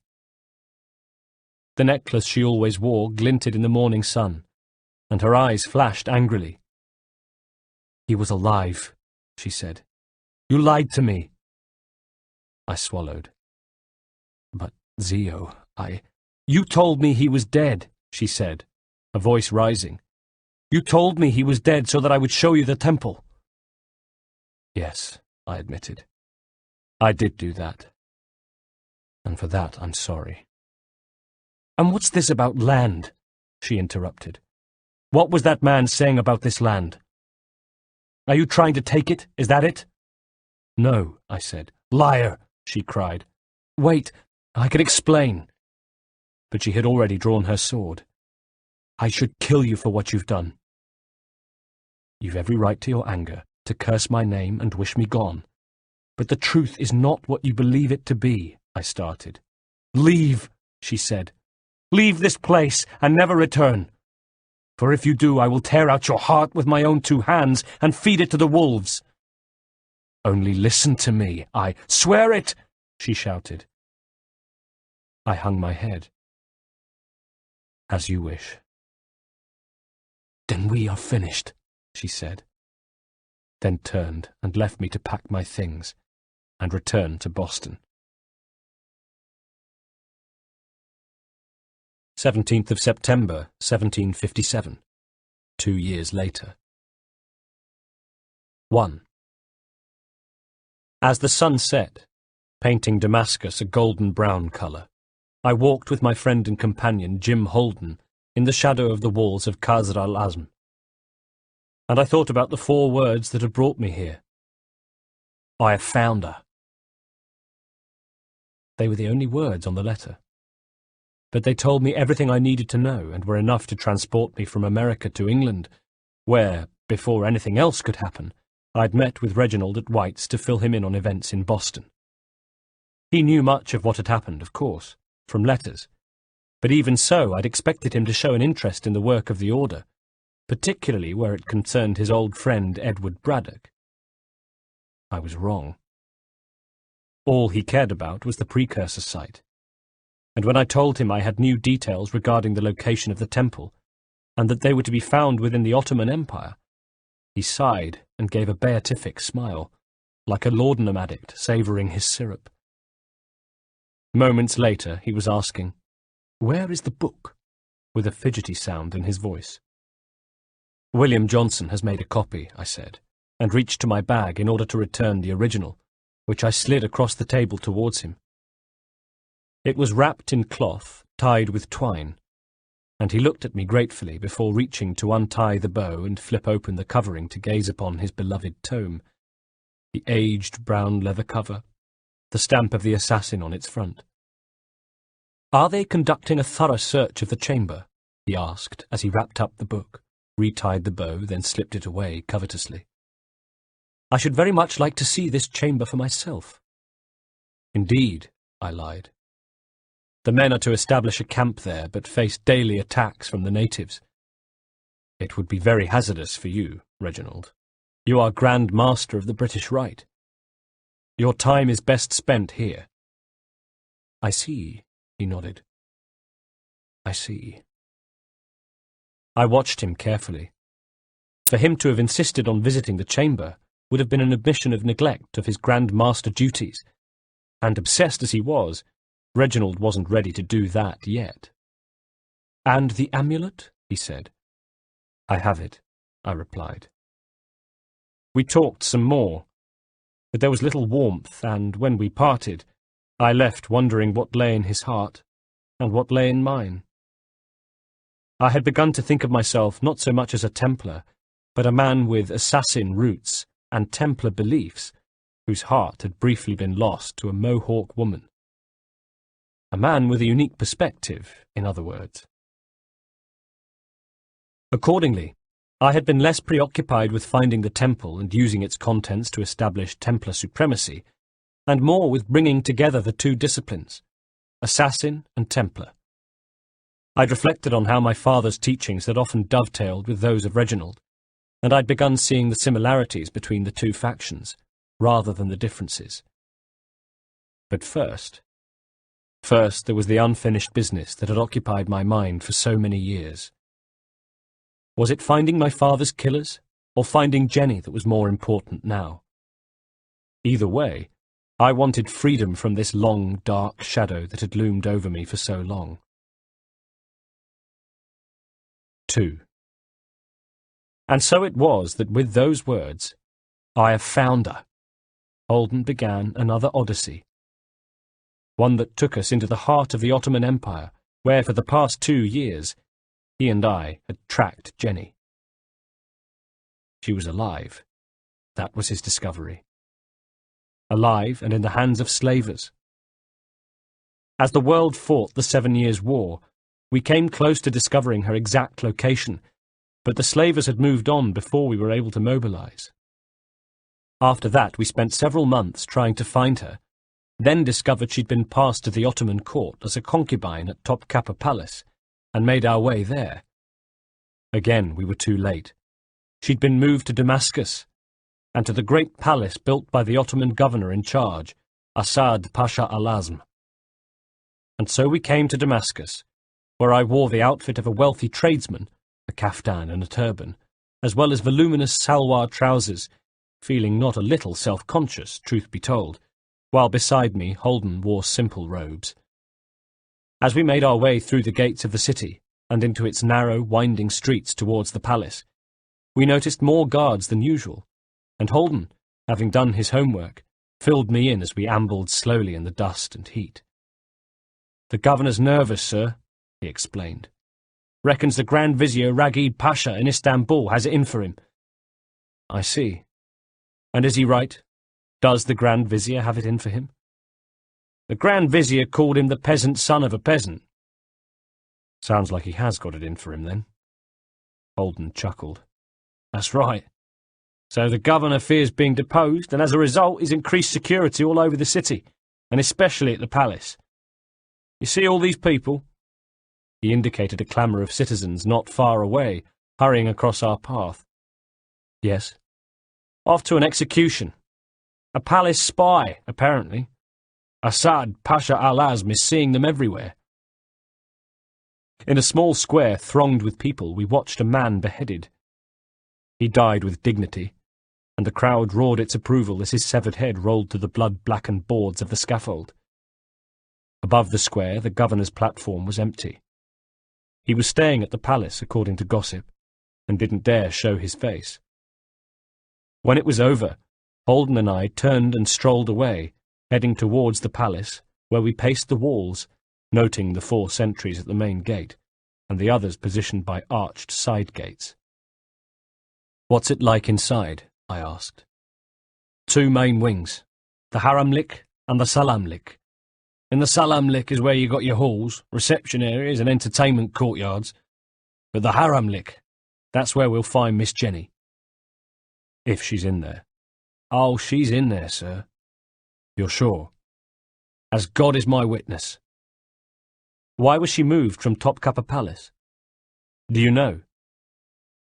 He looked at me and pulled an awkward face. Well, her age, sir. She would have been highly prized at first, of course, when she was younger. It's against Islamic law to imprison other Muslims, see? So the majority of the concubines are Christians, caught in the Balkans, most of them, and if Miss Jenny was as comely as you say, well, then I'm sure she'd have been quite a catch. Trouble is, it's not like there's a shortage of them. Miss Kenway, well, she's in her mid-40s, sir. Been a long time since she had concubine duties. She's little more than a servant. I suppose you might say that she's been demoted, sir. I thought about that, finding it difficult to believe that the Jenny I'd once known, beautiful, imperious Jenny, had such lowly standing. Somehow I'd imagined her perfectly preserved and cutting a commanding figure at the Ottoman court, perhaps having already risen to the position of Queen Mother. Instead, here she was in Damascus, at the home of an unpopular governor who was himself about to be deposed. What did they do to the servants and concubines of a deposed governor, I wondered. Possibly they met the same fate as the poor soul we'd seen beheaded earlier. What about the guards inside? I asked. I didn't think they allowed men in the harem. He shook his head. All the guards in the harem are eunuchs. The operation to make them eunuchs. Bloody hell, sir. You don't want to know about it. But you're going to tell me anyway. Well, yeah, don't see why I should have to carry that burden all by myself. They hacked the poor bleeder's genitals off, then buried a bloke in sand up to his neck for 10 days. Only 10% of the poor buggers even survived the process, and those guys are the toughest of the tough. Right, I said. One other thing. The Haramlik, where the concubines live, the baths are in there. The baths are in there? Yes. And why are you telling me that? He stopped. He looked from left to right, squinting in the sun. Satisfied the coast was clear, he stooped, grasped an iron ring I hadn't even seen, so well was it covered by the sand below our feet, and yanked it upwards, opening a trapdoor and revealing stone steps descending into the dark. Quick, sir, he grinned, before a sentry comes round. 3. Once at the bottom of the steps, we took stock of our surroundings. It was dark, almost too dark to see, but from the left of us came the trickle of a stream, while ahead stretched what looked like a walkway used either for deliveries or maintenance of the running water channels, probably a mixture of both. We said nothing. Holden delved into a leather knapsack to extract a taper and a tinderbox. He lit the taper, then placed it into his mouth, and pulled a short torch from the knapsack, which he lit and held above his head, casting a soft orange glow all around us. Sure enough, to our left was an aqueduct, while the uneven path dissolved into blackness. "It will take us right under the palace, and underneath the baths," said Holden in a whisper. "If I'm right, we'll come up into a room with a freshwater pool, right beneath the main baths." Impressed, I said, "You kept this quiet." "I like to have the odd trick up my sleeve, sir." He beamed. "I'll lead the way, shall I?" And with that he moved off, lapsing into silence as we made our way along the pathway. When the torches had burned out, we dropped them and lit 2 new ones from the taper in Holden's mouth, then walked some more. At last, the area ahead of us widened out into a shimmering chamber, where the first thing we saw was a pool, its walls lined with marble tiles, the water so clear that it seemed to glow in the meagre light offered by an open trapdoor at the top of some nearby steps. The second thing we saw was a eunuch, who knelt with his back to us, filling an earthenware jug from the pool. He wore a tall white kalpak on his head and flowing robes. Holden looked at me with his finger to his lips, then began to creep forward, a dagger already in his fist. But I stopped him with a hand on his shoulder. We wanted the eunuch's clothes, and that meant avoiding bloodstains. This was a man who served the concubines at an Ottoman palace, not a common redcoat in Boston, and I had the feeling that blood on his clothing wouldn't be so easily explained away. So I inched past Holden on the walkway, unconsciously flexing my fingers, and in my mind locating the carotid artery on the eunuch, coming closer as he finished filling the jug and straightened to leave. But then my sandal scuffed the pathway. The noise was tiny, but nevertheless sounded like a volcano erupting in the enclosed space, and the eunuch flinched. I froze and inwardly cursed my sandals as his head tilted to look up to the trapdoor, trying to locate the source of the noise. When he saw nothing, he seemed to go very still, as though he'd realized that if the sound hadn't come from above, then it must have come from. He span round. There'd been something about his clothes, his bearing, the way he knelt to fill his jug. None of it had prepared me for the speed of his reaction, nor the skill. For as he swiveled, he crouched, and from the corner of my eye, I saw the jug in his fist whip up towards me, so fast it would have knocked me down if I hadn't shown a turn of equal speed and ducked. I had evaded him, but only just. As I scuttled back to avoid another blow from the jug, his eyes flitted over my shoulder and saw Holden. Next, he turned to cast a quick look at the stone steps, his only exit. He was assessing his options, run or stand and fight. And he settled on stand and fight, which made him, just as Holden had said, one very tough eunuch. He took a few steps back, reached beneath his robes and produced a sword, simultaneously punching the earthenware jug against the wall to give himself a second weapon. Then, sword in one hand, jagged jug in another, he advanced. The walkway was too narrow. Only one of us could face him at any one time, and I was the nearer. The time to worry about blood on robes was over, and I released my blade, stepping back a little myself, and taking a stance ready to meet him. Implacably he advanced, all the time holding my gaze. There was something fearsome about him, something I couldn't put my finger on at first. But then I realized what it was. He did something no opponent had ever done. As my old nursemaid Edith would have said, he gave me the creeps. It was knowing what he'd been through, the procedure to make him a eunuch. Living through that, nothing held any fear for him, least of all me, a clumsy oaf who couldn't even sneak up on him successfully. He knew it, too. He knew he gave me the creeps, and he used it. It was all there in his eyes, which didn't register an emotion as the sword in his right hand slashed towards me. I was forced to block with the blade, and only just twisted to avoid the follow-up which came from his left, as he tried and almost succeeded in shoving the broken jug into my face. He gave me no time to rest, perhaps realizing that the only way to beat both me and Holden was to keep driving us back along the narrow walkway. Again the sword flashed, this time underarm, and again I defended with the blade, grimacing with pain as I used my forearm to stop a secondary strike from the jug, then replying with an offensive move of my own, jogging slightly to my right and driving my blade towards his sternum. He used the jug as a shield, and my blade smashed into it, sprinkling earthenware to the stone beneath us, splish-splashing into the pool. My blade was going to need sharpening after this. If I got out of this. And damn the man! He was the first eunuch we'd met, and already we were struggling. I motioned Holden to stand back and keep from under my feet as I retreated, trying to give myself some space and reorganize myself internally at the same time. The eunuch was beating me. Not just with skill, but because I feared him. And fear is what a warrior fears most. I crouched low, brought the blades to bear, and met his eye. For a moment we stood motionless, engaged in a silent but ferocious battle of will.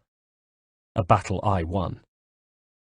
Somehow his hold over me broke, and all it took was a flicker of his eyes to tell me that he knew it too, that the psychological victory was no longer his. I stepped forward, blade flashing, and now it was his turn to edge back, defending well and steadily, but no longer with the upper hand. At one point, he even grunted, his lips pulled back from his teeth, and I saw the beginnings of a sweat glow dully on his forehead. My blade moved quickly, and now that I had him retreating, I began to think afresh about keeping his robes free of blood. The battle had turned. It was mine now, and he was swinging wildly with his sword, his attacks becoming more disorganized until I saw my chance, dropped almost to my knees, and thrust upwards with the blade, punching up into his jaw. His body spasmed, and his arms outstretched as though crucified.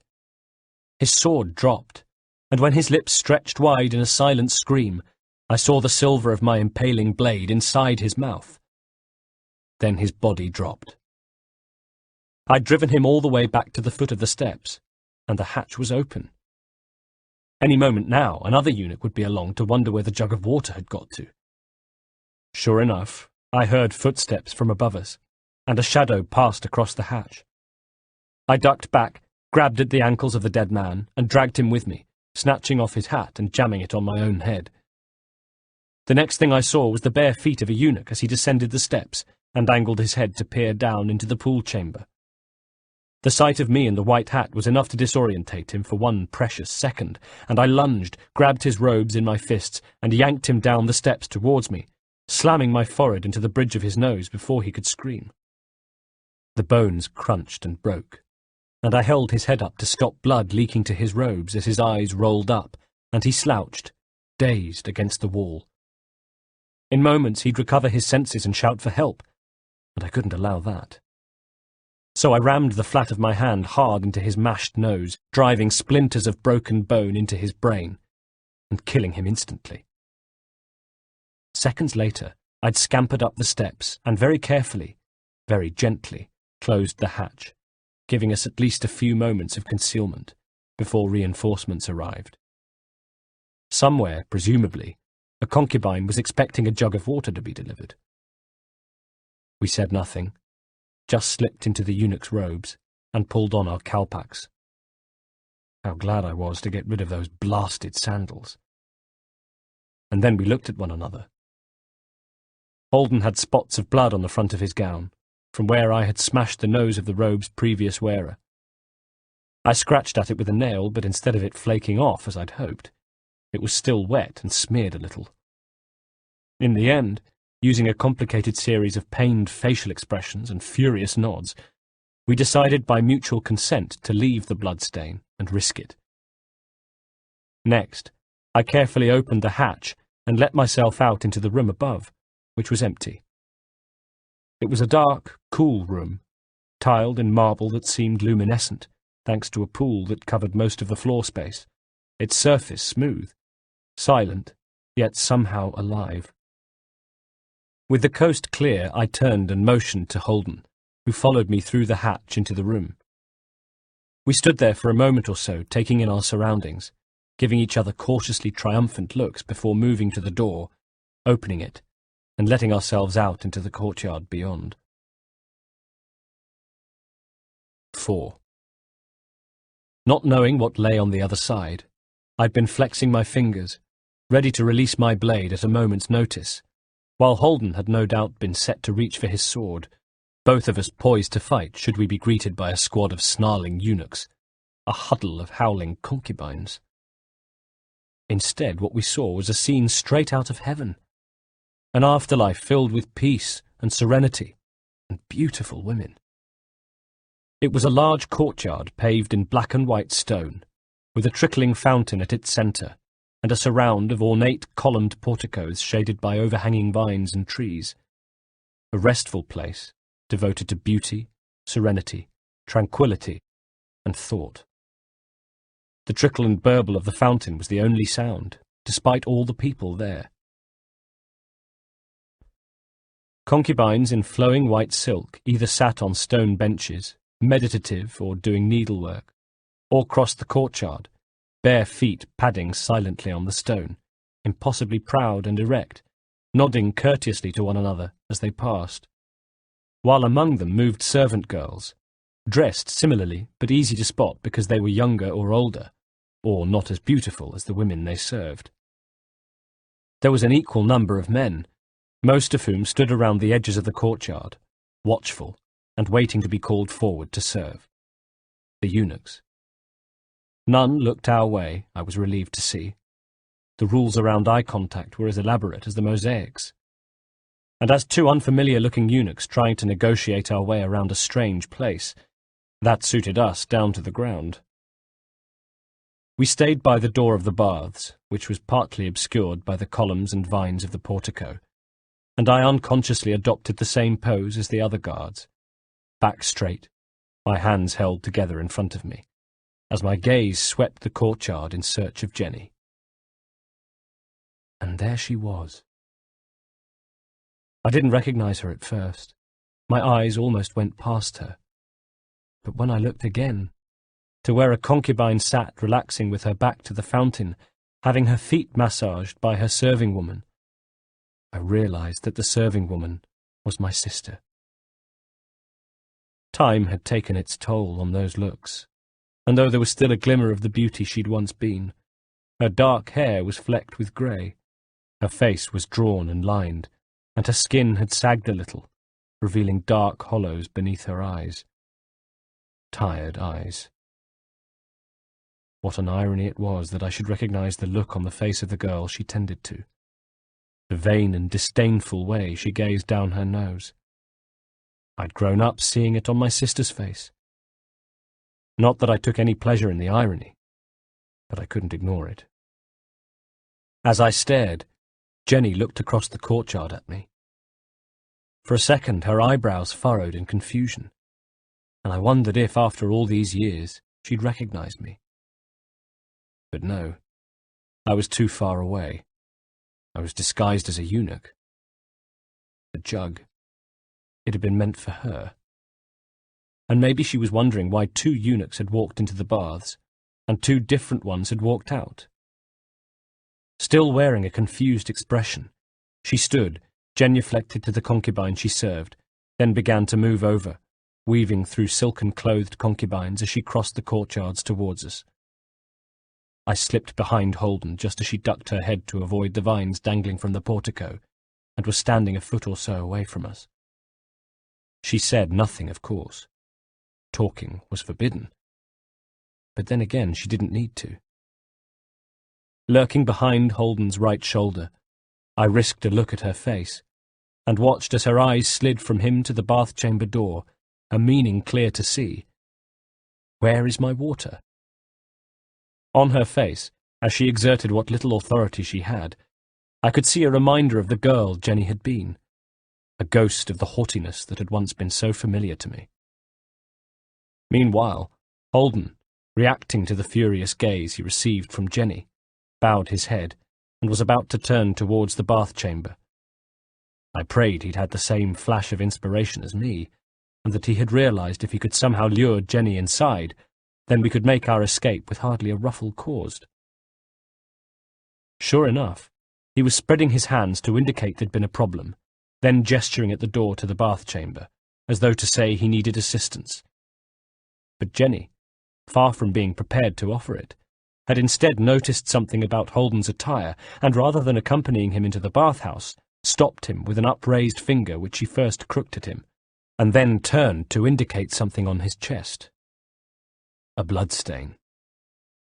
Her eyes widened, and again I looked, this time to see her eyes move from the bloodstain on Holden's robes to his face, and what she saw there was the face of an impostor. Her mouth dropped open. She took a step back, then another, until she bumped into one of the columns, and the impact jogged her out of her sudden, shocked daze, and as she opened her mouth, about to break the sacred rule and call for help, I slipped from behind Holden's shoulder, hissing, "Jenny, it's me. It's Haytham."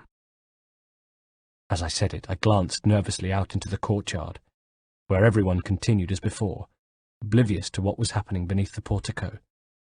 And then I looked back to see Jenny staring at me, her eyes growing wider, already misting up with tears as the years fell away and she recognized me. "Haytham," she whispered, "you've come for me." "Yes, Jenny, yes," I replied in a hush, feeling a strange mix of emotions, at least one of which was guilt. "I knew you'd come," she said. "I knew you'd come." Her voice was rising, and I began to worry, casting another panicky look out into the courtyard. Then she reached forward and grasped my two hands in both of hers, and brushed past Holden to look imploringly into my eyes. "Tell me he's dead. Tell me you killed him." Torn between wanting her to keep quiet and wanting to know what she meant, I hissed, "Who? Tell you who's dead?" "Birch," she spat, and this time her voice was too loud. Past her shoulder I saw a concubine, gliding towards us beneath the portico, perhaps on her way to the bath chamber. She'd seemed lost in thought, but at the sound of a voice she looked up, and her expression of calm serenity was replaced by one of panic, and she leaned out into the courtyard and called the one word we had all been fearing. "Guards!" 5. The first guard to come rushing over didn't realize I was armed, and I'd engaged a blade and plunged it into his abdomen before he even knew what was happening. His eyes went wide, and he grunted flecks of blood into my face. With a yell of effort, I wrenched my arm round and pulled him with me, ramming his still writhing corpse into a second man who came rushing towards us, and sent them both tumbling back to the black and white tiles of the courtyard. More arrived, and the fight was on. From the corner of my eye I saw the flash of a blade and turned just in time to avoid it being embedded into my neck. Twisting, I grabbed the assailant's sword arm, broke it, and slid my blade up into his skull. I went into a crouch, pivoted, and kicked to take away the legs of a fourth man, then scrambled to my feet, stamped on his face, and heard his skull crunch. Not far away, Holden had felled 3 of the eunuchs, but by now the guards had the measure of us, and were approaching with more caution, assembling for combat even as we took cover behind the columns, and threw worried glances at each other, each wondering if we could make it back to the trapdoor before we were overrun. Clever boys. 2 of them moved forward together. I stood side by side with Holden, and we fought back, even as another pair of guards moved in from our right. For a moment it was touch and go, as we stood back to back and battled the guards out of the portico until they withdrew, ready to launch their next attack, inching closer all the time, crowding in. Behind us, Jenny stood by the door to the bath chamber. "Haytham," she called, a note of panic in her voice. "We've got to go." What would they do to her if she was captured now, I wondered. What would her punishment be? I dreaded to think. "You 2 go, sir," urged Holden over his shoulder. "No way," I called back. Again came an attack, and again we fought. A eunuch fell, dying with a groan. Even in death, even with sword steel in their gut, these men didn't scream. Over the shoulders of the ones in front of us, I saw more of them pouring into the courtyard. They were like cockroaches. For every one we killed, there were 2 to take his place. "Go, sir," insisted Holden. "I'll keep them back, then follow you. Don't be a fool, Holden, I barked, unable to keep the scoffing sound out of my voice. There's no holding them back. They'll cut you down. I've been in tighter spots than this one, sir, grunted Holden, his sword arm working as he exchanged blows, but I could hear the false bravado in his voice. Then you won't mind if I stay, I said, at the same time fending off one of the eunuch's sword strikes, and parrying not with my blade, but with a punch to the face that sent him pinwheeling back. Go! He shrieked. We die, we both die, I replied. But Holden had decided that the time for courtesy was over. Listen, mate, either you two make it out of here, or none of us do. What's it going to be?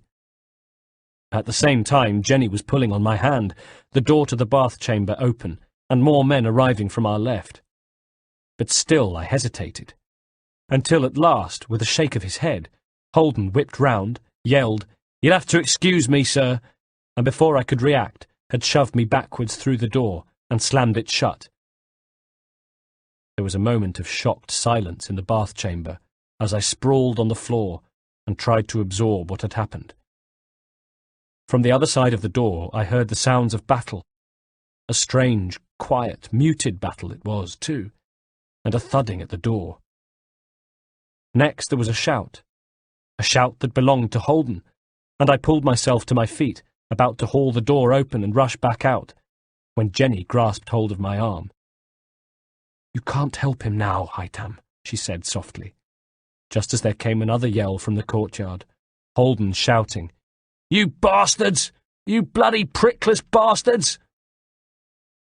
I cast one last look back at the door, then pulled the bar across to lock it, as Jenny dragged me over to the hatch in the floor. "Is that the best you can do, you bastards?" I heard from above us as we took the steps, Holden's voice growing fainter now. "Come on, you dickless wonders. Let's see how you fare against one of His Majesty's men." The last thing we heard as we ran back along the walkway was the sound of a scream. 21st of September, 1757. 1. I had hoped never to take pleasure in killing, but for the Coptic priest who stood guard close to the Abu Gherba monastery on Mount Gebel Eter, I made an exception. I have to admit, I enjoyed killing him. He crumpled to the dirt at the base of a fence that surrounded a small enclosure, his chest heaving, and his last breaths coming in jagged bursts as he died.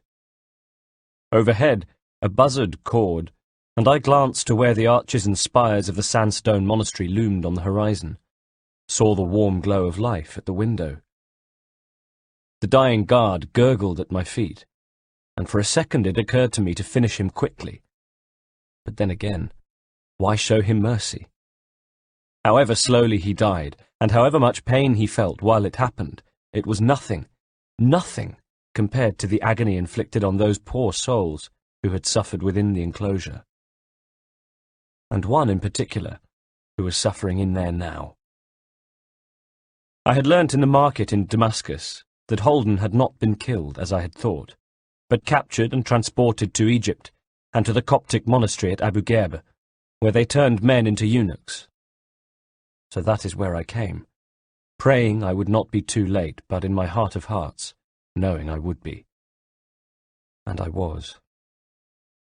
Looking at the fence, I could tell it would be sunk deep into the ground to prevent predatory nighttime animals digging beneath it. Within the enclosure was the place where they buried the eunuchs up to their necks in sand and kept them there for 10 days. They didn't want hyenas gnawing away at the faces of the buried men during that time. Absolutely not. No, if those men died, they were to die of slow exposure to the sun, or of the wounds inflicted upon them during the castration procedure. With the guard dead behind me, I crept into the enclosure. It was dark, just the light of the moon to guide me, but I could see that the sand around was blood-stained. How many men, I wondered, had suffered here? Mutilated, then buried up to their necks. From not far away came a low groan, and I squinted, seeing an irregular shape on the ground at the centre of the enclosure, and I knew straight away that it belonged to Private James Holden. "Holden," I whispered, and a second later was crouching to where his head protruded from the sand, gasping at what I saw. The night was cool, but the days were hot, tortuously so, and the sun had burnt him so badly it was as though the very flesh had been seared away from his face. His lips and eyelids were crusted and bleeding, his skin red and peeling. I had a leather flask of water at the ready, uncorked it and held it to his lips. "Holden?" I repeated. He stirred. His eyes flickered open and focused on me, milky and full of pain, but with recognition, and very slowly the ghost of a smile appeared on his cracked and petrified lips. Then, just as quickly, it was gone, and he was convulsing.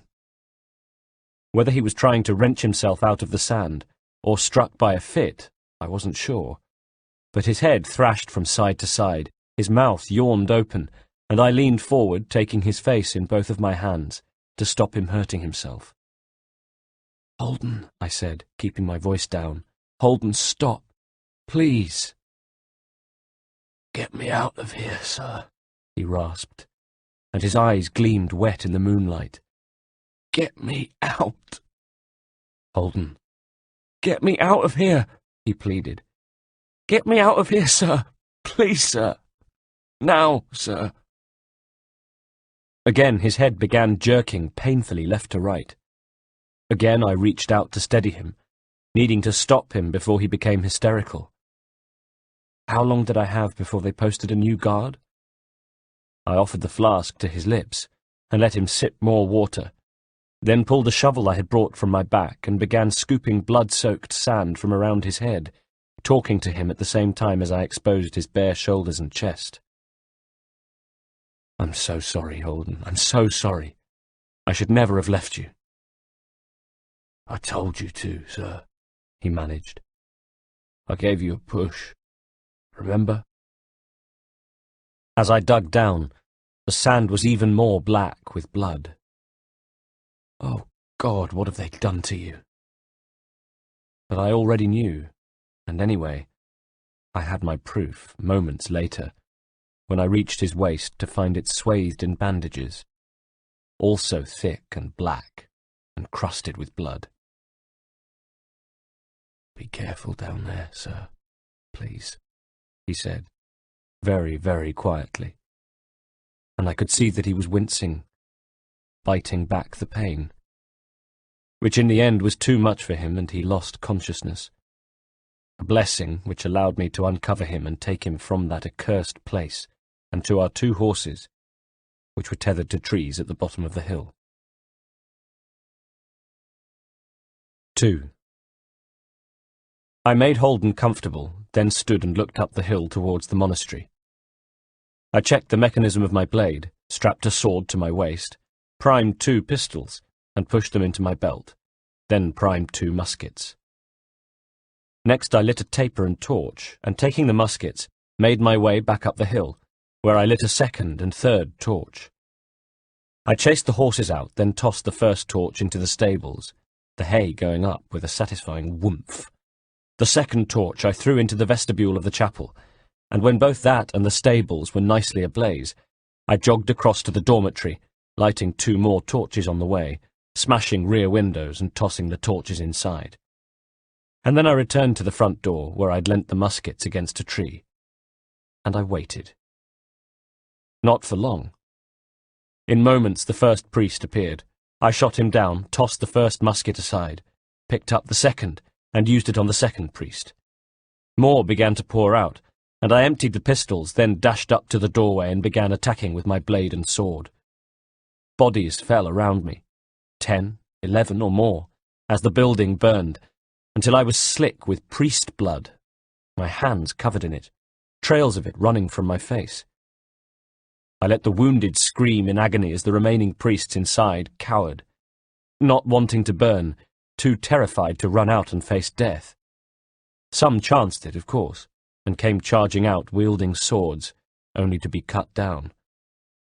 Others I heard burning. Maybe some escaped, but I wasn't in the mood to be thorough. I made sure that most of them died. I heard the screams and smelled the burning flesh of those who hid inside, and then I stepped over the bodies of the dead and dying and left, as the monastery burned behind me. 25th of September, 1757. We were in a cottage, at a table, with the remains of a meal and single candle between us. Not far away, Holden slept, feverish, and every now and then I'd get up to change the rag on his forehead for a cooler one. We'd need to let the fever run its course, and only then, when he was better, continue our journey. "Father was an assassin," Jenny said as I sat down. It was the first time we'd spoken about such matters since the rescue. We'd been too preoccupied with looking after Holden, escaping Egypt, and finding shelter each night. "I know," I said. "You know?" "Yes, I found out. I've realized that's what you meant all those years ago. Do you remember? You used to call me Squirt." She pursed her lips and shifted uncomfortably. "And what you said about me being the male heir, how I'd find out sooner or later what lay in store for me." "I remember." "Well, it turned out to be later rather than sooner that I discovered what lay in store for me." "But if you knew, then why does Birch live?" "Why would he be dead?" "He's a Templar."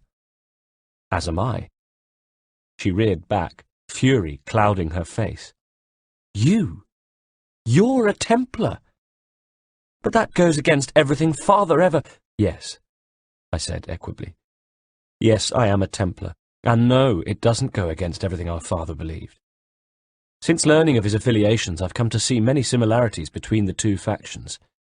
I've begun to wonder if, given my roots and my current position within the Order, I'm not perfectly placed to somehow unite Assassin and Templar." I stopped. She was slightly drunk, I realized. There was something sloppy about her features all of a sudden, and she made a disgusted noise. "What about him? My former fiancé, owner of my heart, the dashing and charming Reginald Birch. What of him, pray tell?" "Reginald is my mentor, my Grand Master.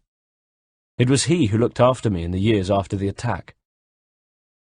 Her face twisted into the nastiest, most bitter sneer I had ever seen. "Well, weren't you the lucky one? While you were being mentored, I was being looked after too, by Turkish slavers." I felt as if she could see right through me, as though she could see exactly what my priorities had been all these years, and I dropped my eyes, then looked across the cottage to where Holden lay. A room full of my failings. "I'm sorry," I said, as if to them both. "I'm truly sorry." "Don't be. I was one of the lucky ones. They kept me pure for selling to the Ottoman court, and after that I was looked after at Topkapi Palace." She looked away. "It could have been worse. I was used to it after all." "What?" "I expect you idolized Father, did you, Haytham? Probably still do. Your sun and moon. My father, my king. Not me. I hated him. All his talk of freedom, spiritual and intellectual freedom, didn't extend to me, his own daughter. There was no weapons training for me, remember? No think differently for Jenny. There was just be a good girl and get married to Reginald Birch. What a great match that would be. I dare say I was treated better by the Sultan than I would have been by him. I once told you that our lives were mapped out for us, remember?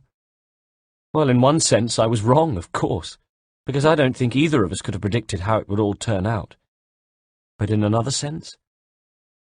In another sense, I couldn't have been more right, Haytham, because you were born to kill, and kill is what you have done.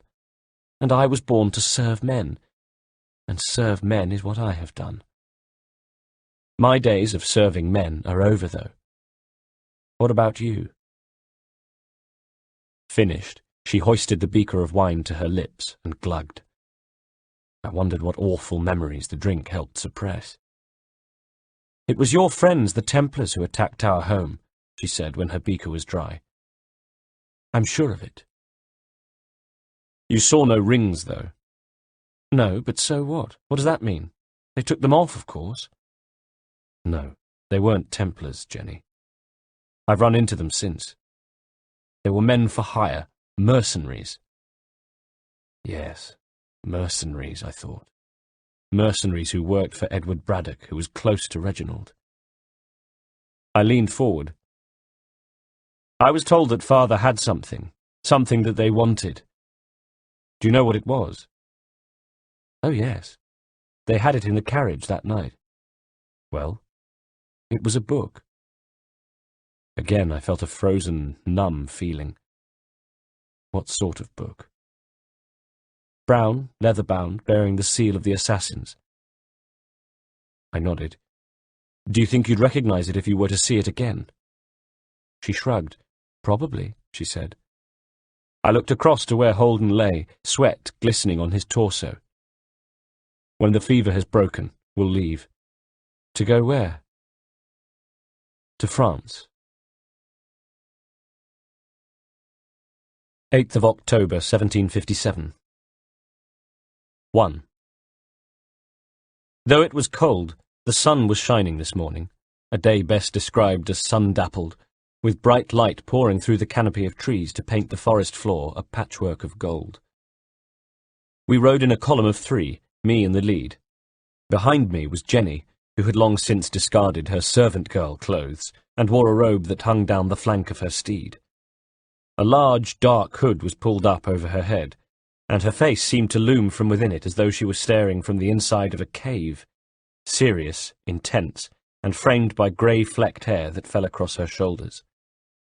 Behind her came Holden, who, like me, wore a buttoned-up frock coat, scarf, and tricorn hat, only he sagged forward a little in his saddle, his complexion pale, sallow, and haunted. He had said little since recovering from his fever.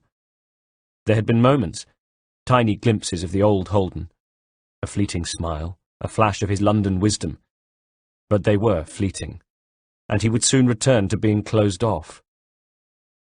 During our passage across the Mediterranean, he had kept himself to himself, sitting alone, brooding. In France we had donned disguises, bought horses, and began the trek to the chateau, and he had ridden in silence. He looked pale, and having seen him walk, I thought he was still in pain. Even in the saddle I'd occasionally see him wincing, especially over uneven ground. I could hardly bear to think of the hurt he was enduring, physical and mental. An hour away from the chateau, we stopped, and I strapped my sword to my waist, primed a pistol, and put it into my belt. Holden did the same, and I asked him, "Are you sure you're all right to fight, Holden?" He shot me a reproachful look, and I noticed the bags and dark rings beneath his eyes. "Begging your pardon, sir, but it's my cock and balls they took off me, not my gumption." "I'm sorry, Holden, I didn't mean to suggest anything. I've had my answer, and that's good enough for me." "Do you think there will be fighting, sir?" he said. And again I saw him wince as he reached to bring his sword close at hand. "I don't know, Holden. I really don't." As we came close to the chateau, I saw the first of the patrols. The guard stood in front of my horse and regarded me from beneath the wide brim of his hat. The same man, I realized, who had been here the last time I visited, nearly 4 years ago. "That you, Master Kenway?" he said. "Indeed it is, and I have 2 companions," I replied.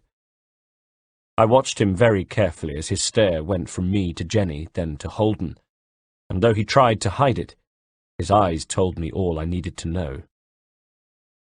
He went to put his fingers to his mouth, but I had leapt from my horse, grabbed his head and ejected my blade through his eye and into his brain, and sliced open his throat before he could make another sound.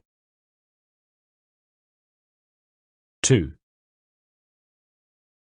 I knelt with one hand on the sentry's chest, as the blood oozed fast and thickly from the wide-open gash at his throat, like a second grinning mouth, and looked back over my shoulder to where Jenny regarded me with a frown, and Holden sat upright in his saddle, his sword drawn. "Do you mind telling us what that was all about?" asked Jenny. "He was about to whistle," I replied, scanning the forest around us. "He didn't whistle last time." "So? Perhaps they changed the entry procedure." I shook my head. No, they know we're coming. They're expecting us. The whistle would have warned the others. We wouldn't have made it across the lawn before they cut us down. How do you know? She said. I don't know, I snapped. Beneath my hand, the guard's chest rose and fell one last time. I looked down to see his eyes swivel and his body give one last spasm before he died. I suspect, I continued, wiping my bloody hands on the ground and standing up. I've spent years suspecting, ignoring the obvious. The book you saw in the carriage that night. Reginald has it with him. He'll have it in that house if I'm not very much mistaken. It was he who organised the raid on our house, he who was responsible for Father's death. Oh, you know that now, do you? She sneered. I'd refused to believe it before, but now, yes, I know. Things have begun to make sense to me. Like one afternoon when I was a child, I met Reginald by the plate room.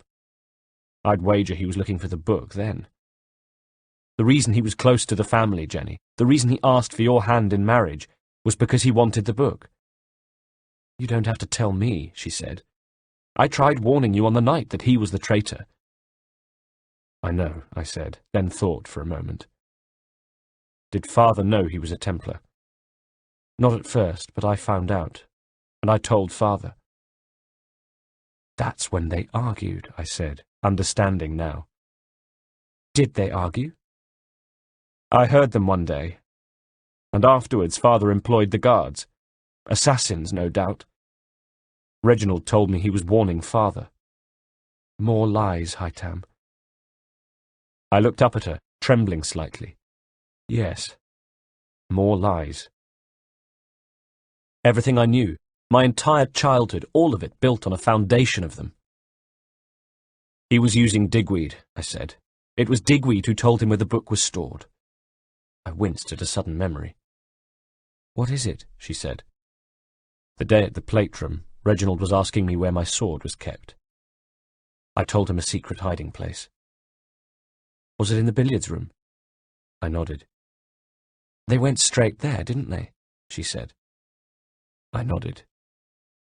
They knew it wasn't in the plate room because Digweed told them it had been moved, which is why they went straight to the games room. But they weren't Templars, she said. I beg your pardon? In Syria, you told me the men who attacked us weren't Templars, she said with a mocking tone. They couldn't be your beloved Templars. I shook my head. No, they weren't. I told you I've encountered them since, and they were Braddock's men. Reginald must have planned to school me in the order. I thought again, and something occurred to me. Because of the family inheritance, probably. Using Templar men would have been too much of a risk. I might have found out.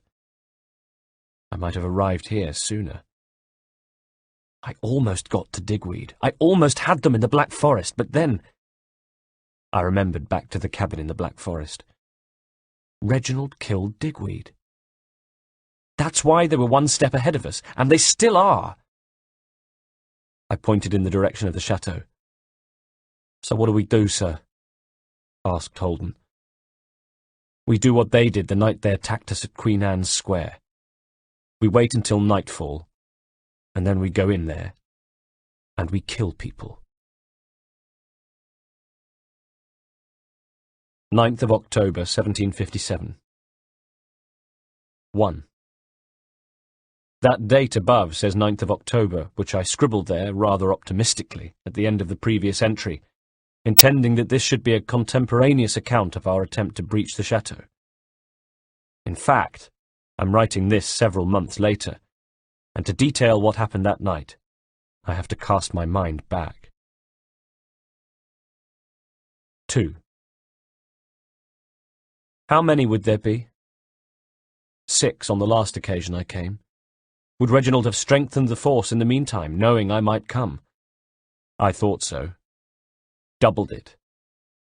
Make it 12 then, plus John Harrison if he was still in residence, and, of course, Reginald. He was 52 and his skills would have faded, but even so, I knew never to underestimate him.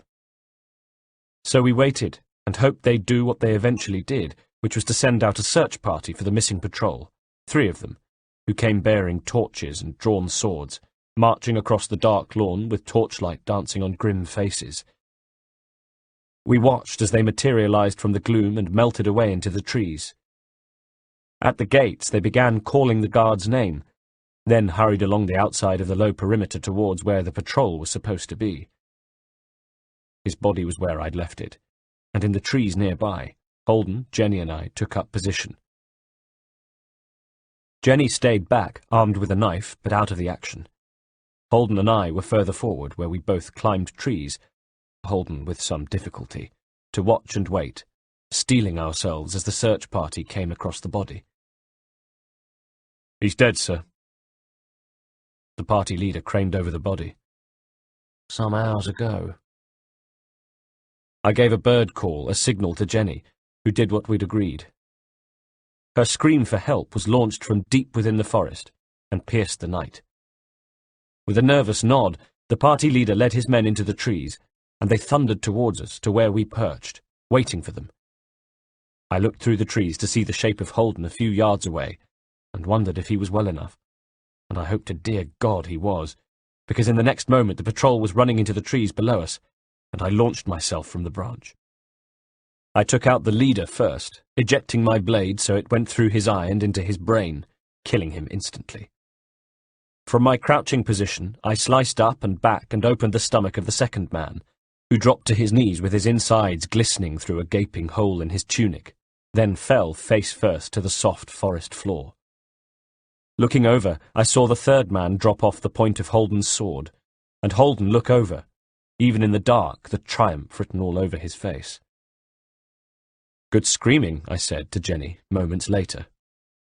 "Pleased to be of assistance," she frowned. "But listen, Haytham, I'm not staying in the shadows when we get there." She raised the knife. "I want to deal with Birch myself. He took my life away from me. Any mercy he showed by not having me killed, I shall repay by leaving him his cock and—" She stopped and looked over at Holden, who knelt nearby and looked away. She began. "That's all right, miss," said Holden. He raised his head and, with a look I'd never seen on his face before, said, "But you make sure you do take his cock and balls before you finish him. You make that bastard suffer." 3. We made our way around the perimeter back to the gate, where a lone sentry looked agitated, perhaps wondering where the search party had got to, perhaps sensing something was wrong, his soldier's instinct at work. But whatever instinct he had wasn't enough to keep him alive, and moments later we were ducking through the wicket gate and keeping low to make our way across the lawn. We stopped and knelt by a fountain, holding our breaths at the sound of 4 more men who came from the front door of the chateau, boots drumming on the paving, calling names. A search party sent to find a first search party. The chateau was on full alert now. So much for a quiet entry. At least we'd reduced their numbers by 8. On my signal, Holden and I burst from behind the cover of the fountain base and were upon them, cutting all 3 down before they even had a chance to draw their swords. We'd been seen. From the chateau there came a shout, and in the next instant was the sharp report of musket fire and balls smacking into the fountain behind us.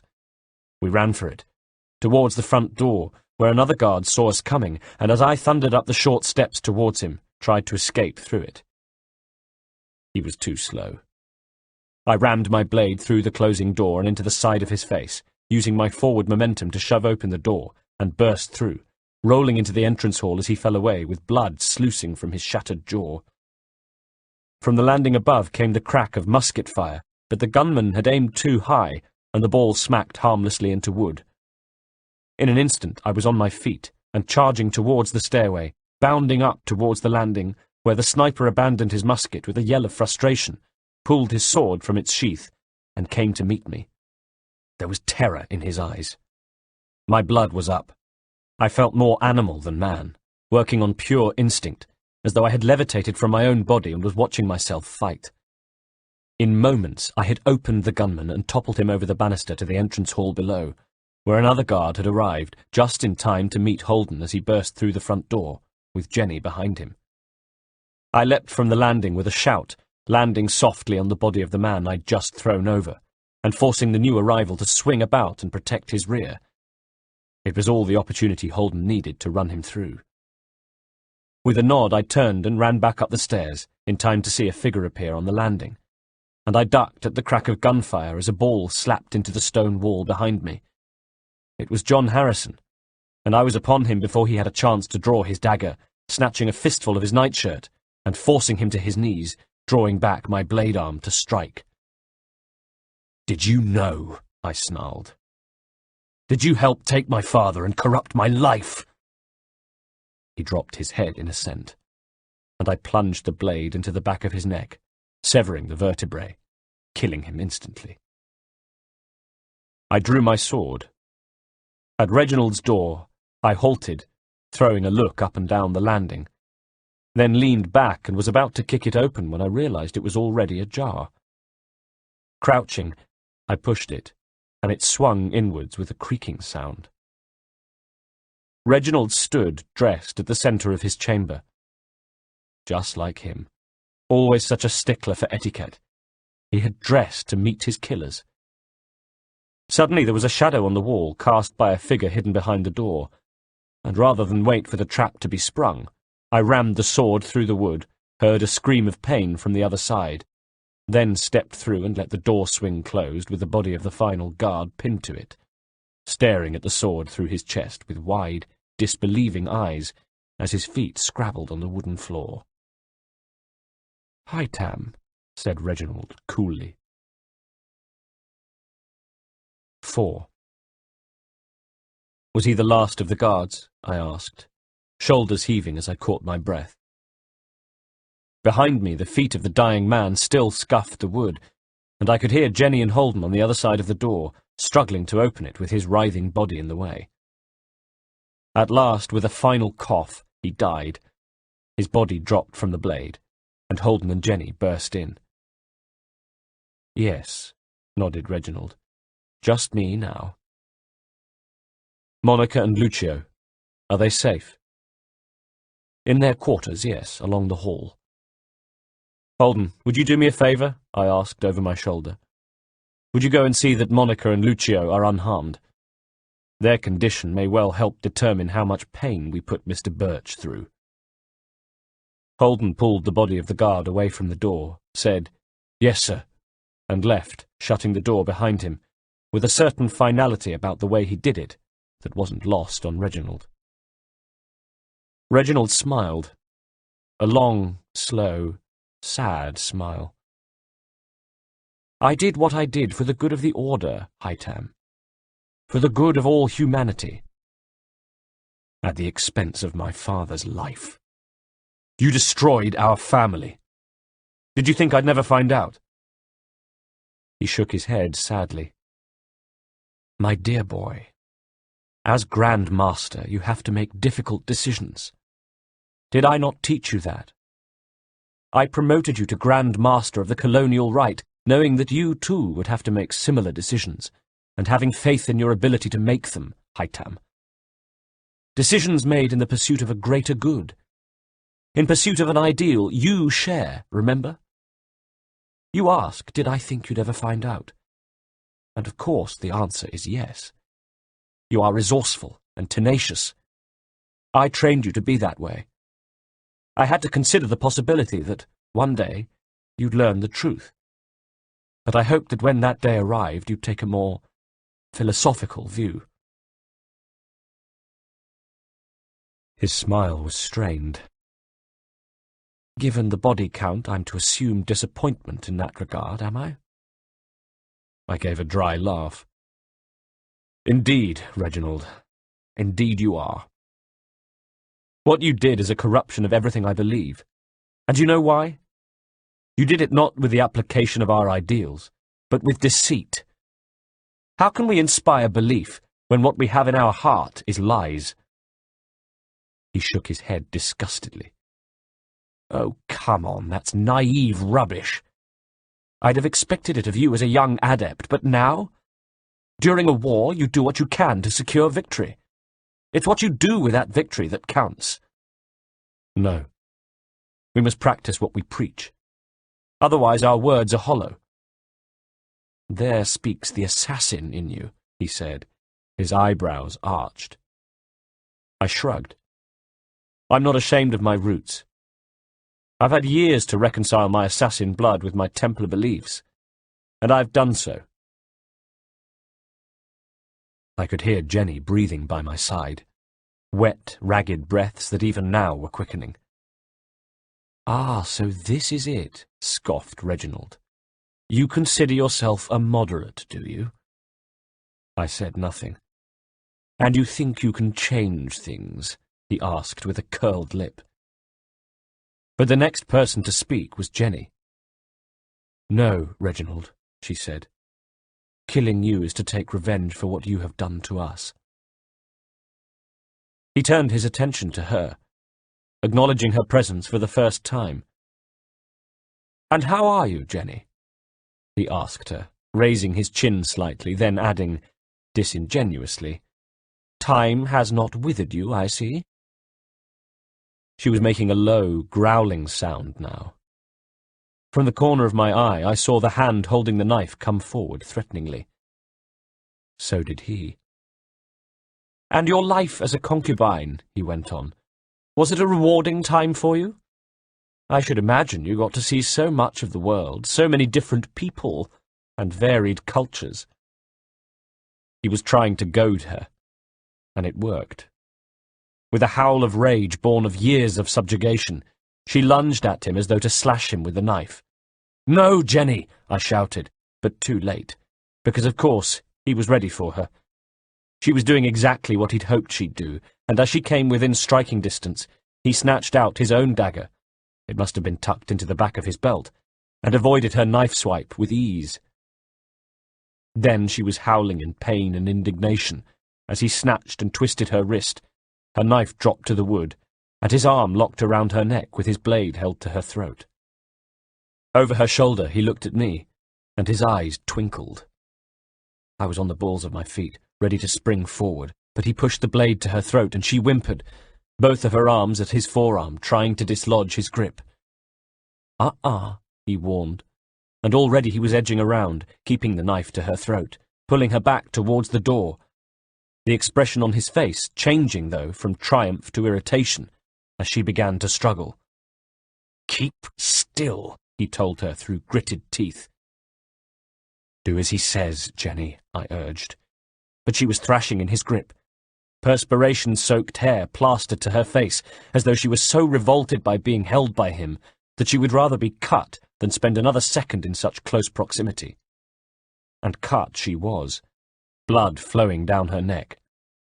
Will you hold still, woman? He snapped, beginning to lose his composure. For the love of God, do you want to die here? Better that and my brother put you to death than allow you to escape, she hissed, and continued to strain against him. I saw her eyes flick to the floor. Not far away from where they struggled was the body of the guard, and I realized what she was doing a second before it happened. Reginald stumbled against an outstretched leg of the corpse and lost his footing. Just a little, but enough. Enough so that when Jenny, with a yell of effort, thrust backwards, he tripped over the corpse and lost his balance, thumping heavily against the door, where my sword was still stuck fast through the wood. His mouth opened in a silent shout of shock and pain. He still held Jenny, but his grip relaxed and she dropped forward, leaving Reginald pinned to the door, and looking from me to his chest, where the point of the sword protruded from it. When he pulled a pained face, there was blood on his teeth. And then, slowly, he slid from the sword and joined the first guard on the floor, his hands at the hole in his chest, blood soaking his clothes and already beginning to pool on the floor. Turning his head slightly, he was able to look up at me. I tried to do what was right, Haytham, he said. His eyebrows knitted together. Surely you can understand that.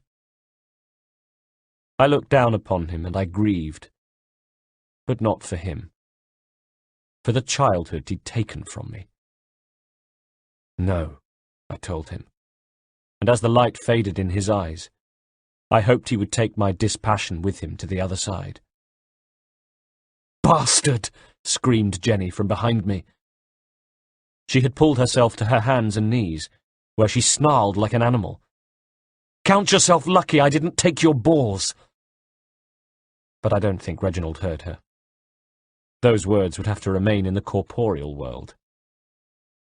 He was dead. 5. From outside there was a noise, and I stepped over the body and pulled the door open, ready to meet more guards if need be. Instead, I was greeted by the sight of Monica and Lucio passing by on the landing, both clutching bundles and being ushered towards the stairs by Holden. They had the pale, gaunt faces of the long incarcerated, and when they looked over the rail to the entrance hall beneath, the sight of the bodies made Monica gasp and clutch her hand to her mouth in shock. "I'm sorry," I said, not quite sure what I was apologizing for. For surprising them? For the bodies? For the fact that they had been held hostage for 4 years? Lucio shot me a look of pure hatred, then looked away. "We don't want your apologies, thank you, sir," replied Monica in broken English. "We thank you for setting us free at last." "If you wait for us, we'll be leaving in the morning," I said. "If that's all right with you, Holden." "Yes, sir." "I think we would rather set off as soon as we have gathered together what supplies we need to return home," replied Monica. "Please wait," I said, and could hear the fatigue in my voice. "Monica, Lucio, please wait, and we shall all travel together in the morning to ensure you have safe passage." "No, thank you, sir." They had reached the bottom of the stairs, and Monica turned her face to look up at me. "I think you have done quite enough. We know where the stables are.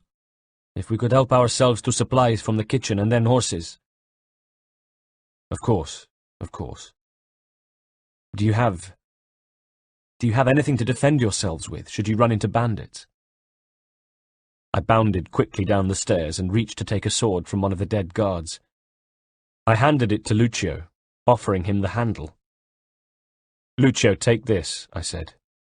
"You'll need it to protect your mother as you make your way home." He grasped the sword, looked up at me, and I thought I saw a softening in his eyes.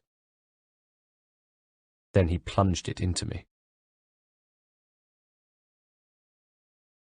27th of January, 1758. Death. There had been so much of it, and would be more to come.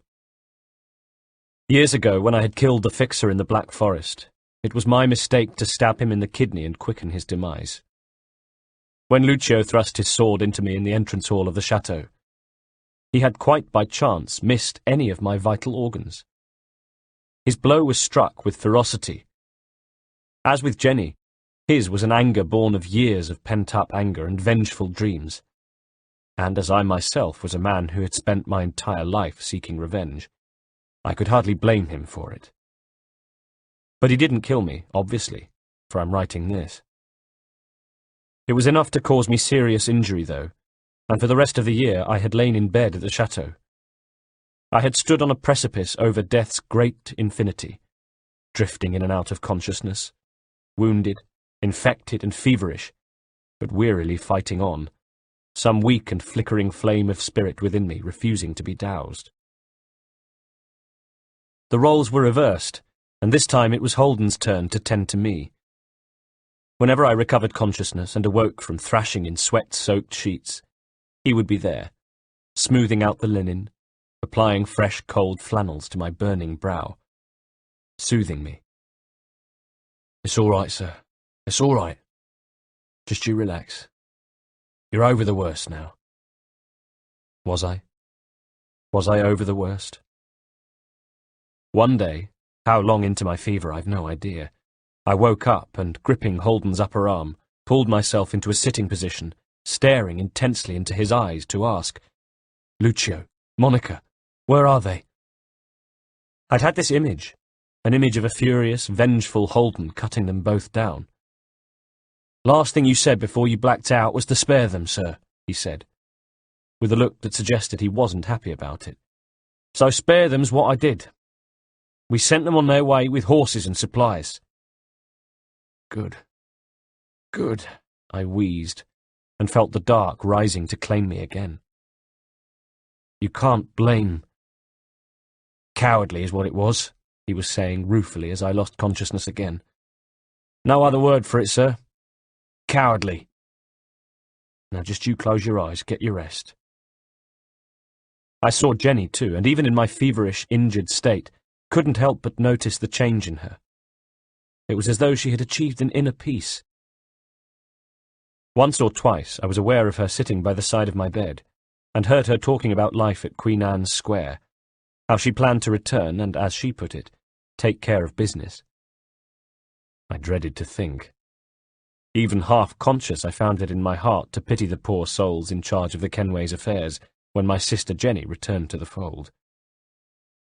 On a table by the side of my bed lay Reginald's Templar ring, but I didn't put it on, pick it up, even touch it. For now, at least, I felt neither Templar nor assassin, and wanted nothing to do with either order. And then, some 3 months after Lucio had stabbed me, I climbed out of bed. Taking a deep breath, with Holden gripping my left forearm in both of his hands, I swept my feet out from underneath the sheets, put them to the cold wooden floor, and felt my nightshirt slide down to my knees as I stood upright for the first time in what felt like a lifetime. Straight away I felt a twinge of pain from the wound at my side, and put my hand there. It was badly infected, sir, explained Holden. We had to cut away some of the rotted skin. I grimaced. Where do you want to go, sir? Asked Holden after we'd walked slowly from the bed to the doorway. It made me feel like an invalid, but I was happy for the moment to be treated like one. My strength would soon return, and then I would be back to my old self? I wondered. I think I want to look out of the window, Holden, please, I said, and he agreed, leading me over to it so that I could gaze out over the grounds where I'd spent so much of my childhood. As I stood there, I realized that for most of my adult life, when I'd thought of home, I'd pictured myself staring out of a window, either over the gardens of Queen Anne's Square or the grounds of the chateau. I'd called both of them home, and still did, and now that I knew the full truth about Father and Reginald, they'd come to acquire an even greater significance. A duality, almost. 2 halves of my boyhood, 2 parts of the man I became. That's enough, thank you, Holden, I said, and let him lead me back to the bed. I climbed in, suddenly feeling, I hate to admit it, but frail, after my long journey all the way to the window and back again. Even so, my recovery was almost complete, and the thought was enough to bring a smile to my face, as Holden busied himself collecting a beaker of water and a used flannel, on his face a strange, grim, unreadable expression. It's good to see you back on your feet, sir, he said, when he realized I was looking at him. I've got you to thank, Holden, I said. And Miss Jenny, sir, he reminded me. Indeed. We were both worried about you for a while, sir. It was touch and go. Quite something it would have been to have lived through wars, assassins, and murderous eunuchs, only to die at the hands of a slip of a boy, I chuckled. He nodded and laughed dryly. Quite so, sir, he agreed. A bitter irony indeed. Well, I live to fight another day, I said, and soon, maybe in a week or so, we shall take our leave, travel back to the Americas, and there continue my work. He looked at me, nodded. As you wish, sir, he said. Will that be all for the time being, sir? Yes, of course. Sorry, Holden, to be such a bother these past few months. My only wish has been to see you recover, sir, he said, and left.